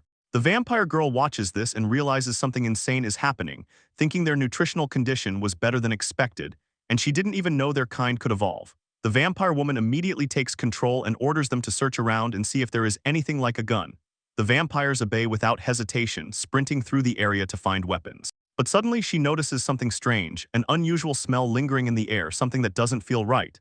Meanwhile, on the other side, Jae-hun is already prepared. He remembers what Sungkyu demonstrated, that vampires can die if they get shot, meaning bullets work on them. This realization changes everything. Jae-hun orders Seo Yejin to get ready, and as he extends his hand, she agrees without hesitation. Internally, Jae-hun thinks about how the vampires being fixated on finding guns bought them precious time. Above Seo Yejin's rat, a system panel appears and gas starts leaking from it, slowly filling the entire floor. The vampire woman realizes it too late. The whole place is already saturated. Panic sets in. She understands the trap, but there is no time to escape. Jae-hun shouts for Seo Yejin to cut the link with the rat. In the same instant, Jae-hun summons burning tissues. Because the entire floor is filled with gas, the result is completely predictable. The space erupts in a blinding flash, and in the next moment, the entire floor explodes, wiping out everyone there. System notifications flood in front of Jae-hun, confirming he has hunted a low-tier vampire, level 28, hunted lowest-tier vampires, level 18, and more. The biggest confirmation is that the vampire woman has been successfully killed. Jae-hun exhales in relief, thinking, damn vampires, they were way closer than he thought. He realizes that if he levels up and his territory expands, there is a high chance their area will become part of his territory. That would make things complicated because they would be considered citizens. He is thankful he discovered vampires now. He decides he will wipe every last one of them out before that happens. Seo Yejin suddenly wonders if vampires might already exist inside their territory. Jae-hun confirms this, which is why the situation is such a headache. Even now, he cannot rule out the possibility that vampires are harming people under his rule. Seo Yejin suggests assigning quests to everyone and imposing sanctions, but Jae-hun immediately rejects the idea, saying it is too extreme. If innocent people are affected, it will destroy public trust. She realizes her mistake, while Jae-hun internally acknowledges that such an action would cost him public support and create chaos. He knows there is a limit to what he can do alone and wishes there were a way to sort citizens by their tendencies. Right at that moment, a system panel appears. The number of citizens has reached 30,000. Because of this, the achievement system has been unlocked. Jae-hun is shocked and curious. He checks the feature and learns that when a specific achievement is completed, he can grant titles with custom effects. Immediately, he realizes how insane this is. He sets the achievement condition as killing a person with citizenship. The system confirms the setting and asks him to choose a title and effects. This will help filter vampires because they are the ones most likely to kill citizens, though there is still a small risk of citizens killing citizens, which he believes he can manage. Jae-hun asks if he can delete titles whenever he wants, and the system confirms he can. Relieved, he names the title Murderer and the effects. All stats reduced by 80%, both hands sealed, and a visible murder brand appearing on the forehead. The system shows the cost, 40 million won to set and 4 million per activation. Jae-hun proceeds without hesitation. The achievement is successfully registered. One of his biggest worries is now solved. He can punish violent crimes like murder instantly and visibly. Criminals can be branded in a way everyone will see. He also realizes he can create positive achievements too, like monster hunting, which opens endless possibilities. Seo Yejin then suggests sending a message instead of sanctions, asking vampires to reveal themselves. Jae-hun tells her it is fine now because he has already found a solution. She is relieved and smiles brightly like a light bulb going off. She praises him, saying she doesn't know what he did, but he is amazing. Seeing that smile, Jae-hun blushes hard. Turns away, thanking her, while internally realizing he has been so focused on work that he never noticed how pretty Seo Yejin really is. Suddenly, someone rings the doorbell. The person says they came as soon as they got his message. Jae-hun lets them in. The door opens and the person steps inside. Jae-hun thinks about how this person is indispensable when handling large numbers of monsters. For the vampire extermination operation, he had to call Yo Hyerin. She arrives and is ready to start immediately, but Jae-hun stops her, saying there is something important they need to do first. The scene shifts to a vampire base. A group of vampires sits around a table. In the middle is Sang-hyuk, the one Jae-hun has been searching for. He announces that Shin Saram is dead. Everyone is shocked. One vampire suspects it is because of the explosion on the first floor. Another questions if she is really dead and asks what happened. Sang-hyuk explains the entire first-floor corridor exploded and that the lowest-tier vampires heard gunshots, so it was likely those bastards. A masked vampire slams the table in anger, assuming it was the cops. Sang-hyuk confirms it. Rage spreads through the room. Some want to kill them immediately and take their heads. Others say they should have shredded them before. However, one baldy vampire points out it is not simple because the enemies have guns. Another warns that a full war would be dangerous.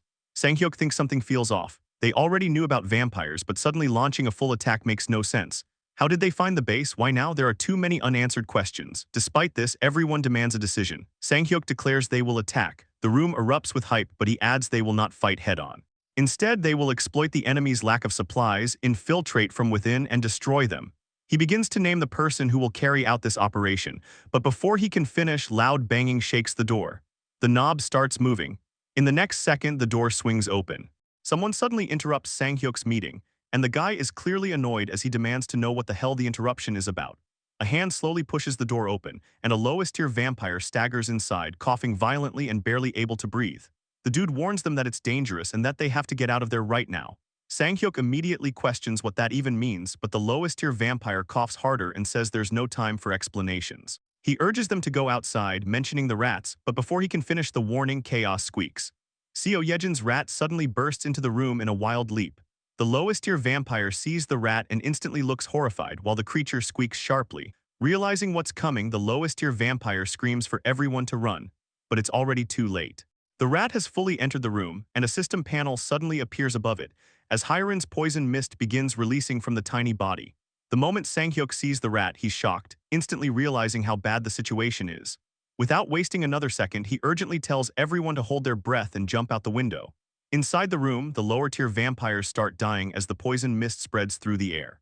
The elite members react immediately to Sang-hyuk's command and begin running, and within seconds they leap out through the window to escape. Meanwhile, the entire conference room fills with toxic gas.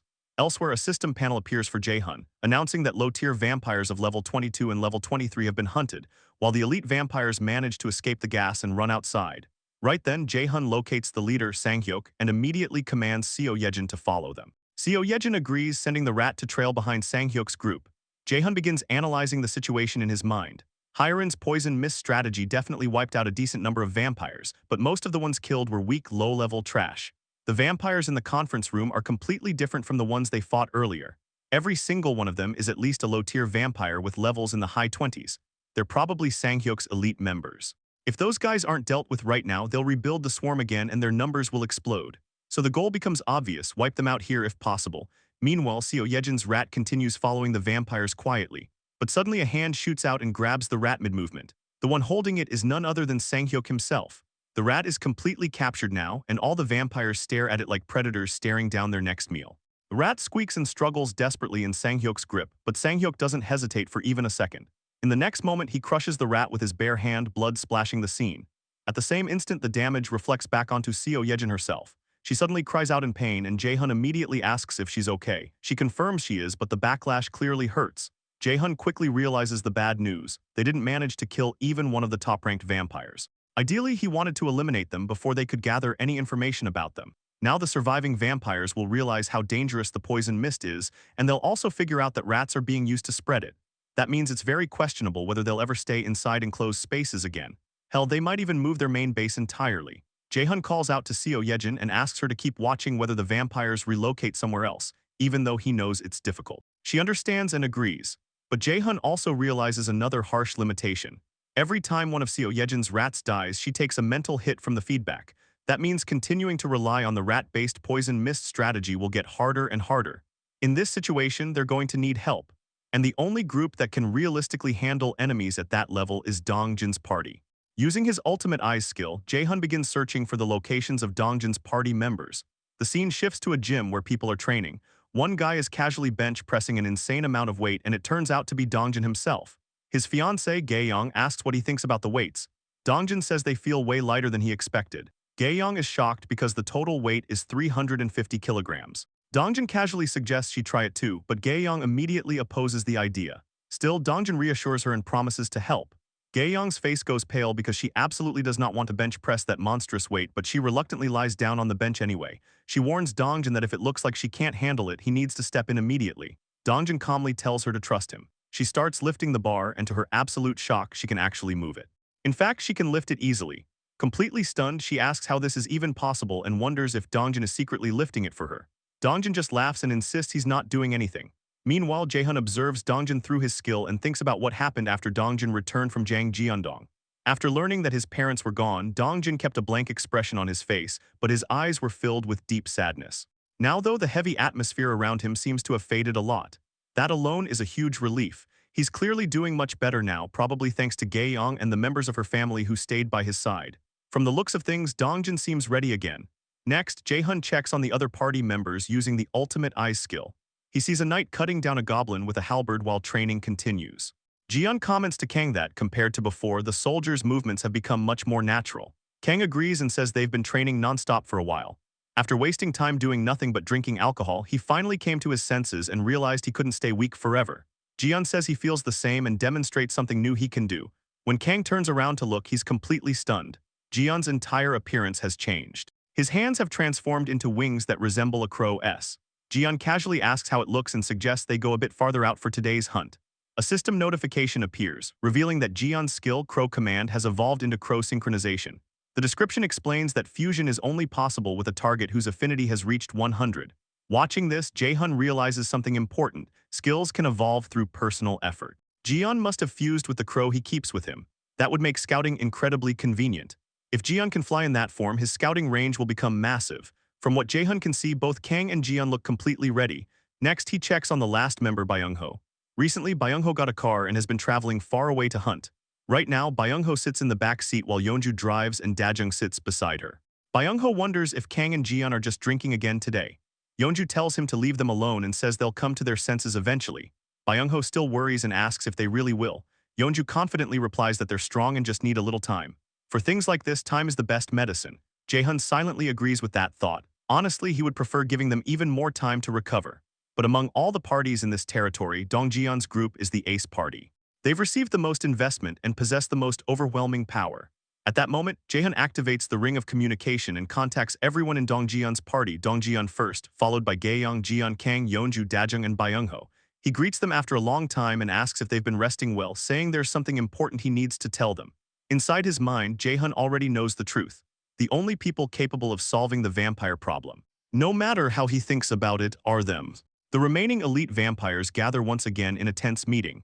The atmosphere is heated, anger simmering in the room, as one of them insists they must attack those bastards first. To them, this is basically a declaration of war. Their comrades died to that rat bastard, and they cannot just sit around doing nothing. All eyes eventually turn toward their leader, Sang-hyuk. While the others keep running their mouths and pushing for immediate action, saying they just need the order and they will go deal with them, Sang-hyuk remains calm, watching and thinking. Another vampire, the one with the ski mask from before, steps in and addresses Sang-hyuk. Before anything else, he says they need to move the hideout first. If the enemy keeps attacking the same way, they will all die here. The masked vampire immediately snaps back in frustration, asking what the hell he is talking about. He argues that there is a saying about how there is no paradise in a place you run away to, basically calling the idea of retreat pathetic. The ski mask vampire fires back instantly, calling him an idiot. That group can carry out attacks with a single rat, and there is nothing good about staying in a location that has already been exposed. The masked vampire refuses to back down, insisting that this is exactly why they need to strike first. The two keep arguing, while Sang-hyuk silently watches, deep in thought. The ski mask vampire pushes the point even further, asking if anyone here even knows who they are up against. The masked vampire scoffs and asks who the hell else it could be, those freaks with guns, but things are not that simple. Sang-hyuk finally steps forward and shuts down the argument, saying that is not it. The masked vampire turns to him and asks if Sang-hyuk actually knows who they really are. Sang-hyuk admits that he does not know their identity, but he is certain of one thing. The group they assumed attacked them does not have anyone with abilities like the ones they witnessed. Then Sang-hyuk brings up something strange that nobody else seemed to notice. The corpses disappeared after they were killed. Right before he escaped out the window during the terror attack with the poison mist, he saw some low-tier vampires get hit by the poison mist and die.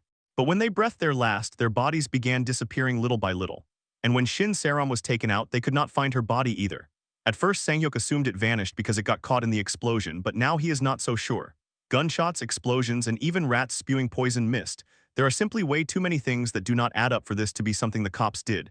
If it was not the cops, then some unknown group is targeting them. But the real question is why. The ski mask vampire urges Sanghyuk to make a decision quickly. They need to gather the surviving vampires and leave immediately. If they do not even know the enemy's identity, staying here only makes things more dangerous. Sanghyuk falls silent for a moment, deep in thought. His mind drifts away into an old memory. In that memory, a man stands in front of him and confirms his name is Sanghyuk. After Sanghyuk acknowledges it, the man tells him he will be leaving for a while and gives him a mission. Sanghyuk must eat everyone in the apartment complex, grow, form a swarm, and rule it. And until the man returns, Sanghyuk must not leave that place.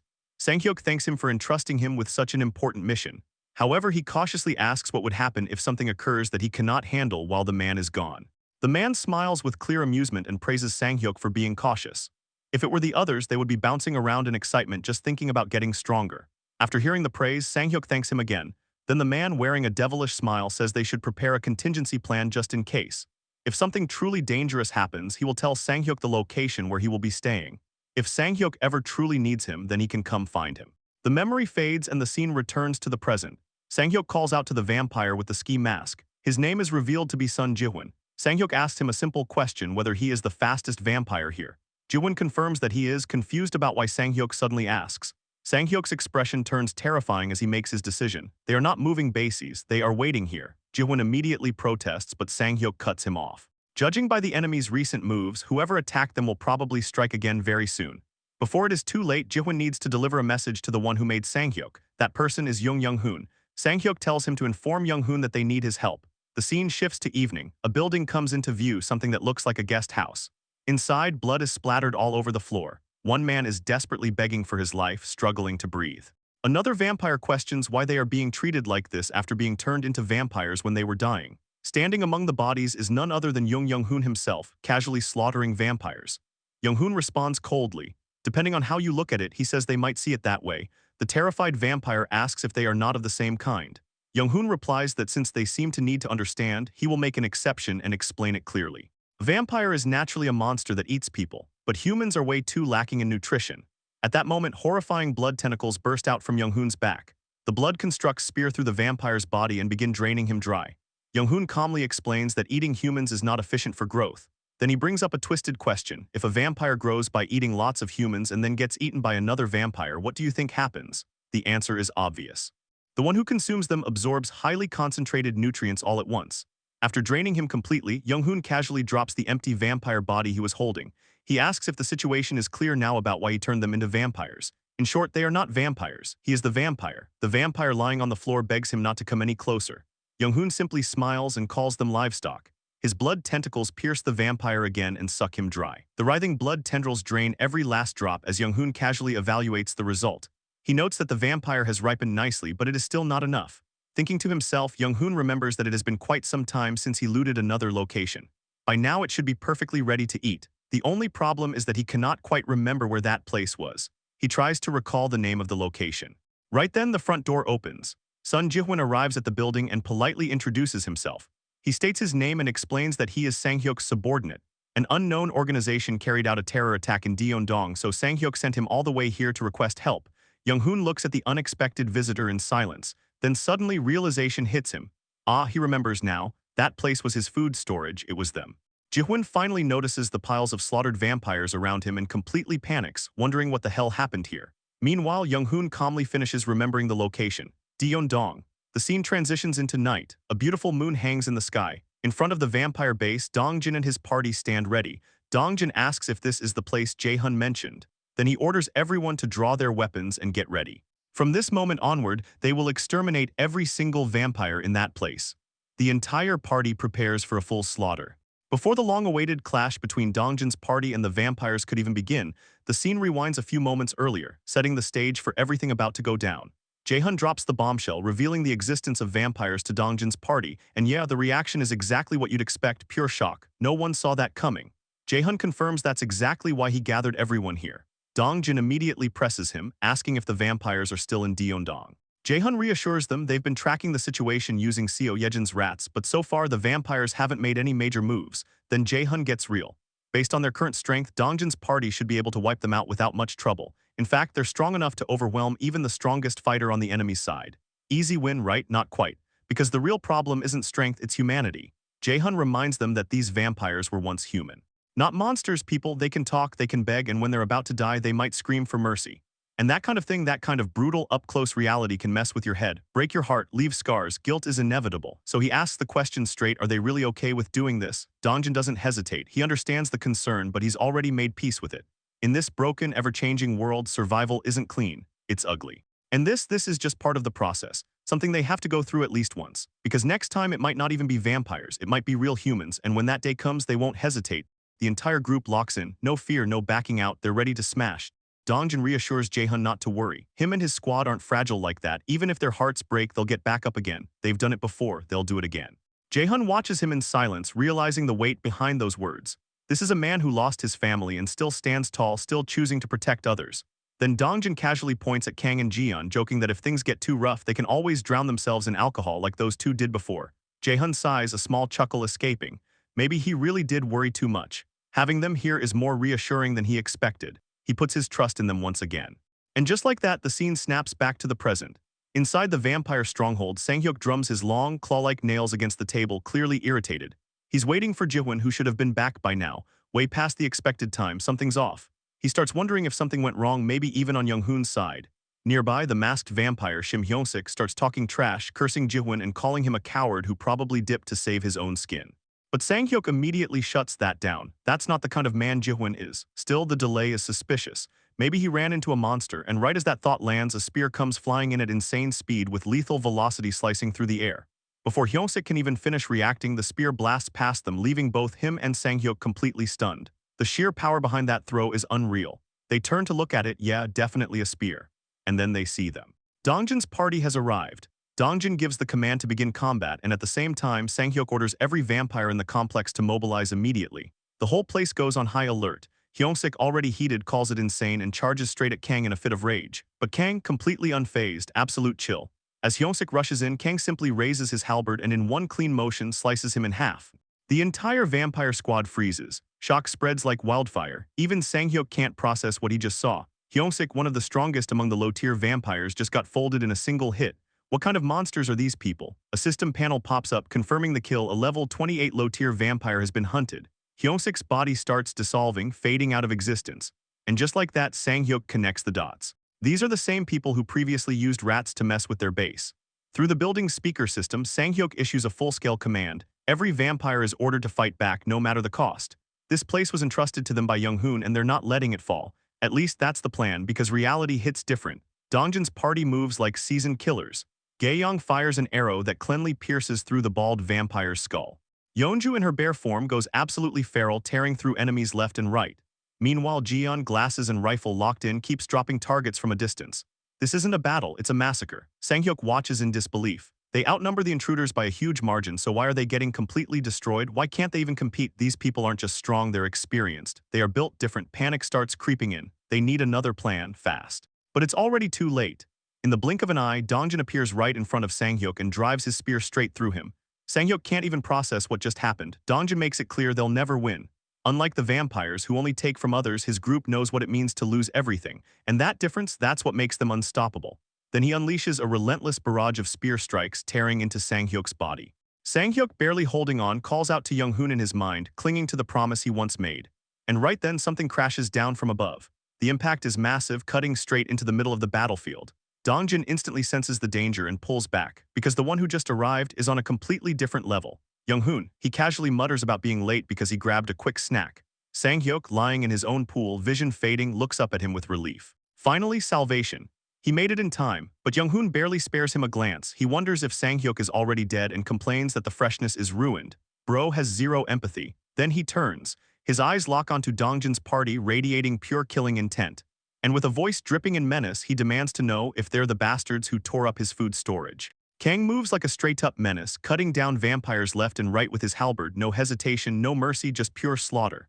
The battlefield is already looking like a graveyard when Byung-ho clocks the situation and notes that the outside is finally handled. Most of the vampires are wiped, leaving only the ones on Dongjin's side. Out of nowhere, something feels off. Kang catches sight of smoke rising in the distance, and the vibe is not vibing. Something just dropped, and whatever it is, it's not good news. Cut to the other side, Dongjin is facing off against Young-hoon, and the dude immediately comes in disrespectful, calling him the lowlife who ruined his food. Dongjin is straight up confused. What food? What is this guy even yapping about? Then it gets weirder for Young-hoon. Sang-hyuk's corpse just starts disappearing like it got erased from existence.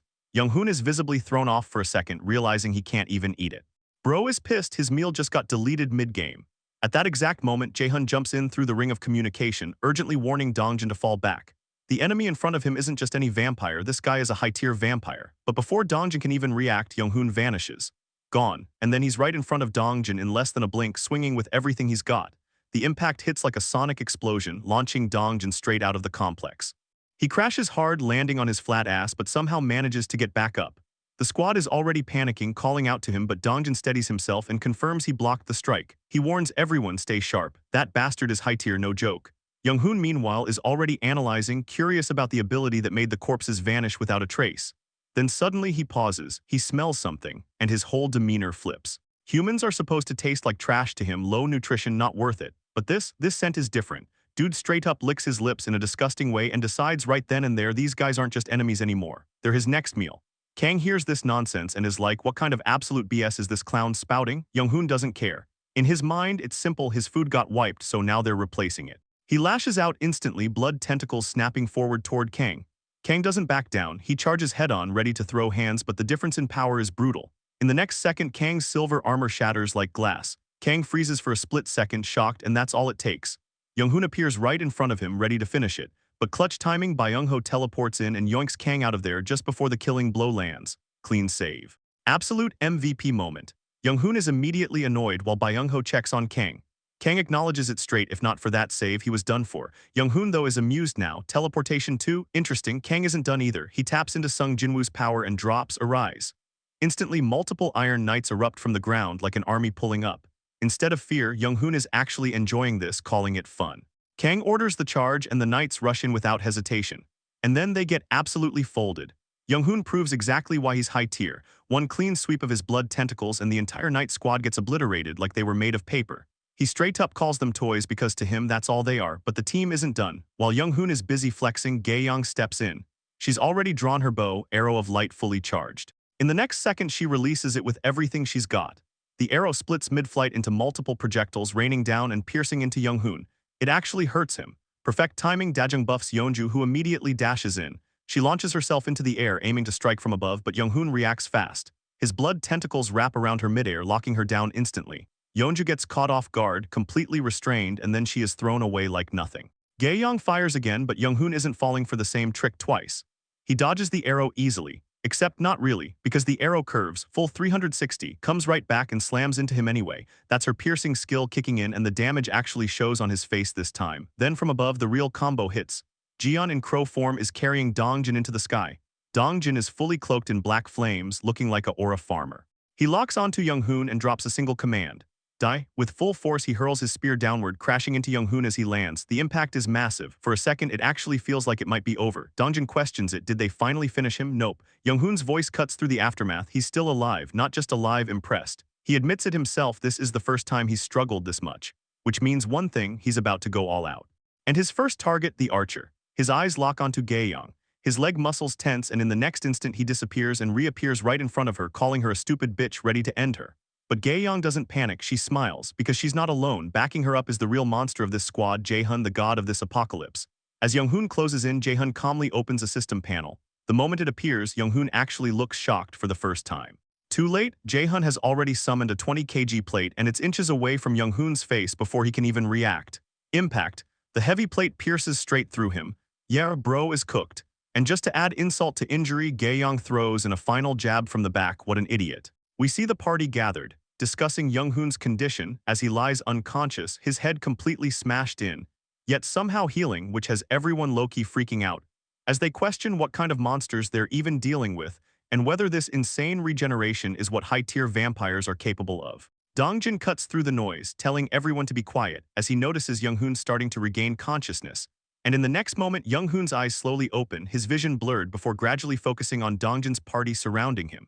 As Dongjin calls him out like a monster, Young-hoon suddenly jolts awake, gasping for air, while his right eye bleeds uncontrollably, only for it to start healing in real time. But then Young-hoon snaps, dragging his hand across the ground in rage, as he spits out insults, calling them filthy dogs for daring to touch him, only for Dongjin to calmly shut him down.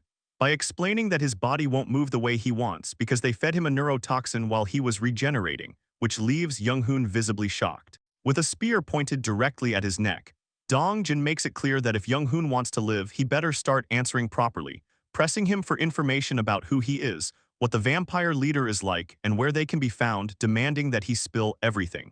Instead of panicking, Young-hoon starts laughing, completely amused even on the brink of death, calling the situation pathetic as he never imagined a day where prey would dare threaten him, before revealing that they are the new humanity, blessed by some mysterious being that granted them strength. When asked about this so-called being, Young-hoon admits that even he doesn't fully know who or what it is, but he does know where it exists, which immediately makes Dongjin snap and demand that he talk. But Young-hoon isn't about to fold, mocking them by questioning whether they really think they can win even if they find that being. And in a sudden, unhinged move, he pierces his own body with a trembling hand, warning them not to get cocky as blood splatters everywhere, and Dongjin is left stunned, trying to figure out what the hell he's doing. Even as he bleeds out, Young-hoon keeps talking, making it clear that wiping out all vampires was never going to be easy, claiming that while other high-tier vampires might be weak, he's not about to go down to people like them, challenging them to struggle and work themselves to the bone before dying. This absolute madman has killed himself by piercing his own heart, instantly triggering system notifications as he dies. A notification confirms that a middle-tier vampire has been hunted, granting a massive amount of experience points, along with money deposited into the ultimate shut-in wallet, followed by another notification stating that a high-tier vampire level 49 has also been hunted, giving even more experience.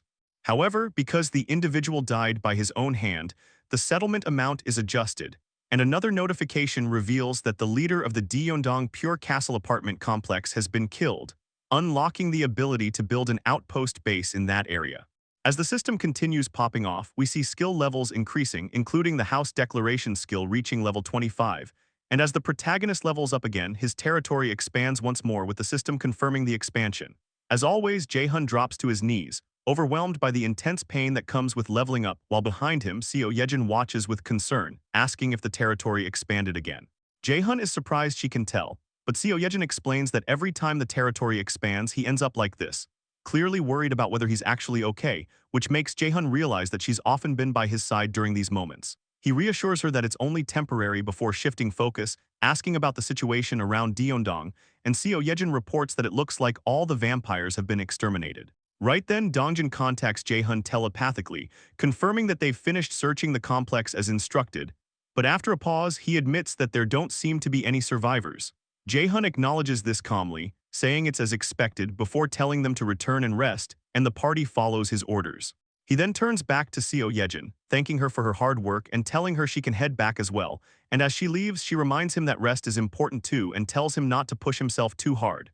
Jae-hun gives a faint smile, wondering if he really looks that worn out, but despite appreciating the concern, he makes it clear he can't rest yet, as he opens his achievement system. Thinking about how his expanding territory brings more people under his control, he realizes that while he wants to accept everyone, there's a risk of vampires slipping in, so he decides to create a specific achievement targeting vampires, to prevent future problems. The system prompts him to set the achievement description, and Jae-hun defines it so that if a vampire gains citizenship, their abilities will be heavily restricted, and a mark will appear on their face, similar to how murders are identified, and the system confirms the setup is complete. Moving on, he considers how to distribute the 3 skill points he just earned from leveling up, already having a plan for one of them as he opens the store and upgrades it. A system window announces that the ultimate shut-in store has reached level 6, increasing the number of items that can be listed to 1,000, while applying a 30% discount to all products, which matches what Jae-hun expected, since every even level adds a 10% discount effect. Then out of nowhere, another system panel appears, unlocking an enchantment function as the conditions are met, and adding an enchant workshop to the list of constructible buildings, which leaves Jae-hun confused about what enchantment even is. Curious, he enters construction mode and checks the description, learning that the enchant workshop allows equipment enhancement and the addition of magical effects with a construction cost of 500 million won. Noting that it doesn't require much space, he decides to place it next to the store and initiates construction in Unit 201, only to suddenly notice an option for immediate completion, which catches him off guard. The system explains that instant completion requires 8 crystals, prompting Jae-hun to think carefully, as he calculates that each crystal skips over 10 hours of build time, and with only 100 crystals left, and needing 300 for a mystic draw, he realizes he can't afford to waste them. Recalling the insanely powerful items he obtained from previous mystic draws, like the Ring of Communication and the Crown, he decides that using crystals there is far more valuable, so he cancels the immediate construction and the system confirms the cancellation. With that settled, Jae-hun decides to save his remaining 2 skill points for later, choosing to be more strategic with them moving forward. Jae-hun walks up to his balcony and looks down, thinking that right now within his territory restoration and repair work across the city is being carried out actively, led by the relief team and the construction team. Inside Jae-hun's territory, the city is looking as if the apocalypse never even happened, with buildings in great condition, streets clean, and construction teams carrying out their everyday work repairing everything like it's just another normal day. The whole territory feels like a safe haven in hell, and seeing this from his apartment, our protagonist Jae-hun takes it all in, thinking that damaged sections of the road are being fixed and abandoned vehicles are being cleared away. And although it's not like before, a small number of cars have started to run again. Because teachers have gathered and opened schools, children can receive the education that was previously interrupted, and at long last, everyone's daily lives are slowly coming back. A mother and child pass by, and instead of fear, the child wears a happy face like a child is supposed to, all because of our protagonist Jae-hun. He thinks that they can't let the vampires trample over the daily life and happiness they have barely reclaimed. Feeling the weight of everything, he admits he's tired and should rest a bit, stretching his body and letting out a slow yawn as sleep finally catches up to him. Like Seo Yejin said, rest is important too, so he removes his crown and sits on the sofa in exhaustion, drifting off to sleep while thinking he'll just rest a little, even if it's only for a little while. Just then, the scene transitions outside the territory into a dilapidated area, where a man stands surrounded by corpses littered with blood, casually remarking that young Hoon, that spineless bastard, died.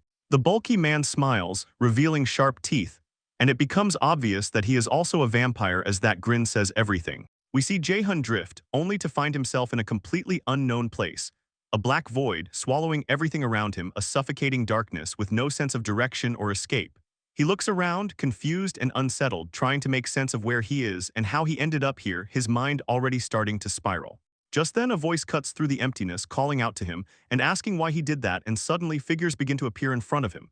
Countless people all staring straight at him, all demanding answers, asking why he didn't save them. The accusations pile up heavier with each second as someone cries out that their family died, that it hurts so much, while others remind him that he can do anything, can't he, so why didn't he act? Jae-hun is completely horrified, frozen under the weight of their pain and expectations. Then from the side, another voice calls his name again, and when Jae-hun turns toward it, he sees Gae-young holding her father's corpse in her arms as she cries, her face blank and hollow, like all emotion has already been drained from her. She tells him her dad isn't breathing and insists that if it's him, he can save him, right? And that question alone hits harder than anything else. Jae-hun's legs begin to tremble uncontrollably as he slowly backs away, unable to face her. Before he can even process it, another voice echoes from behind him, reminding him of something he once said, that it wouldn't be the last time. And this voice belongs to Yeonju, the same woman who had once clung to hope that her son will appear once again. She stands there with tears streaming down her face, asking if she hadn't worked hard all this time, questioning if the reason was because it cost too much money, pressing him with a pain that feels far too real to ignore. Jae-hun desperately tries to deny it, insisting it's not like that, but his words feel weak against the crushing reality closing in on him. From the black void, countless hands suddenly reach out and grab onto him, clinging to him from every direction, all of them calling for his help, all of them dragging him deeper into their despair, and the sheer pressure becomes unbearable. The next moment, Jae-hun jolts awake from his sleep, completely shaken and breathing hard, the nightmare lingering in his mind like it actually happened, like something he didn't just dream but endured and witnessed firsthand. It's evening, and as he looks around, still disoriented, he questions where he is, and whether that was really just a dream, wondering if maybe it's because he has seen too many corpses lately. Because while nightmares aren't new to him, that one felt way too real to brush off. He gets up from the sofa with a tired sigh, his thoughts shifting as he realizes something else entirely. Why hasn't Yeonju contacted him yet? Especially when a vampire of that level should have been enough to justify giving her a quest. Deciding not to overthink it, he reaches for the Ring of Communication and calls her, asking if she could come to his house for a bit because there's something he wants to talk about. After some time passes, the door opens and Yeonju arrives, greeting him as calmly as ever, saying she came because he called for her. Jae-hun invites her inside, asking her to come in first since there's something important he wants to discuss, and she agrees without hesitation. Soon, they are seated across from each other at a table, quietly drinking coffee, the atmosphere calm, but carrying an unspoken weight. Jae-hun finally brings up the topic of Siwoo, asking why she didn't request for her son to be revived one more time, and though he apologizes for not phrasing it more carefully, the question still lands. Yeonju responds without resentment, saying his feelings came through clearly enough, and then she begins to explain that on that day she experienced the miracle of meeting her son again, something that was only possible because of him. But after that moment, she witnessed Gae-young's father pass away, and she saw her companions who had all lost their families, and she also heard Dajung's story, each piece of suffering adding to a realization she couldn't ignore. As Jae-hun listens in silence, Yeonju continues, explaining that seeing everyone struggle and suffer made her understand that if she kept insisting on seeing Siwoo again, it would eventually become a problem. People would begin clinging to Jae-hun, desperately trying to hold on to those they had already lost, and the fragile society that had only just begun to stabilize could easily collapse back into chaos. She admits she didn't want Siwoo to become the spark that ignites that kind of conflict, and honestly she comes off as the best character in the story, no debate. At that point, Jae-hun finally understands why she never made the request, why she chose to let things remain as they were. Yeonju continues, saying that everyone is carrying similar pain, yet they still keep living. And because of that, she reached the conclusion that there was no reason for her alone to be any different. She then thanks Jae-hun sincerely for granting her that miracle, for giving her and Siwoo the chance to meet again, saying that even now, the time she was given to say goodbye still feels like a dream, and that it brought her immense comfort. Hearing all of this, Jae-hun realizes something subtle but powerful. Yeonju's expression is completely different from when he first met her. Back then, she was a complete mess, unstable and consumed by grief, but now she looks calm, satisfied, and genuinely at peace. He acknowledges that it's a relief, but internally he reflects on how, unlike before, there is now a quiet stability in her gentle expression, something that almost feels out of reach for him. After their short meeting, Yeonju gets up to leave, and Jae-hun thanks her for coming, but she insists that she should be the one thanking him. As she turns to go, she expresses her gratitude once more for everything he has done for her, wishing him a good night, and Jae-hun responds with a faint, genuine smile. Now alone, he reflects on the conversation, realizing that Yeonju was far more of an adult than he was, that instead of him comforting her, it was her answer that ended up comforting him. He feels like if he went back to sleep now, he might finally be able to rest peacefully. As the scene fades, night fully takes over and the moon glitters softly in the dark sky, bringing a rare sense of quiet to everything. Several weeks pass in what feels like the blink of an eye, and the scene shifts abruptly to the sound of gunfire echoing through the air, somewhere else entirely. Bullets tear through groups of goblins, cutting them down one after another, and the ones responsible for this clean sweep are none other than the trio everyone knows, the twins and Seunjob. Seunjob receives a system notification confirming that the quest has been completed, that the reward will be given, and that he has obtained a small amount of experience points, and he can't help but grin as he notes that he has hit his daily target. Turning to the twins, he asks how many they have left, and both of them respond that they have about 5 more each, which only makes him smirk. With zero empathy, he tells them to finish the rest of the hunt by themselves, which immediately pisses off one of the twins, who calls it nonsense, and tells him to stick around longer, but Seunjob casually walks away, saying he's clocking out first, and that they need to start building some independence. He even throws in a mocking grin as he looks back, basically calling them out for always relying on others like brats, which clearly hits a nerve. The first twin is ready to snap, but the second one steps in, calming him down and telling Seunjob to just go, assuring him that they'll handle the rest themselves. Seunjob accepts that response easily, saying that as long as they understand, that's enough, and then he leaves without another glance. Once he's gone, the second twin admits the obvious truth, that without him, things get significantly harder, but even so, they have no choice but to manage on their own. The first twin reflects on that day when the Cyclops appeared, when they ran into the parking lot in desperation, realizing that everything they're going through now is the price they have to pay. Jae-hun had assigned them an intense hunting mission that resets every single day, and the penalty for failing it is 1 minute of unbearable pain, a punishment that feels way longer than it sounds. They've already experienced that pain multiple times, their bodies pushed to the brink whenever they failed to meet the quota, and each time it felt so excruciating that death almost seemed like the better option. A relentless hunting hell that repeats daily, where failure brings agony intense enough to make you wish for death. And because of that, they regret their actions from that day more deeply than anything else. The weight of that mistake burned into them for good. The twins return from the hunt, completely drained, thinking hunting is brutal and straight-up hell. Sang-hoon notes they somehow managed to pull through, and Ji-hoon suggests grabbing some meat before heading home. Sang-hoon agrees, and they settle on having a barbecue party dinner tonight, while Ji-hoon quietly reflects that, weirdly enough, things weren't entirely bad despite being forced to hunt every single day. They arrive at their apartment, where their mother welcomes them inside as they announce their return. Ji-hoon continues thinking that their financial situation has improved significantly compared to others. Their mother asks what they bought this time, and Jihoon hands over the meat, explaining their purchase, while Sang-hoon heads straight for the shower after the exhausting day.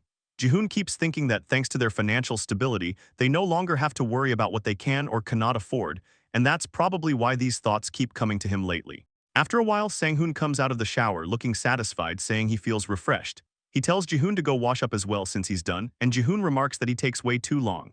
Sang-hoon responds that it's because he feels more refreshed that way. Jihoon agrees and says he'll shower quickly and asks him to help set up the table. Sang-hoon then flexes his muscles and calls out to Jihoon, telling him good work today and that they should give it their all again tomorrow. Jihoon responds that he did great too. Internally, Jihoon feels at peace, thinking things are better this way. He reflects further, recalling how monsters appeared in the world, making life incredibly tough, but everything changed because Kim Jae-hun appeared. Safe zones were established and fair rewards were given to those who put in the effort. Before the world fell apart, Jihoon had graduated from a no-name college and earned a pitiful salary while working at a black company. Back then, life wasn't about living but just enduring, as he remembers his senior throwing papers at him. Compared to those hopeless days, even if life is tiring now, he feels it is overflowing with vitality and far better.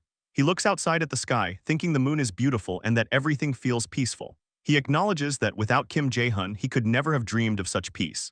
However, he still regrets the choice he made that day, when he abandoned Jae-hun's request and ran away like a coward following Baek Seunjob. He folds his hands together, resolving not to disappoint Jae-hun again, and prays that this peace continues forever. At that moment, a glow begins to emanate from Jihoon's body, catching him off guard. In the next second, he is completely enveloped in golden energy, shocked, because something clearly out of the ordinary is happening. A system notification appears, stating that Citizen Jihoon's loyalty has reached 100 and that he is now registered as a vassal.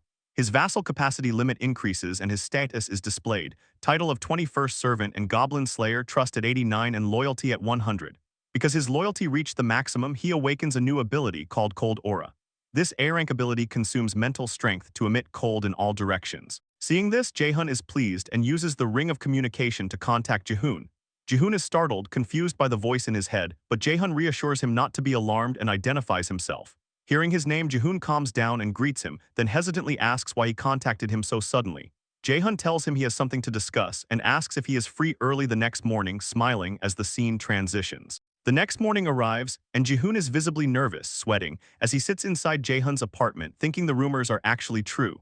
Jae-hun casually asks whether he wants coffee or tea, and Jihoon, overthinking and panicking internally, quickly asks for coffee. Jae-hun calmly agrees, while Jihoon recalls the rumors among citizens that those chosen by Jae-hun gain supernatural powers. While thinking this, Jihoon activates his cold aura, forming ice crystals around his hand, realizing this is the ability Jae-hun granted him. He concludes that with this power, hunting difficulty will definitely decrease. Just then, Jae-hun returns with the coffee, and Jihoon quickly dismisses his ability and thanks him. Jae-hun begins by congratulating him and informs him that from now on, his party will be released from the daily harsh quest. Jihoon reacts immediately, surprised, and Jae-hun confirms it. He explains that while the mandatory nature of the quest will disappear, if something similar happens again, the consequences will not be so lenient. Jihoon apologizes and acknowledges this. Jae-hun then gets to the main reason for calling him and asks whether Jihoon plans to continue with his current party members. This catches Jihoon off guard. Jae-hun explains that he called him because he believes Jihoon's ability is being wasted on low-level monster hunts and wants to hear his honest thoughts. Jihoon hesitates but finally admits that he would like to bring his younger brother along if possible. He also makes it clear that he no longer wishes to stay with Baek Seunjob. Jae-hun accepts this and decides to assign both Jihoon and his younger brother to the party of Junhyuk, a water-type ability user. Before proceeding, Jae-hun presents a proposal, asking whether both brothers would like to form a contract of subordination with him. Jihoon is stunned but answers that it would be an honor. Later, Jihoon and his younger brother Sang-joon arrive and Jae-hun explains the contract in detail before successfully completing it with both of them. Afterward, Jae-hun reflects that his theory about abilities being determined from birth and encoded in genes holds merit.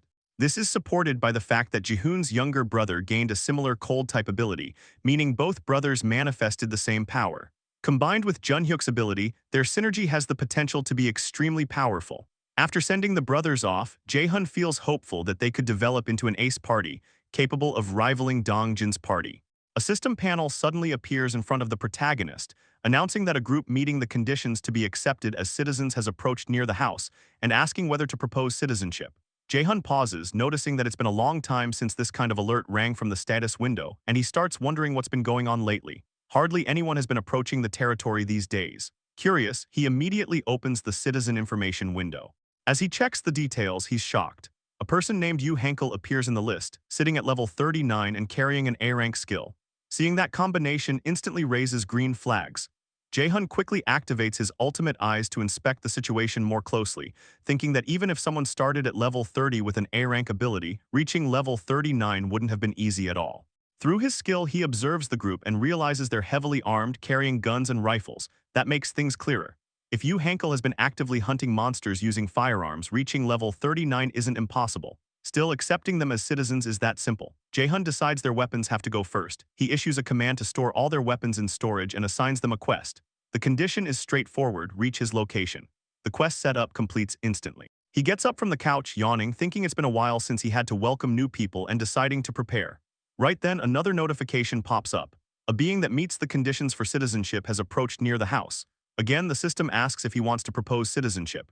Jae-hun reacts with confusion, wondering what the hell is happening today. He checks again, noticing that this time it's just one individual. Things are getting weird. He opens the citizen information window and freezes. Near the territory stands the same bulky vampire from before. A system panel appears in front of it, asking whether to acquire citizenship, presenting the options, yes or no. The creature is a high-tier vampire, level 50, standing there with clear annoyance on its face. Jae-hun takes a bold move. Seeing a level 50 high-tier vampire, he still offers it citizenship, internally thinking, accept it, MF. His logic is simple. His objective is control. Managing 50,000 citizens is already difficult, but handling one problematic individual is manageable. Through quest assignments, he can restrict their actions and, if necessary, even impose death as a penalty. He continues thinking that the moment the vampire accepts citizenship, the game is essentially over. But that's not what happens. The bulky vampire straight up rejects the offer, clearly pissed. Jae-hun is caught off guard, wondering why, but the vampire doesn't waste time. It pulls back its fist, veins bulging, a devilish grin forming on its face, and launches into a full-force attack. It starts a barrage of punches against the defensive wall, trying to demolish it. Instantly, system notifications begin ringing repeatedly, unauthorized subject attempting to enter. Using his ultimate eyes, Jae-hun watches the scene, confused about what the hell this dude is doing. The vampire's forearms swell as it pumps blood into them like Luffy, its hands transforming into massive forms. With everything it has, it delivers a final brutal punch. The surrounding area gets wrecked from the impact, but the defensive wall remains completely untouched, not even a scratch. The system continues repeating the warning as the barrier absorbs the entire force of the attack. Despite all that power, nothing changes. The bulky vampire stands there, visibly annoyed. Its hand is completely destroyed, a total mess. But in the very next moment, it regenerates instantly using its ability. Watching this, Jae-hun concludes that the creature is definitely dangerous. Even though it couldn't break the barrier, the momentum and raw punching power it showed can't be underestimated. Just from the shockwave and the explosion-like sound, it's obvious that this bastard is stronger than the Cyclops he fought before. He starts connecting, thinking that vampires might have abilities similar to human awakened powers. The high-tier vampire Young-hoon they hunted previously could manipulate blood like it was part of his own body. The bulky vampire's power is probably something along those lines. Meanwhile, the vampire stands still, staring at the defensive wall, analyzing what just happened. After observing carefully, it reflects on how its blood-infused punch caused a shockwave that spread across the entire massive barrier. The scale of it was insane. A grin forms on its face as it realizes that something capable of maintaining a barrier of this magnitude exists. Now it understands, Young-hoon's death must have been caused by whatever is inside. There's an existence within that barrier with power beyond its comprehension, something that defies common sense. Even someone at the absolute peak might not be able to exert power on this level. He recalls an image of a vampire offering its blood, which it consumed, reinforcing its thoughts. This isn't a situation it can handle alone. Deciding to retreat, the bulky vampire turns back, thinking he needs to head back for now, but Jae-hun isn't about to let that slide. Using the ring of communication, he contacts Seo Yejin and orders her to come to his house immediately. There's a target they need to track. Internally, Jae-hun is dead serious. He's absolutely not letting that vampire get away. The scene shifts and Seo Yejin's rats are locked in, tracking the bulky vampire and keeping constant tabs on his movement. The surveillance is steady, but the pressure is building fast. Seo Yejin turns to Jae-hun, asking what they do next, her tone carrying urgency as the situation starts slipping out of control. She explains that if this keeps up, the connection between her and the rats is about to get cut off. Jae-hun immediately focuses on the target's position, asking where the vampire is right now. Seo Yejin reports that he's moving, passing through Shin Hyundai Station along the Donghae line. At the same time, she's visibly struggling to maintain control over her rats, the connection flickering as things begin to break down. Then it happens. The link between Seo Yejin and her rats completely snaps. She apologizes to Jae-hun, admitting the connection was cut. Jae-hun brushes it off, staying composed, saying it's fine. At least they're not completely blind. Dongjin's party is still on the move, actively pursuing the bulky vampire.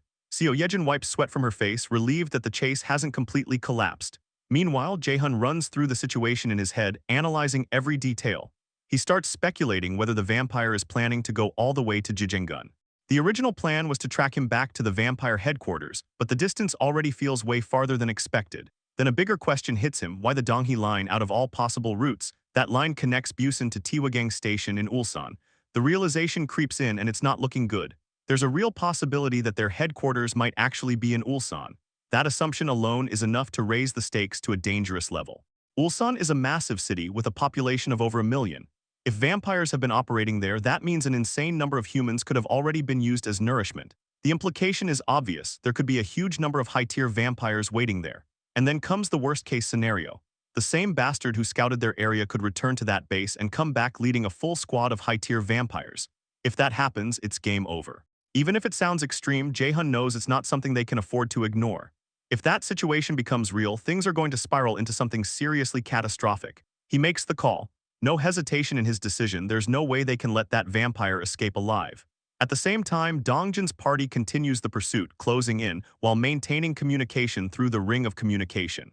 Jae-hun contacts them directly and lays it out. They're switching to Plan B. He makes it clear he's counting on them. The response comes back solid and immediate. They understand.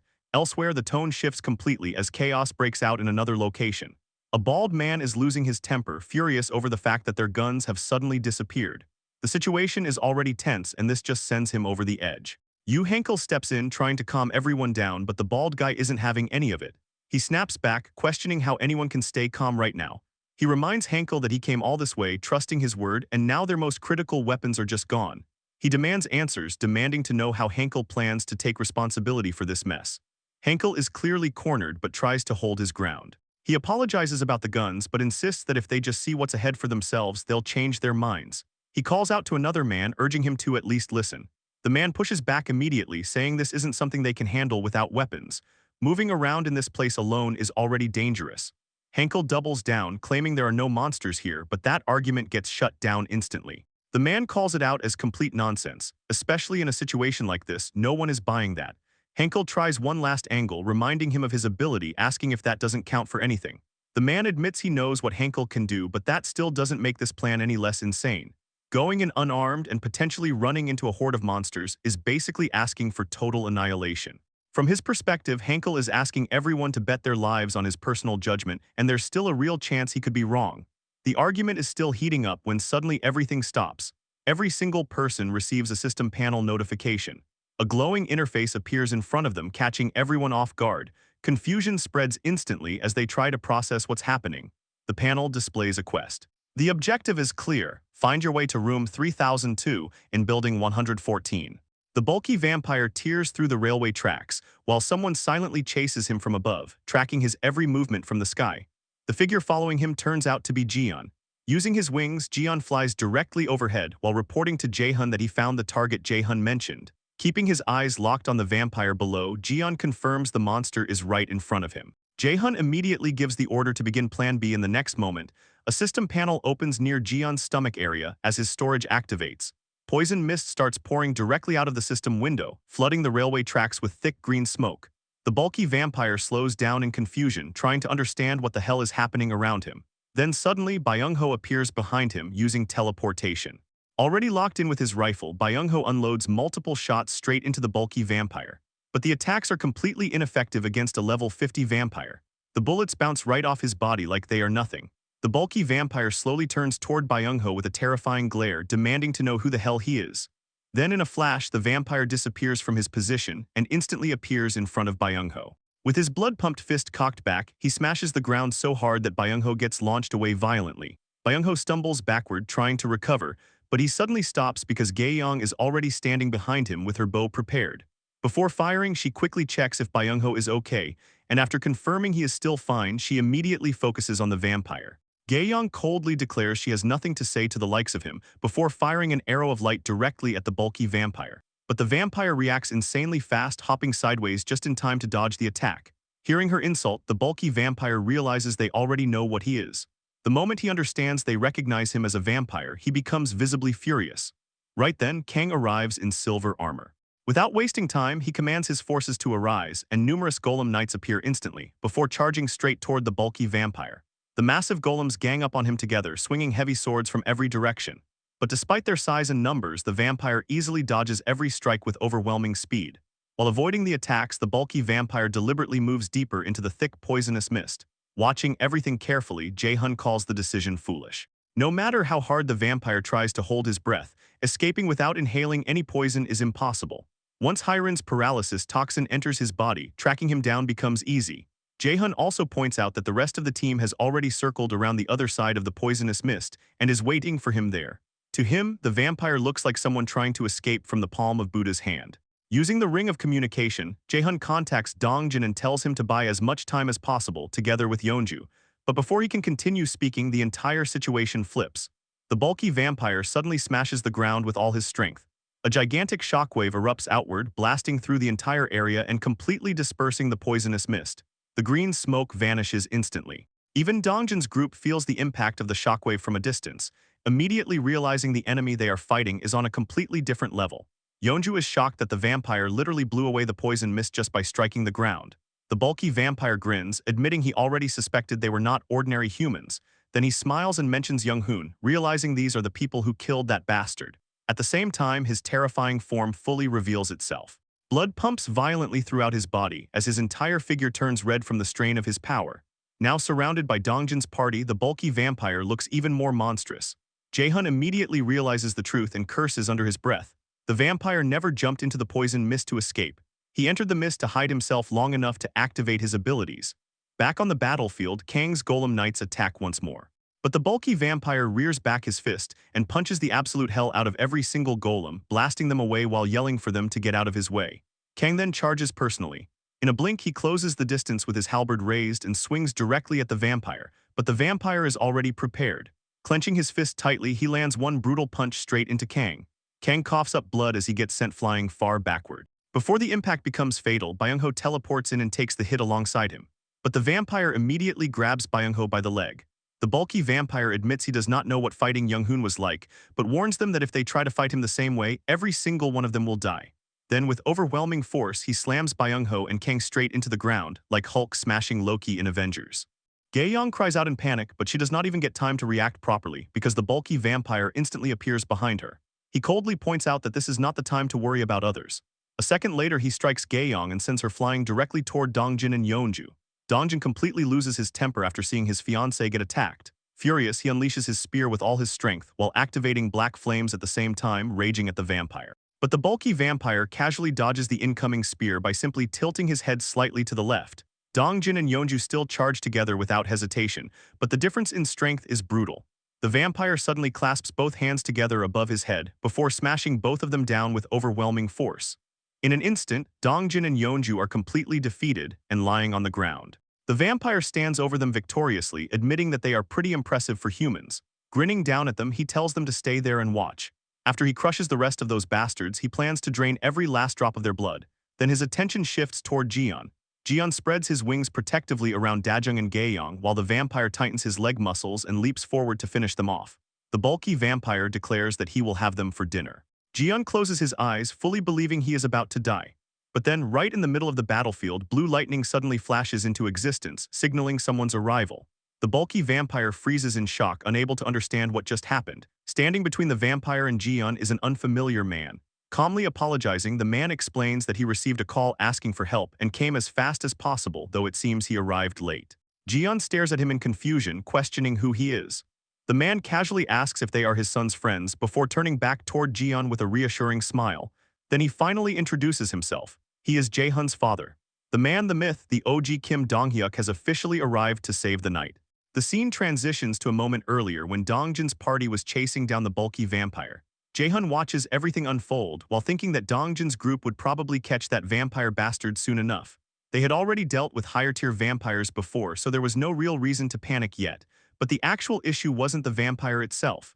It was his level. The guy was level 50. At higher levels, even a single level gap becomes insanely significant, and that kind of difference was absolutely not something people could just brush aside. Jae-hun realizes that if Dongjin's party loses even once, the damage would be catastrophic. Because of that, he decides he needs insurance just in case things go sideways. He starts thinking about whether he should call him the strongest secret weapon currently inside his territory. The scene cuts back to the present, revealing that Jae-hun's father had already arrived and was now standing directly in front of the bulky vampire. Dong-hyuk calmly tells the party members to get some rest, and in the next instant he activates his advanced defense aura, declaring that he would handle everything from here. The bulky vampire notices that Dong-hyuk seems connected to the others and starts talking trash, wondering if he thinks he's some kind of savior for them. A second later, the vampire lunges forward and throws a punch straight at Dong-hyuk. But Dong-hyuk just stands there, completely unfazed, aura farming like an absolute menace, while the vampire keeps rambling that nothing would change. The vampire confidently claims that once he defeats and absorbs Dong-hyuk, he'll become even stronger. Too bad, Dong-hyuk genuinely does not give a rat ass who's standing in front of him. In the next moment, Dong-hyuk drives a kick straight into the vampire's jaw. Blood bursts from the vampire's mouth as the impact lands with flawless timing, completely blanking out the vampire's senses. With just a single strike, the vampire instantly realizes something is wrong. He thinks it's impossible. A single kick had pierced through his body enhancement, the same enhancement capable of stopping bullets. But to the vampire's horror, that kick was only the beginning. Dong-hyuk pulls back his fist, clenching it tightly. His posture is perfect, his killing intent overflowing as he prepares the next attack. During those tiny fractions of a second, the vampire can't even process what's happening. He genuinely cannot believe a mere human could possess this kind of power. Around them, all of the party members are locked onto the battle, watching everything unfold. Then Dong-hyuk unleashes a punch with all his might and absolutely punches the flying fuck out of the vampire. The energy tears clean through the vampire's body, and with only one strike, the entire surrounding area gets completely decimated. That was the level of Dong-hyuk's strength. The vampire remains standing there for a moment with a massive hole through his body. He had been defeated. Dong-hyuk stays calm as hell through the entire thing and casually remarks that things were roughly cleaned up. Then he turns toward the party members, praises everyone for their hard work, and smiles like this entire fight was barely an inconvenience to him. He casually asks if they should head back now, sounding unbelievably chill, while the bulky vampire spends his final moments drowning in disbelief.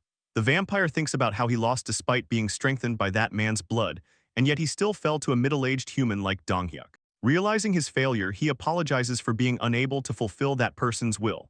Right after that, his body starts disappearing. A system panel suddenly appears in front of Jae-hun, confirming the kill. The notification announces that a high-tier level 50 vampire had been hunted. Jae-hun gains a massive amount of experience points, and because of that, one of his skill levels increases as well. Before the moment can continue any further, the scene abruptly transitions to what looks like a bloody bath. A man with long white hair slowly emerges from it while a woman stands behind him. The long-haired man states that Go In-seok is dead. The white-haired man then gives an order to the woman behind him, Seo Nuri, telling her that he needs her to head to Busan. Nuri immediately complies without hesitation and accepts the command. The scene shifts once again, returning to Jae-hun's territory. Because Jae-hun's father killed the level 50 high-tier vampire, Jae-hun's level rises as well, and as usual, leveling up comes packaged with unbearable pain. The agony hits hard. While Jae-hun struggles through it, Seo Yejin approaches him with concern and offers him a glass of water. Jae-hun thanks her, and Seo Yejin asks if his territory expanded again and whether he's okay. Jae-hun reassures her that he's fine and tells her not to worry. As he drinks the water, Jae-hun reflects on how lucky they were not to arrive too late. He already knew his father was strong because of the bloodline buff, but he never expected him to be overwhelmingly powerful to that degree. Dongjin's party constantly benefited from title buffs that made them stronger than their actual levels suggested, yet even with those buffs, they were nowhere near Dong-hyuk while he was wrapped in his enhanced protection aura. Jae-hun feels genuinely relieved that he called his father as backup, just in case things went wrong. Right then, another system panel appears, announcing that Citizen Byung-ho had used all available daily quests for the day. The completed quests are evaluated, and Jae-hun immediately realizes what's happening. He remembers that everyone, including Dongjin's party, had been assigned to complete 3 daily quests each day. The efficiency compared to the cost had been incredibly high, so none of them had missed a single day so far. Honestly, Jae-hun hadn't expected much from the rewards, but things ended up working out surprisingly well. He starts wondering what kind of bonus he might get this time. Part of him hopes for something like pain resistance, since every level up feels like his body is getting folded by reality itself. Then the system announces that the evaluation is complete. A notification appears, congratulating him and revealing that he hit the jackpot. Jae-hun had obtained a skill point. The moment he sees it, he's insanely happy. He immediately praises Byung-ho in his head. Out of all the countless daily quest rewards he had received so far, this was only the second time he'd ever gotten a skill point, and both times happened because of Byung-ho. Jae-hun jokes to himself that once a support character becomes a support character, they stay one forever. At that exact moment, Seo Yejin notices his reaction and asks if he received some good news. Jae-hun happily responds that he basically won the lottery, leaving Seo Yejin confused as hell. She questions what he means by lottery, but Jae-hun brushes it off and explains that the news just feels that good. While thinking things through, Jae-hun decides to use the remaining skill points from before to further upgrade the store skill. With the speed his level keeps increasing, he figures he'll probably fill every store slot before even reaching level 30. Until now, he never seriously considered how to spend those points, but even free skill points couldn't just be wasted carelessly. Then Jae-hun notices something strange. A completely new section appears in the system called Ultimate Shut-in S Health. Seeing that, Jae-hun starts wondering if leveling it up could reduce the pain that always accompanies his level-ups. But almost immediately, he rejects the idea. The risk feels way too high. If he spends a skill point on it only to receive some random effect like increased regeneration, then the entire thing would become a complete waste. In the end, he decides the safe option is still the best option. A system panel appears asking if he wants to upgrade the Ultimate Shut-in's Dignity Preservation skill. Jae-hun chooses yes. The moment he does, the normally blue system panel suddenly changes into a brilliant golden color, radiating intense golden light everywhere. Another notification appears immediately afterward, announcing that the Ultimate Shut-in's Dignity Preservation skill had reached level 6. Jae-hun stares at it in complete awe, wondering if this is actually real. Then a brand new window appears, stating that a new function has been added. But before the function can even be revealed, the scene transitions once more to an apocalyptic ruined city. Somewhere inside the destroyed area, countless lowest-tier vampires are hunting humans and drinking their blood. High above them, standing on top of a building while the swarm moves below, Nuri watches everything unfold. Nuri reflects on how both Jung Young-hoon and Go In-seok died. She finds it unbelievable that someone managed to kill two true vampires who directly received power from that person. Thinking about Busan, she starts wondering what kind of monster could possibly live there. As those thoughts cross her mind, blood suddenly erupts from her back, forming massive wing-like structures that resemble butterfly wings. While the vampire girl moved into action, Dongjin's party gathered with Jae-hun to discuss a serious situation. Based on the enemy's recent movements, Jae-hun believed there was a strong possibility that the vampire base was located in Ulsan. In the worst-case scenario, the entire city could already be under vampire control. Jae-hun continued explaining that Ulsan used to be an industrial city, with a population of over 1 million people. If the vampires had been using all those humans as nourishment, then the number of high-tier vampires would naturally be insane. He remembered what the last high-tier vampire had said before dying. There had to be an existence ranked even higher than them. Sweat slowly rolled down Jae-hun's face as the pressure started kicking in. If 2 or more high-tier vampires showed up at once, could they really handle it? Dongjin already knew the reality of the situation. He admitted it definitely would not be easy. Jae-hun quietly acknowledged the answer, but internally he kept calculating possibilities. Registered vassals could technically be leveled up artificially if enough money was spent. If he invested enough to raise Dongjin's entire party to level 50, then they would at least have a decent shot at winning. The issue was the cost. It would take hundreds of billions of won, completely cracked levels of spending. Right then, Donghyuk casually raised his hand and said he could probably handle 3 or 4 of those high-tier vampires by himself. And if Jae-hun's mother joined him, they could likely deal with even more. Jae-hun knew his father was not exaggerating. When his father fought alongside his mother, the physical amplification effect became absurdly powerful. On top of that, his mother's skill, the king's blessing, boosted physical stats even further. If Dajung's blessing stacked on top of everything else too, Donghyuk honestly might be able to wipe out every high-tier vampire alone. But there was still one massive problem. Could they also deal with the being those high-tier vampires referred to as that person? There was barely any information about that existence. That unknown factor alone made the whole situation feel dangerous as hell. At that moment, Jian suddenly volunteered to scout Ulsan himself. Jae-hun was surprised, but Jian calmly explained that with his ability, he could travel there and back quickly. Jae-hun admitted the distance would not be an issue for him, but if Ulsan truly was a nest packed with vampires, then the mission could become insanely dangerous. He asked if Jian would really be okay. Jian simply smiled and said it was something that had to be done anyway. Jae-hun eventually agreed. He promised to keep constant watch over him, and if things became dangerous, Jian only needed to buy a little time. Jae-hun would immediately use Vassal Summon to pull him back safely. Even after agreeing though, Donghyuk remained quiet in the background, clearly thinking about something. The scene then shifted to Nuri flying across the city with her butterfly wings spread wide. As she moved through the sky, she reflected on Jung Young-hoon and Go In-seok. Both of them had been complete weirdos, but they were not weak. In fact, they were among the stronger high-tier vampires. Because of that, she stayed cautious. Her plan was simple: investigate quickly and leave immediately. But the moment she arrived, the sight in front of her completely broke her brain. Standing, there was a gigantic world tree. Nuri stared at it in disbelief, wondering how a tree could possibly be that massive. She immediately concluded that the 2 high-tier vampires must have been killed by that thing. Then she noticed something even crazier. Humans were casually living inside the buildings like nothing had happened. Regular, everyday life. A citizen turned on a light bulb inside an apartment and the entire room lit up with electricity. In the middle of a ruined apocalypse, these people still had power. Nuri was genuinely stunned. She could not understand how electricity was even functioning anymore. Completely confused, she rushed forward to get a closer look, but right before entering, a system panel suddenly appeared in front of her with a simple warning. No entry. Nuri immediately stopped midair. Before she could process it, another message appeared asking if she wanted to acquire citizenship. The realization instantly hit her. The system had recognized her existence. At that point, Nuri understood that continuing to scout any further would be dangerous. Still, she could not stop staring at the city. It genuinely looked like the apocalypse had never touched this place. Cars drove across the roads normally, trucks moved through the streets, buildings glowed with electricity. The entire area looked absurdly normal while the outside world had already gone to shit. Realizing she had seen enough, Nuri decided retreating was the safest option and flew away from the area. Watching everything through his ultimate eyes skill, Jaehun clicked his tongue in disappointment. A flying vampire would have been insanely useful. He had offered citizenship just in case, but she rejected it too. If he could somehow make vampires accept citizenship, the advantage would completely shift to his side. He could stop enemies from leaving with information and potentially even feed false information back to their faction.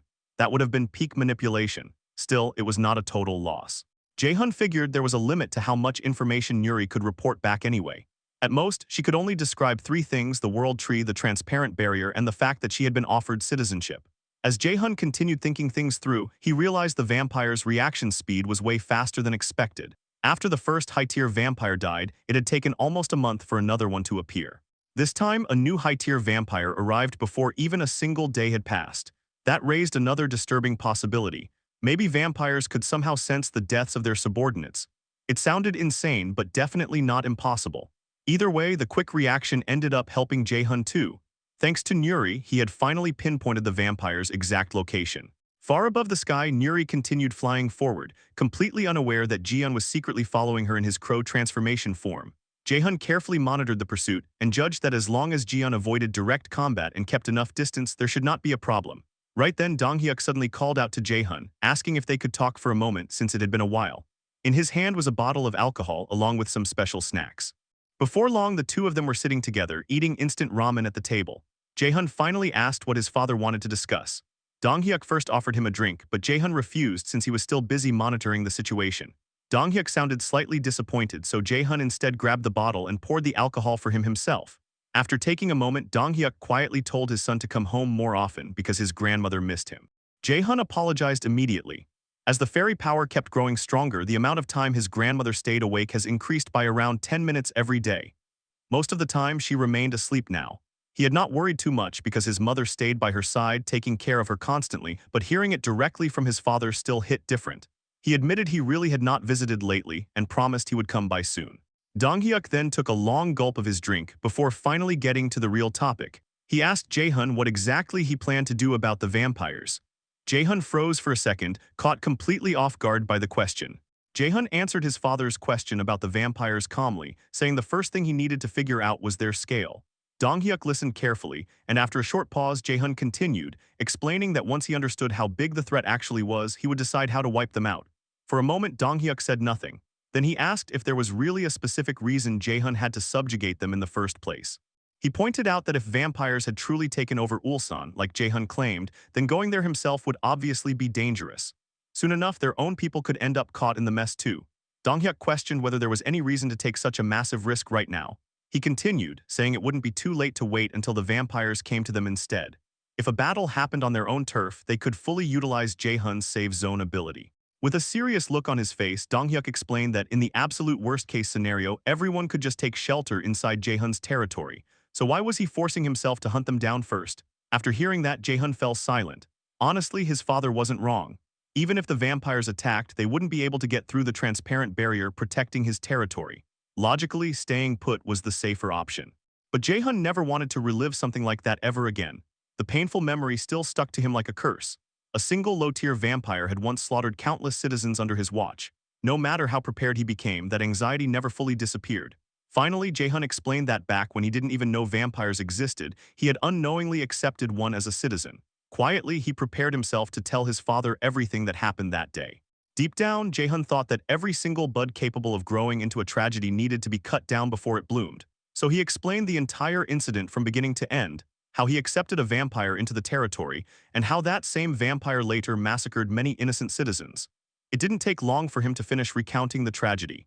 After hearing the story, Dong-hyuk went completely silent. His expression turned grim instantly, and the weight of what happened was written all over his face. Jae-hun explained that vampires preyed on humans by nature. There was no way he could just ignore them. Even if vampires had already taken over Ulsan, survivors could still be trapped there somewhere. He declared that he was going to exterminate every vampire in Ulsan and rescue whoever was left alive. Of course, Dongjin's party would once again end up fighting on the front lines, but Jae-hun made it clear he wasn't planning to sit back and watch. He was trying to help however he could within his limits. And this time too, he intended to before he could finish. Dong-hyuk suddenly took a huge sip of soju.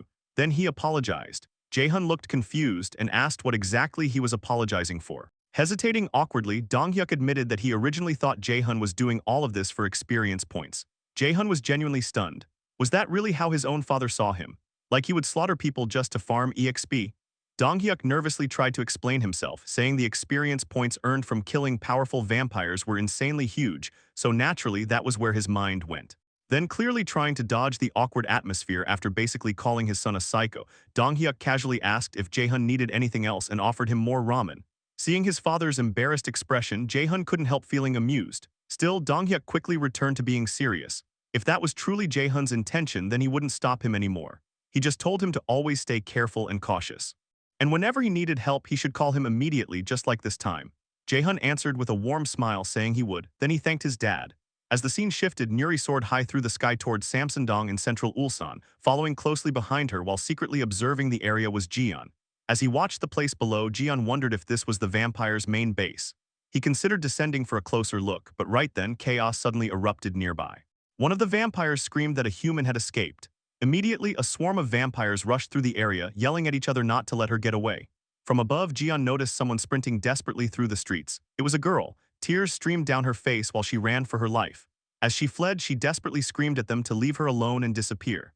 Meanwhile, the vampires kept chasing her relentlessly, shouting for her to stop running. But after escaping for a while, she suddenly froze. A dead end, a wall blocked her path completely. The vampires laughed as they closed in around her. One of them mocked her like a little rat that had finally been cornered. Inside her head, regret consumed her instantly. She thought this was the biggest mistake of her life. She couldn't believe she had come all this way, only to die here. She had trusted her own ability way too much. If she had known it would end like this, she never would have stepped into a place like this in the first place. The low-tier vampires charged straight toward her. At that moment, she truly believed it was over. Then a miracle appeared. Jian descended from above. Using his leg crow transformation, we see his legs transformed into crow legs. With that power, he grabbed the girl and launched them both high into the sky. The girl was completely shocked. Jian calmly reassured her, explaining that she looked like she was in danger, so he simply stepped in to save her. The girl stared at him in total confusion before asking if he was actually human. Ignoring the question for the moment, Jian explained that he would first drop her somewhere safe on a rooftop so they could talk properly. As they flew higher, the girl looked down in disbelief at the vampires below. She had actually survived. Meanwhile, the vampires completely lost their shit. They furiously screamed about the guy who stole their prey and demanded to know who the hell he was. Now realizing she was finally safe, the girl suddenly snapped back with full confidence, yelling insults at the vampires below and telling all those idiots to die and go to hell. Jian immediately got annoyed, warning her that she was going to pull aggro from every vampire nearby if she kept screaming like that. After some time, he finally landed on the rooftop of a building and gently set her down. The girl thanked him sincerely, admitting she survived only because of him. Jian brushed it off casually and said there was no need to thank him, but there was something he wanted to ask. The girl asked what it was. Jian immediately questioned her about vampires and asked how much she actually knew about them. She revealed that crushing a vampire's heart could kill them. Jian asked if that was all. The girl smirked slightly and replied with a vague maybe, maybe not. Clearly, she wasn't planning to hand over information for free. Jian seriously requested that she tell him everything she knew about the vampires and how far they had spread throughout the city. The girl instantly realized he specifically wanted information about vampire-controlled territory. Conveniently for him, she claimed to be an expert in exactly that kind of thing, but internally she was already scheming. This was perfect. Escaping the vampire district alone would have been insanely difficult, but now she suddenly had leverage. Meanwhile, Jian continued politely asking her to tell him what she knew. Inside her head, she immediately decided to use her information as bargaining power so she could ask him for help. Then she explained that information, this valuable, wasn't exactly something she could just hand over for free. Jian instantly called her shameless, after he literally went through the trouble of saving her. But the girl just smiled brightly and explained she wasn't asking for anything unreasonable, only one tiny favor. Right then, Jian accepted. But in the very next second, the girl's expression completely changed in shock. Jian calmly told her he had a counterproposal instead. Then suddenly, chocolates and bottles of cola materialized in the air right in front of her. Jian simply asked if that would be enough. We're first introduced to this girl named Park Saram. She's level 21, and her awakened ability is Shadow Move. Meanwhile, the chocolate bars and cola summoned by Jaehyun are sitting right in front of her, and she immediately starts devouring them. One after another, she chugs the cola without slowing down. After taking a huge sip, she finally looks refreshed again, talking about how long it's been since she felt that fizzy sensation sliding down her throat. But the mood shifts instantly when Jian reminds her that it's time to answer some questions. The second he says that, Saram's entire attitude flips. She suddenly becomes weirdly obedient and calls him master, while clinging tightly to the precious cola bottle like it's legendary loot. Jian is internally baffled, thinking this shameless bitch is suddenly calling him master now. Saram quickly introduces herself properly and immediately starts bargaining again. She shamelessly asks how many more chocolates they have, and says she can give even more information if she gets another chocolate bar. Jian instantly catches this girl's vibe and relays her demands to Jaehyun through the communication ring. Jaehyun casually responds that it's fine since giving her more chocolate isn't difficult at all. As wrappers start piling up around her, Saram keeps eating while explaining everything she knows about the vampires. According to her, not all of Ulsan is overrun by vampires. Roughly half the city is still manageable. The Tiwa River acts as the dividing line. Everything south of the river belongs to vampire territory and is extremely dangerous, but things become safer once people cross to the other side. While casually stuffing herself with chocolate, she accidentally drops an even bigger piece of information. She mentions that humans are actually more dangerous over there. Hearing this, Jaehyun immediately feels like something is off. Their current location is clearly south of the Tiwa River, meaning they're standing inside vampire territory right now. Using the communication ring, Jaehyun asks Jian to question her about why she was being chased inside vampire territory. Jian agrees and asks directly, if everything she said is true, then why was she there? Saram answers like it's obvious. She risked her life for food. She says she has people back home who need to eat. Jian immediately understands the situation, but Saram suddenly follows up with another proposal. She asks if they would consider coming with her. Jian is caught completely off guard for a second, but Saram keeps going, saying it should be obvious. They still have a lot of questions for her anyway. Jian points out that she's speaking casually to him again, but Saram ignores that entirely and suggests they move somewhere safe so they can talk properly. Jian thinks it over briefly before immediately turning toward Jaehyun for the final call. Jaehyun quietly analyzes everything. Honestly, he already learned most of what he wanted to know. Any extra information would probably just be details about how the survivor groups are organized. Still, after listening to Park Saram, it's clear the survivor groups aren't fully united. Jaehyun is also curious about what she meant when she said humans are more dangerous than vampires. So Jaehyun decides they should go with her and hear the rest. Jian agrees and asks where they need to go. Saram looks genuinely shocked that he accepted so quickly. After a moment, she points toward the distance and explains that they only need to cross the river. Jian immediately spreads his majestic crow wings and says they're leaving right now. Saram panics because she hasn't even finished eating yet, but before she can complain properly, Jian grabs her with his crow legs and launches into the air toward the destination she pointed at. As they fly away, the chocolate bar slips from her hand, and she desperately cries out over the lost snack. After some time passes, the scene transitions to the two of them standing in front of a building. Jian asks if this is the place, and Saram confirms that this is where her survivor group has settled. She immediately bangs on the entrance shutter with her legs and yells for them to open up because she's back. A few seconds later, the shutter rises and a group of men approaches after recognizing her. They're surprised she actually survived. One fat guy with a smug grin notices Jian standing beside her and asks who the newbie is. Saram instantly claims dibs on him and tells the guy to mind his own business. Naturally, that only makes him even more curious. Saram gets pissed and tells him to shut up and move because she has important things to discuss inside. While watching all of this, Jaehyun quietly analyzes the group. Both Saram and the loud guy named Young-woong are natural metahumans. Young-woong's awakened ability is Stone Fist. Based on Jaehyun's experience so far, natural metahumans who possessed awakened abilities before becoming his vassals are absurdly rare, appearing at a rate of roughly 1 in 8,000. Yet inside this small survivor group of around 1,000 people, there are already 2 of them. Jaehyun starts realizing this place might actually be a gold mine. Saram and Jian continue deeper into the building before eventually reaching a staff room. The second Saram opens the door, a bright flashlight is aimed directly at her face. Recognizing the people inside, Saram immediately asks them to put the flashlight away. Inside the room are several men. One sitting in the middle asks why she returned so quickly, while another asks what happened. Saram then introduces Jian to everyone and explains that these are the people she mentioned earlier, the ones she needed to feed. Jiyeon acknowledges her explanation, but one rough-looking guy immediately starts criticizing her. Seeing her return this quickly, he assumes she failed to secure food again. Saram instantly lashes out, asking if that's how he talks to a leader who barely survived and made it back alive. The rough-looking guy fires back without hesitation, mocking her leadership and asking where her backpack went. The argument keeps escalating. Saram admits she threw the backpack away in order to survive. The guy gets furious because he warned everyone they absolutely couldn't afford to fail this time. According to him, they don't even have enough food left to survive through next week.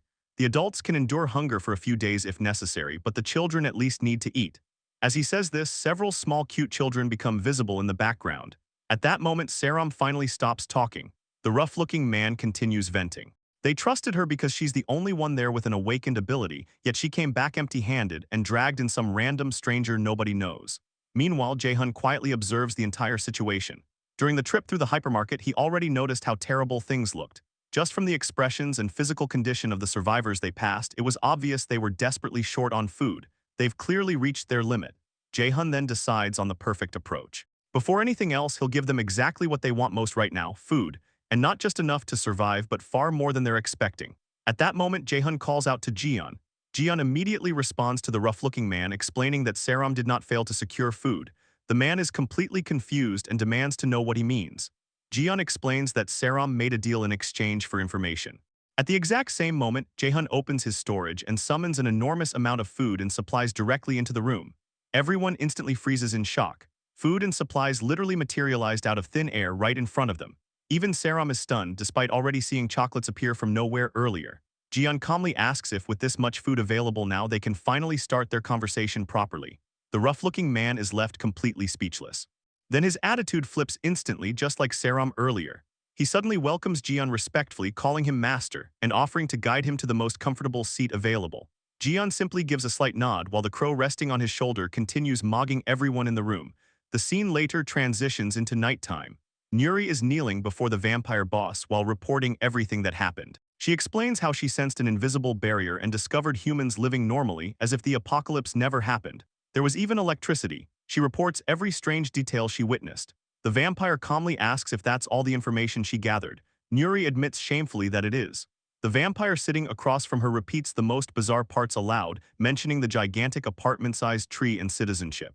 Nuri apologizes again and explains that the causes of death for Jung Young-hoon and Go In-seok are still unknown. Instead of getting angry, the vampire becomes interested. When Nuri looks confused, the vampire calmly declares that the situation sounds fascinating.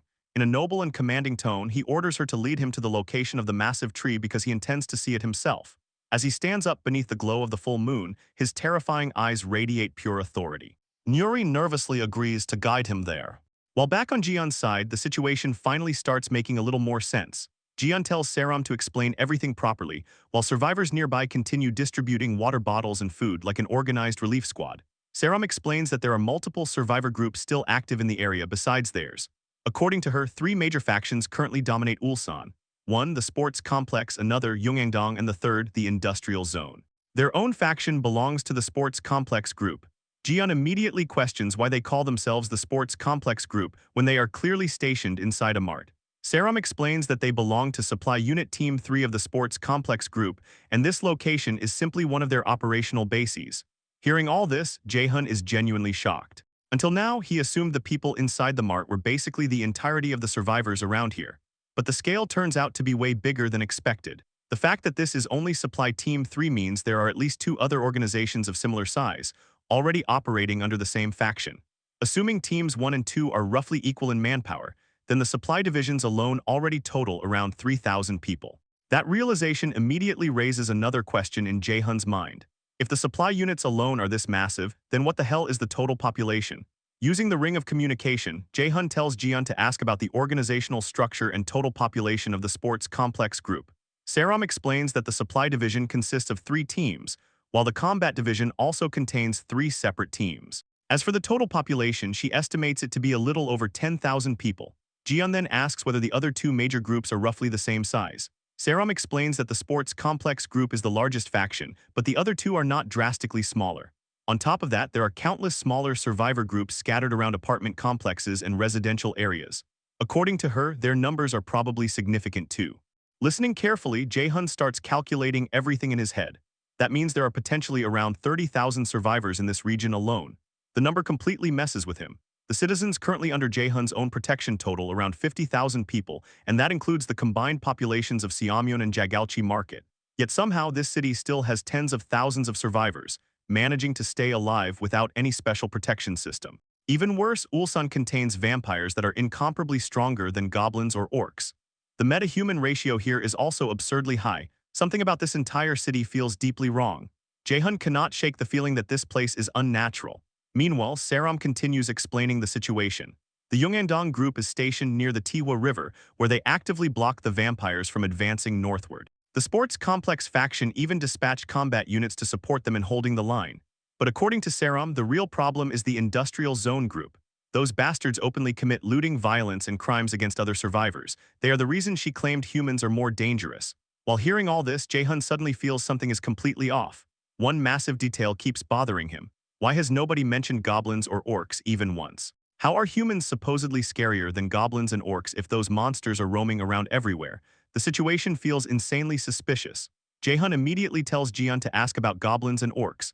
When Jiyeon relays the question, Saram looks confused as fuck. Goblins and orcs. She genuinely thinks they are joking. To confirm, she asks nearby survivors whether any of them have ever seen monsters like that before. The people distributing food all shake their heads and say they have never seen anything resembling goblins or orcs. Jiyeon carefully studies their reactions and realizes they do not appear to be lying. Now even he is confused. What the hell is happening in this city? Saram continues explaining that giant boars occasionally appear, creatures massive enough to resemble monsters, but goblins and orcs have never appeared in Ulsan. Afterward, she invites him to meet the leader of Supply Team 3 personally. Back on Jaehoon's side, however, things suddenly escalate. A system notification abruptly appears. An unauthorized subject is attempting to enter. Jaehoon freezes. Then another system panel appears, informing him that an entity satisfying the conditions to become a citizen has approached the territory. The system asks whether he wishes to offer citizenship. Jaehoon instantly panics. Could it actually be?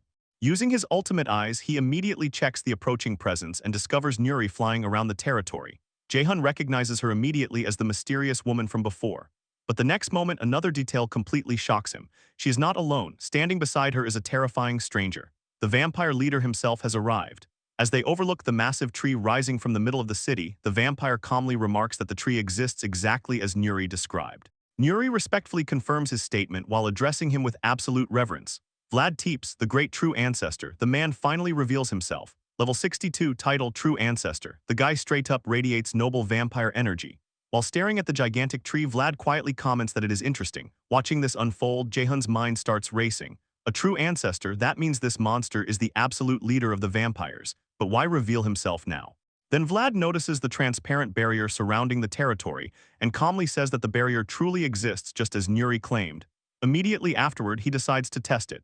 The next second, Vlad casually raises his hand and slashes the barrier with his claws. Jaehoon instantly realizes this is not the time to hesitate.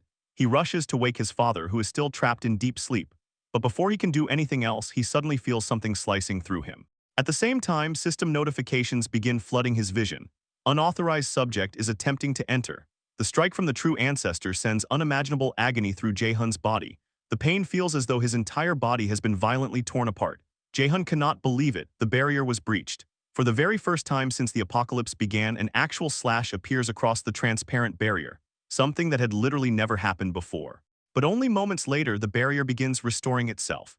The damaged section rapidly regenerates until it fully repairs itself as though the attack never happened at all. Even Vlad looks surprised, unbelievable. After observing the regeneration, Vlad tells Nuri they are retreating for now. Nuri obediently agrees. However, before leaving, the true ancestor gives the territory one final terrifying look. Then both of them fly away. Meanwhile, Jaehoon remains drenched in sweat. As soon as the barrier fully recovers, the pain inside his body finally subsides. But that realization only makes the situation worse. Everything suddenly becomes crystal clear. The reason survivors still exist in Ulsan is not because the vampires failed to conquer the city. It is because Vlad intentionally allowed them to survive. If he truly wanted to, he could wipe out all of Ulsan by himself. Jaehoon still does not understand the vampires' exact purpose, but one thing becomes obvious. The survivors are being kept alive on purpose. That realization fills Jaehoon with doubt. Should he even continue the vampire subjugation plan? Just involving himself with a city containing a monster like Vlad is already insanely dangerous. There is a real chance that this entire operation could simply provoke him. For the first time ever, the transparent barrier protecting both Jaehyun and all his citizens had actually been breached. That means Vlad can potentially force his way into the territory whenever he wants. Even the system's power that instantly blows off the heads of anyone hostile toward Jaehyun might not work against a being powerful enough to physically break the barrier. If Vlad enters the territory, not only the citizens but even Jaehyun himself might die. Ulsan and Busan are way too close to ignore this threat. Vlad retreated for now, but there is absolutely no guarantee he will stay away. Those were not the eyes of someone abandoning his target. They were the eyes of a predator staring directly at prey. Jaehyun realizes he cannot afford to ignore this danger. Avoiding conflict will only leave the threat festering until it explodes later. If a clash is inevitable anyway, then he has to take the initiative while he still has even the slightest chance. To do that, he decides he must focus on what he can accomplish right now. Meanwhile, the scene shifts back to Saram leading Jian deeper into the building to meet the leader of Supply Team 3. As they walk, Jian asks what kind of person the team leader is. Saram explains that he oversees all of Supply Team 3, but despite his authority, he is not a difficult person to deal with. Eventually, she opens a door and calls out to the team leader. An annoyed voice immediately responds, reminding Saram to knock before entering. But Saram quickly tells him that is not the issue right now. An incredible person has arrived. The team leader immediately shifts his attention toward their guest. As he welcomes Jian inside, something feels instantly wrong. Sharp teeth resembling a vampire's fangs become visible as he speaks. The leader calmly introduces himself. He is Shin Youngmin, the leader of Supply Team 3 of the Sports Complex Group. The scene shifts back a few seconds earlier and Jaehyun is deep in thought. This wasn't some reckless headfirst charge with zero planning. He already had a method prepared to maximize damage against the vampires. He just never expected he'd have to use it like this. From this point onward, he decides he's staking a claim in Ulsan and immediately opens the system panel to review the outpost base construction requirements. The system reveals that two conditions are necessary to construct an outpost base. First, they need territory that satisfies the conditions for building one. Second, at least 3 vassals holding the title of knight or higher have to be present in the area. The vassal issue is easy to solve, thanks to Dongjin's party being available, but securing suitable land is the real headache. Looking back on his past experiences, Jaehyun remembers that constructing an outpost base always required eliminating a boss-tier monster that had settled in the target location. Normally, something like an orc chieftain occupying a subway station or abandoned building would have been perfect. The problem is that Ulsan doesn't have a single goblin or orc anywhere. That leaves only one option. To establish an outpost base, they'd have to force their way into vampire territory south of the Tihua River. But doing that would attract way too much attention. The chances of that monster Vlad realizing what's happening and stepping in would skyrocket. And if the true ancestor, the same guy powerful enough to slightly breach the barrier, gets involved, then nobody knows how ugly things could get. No matter how he looks at it, delaying that monster's intervention for as long as possible is absolutely necessary. The marked area would have been the perfect place to set up operations in every way possible, but unfortunately that plan is dead. Right then, while Jaehyun is using his ultimate eyes skill, he hears the name of Team 3's leader, Youngmin. The second he hears that name, something immediately feels off to him. As Youngmin casually greets Jian, a status description appears before Jaehyun's eyes, and the moment he reads it, he grins. The system identifies Youngmin as a mid-tier vampire, level 33. Bro really got exposed instantly. At the same time, the scene transitions high above the city, where Saram and the true ancestor Vlad are flying through the skies. Saram notices that Vlad's expression has been unusually severe ever since returning from inspecting that place. She has never seen him look like this before and wonders what could have possibly disturbed him so much. Meanwhile, Vlad stares at his burnt fingers charred down to a crisp. Whatever power he encountered is slowing down even his recovery rate. He starts reflecting on the situation. When he first discovered the young world tree, he had been genuinely pleased. Even in his current state, he believed he could easily burn it down, or if things went well, corrupt it and devour part of the world's authority for himself. But the barrier surrounding it made that impossible. Without question, the power behind that barrier was not the authority of the world itself. Vlad had tried to tear it down, yet the only thing he managed to achieve was creating a tiny crack, and even that came with an absurdly brutal cost. For the brief moment he sensed the barrier's massive scale and the dense authority contained within that territory, the feeling was both terrifying and fascinating to him. Then Vlad grins in amusement. The aura he felt was unlike anything he had ever experienced before. He begins wondering if the being residing there could actually be a god that descended upon the world. With the night of the full moon approaching, Vlad realizes the coming events might present a rare opportunity for him. The two continue flying above the city, before the scene transitions again to a quiet, empty room where Jian is speaking privately with Jaehyun. Jian confirms he moved to a secluded location exactly as requested. Jaehyun apologizes for the sudden secrecy and explains that he has urgent information to share. Then he drops a complete bombshell. Jaehyun reveals that Yongmin, the leader of Supply Team 3 whom Jian had just met, is actually a vampire. The revelation completely shocks Jian and he immediately questions whether Jaehyun is absolutely certain about it. Jaehyun confirms without hesitation that he is completely sure. Jian quickly asks what they should do next. Jaehyun explains that he'll be sending Dongjin's party over shortly, and until they arrive, Jian needs to keep monitoring Yongmin while remaining on standby. Jian agrees but then asks if it would be alright to share all the information, including details about Jaehyun himself, with Saram since she seems trustworthy. Jaehyun tells him to handle it however he sees fit. Moments later, Jian explains everything to Saram, including the information about Team 3's leader and Jaehyun's existence. Saram is visibly shaken after hearing the truth. She can barely believe that Team 3's leader is actually a vampire, and asks if Jian is seriously not joking around. Unfortunately, he confirms that everything is true. Saram then realizes that the ability used to summon that massive amount of food earlier belonged to Jaehyun. Jian confirms that as well. Even though she admits the entire situation sounds insane and difficult to believe, she still decides to trust him. It's not because she fully believes the story itself, but because she trusts his abilities. If the person Jian described truly exists, then even if things go horribly wrong and they get expelled, his group would still take responsibility for them, right? Jian promises that they will. Still, Saram points out the obvious problem. If Team 3's leader really is a vampire, then they need to take action somehow. But Jian explains there isn't much they can do immediately. His comrades are already on the way, and the scene cuts to Dongjin's party riding through the city in a jeep. In the back seats, Dongjin and Kang sit prepared for what's coming next. As Jian continues explaining the situation, he says the main operation will begin once his comrades arrive. Until then, their only mission is simple: keep watching Yongmin. The scene transitions to the next day as multiple system windows suddenly appear before Jaehyun. The notifications reveal that a level 33 middle-tier vampire, Shin Yongmin, has been hunted. A massive amount of experience points is awarded, and money is automatically deposited into his wallet. Another notification announces that Citizen Byungho has eliminated the leader of Ulsan Market. With that, construction of an outpost base at Ulsan Market becomes possible. I thought Shin Yongmin was going to be a pretty significant character, but bro was just an NPC. The operation has gone smoothly, proving that taking down the leader of Team 3 of Empire wasn't nearly as difficult as expected. Meanwhile, Woong, the man from before, opens a small box. Inside is a dead body. The moment he sees it, he realizes who it is.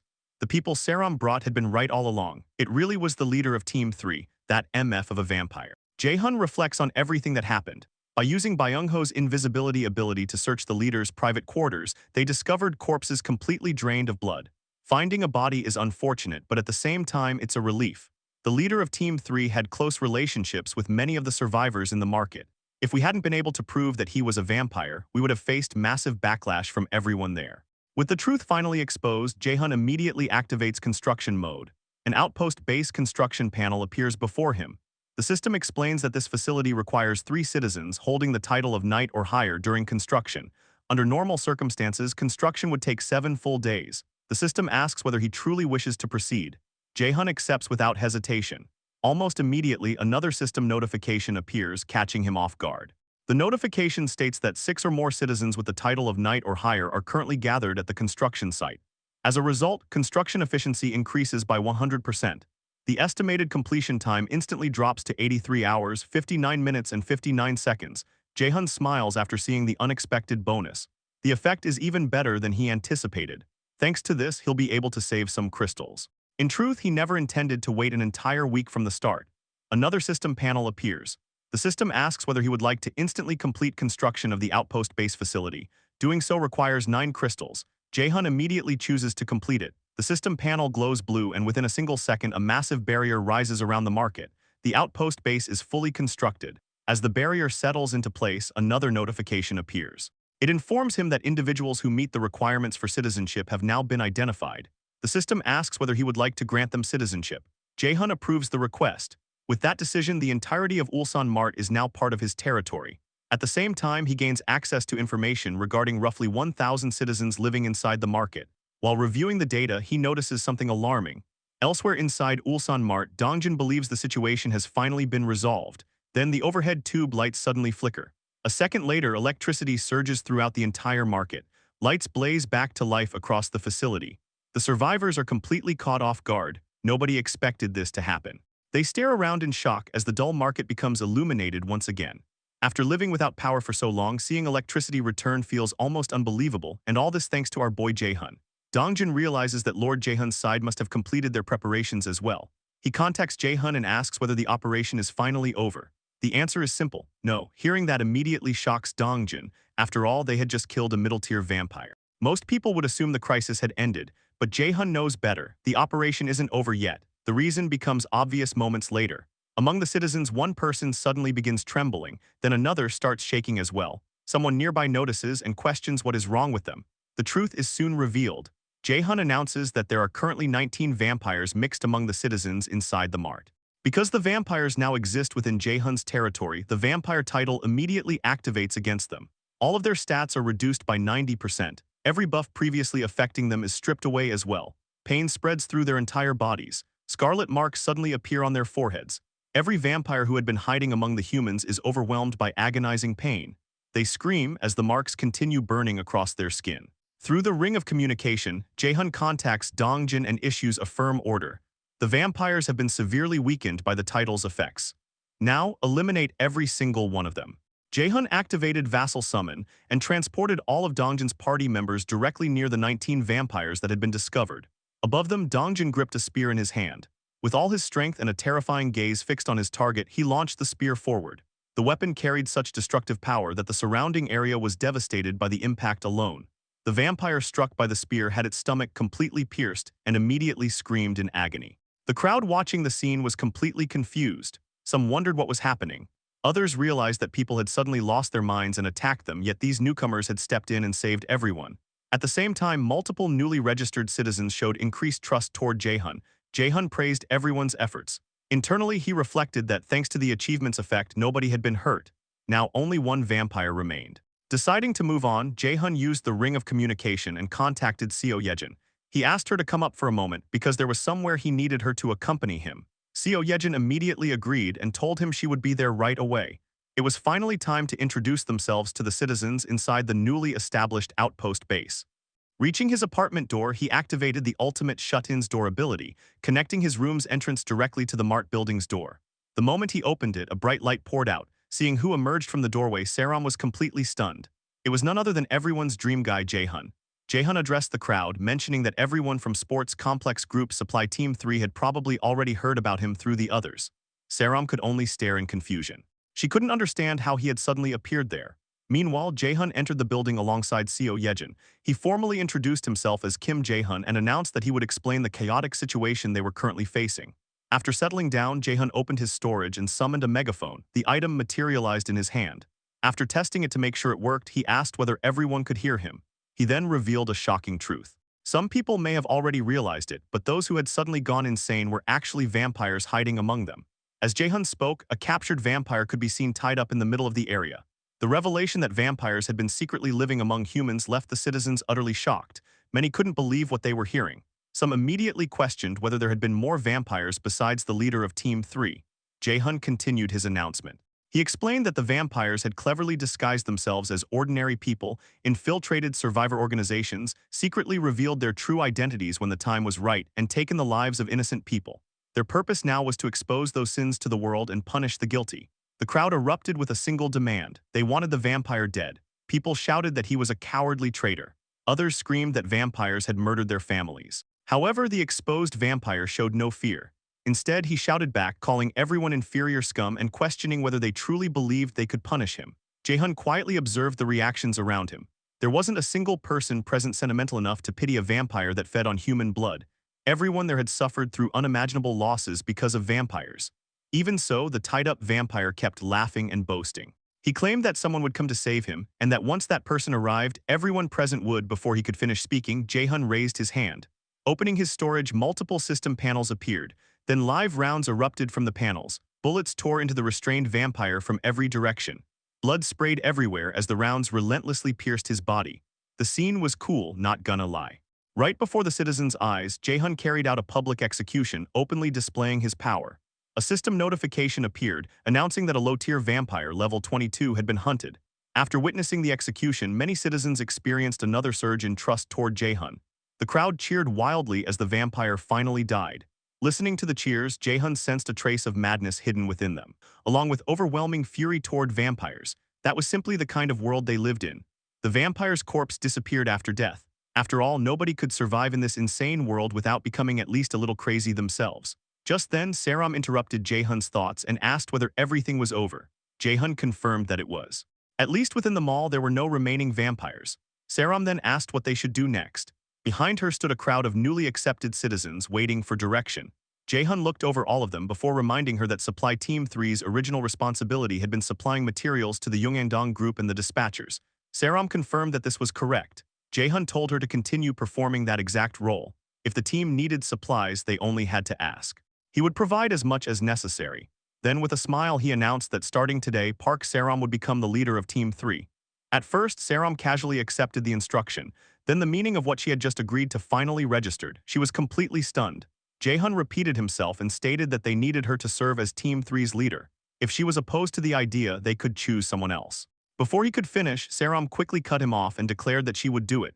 She promised to do her best and officially accepted the role as Team 3's leader. A system notification immediately appeared. Park Saram's trust level had increased significantly. She expressed her desire to work well together moving forward. As time passed, Jaehyun realized that Saram was handling the leadership position far better than he had expected. Although some people initially resisted her authority, those objections disappeared quickly. The reason was simple. Jaehyun's unlimited supply support backed her every decision. The people who had once worried endlessly about food rationing were now debating what they wanted to eat each day. Honestly, who would hold a grudge against the person responsible for giving them that level of luxury? While Saram diligently carried out her responsibilities as Team 3's leader, Jaehyun and his vassals remained occupied gathering information and assessing the exact situation throughout the region. Among all of them, the busiest person was Seo Yejin.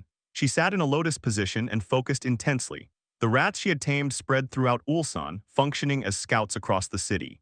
Thanks to them, the group obtained a complete picture of the situation north of the Tiwa River, where the major survivor factions had established themselves. The results were alarming. Including the Sports Complex Group, the Yongandong Road Group, and the Industrial Zone Group, vampires stood at the center of all three major survivor organizations. Even worse, the individuals at the very top of each group were high-tier vampires. The truth was horrifying. All of Ulsan had been dancing in the palm of the vampire's hands from the very beginning. Kang openly expressed disbelief. Dongjin reached a disturbing conclusion and voiced it. Jaehyun immediately confirmed it. The survivor groups and vampires had never truly been enemies. They had never been engaged in a war, nor had they been maintaining any fragile balance of power. The reality was much darker. At that moment, Ulsan was nothing more than a massive human slaughterhouse operated by vampires. Jaehyun understood they were in a terrible position. He had originally believed this region was relatively safe. Instead, establishing an outpost base there was equivalent to setting up camp directly in the middle of enemy territory. He began considering his options. The original plan had been simple. He intended to unite every survivor group into a single force. With his enormous supply reserves, accomplishing that would not have been especially difficult. Before anyone fully realized what was happening, he could have granted citizenship to everyone, turned them into his people, and formed a fully armed combat force capable of waging war against the vampires. However, the situation had changed. With vampires occupying key positions inside every major survivor group, information regarding any move he made would immediately leak to the enemy. The number of cards available to him had become extremely limited. At that moment, Dongjin asked the question everyone was thinking. What should they do now? Jaehyun sank into deep thought. Among all possible strategies, there was only one approach that was both the most provocative and the most effective. Finally, he spoke. There was no helping it. They had no choice but to tear everything down. While Jaehyun was preparing to tear everything down for the vampires, the scene shifted to another part of the city. The entire area was deserted with an eerie silence hanging in the air. Inside a building, a vampire opened a glass bottle filled with blood and casually drank from it. A satisfied smile spread across his face as he praised the quality of the human that had been brought to him. Standing before him was another vampire wearing glasses. He questioned how much longer they would have to continue living like this. From his perspective, wiping out all the humans across the river would be an absolute piece of cake. He couldn't understand why they kept hiding among survivor groups and wasting time on unnecessary tasks. The vampire team leader understood his frustration.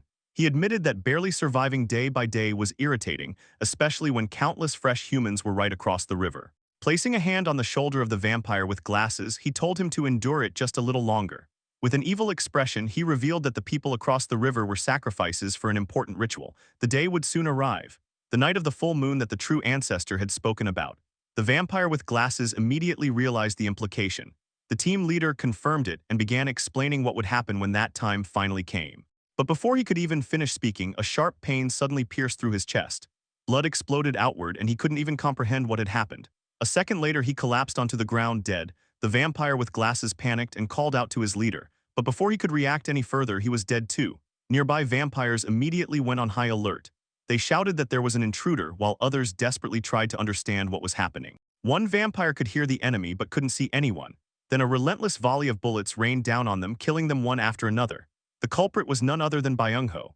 Using his invisibility skill, he remained completely unseen while shooting down vampires with deadly precision. After the massacre, he stood among piles of corpses and reported to Jae-hun that the situation was under control and the civilians appeared unharmed. He then asked how things were going on the other side. Elsewhere, Kang reported that his and Yeonju's side was clear. On another front, Jun-hyuk and the twins had successfully finished their mission.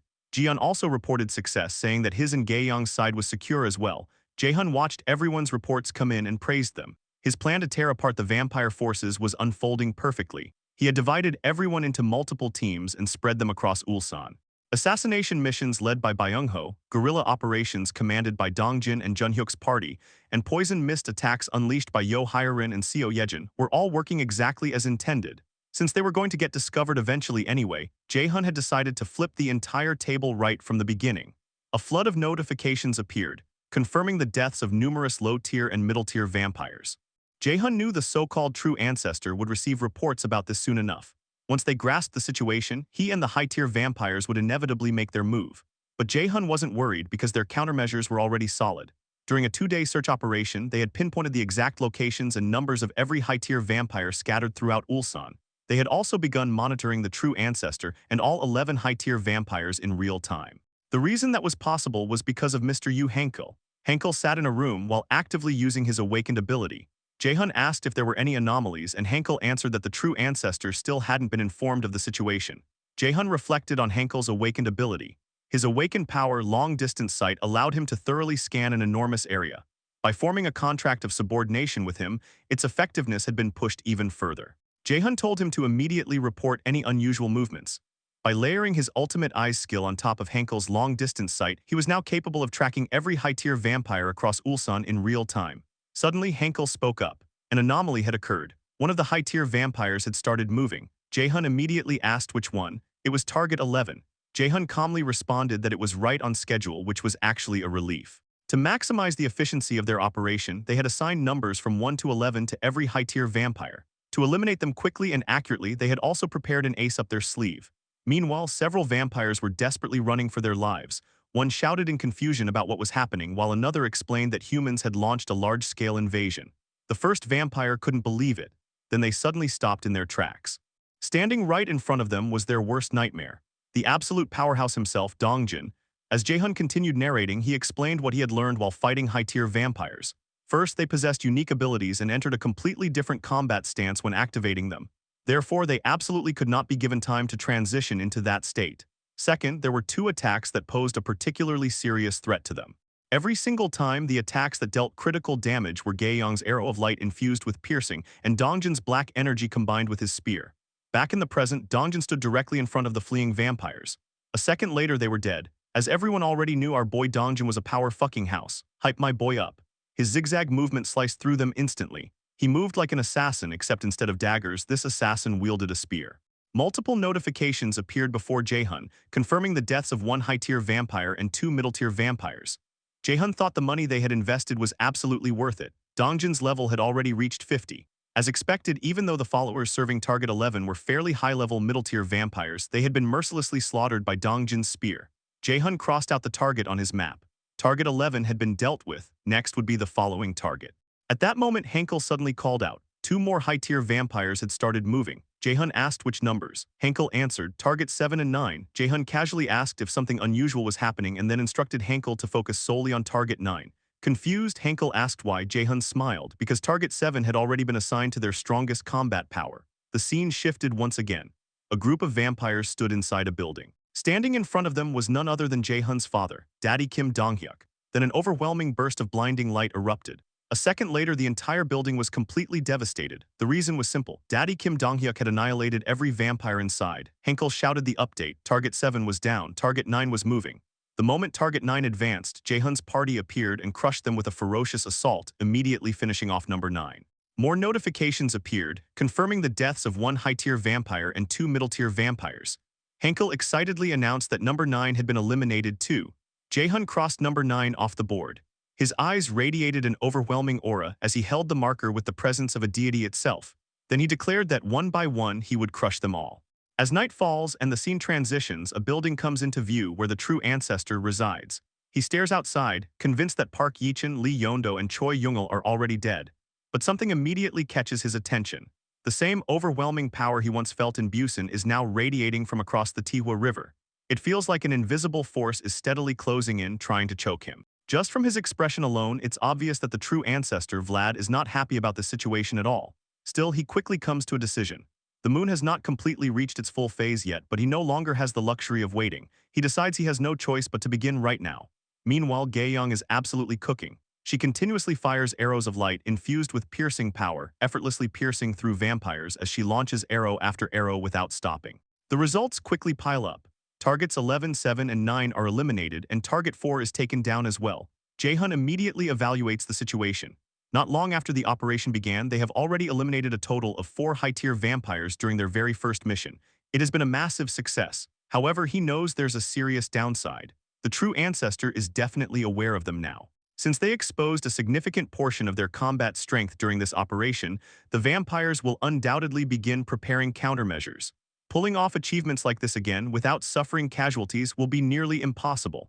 They won't be able to rely on such aggressive strategies anymore. Even so, Jaehyun remains optimistic. As long as they properly utilize Seo Yejin's ability, together with Yu Hairan's poison mist, gradually chipping away at enemy forces will not be difficult. In fact, wiping out the majority of the vampire population is entirely possible. The plan is simple but ruthless.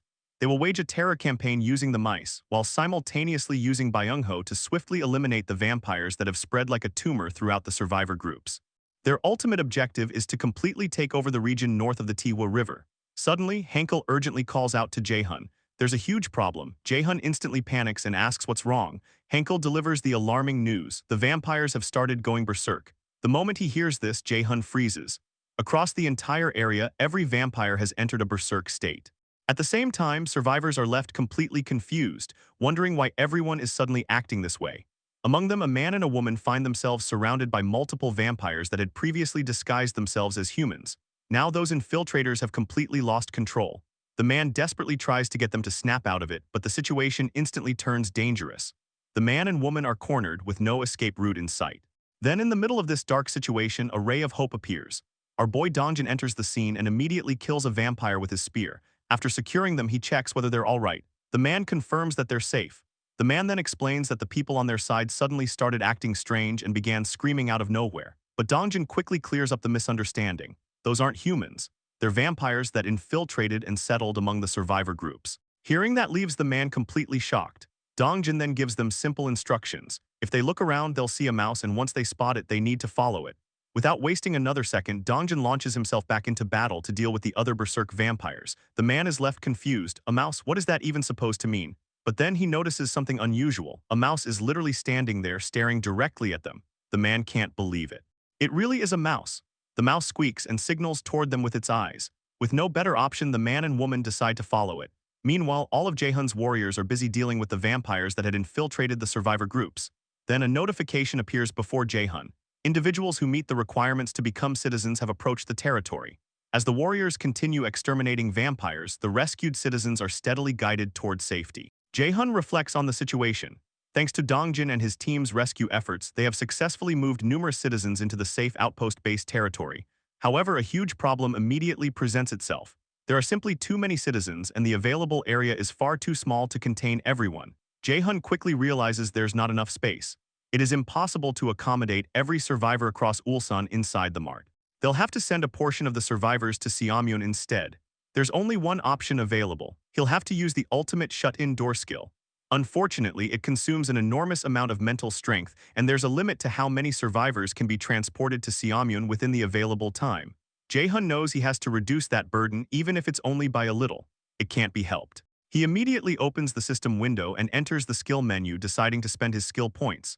Right now, there are only 2 candidates, Ultimate Eyes and Ultimate Shut-In Door. The system asks whether he truly wants to level up the Ultimate Shut-In Door skill. Jaehyun instantly confirms. The system panel begins glowing with a powerful aura. Then a notification appears. Ultimate Shut-In Door skill has reached level 2. Immediately afterward, another announcement follows. The four great gates of the east, west, south, and north have been activated. Jae-hun is visibly stunned. Four great gates. He quickly examines the skill in greater detail and realizes this is exactly what he was hoping for. A new list of abilities appears before him. Four new options have been unlocked. Open East Gate, Open West Gate, Open South Gate, and Open North Gate. To test out this new skill, Jae-hun heads to the terrace and begins analyzing the four great gates. Upon checking, he discovers that each gate comes equipped with its own unique function, and among them the South Gate is the one most crucial to their current situation. Before he can fully explain it, he spreads his arms wide, forms a hand sign like Goku, and shouts for the South Gate to open. Instantly, a purple aura engulfs him. Inside the territory's barrier, a purple light appears, followed by a slit forming across its surface. In the next moment, a massive entrance opens within the barrier itself. Jae-hun explains that the South Gate is the most essential function for their current circumstances because it can summon a gate capable of mass relocation without consuming mental strength. His plan is to evacuate the citizens using this newly created gateway. However, he knows that simply leaving the gate open will not solve everything. He still needs a guide to lead the people through to the other side. Meanwhile, everyone witnessing this gigantic gate is completely stunned. Some humans panic, wondering what exactly they're looking at, while others even question if the sky itself is on fire. Saram is equally shocked by the sheer size of it all, immediately thinking this is absolutely insane and awesome at the same time. After witnessing this, Saram fulfills the loyalty requirement, allowing Jae-hun to officially accept her as a vassal and establish a contract of subordination. Thanks to that, he now has only one vassal slot remaining.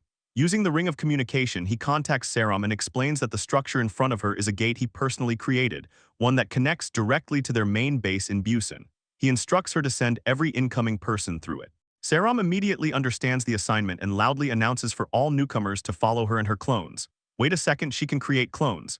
Is this her ability? Anyways, since the area is too cramped, she explains that she'll guide everyone to another location and tells them to move while maintaining order. Soon, countless people begin following her and safely pass through the gate into the main base. Seeing this, Jae-hun is satisfied.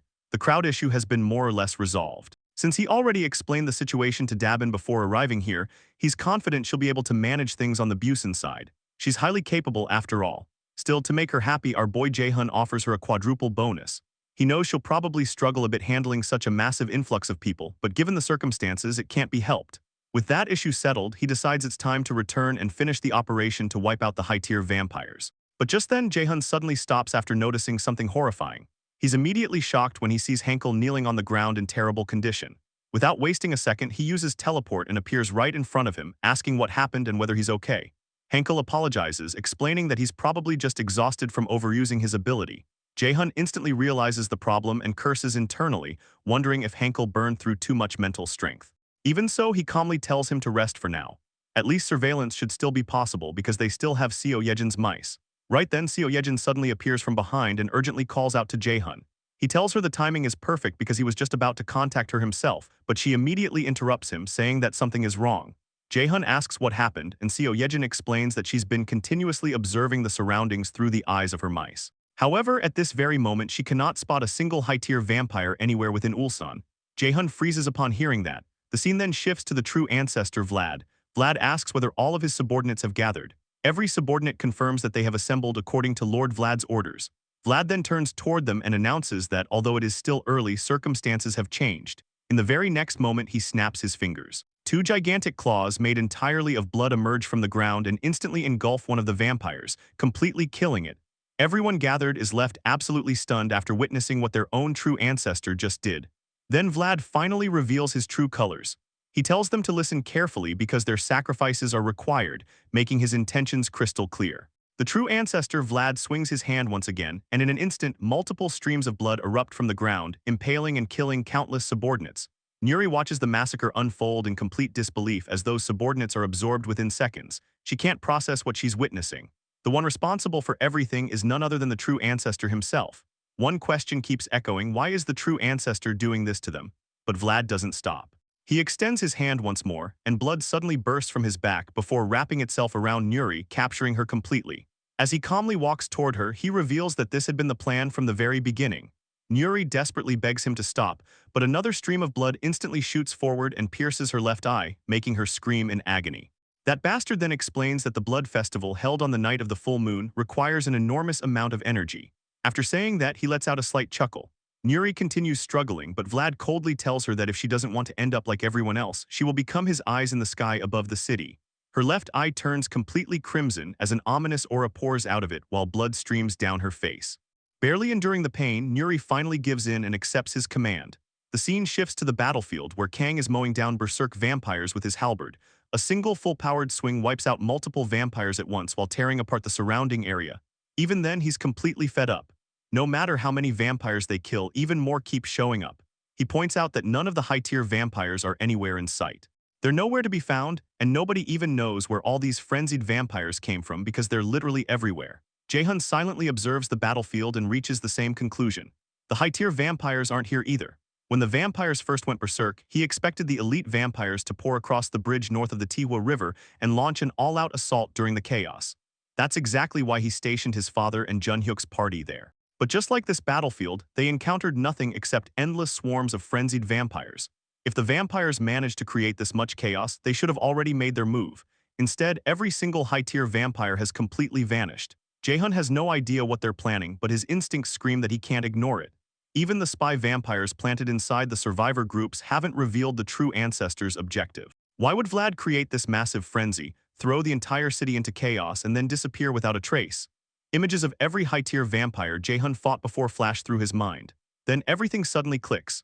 The high-tier vampire who traveled all the way to Busan needed time to increase his abilities. If that's true, then unleashing the full power of the level 62 vampire Vlad would require even more time and even more energy. Jae-hun then remembers how those previous high-tier vampires referred to their own kind as nothing more than food. That realization changes everything. If vampires can grow stronger by cannibalizing each other, then everything happening right now is nothing more than a giant diversion. The endless waves of frenzied vampires are simply buying time, while the true ancestor devours every high-tier vampire to maximize his own power. He realizes exactly what that bastard has been plotting all along. If that's really the case, then he has to move immediately. Using the ring of communication, Jae-hun contacts Junhyuk. In the middle of fighting with his water abilities, Junhyuk answers, ready to listen. Jae-hun tells him that he's about to open a door at their location and orders him to take his father along with the rest of the team through it. Even while receiving those instructions, berserk vampires continue charging at Junhyuk. Using precise control over water, he slices multiple vampires clean in half while continuing the conversation. Still fighting, he questions whether leaving is really the right decision. If they abandon the bridge now, the frenzied vampires will completely overrun the area, especially if Jae-hun's father leaves as well. Jae-hun assures him that everything will be fine and tells him not to worry. Meanwhile, Daddy Donghyuk is absolutely beating the shit out of every berserk vampire that gets anywhere near him. After hearing Jae-hun's explanation, Junhyuk finally agrees to follow the plan. Jae-hun then reflects on the difference between the South Gate and the ability he's about to use. Unlike the South Gate, which can only be installed on the transparent barrier surrounding his territory, this new gate can be opened anywhere his ultimate eyes are capable of reaching. In the next second, blue aura envelops his hand as he stretches it forward and activates the North Gate. Back on the battlefield, Seo Yejin's rat suddenly squeaks as it dashes across the bridge, with flowing water racing behind it.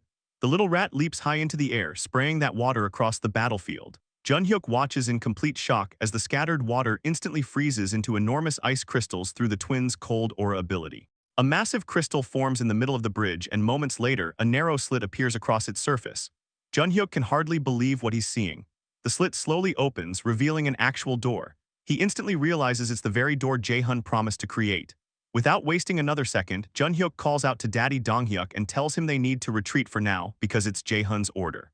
Donghyuk, still smashing vampires apart, is completely puzzled and asks if Jae-hun really said that. Junhyuk replies that he believes Jae-hun has a plan and urges everyone to hurry toward the newly opened door. As the entire group rushes toward the gate, Jae-hun thinks back to Junhyuk's warning. He knows that once his father and everyone else leave the bridge, the frenzied vampires will swarm the area without resistance.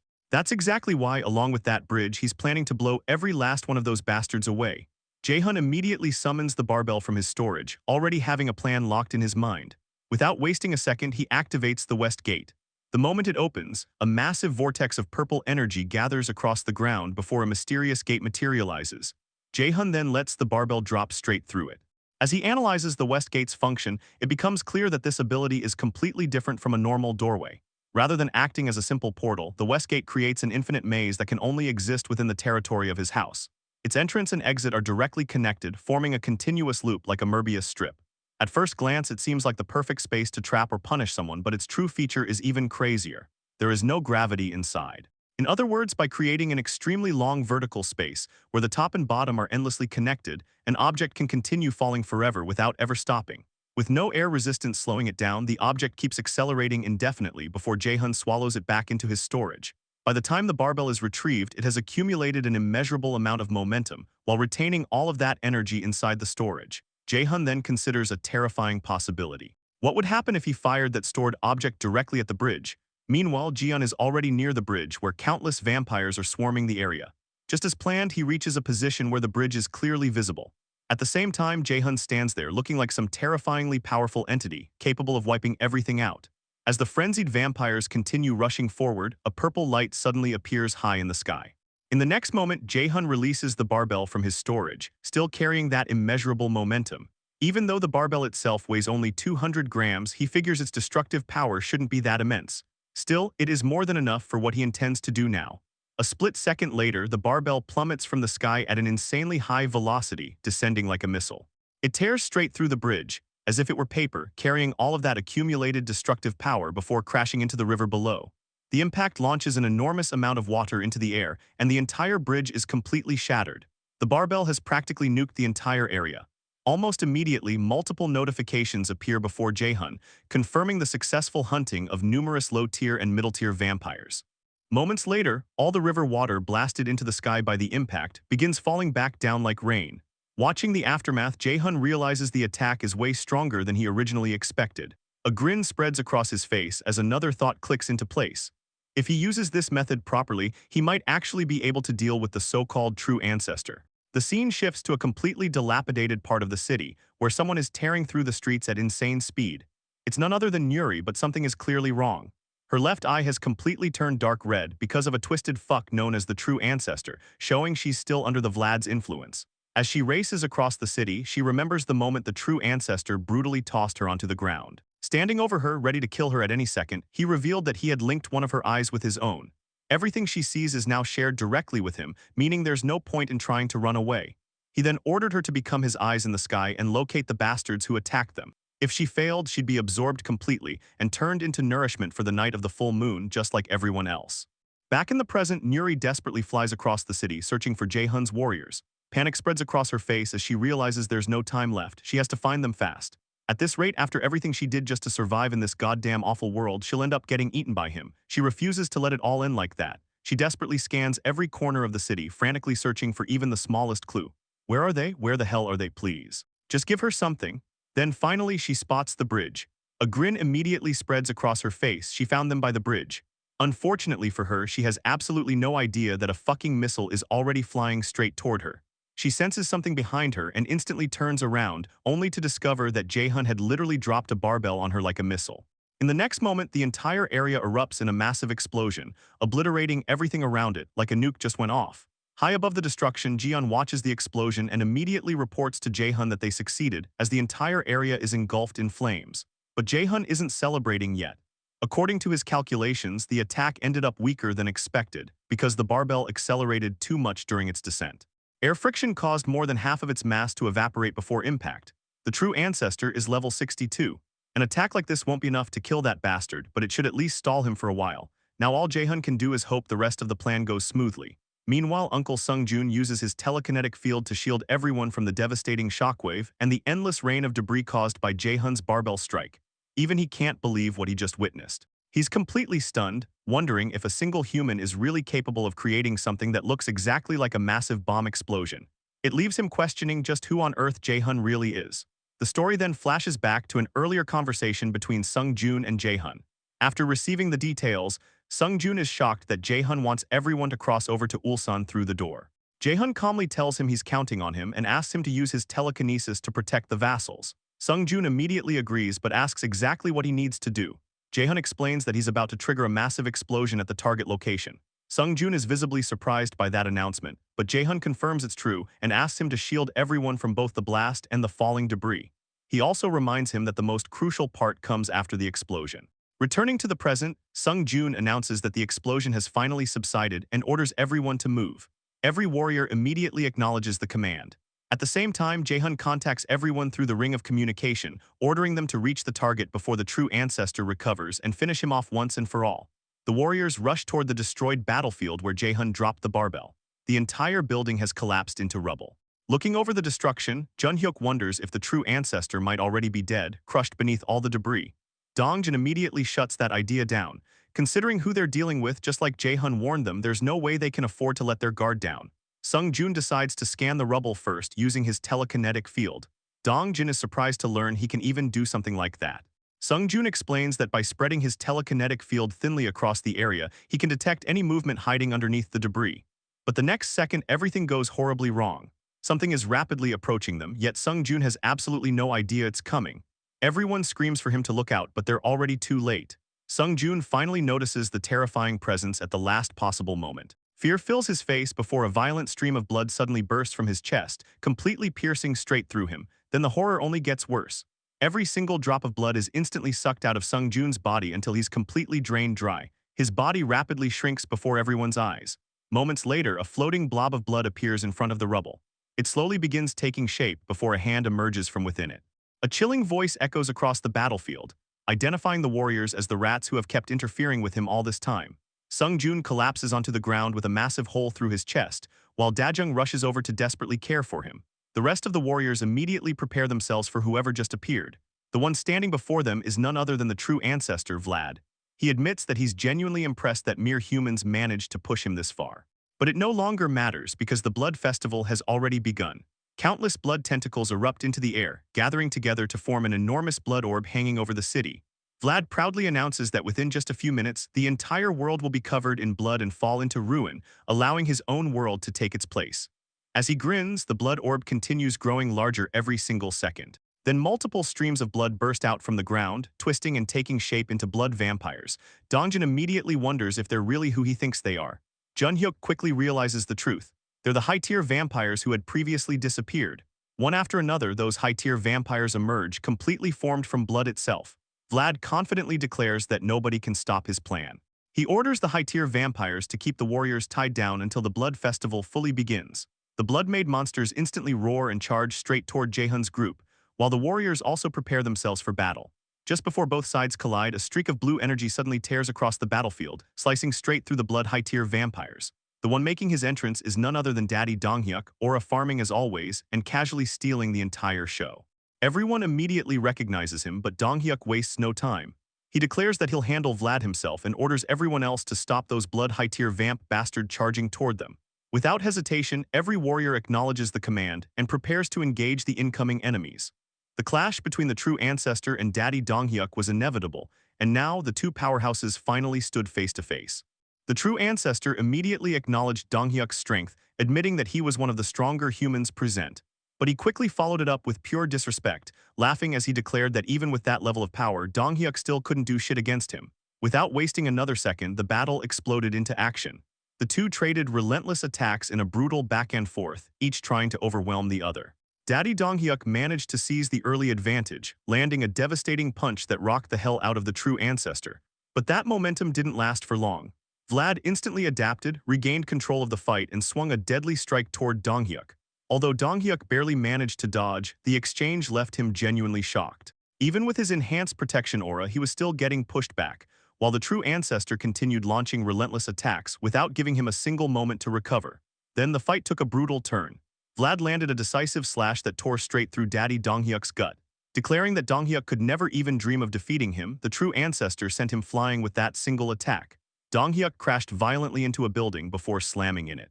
Everyone watching immediately became worried about the Aura farmer, especially Dongjin, who was already occupied fighting a high-tier blood vampire. Meanwhile, Vlad continued talking down to his opponent, claiming that no matter how powerful a human became, a human was still nothing more than a human. The true ancestor calmly walked over and stood before the heavily injured Daddy Dong-hyuk. Blood poured from Dong-hyuk's mouth as he struggled to stand back up, but Vlad just kept yapping. According to him, humans were nothing more than prey for vampires, and should simply submit to reality and accept the outcome. Even while Dong-hyuk remained on the verge of collapse, coughing up blood, Vlad refused to shut up. He continued claiming that no matter how much humans struggled, they were beings destined to accept their fate as prey. Finally deciding to end it, the true ancestor raised his hand to finish Dong-hyuk off. Unfortunately for him, he had no idea that someone else didn't give a flying fuck about any of that. A massive surge of purple energy suddenly descended from the sky behind Vlad, and a voice echoed across the battlefield, telling him to shut up and lower his hand, bitch. The moment Vlad heard that voice, pure horror spread across his face. Then in the very next second, purple flames engulfed the true ancestor, burning the ancient vampire in absolute agony. Vlad immediately recognized that terrifying power. Our boy had finally arrived. Stepping onto the battlefield like the leader everyone had been waiting for, Jaehun declared that from this moment onward, the vampire's so-called festival was officially cancelled, calling Vlad a damn mosquito. Standing before everyone with complete confidence, Jaehun made his entrance loud and clear. Get your popcorn, shit's about to get real.